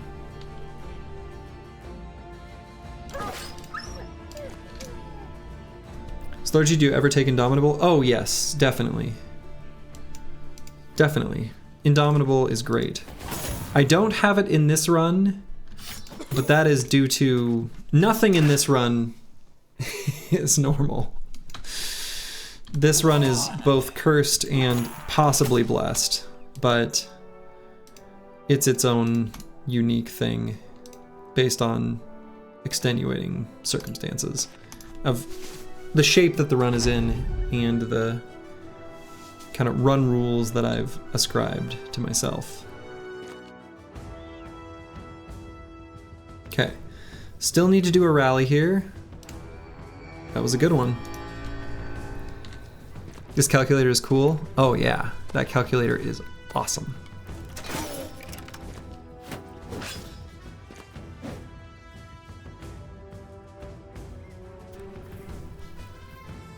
Yes, for things like perk choices, it is great. You may find that Crippling Strikes and Executioner is probably not as useful as you think. The only big caveat I would put on that calculator is that it is unable to do any form of mixed arms fire. So there's no way in that tool to simulate attacking with a hammer first and then an arming sword later, for example. And that is something you need to keep in mind.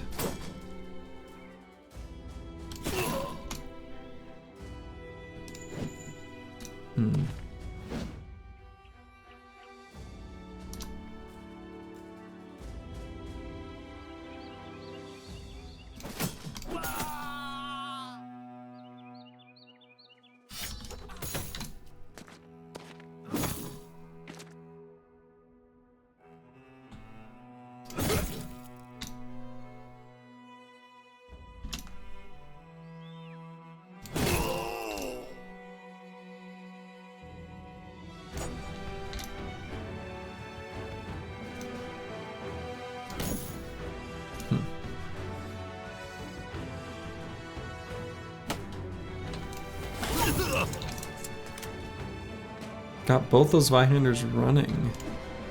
Oh, damn, I missed.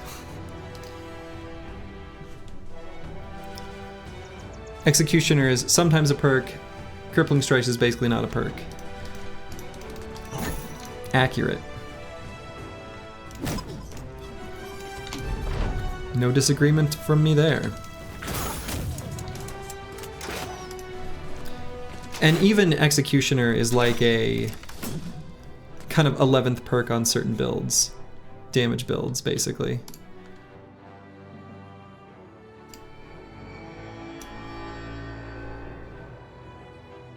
So even when it's good, it's not very good.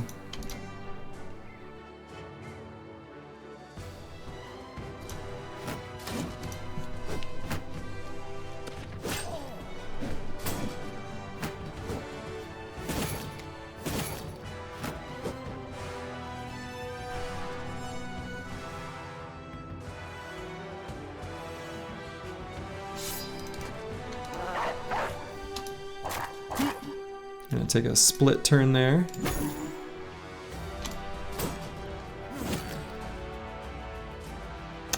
Searoy 8 is in some amount of danger here.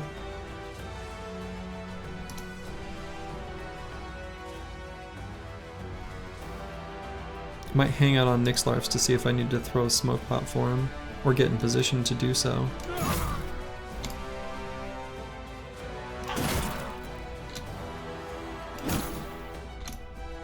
Might end up not needing it.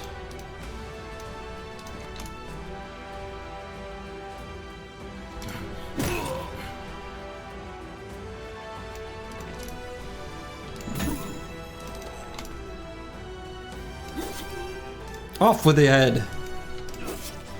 And yours. Yeah, so Searoy 8 is fine. And in fact... Push forward, question mark? Killer on the run has a plus 10% chance for head hits. Yes? It's either 10 or 5. I think Juggler is 5, Killer on the run is 10, maybe? I can't remember off the top of my head.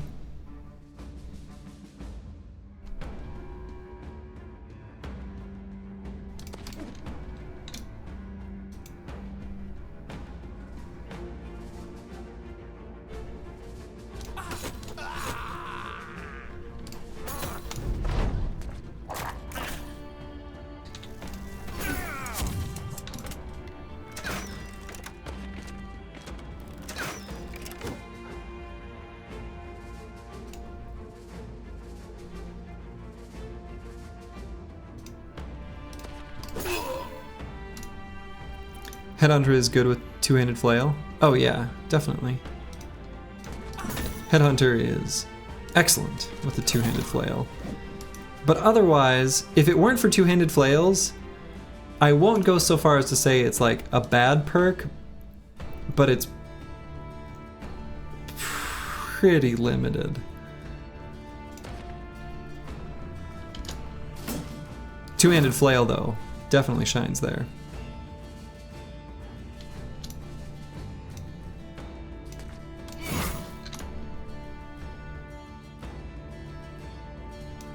Another Slurgy hot take. Oh wait, I should wait on him. Here we go.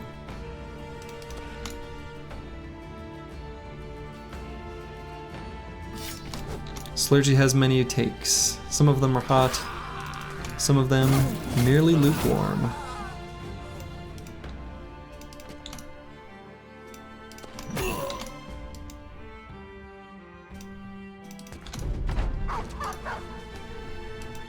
Alright, so this fight was good experience. Did we get any Zweihander helmets? I'm not sure. Was I trying super hard to get them? No, actually. I mostly just wanted the Zweihanders to die, and die as quickly as possible. I was not so concerned with their headgear.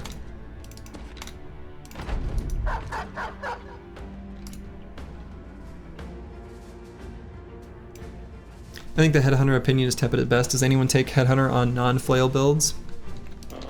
I think you could take it as a damage perk on, like, I think throwers, actually. I think it's low-key underrated, even though I think you've probably literally never seen me do it, because I don't think I ever have on stream, but I don't think it's bad. Like, I think it's kind of good because throwers get target selection, which increases Headhunter's value a good amount. Yeah, and as a 11th perk on Catal guys, kind of instead of Executioner, it's totally valid there.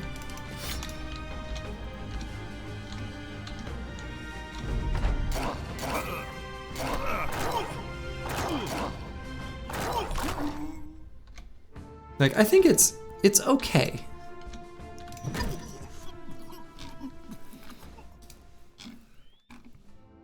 We did not get any Zweihander helmets. We did get scale armor. I guess I don't care about that at all. but we got it. Yeah, mostly this was just a whole bunch of experience. That's what this fight was really all about.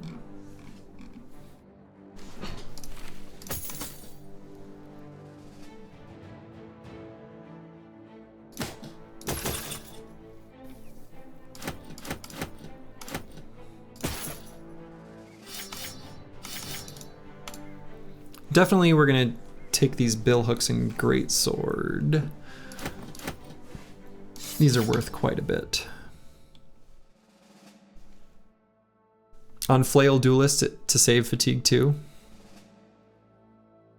Yeah, if you get a good named one-handed flail, that's legit. That's a use case. That exists.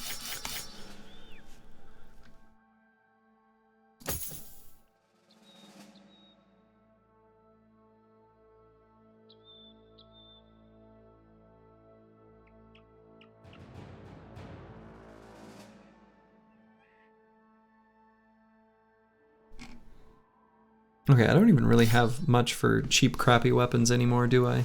I've basically replaced them all with, like, real, somewhat expensive things here in the inventory. I think it's time for Slurgy.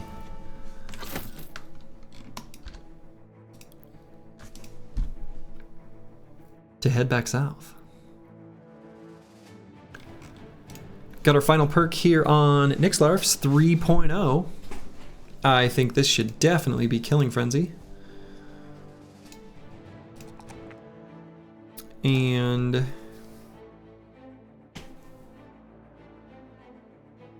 let's see.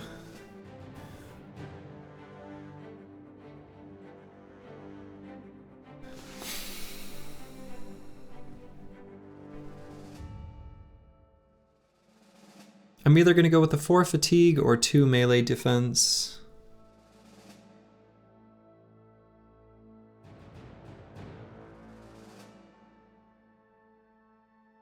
I don't know that it matters that much.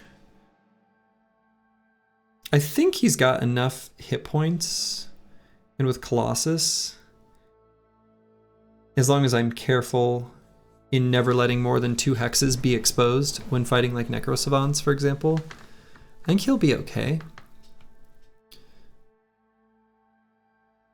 Actually, he also has enough fatigue that, like, he can really just throw for days without really needing to worry about stamming out. So this probably doesn't matter all that much.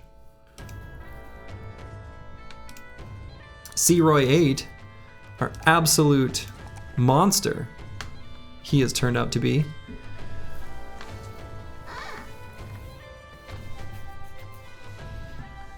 There's 2 perks he like needs. And that is Killing Frenzy and Colossus. What does he need more? You look at his injuries, you say Colossus. You look at his kill count, you say Killing Frenzy. In 45 battles, he's made it up to level 10. That's kind of insane, actually.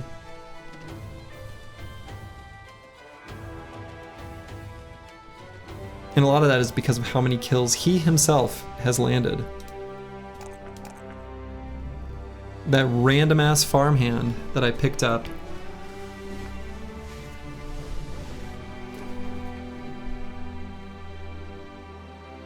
Let's get Colossus. He's actually managed to level up melee defense really well. Brawny, don't want him dying now. I think you mean Colossus, but yeah. We need these injuries to heal anyway. We need to head back to a temple to heal injuries.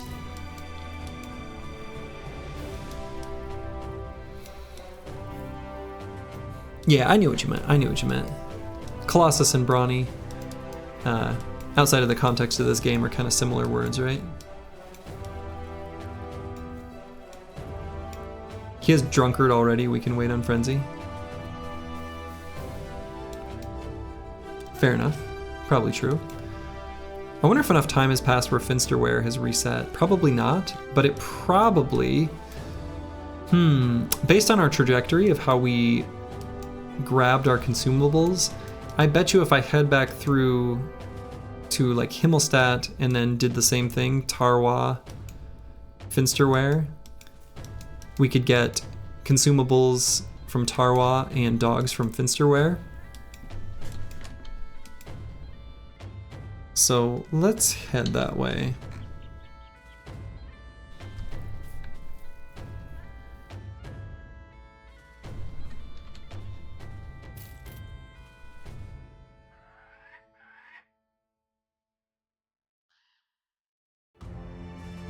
As long as... Oh yeah, and I guess there's this camp we can check out on the way. Plethora of ancient honor guards, a plethora of legionaries, a few ancient honor guards, a few ancient priests. A few ancient priests is a little hair-raising, but I think this should be fine.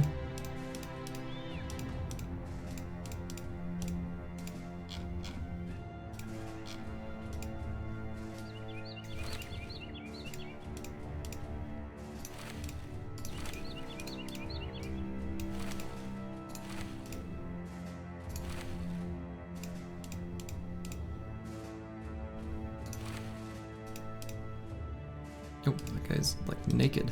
Can't have naked bros. It's embarrassing.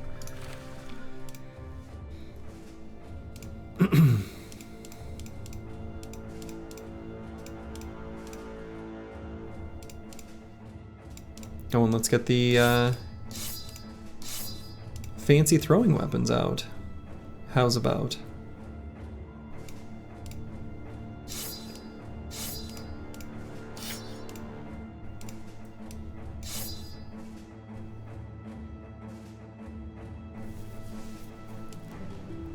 Boom, doo, doo, doo, doo, doo, doo, doom, doom.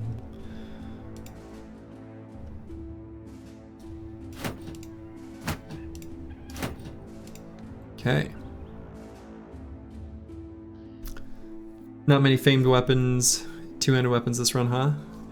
No, not many at all, and the famed weapons we did have, well, they're in Goblin City now. Okay, hopefully we can get there before nighttime.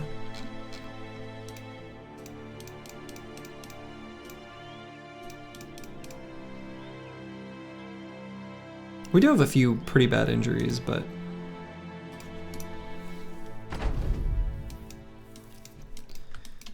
should be all right.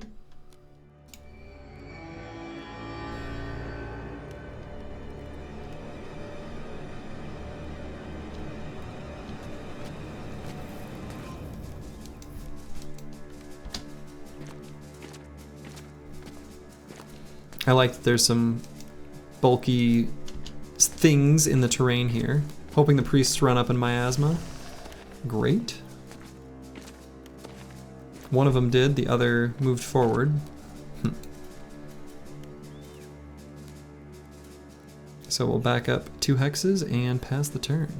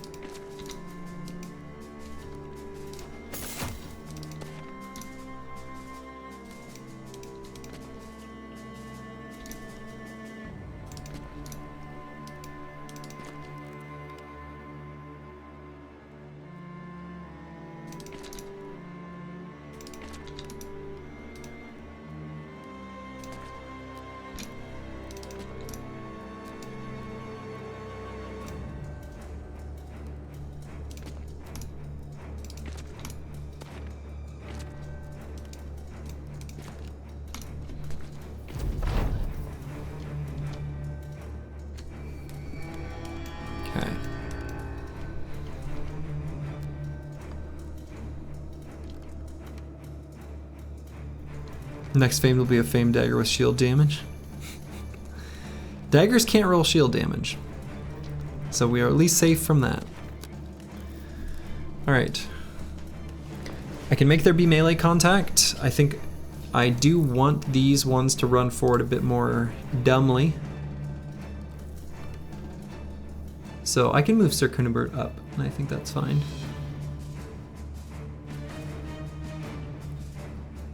Should be.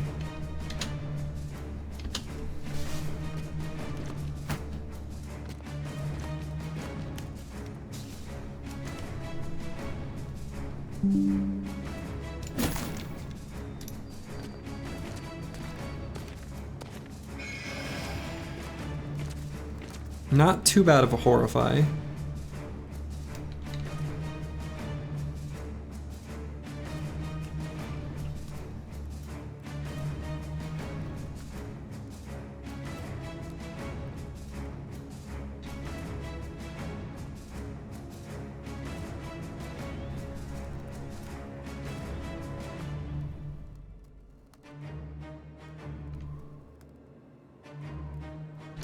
Leave that guy right where he is.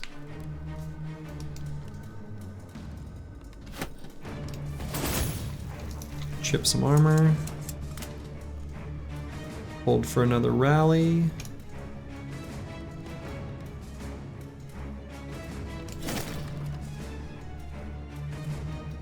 Do I put down a dog? Maybe not. Don't want it to occupy a hex that would get in my way.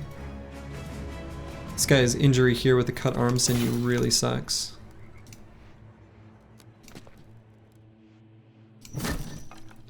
Nice.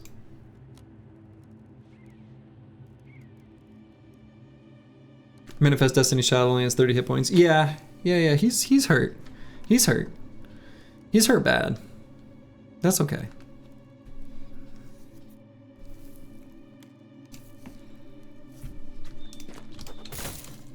Let's go there to soften that guy up. And I think Kill for God, I'm not going to move anywhere. He is also not going to move forward. I see a bunch of pikes that could be pointed at him. I don't like it.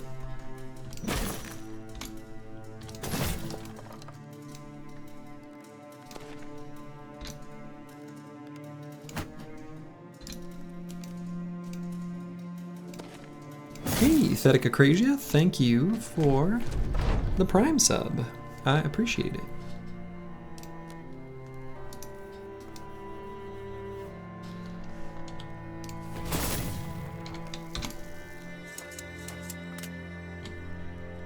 Might be able to get a kill here. Hit him in the head that second time.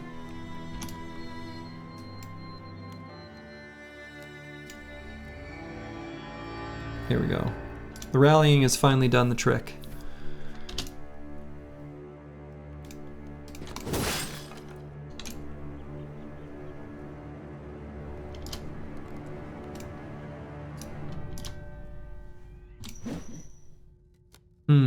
Dang.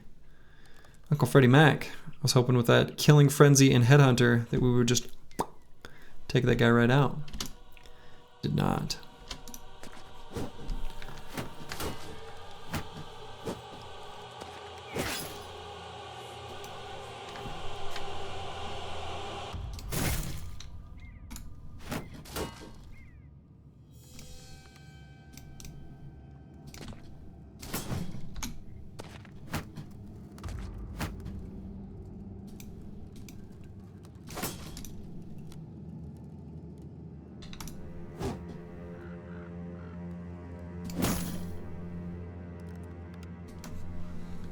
Lovely.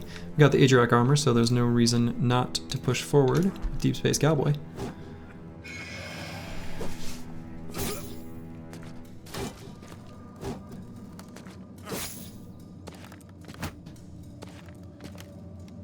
Okay, so we're definitely going to move XJI-7 forward with the cleaver. I think right here and trying to finish this guy off is a good idea. Otherwise, we'll get a dog down there.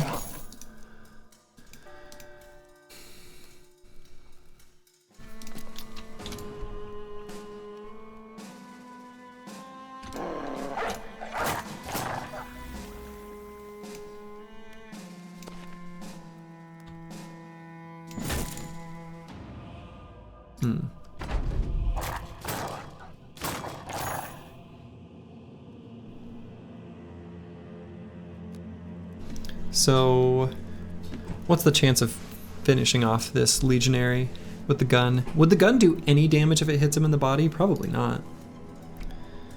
So I guess Debuli can give it a try. Otherwise I'll just get overwhelm stacks and soften up those. Or actually, Nixlarks. Lovely. That was great.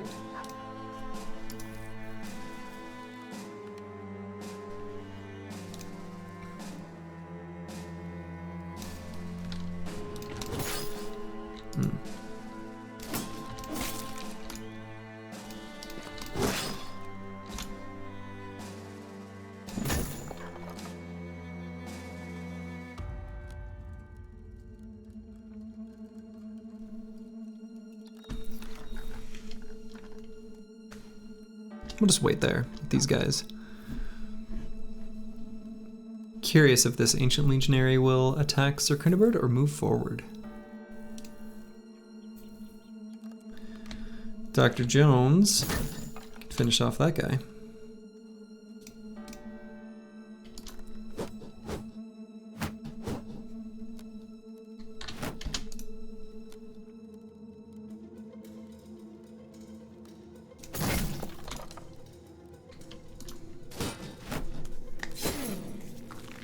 This is going to be a lot of experience for this fight as well.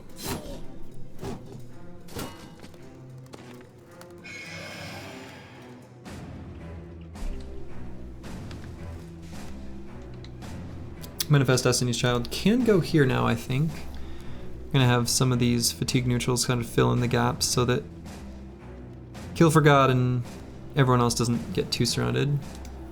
So I guess actually I can go here. So these two can fill in. Oh! Surprise Ancient Honor Guard.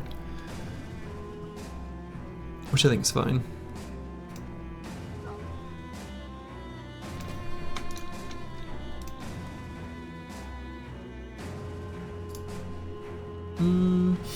Yeah, let's just throw stuff.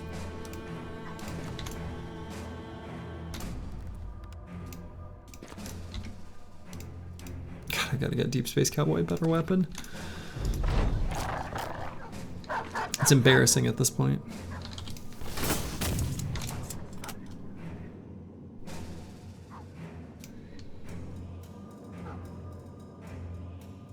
And I think Tabuli can stand here.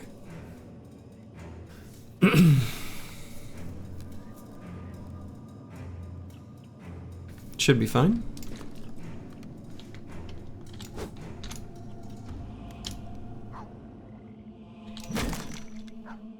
Bonk. Bonk.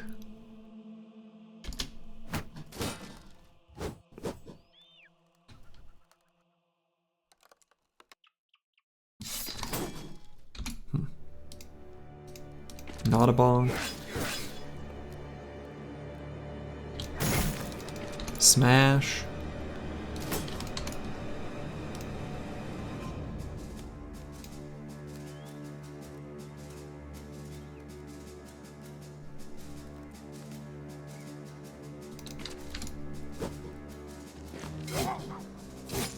Okay.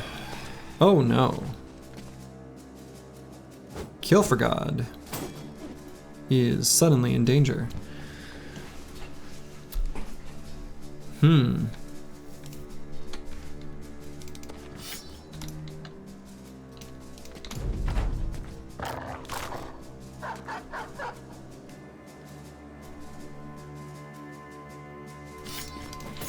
That happened very fast. Debuli can't rally. There's no pushing we can do. There's very little we can do other than hit, kill, stun, smoke pot. He does still have 9 to proc. But his melee defense is pretty abysmal at the moment. So I guess I try to do as much... Boy, now these guys are...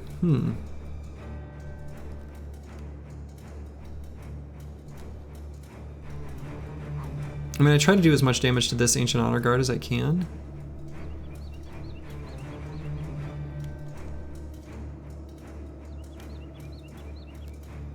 Gotta try to kill the Ancient Honor Guard, yeah.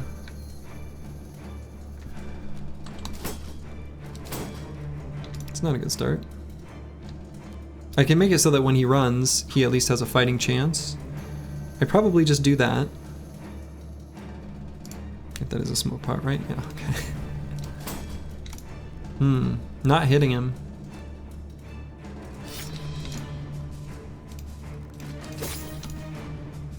Only hitting him in the head.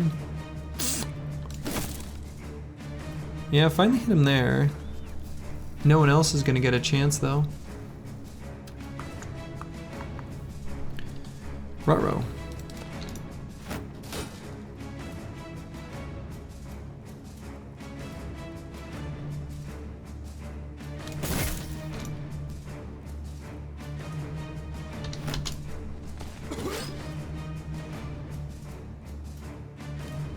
I don't know what that was about. Actually, I think he might live, unless... well, I shouldn't say that.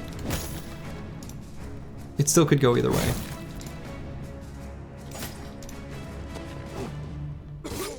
Nope, that's bad.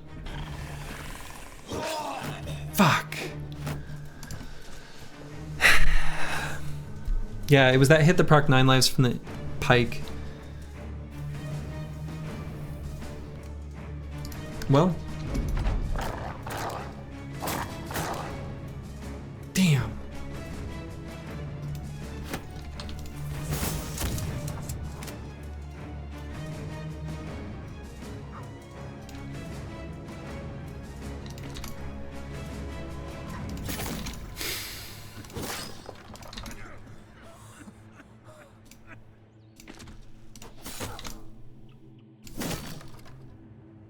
Damn.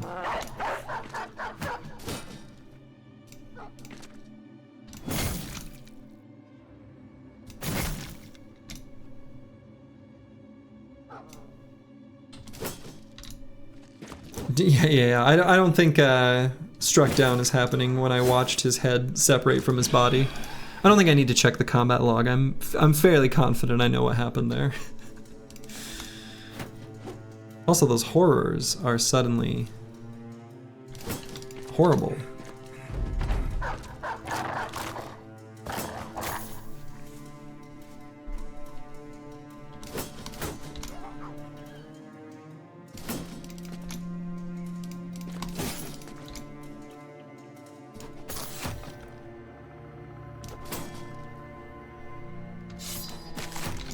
Ooh, so close.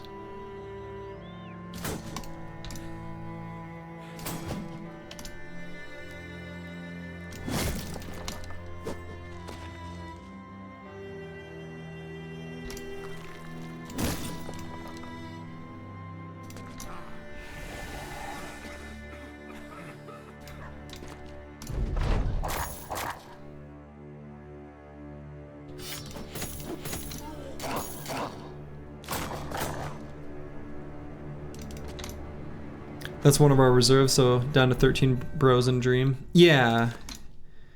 Yeah, it... 13 bros is totally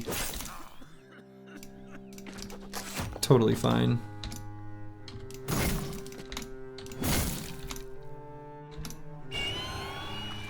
The dream is alive. The dream is fine. But yeah. Lost his head, and we got a two-handed sword. Interesting.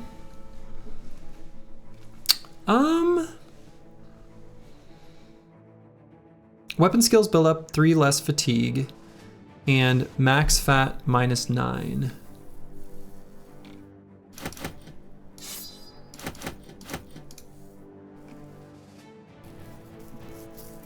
It's not bad.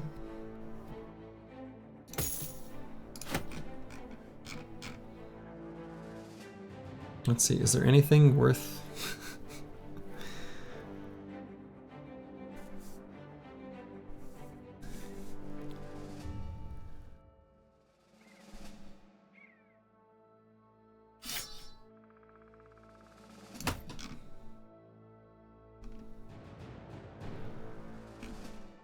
Yeah, so this sword is not bad.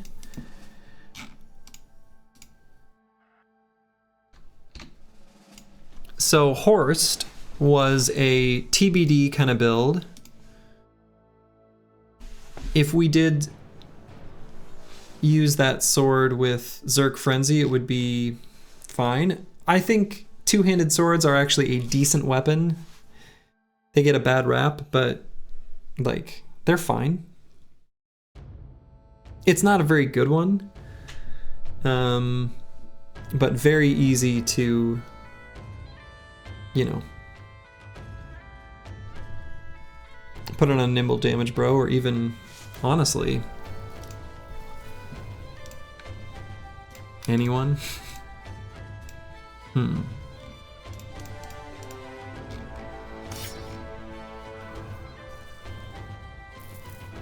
After mastery just goes to 9 fatigue to swing. Split and swing, the two secondary skills of the sword, are like sometimes useful. So that's a thing. I think this Oath of Camaraderie is going to end here soon. So we could totally use this sword. It's not that exciting. You're new, but you love great swords on flanks, spamming swing with overreach. Yeah, no, it's good. It's good.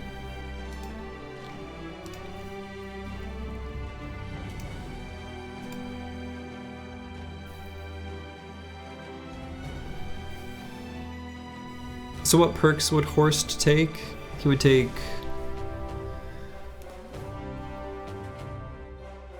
Sword Mastery, Zerk Frenzy. I don't know. I mean, the thing is like,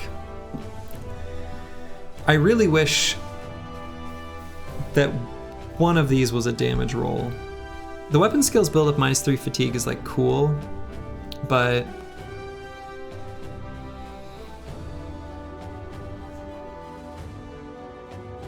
the other one, max fatigue -9, is like kind of useless. It's practically useless anyway. At least for a build that's going to focus on it. If anything,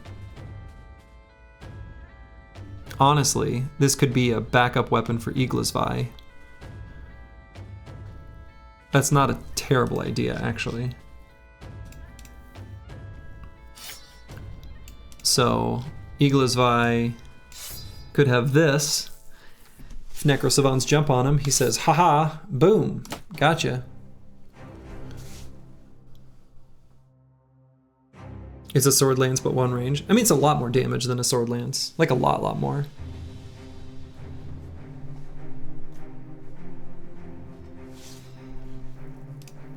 Right, 85 to 100 compared to 60 to 80.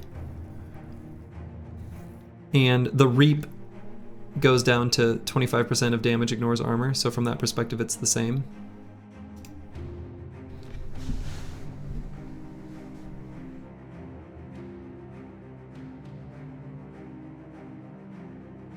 And the overhead strike of the two-handed sword does 20 additional damage, whereas the sword lance has no such thing.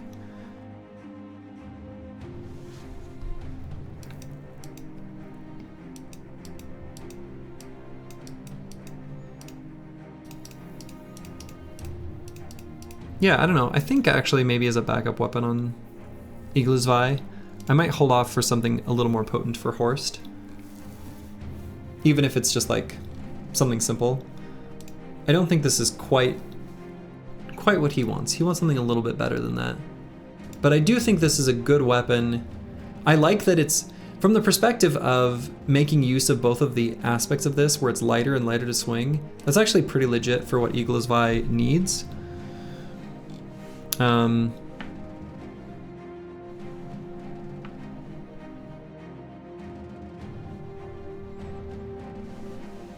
It'll do a good amount of damage more than the fighting spear, assuming it hits. big assumption, I suppose.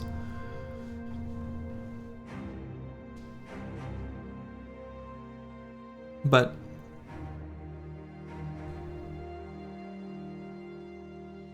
I don't know.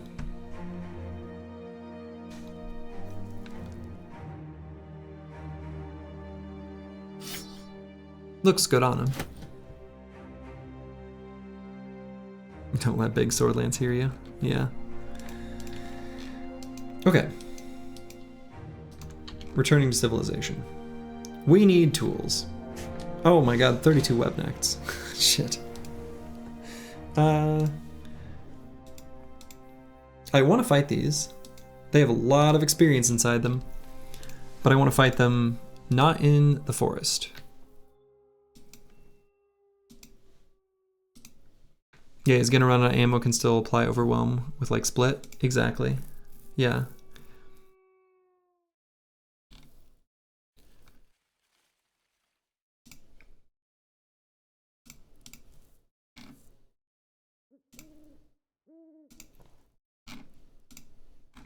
Okay, Deep Space Cowboy 2 has hit level 11.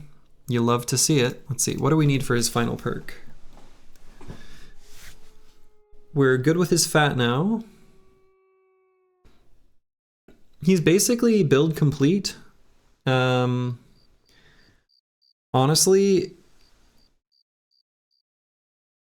he could either do... He's so good. Jesus Christ. Either quick hands or like reach advantage, which is very low value. Make no mistake. Reach advantage is like...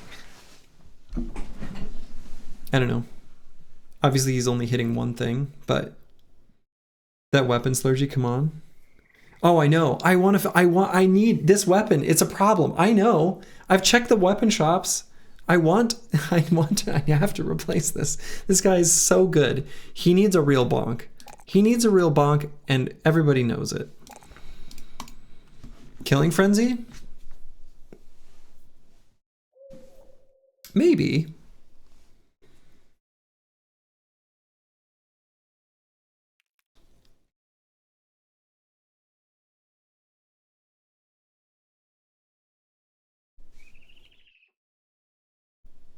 He is going to hit a lot. Oh god, yeah. He should hit damn near every single time he swings. What's the dodge value in 19? Does he squeeze 2 defense? Yeah. And when he's stammed out, it goes to 0. So probably not dodge. I mean, it would either be... He'd probably perpetually have 5 melee defense from reach advantage. Or Killing Frenzy, where he sometimes does more damage.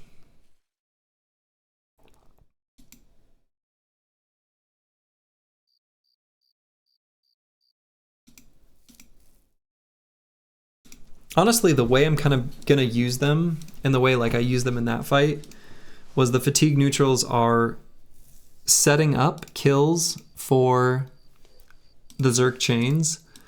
So I almost, like, I'm trying not, like, it's okay if he gets kills. I'm not trying to not let him ever have kills, but we're not getting kills with him very often, and probably still won't, even in Monolith. Or quick hands for more DPS. No, he can always move and attack. He'll always be able to move and attack every turn. We're keeping the pole mace around in case he needs to switch weapons and if he gets really damaged. But that would be like a sentinel event. He's switching to the reach weapon and probably just going to use it for the rest of the battle. I think with the way I'm using him, I don't think I really need quick hands. I think actually I'm going to take reach advantage. Reach advantage is better with higher melee defense and higher melee skill. It's pretty rare that I ever feel justified to take this, but I think it's fine here. I kind of like it. And yeah, Frenzy also works, but again, I think the way I'm going to be using him is a lot of the times setting up for kills for others. So, Horse Tier we're still gonna wait on. We're not sure yet. So I'm okay fighting these webnecks, but I don't want to fight them in the forest. And I don't even feel like I have to fight them if we're being honest.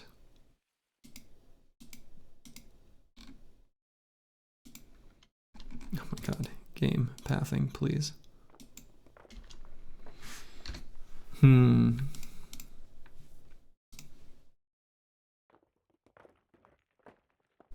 The team's like not that good against webnecks in a weird roundabout, goofy kind of way. As dumb as that sounds.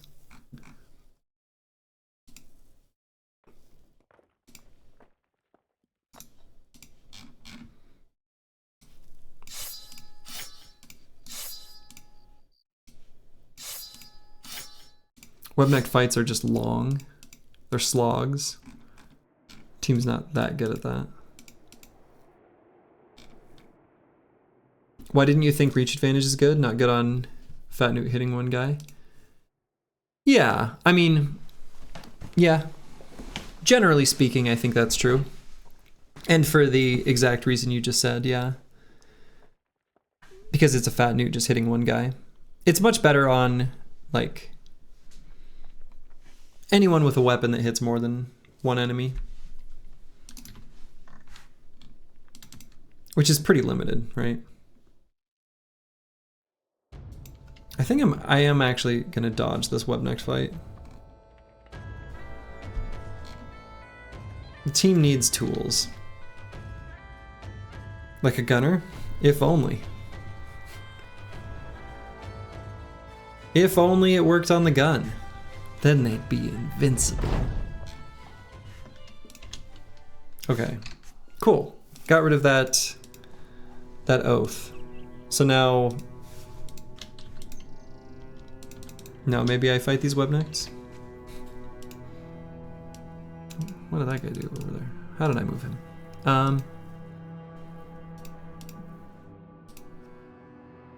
Nah, let's just head back.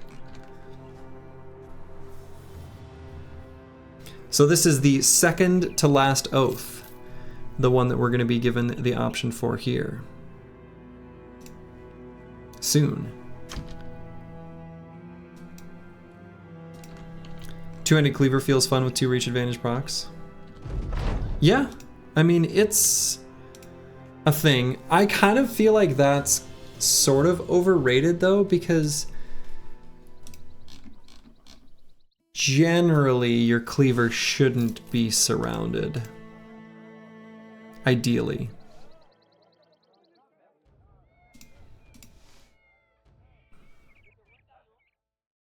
Yeah, reach advantage is a bait on the cleaver. Yeah, I agree with that. Like, it seems cool, but then you're using a bro, an offensive bro, like, I don't know. The thing about reach advantage is it's good when you already did a good thing, and it's worthless when something bad is happening, right? You prevent damage in a lot of battles by just killing the enemy. And if you miss, so if you kill the enemy, well, you hit them, and so now you don't need the defense. And if you miss them, well, now you need defense, and you don't get it. So, yeah, you should be ending your turns not in melee with your damage bros. Asterisk, when possible, right? Sometimes they miss, and then you'll end your turn in melee range with the enemy. But because you missed, you don't get reach advantage stacks. So yeah, that is why it's kind of a bait.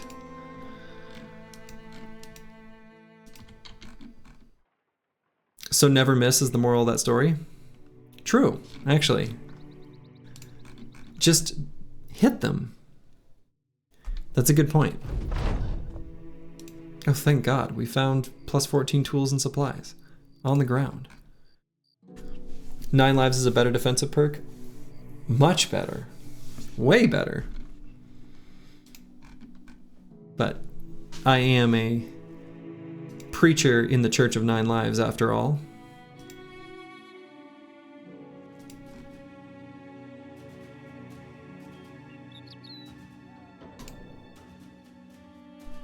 Just get good. Exactly. All right. Still ambush trade routes here. Wild. Deliver something to Senftenberg. No. Not right away, anyway. What's the other one? Hunt down lindworms.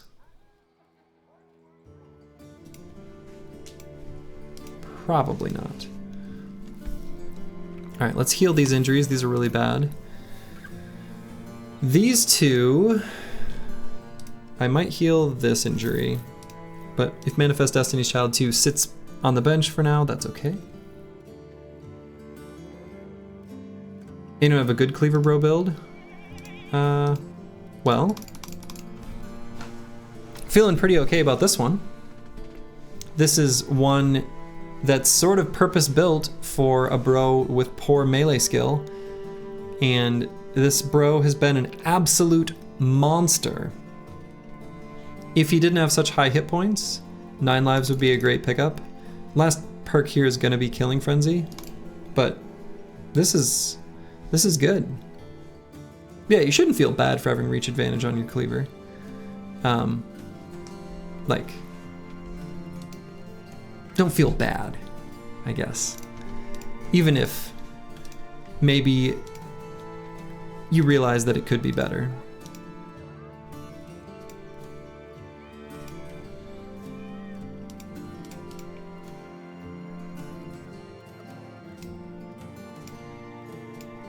Okay. So let's sell stuff here for tons of money. Do I need that scale armor?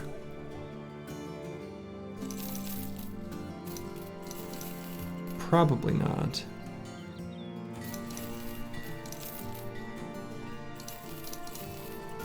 Alright, I'm gonna sell a bunch of stuff except for maybe some items that maybe I want to give a second look to. You go whip quick hands for emergency disarm, also put it in an above average melee attack bro.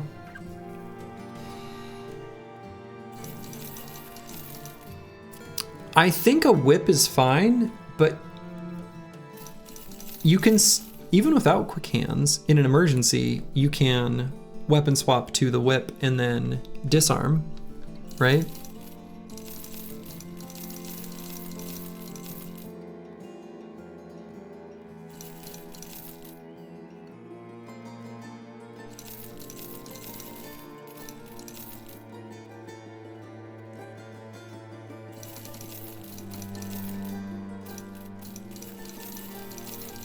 Oh my god, this is so much money.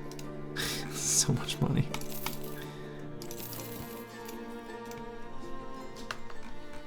Yeah, quick hands and reach is a bit sus. Agreed.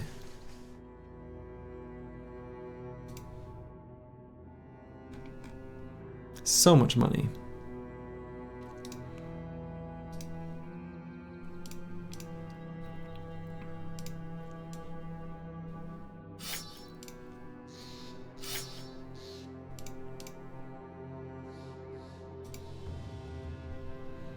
So let's get some reach weapons set up so that I have some handy.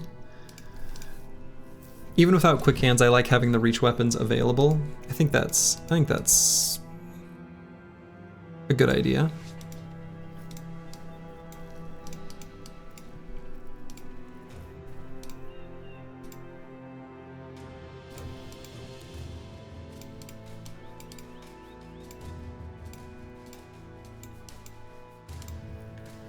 You haven't seen much whip action from Slurgy. Is the whip banner thing still accepted by the community? I don't know that it ever really was. I don't think it's terrible. I just don't usually feel like it's worth doing. I don't think it's terrible. I just don't think it's that good. Whip banner was good before nerfs. Yeah, and I never played in that context. Like, I never played that version of the game, so... Last run was whippy. Last run was whippy, but last run was weird. Last run was very whippy. Weirdly whippy. But I was experimenting with a... Well, there's a lot going on in the last run.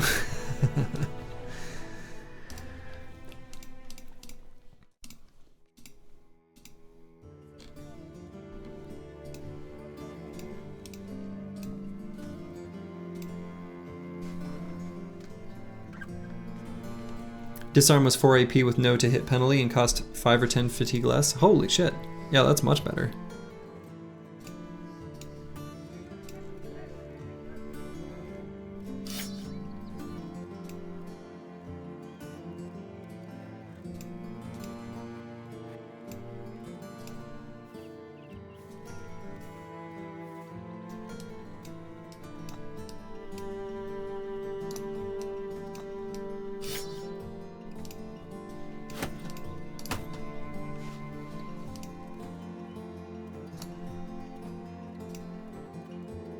Okay. 67 melee attack. I think the Noble Sword is probably better than Fighting Spear. Horst, I'm still kind of not sure.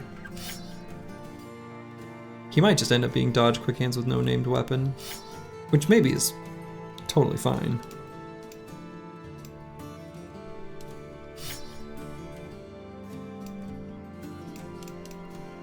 We're good on reach weapons. Do I want the jagged pike there? Probably not.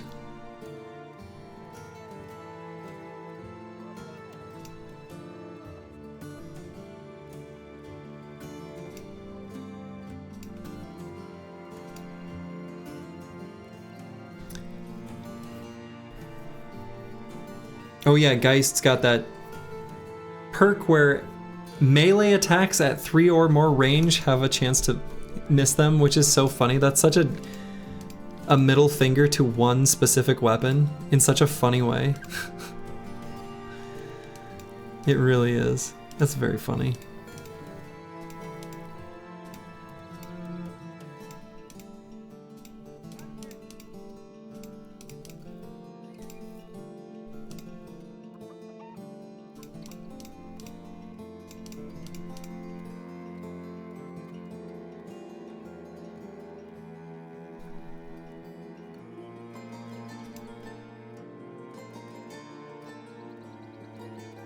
They also get plus 15 MDF at 2 tile range? Really?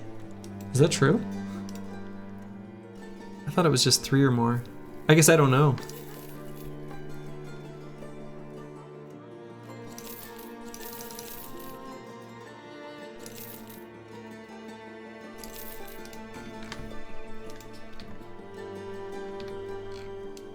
Okay, we're now filthy rich, so let's check out Kargau super quick, and then Zugfest. They have bonus melee defense versus reach weapons too. Huh. I'm so focused on just like getting spears in range and giving them a quick stab that never even noticed. All right. Oh my god. The Oath of Righteousness is available to us now. This would cut 10 days off.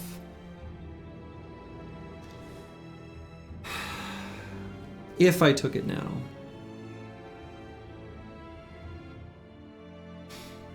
My original plan was not to pick this if it was made available to me now. WTF 9-hour Sunday stream? Has it been 9 hours? Oh no. How long have I been live? Yeah.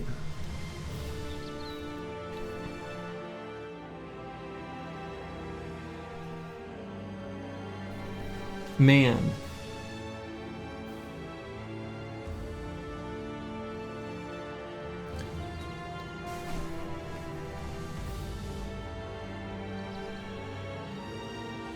Do I take the Oath of Righteousness now? Plus 15 resolve, plus 10 melee and range skill, plus 5 melee and range defense when fighting the undead. That is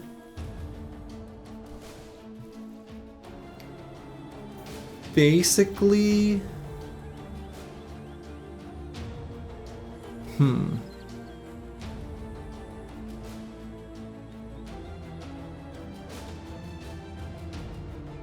You think there is a solid argument to take it and go?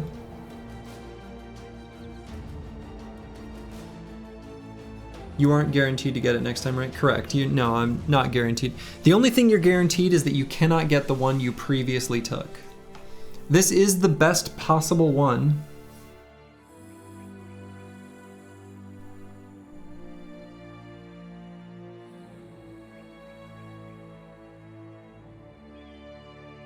It's easily the best one. I mean, with it's not even close, right? This is by far the best one. We did lose Gabo City with the Oath of Gabo killing. It's true. Who needs 150 days?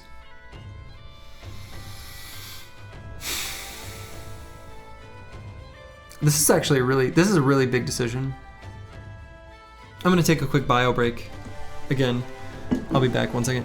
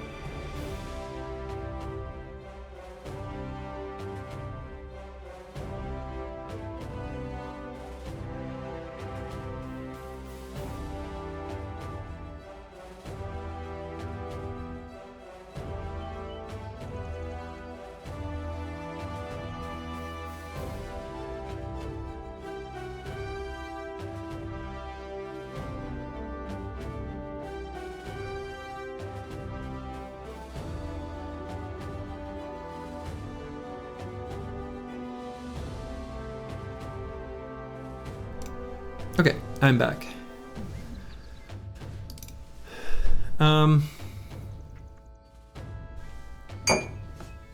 Yeah, so we have one level 7 bro, but yeah, he's like the 13th extra. We have a level 8 and a lot of 10s. Some 11s and then like a 13.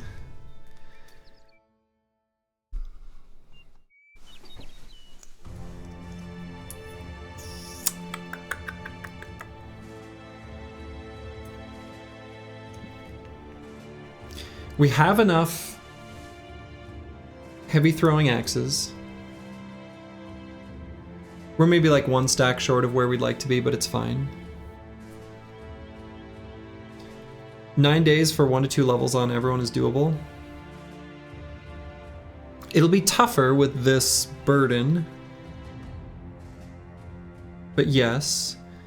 We wouldn't have 9 days though. We'd actually have closer to like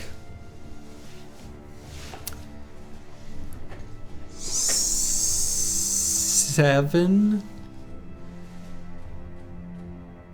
You see casual Reddit shade with the Briggy Thesaurus? Yes. So plus 15 resolve and plus 10 melee and range skill and plus 5 melee and range defense is kind of like kind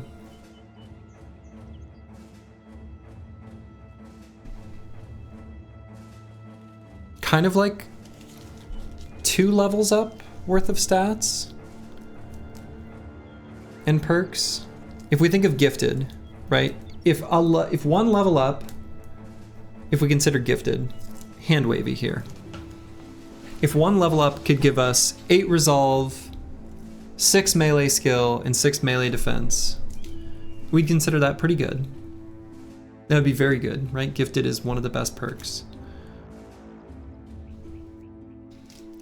This is basically like a level up plus some.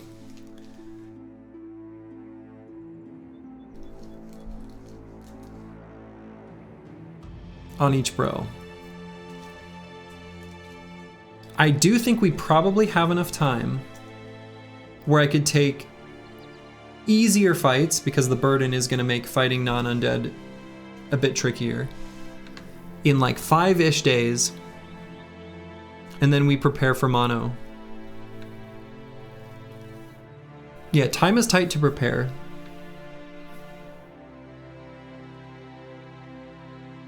It's like another confident on everyone that never goes away the whole battle.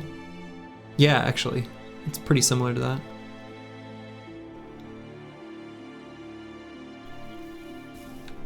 And what are the other ones? Arrogance of the city's killing. I mean, it's gotta be this. It's gotta be. We have like 1 or 2 days. We have like 1 day of resupply that we have to do right now because we need tools. Is there a training hall nearby? There is. We're right next to one. We got like 1 day of resupply.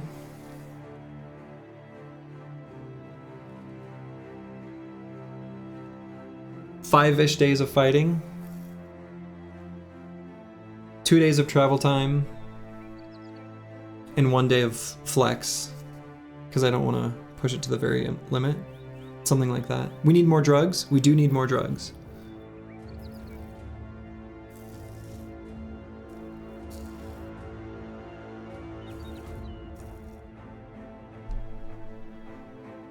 Humility is good. Humility would be good too.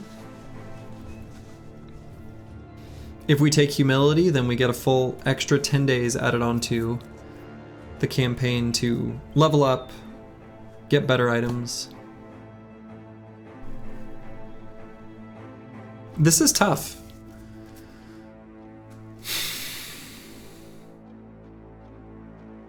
We need more drugs, we need more dogs. It just means the last oaths are unknown. Yeah, and one of the things I outlined at the very beginning of this stream, apparently 9 hours ago, is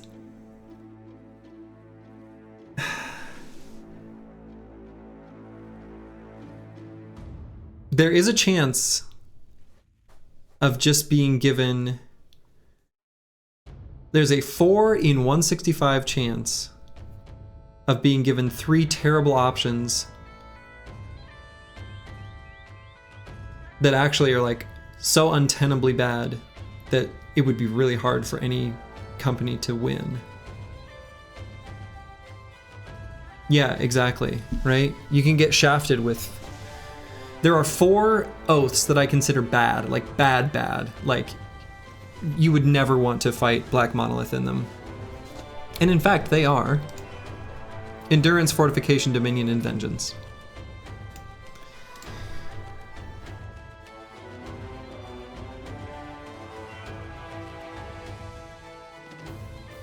There's only 165 different combinations of sets of 3 from the 11 that remain whenever you pick one. So that's like a 2-point-something% chance. I think I just go with this.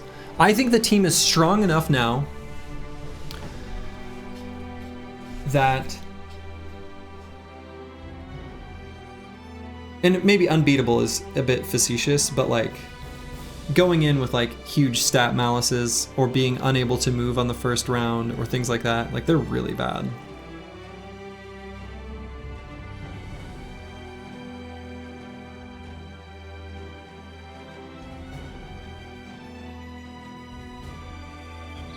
I think we take the Oath of Righteousness and we're on a 10-day clock where we just gotta rock and roll.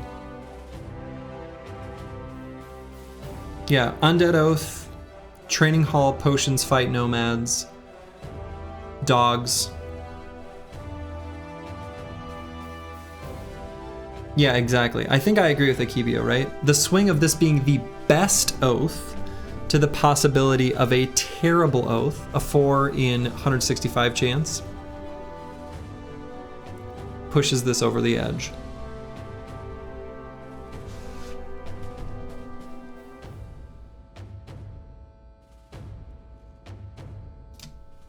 I think the company is strong enough now that we don't have to take risks, basically. No, I'm not gonna fight Monolith tonight. We did get Lone Wolf here early. I did say maybe we'll need to. I didn't expect this would be the condition where that would be necessary. Here's a level 11. Level 10, but 11 is close. No, we're not pushing mono tonight. Level 10, 11, 11, 8, 11, 11, 9. You know, we're pretty close. I do want to try to get as many level 11s as I can. Yeah, I need to be bright-eyed and bushy-tailed to fight mono, for sure. Training hall will get most of these guys to 11? Quite possibly.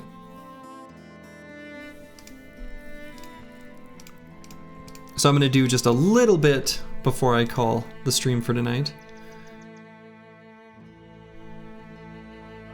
Let's see, what time of day is it? I'll get to Zugfest.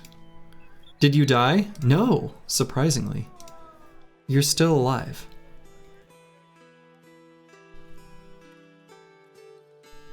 You almost died. But the little half man here, still rocking and rolling.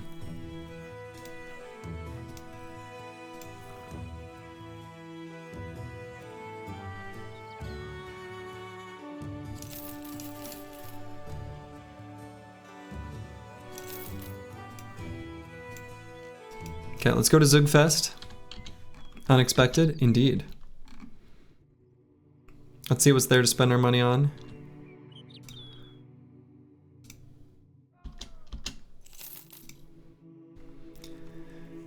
Whew. The other thing to consider is there's no two-handed flanged mace here, which sucks. That was the thing that I was keeping track of in my... Damn it. If...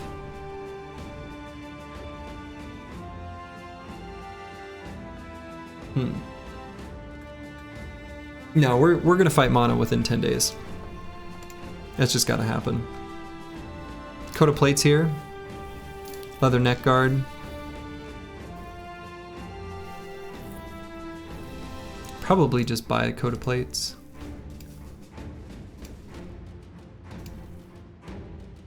Check normal shop for two-handed mace. Can it be here? I don't know that it ever can. I don't think that can possibly spawn in the regular marketplace. Dogs can though.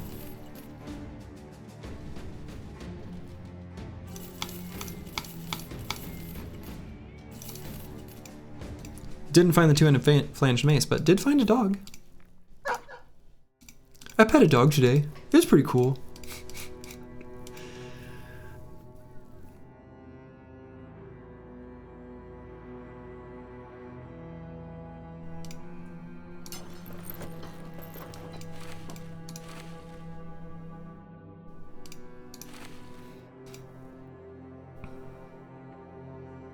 Can it not? I thought almost anything could. It's just super rare. I don't know, I don't feel like I've ever seen one. Maybe it can. Not to the best of my knowledge, but I guess I don't know for sure. Yeah, we've definitely got prep to do.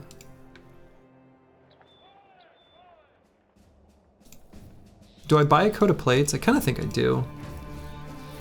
Need attachments for these bad boys.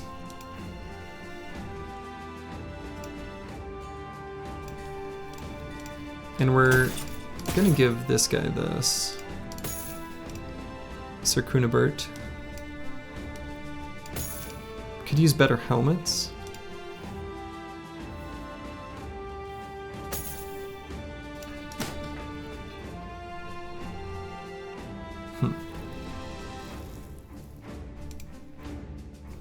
That's what Sir Kunibert's gonna end up loaded out with.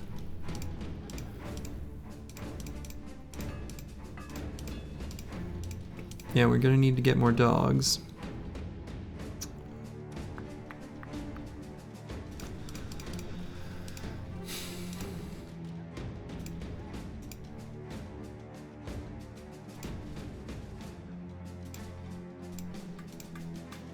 So really we only need 1 forged armor.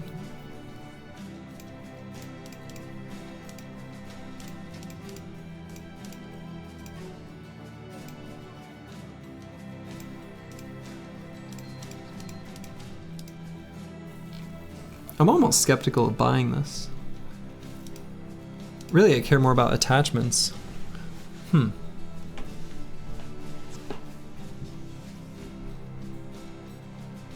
36, how heavy is it? 42?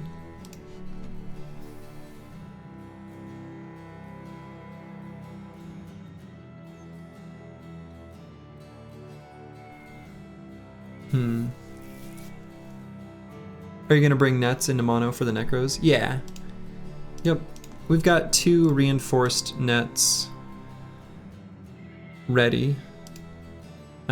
We'll definitely be bringing those.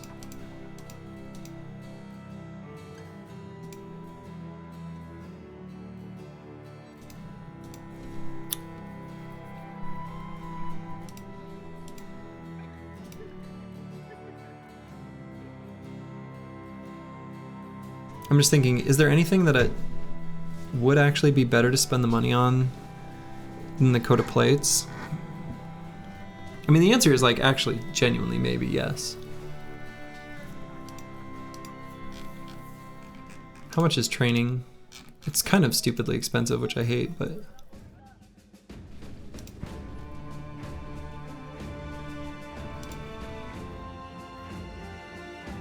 I'm just gonna get the veterans lessons here.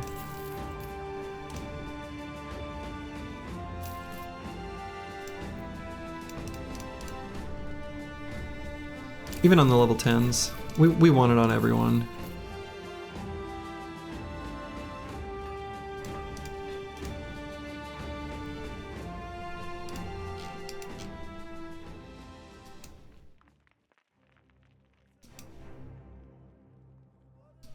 I'm gonna hold off on buying the coat of plates for now.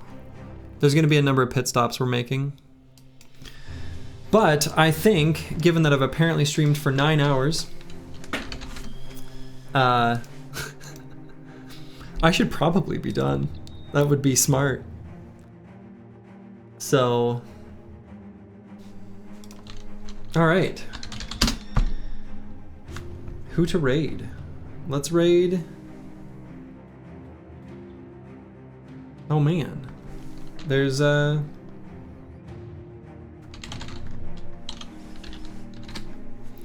we'll raid someone playing some Age of Mythology. State, he's a good dude. Thanks all for joining me. Next stream is gonna be mono. So this is very, very exciting, very frightening. So, to all of you, wherever you are in the world, have a good day or night. Ta-ta.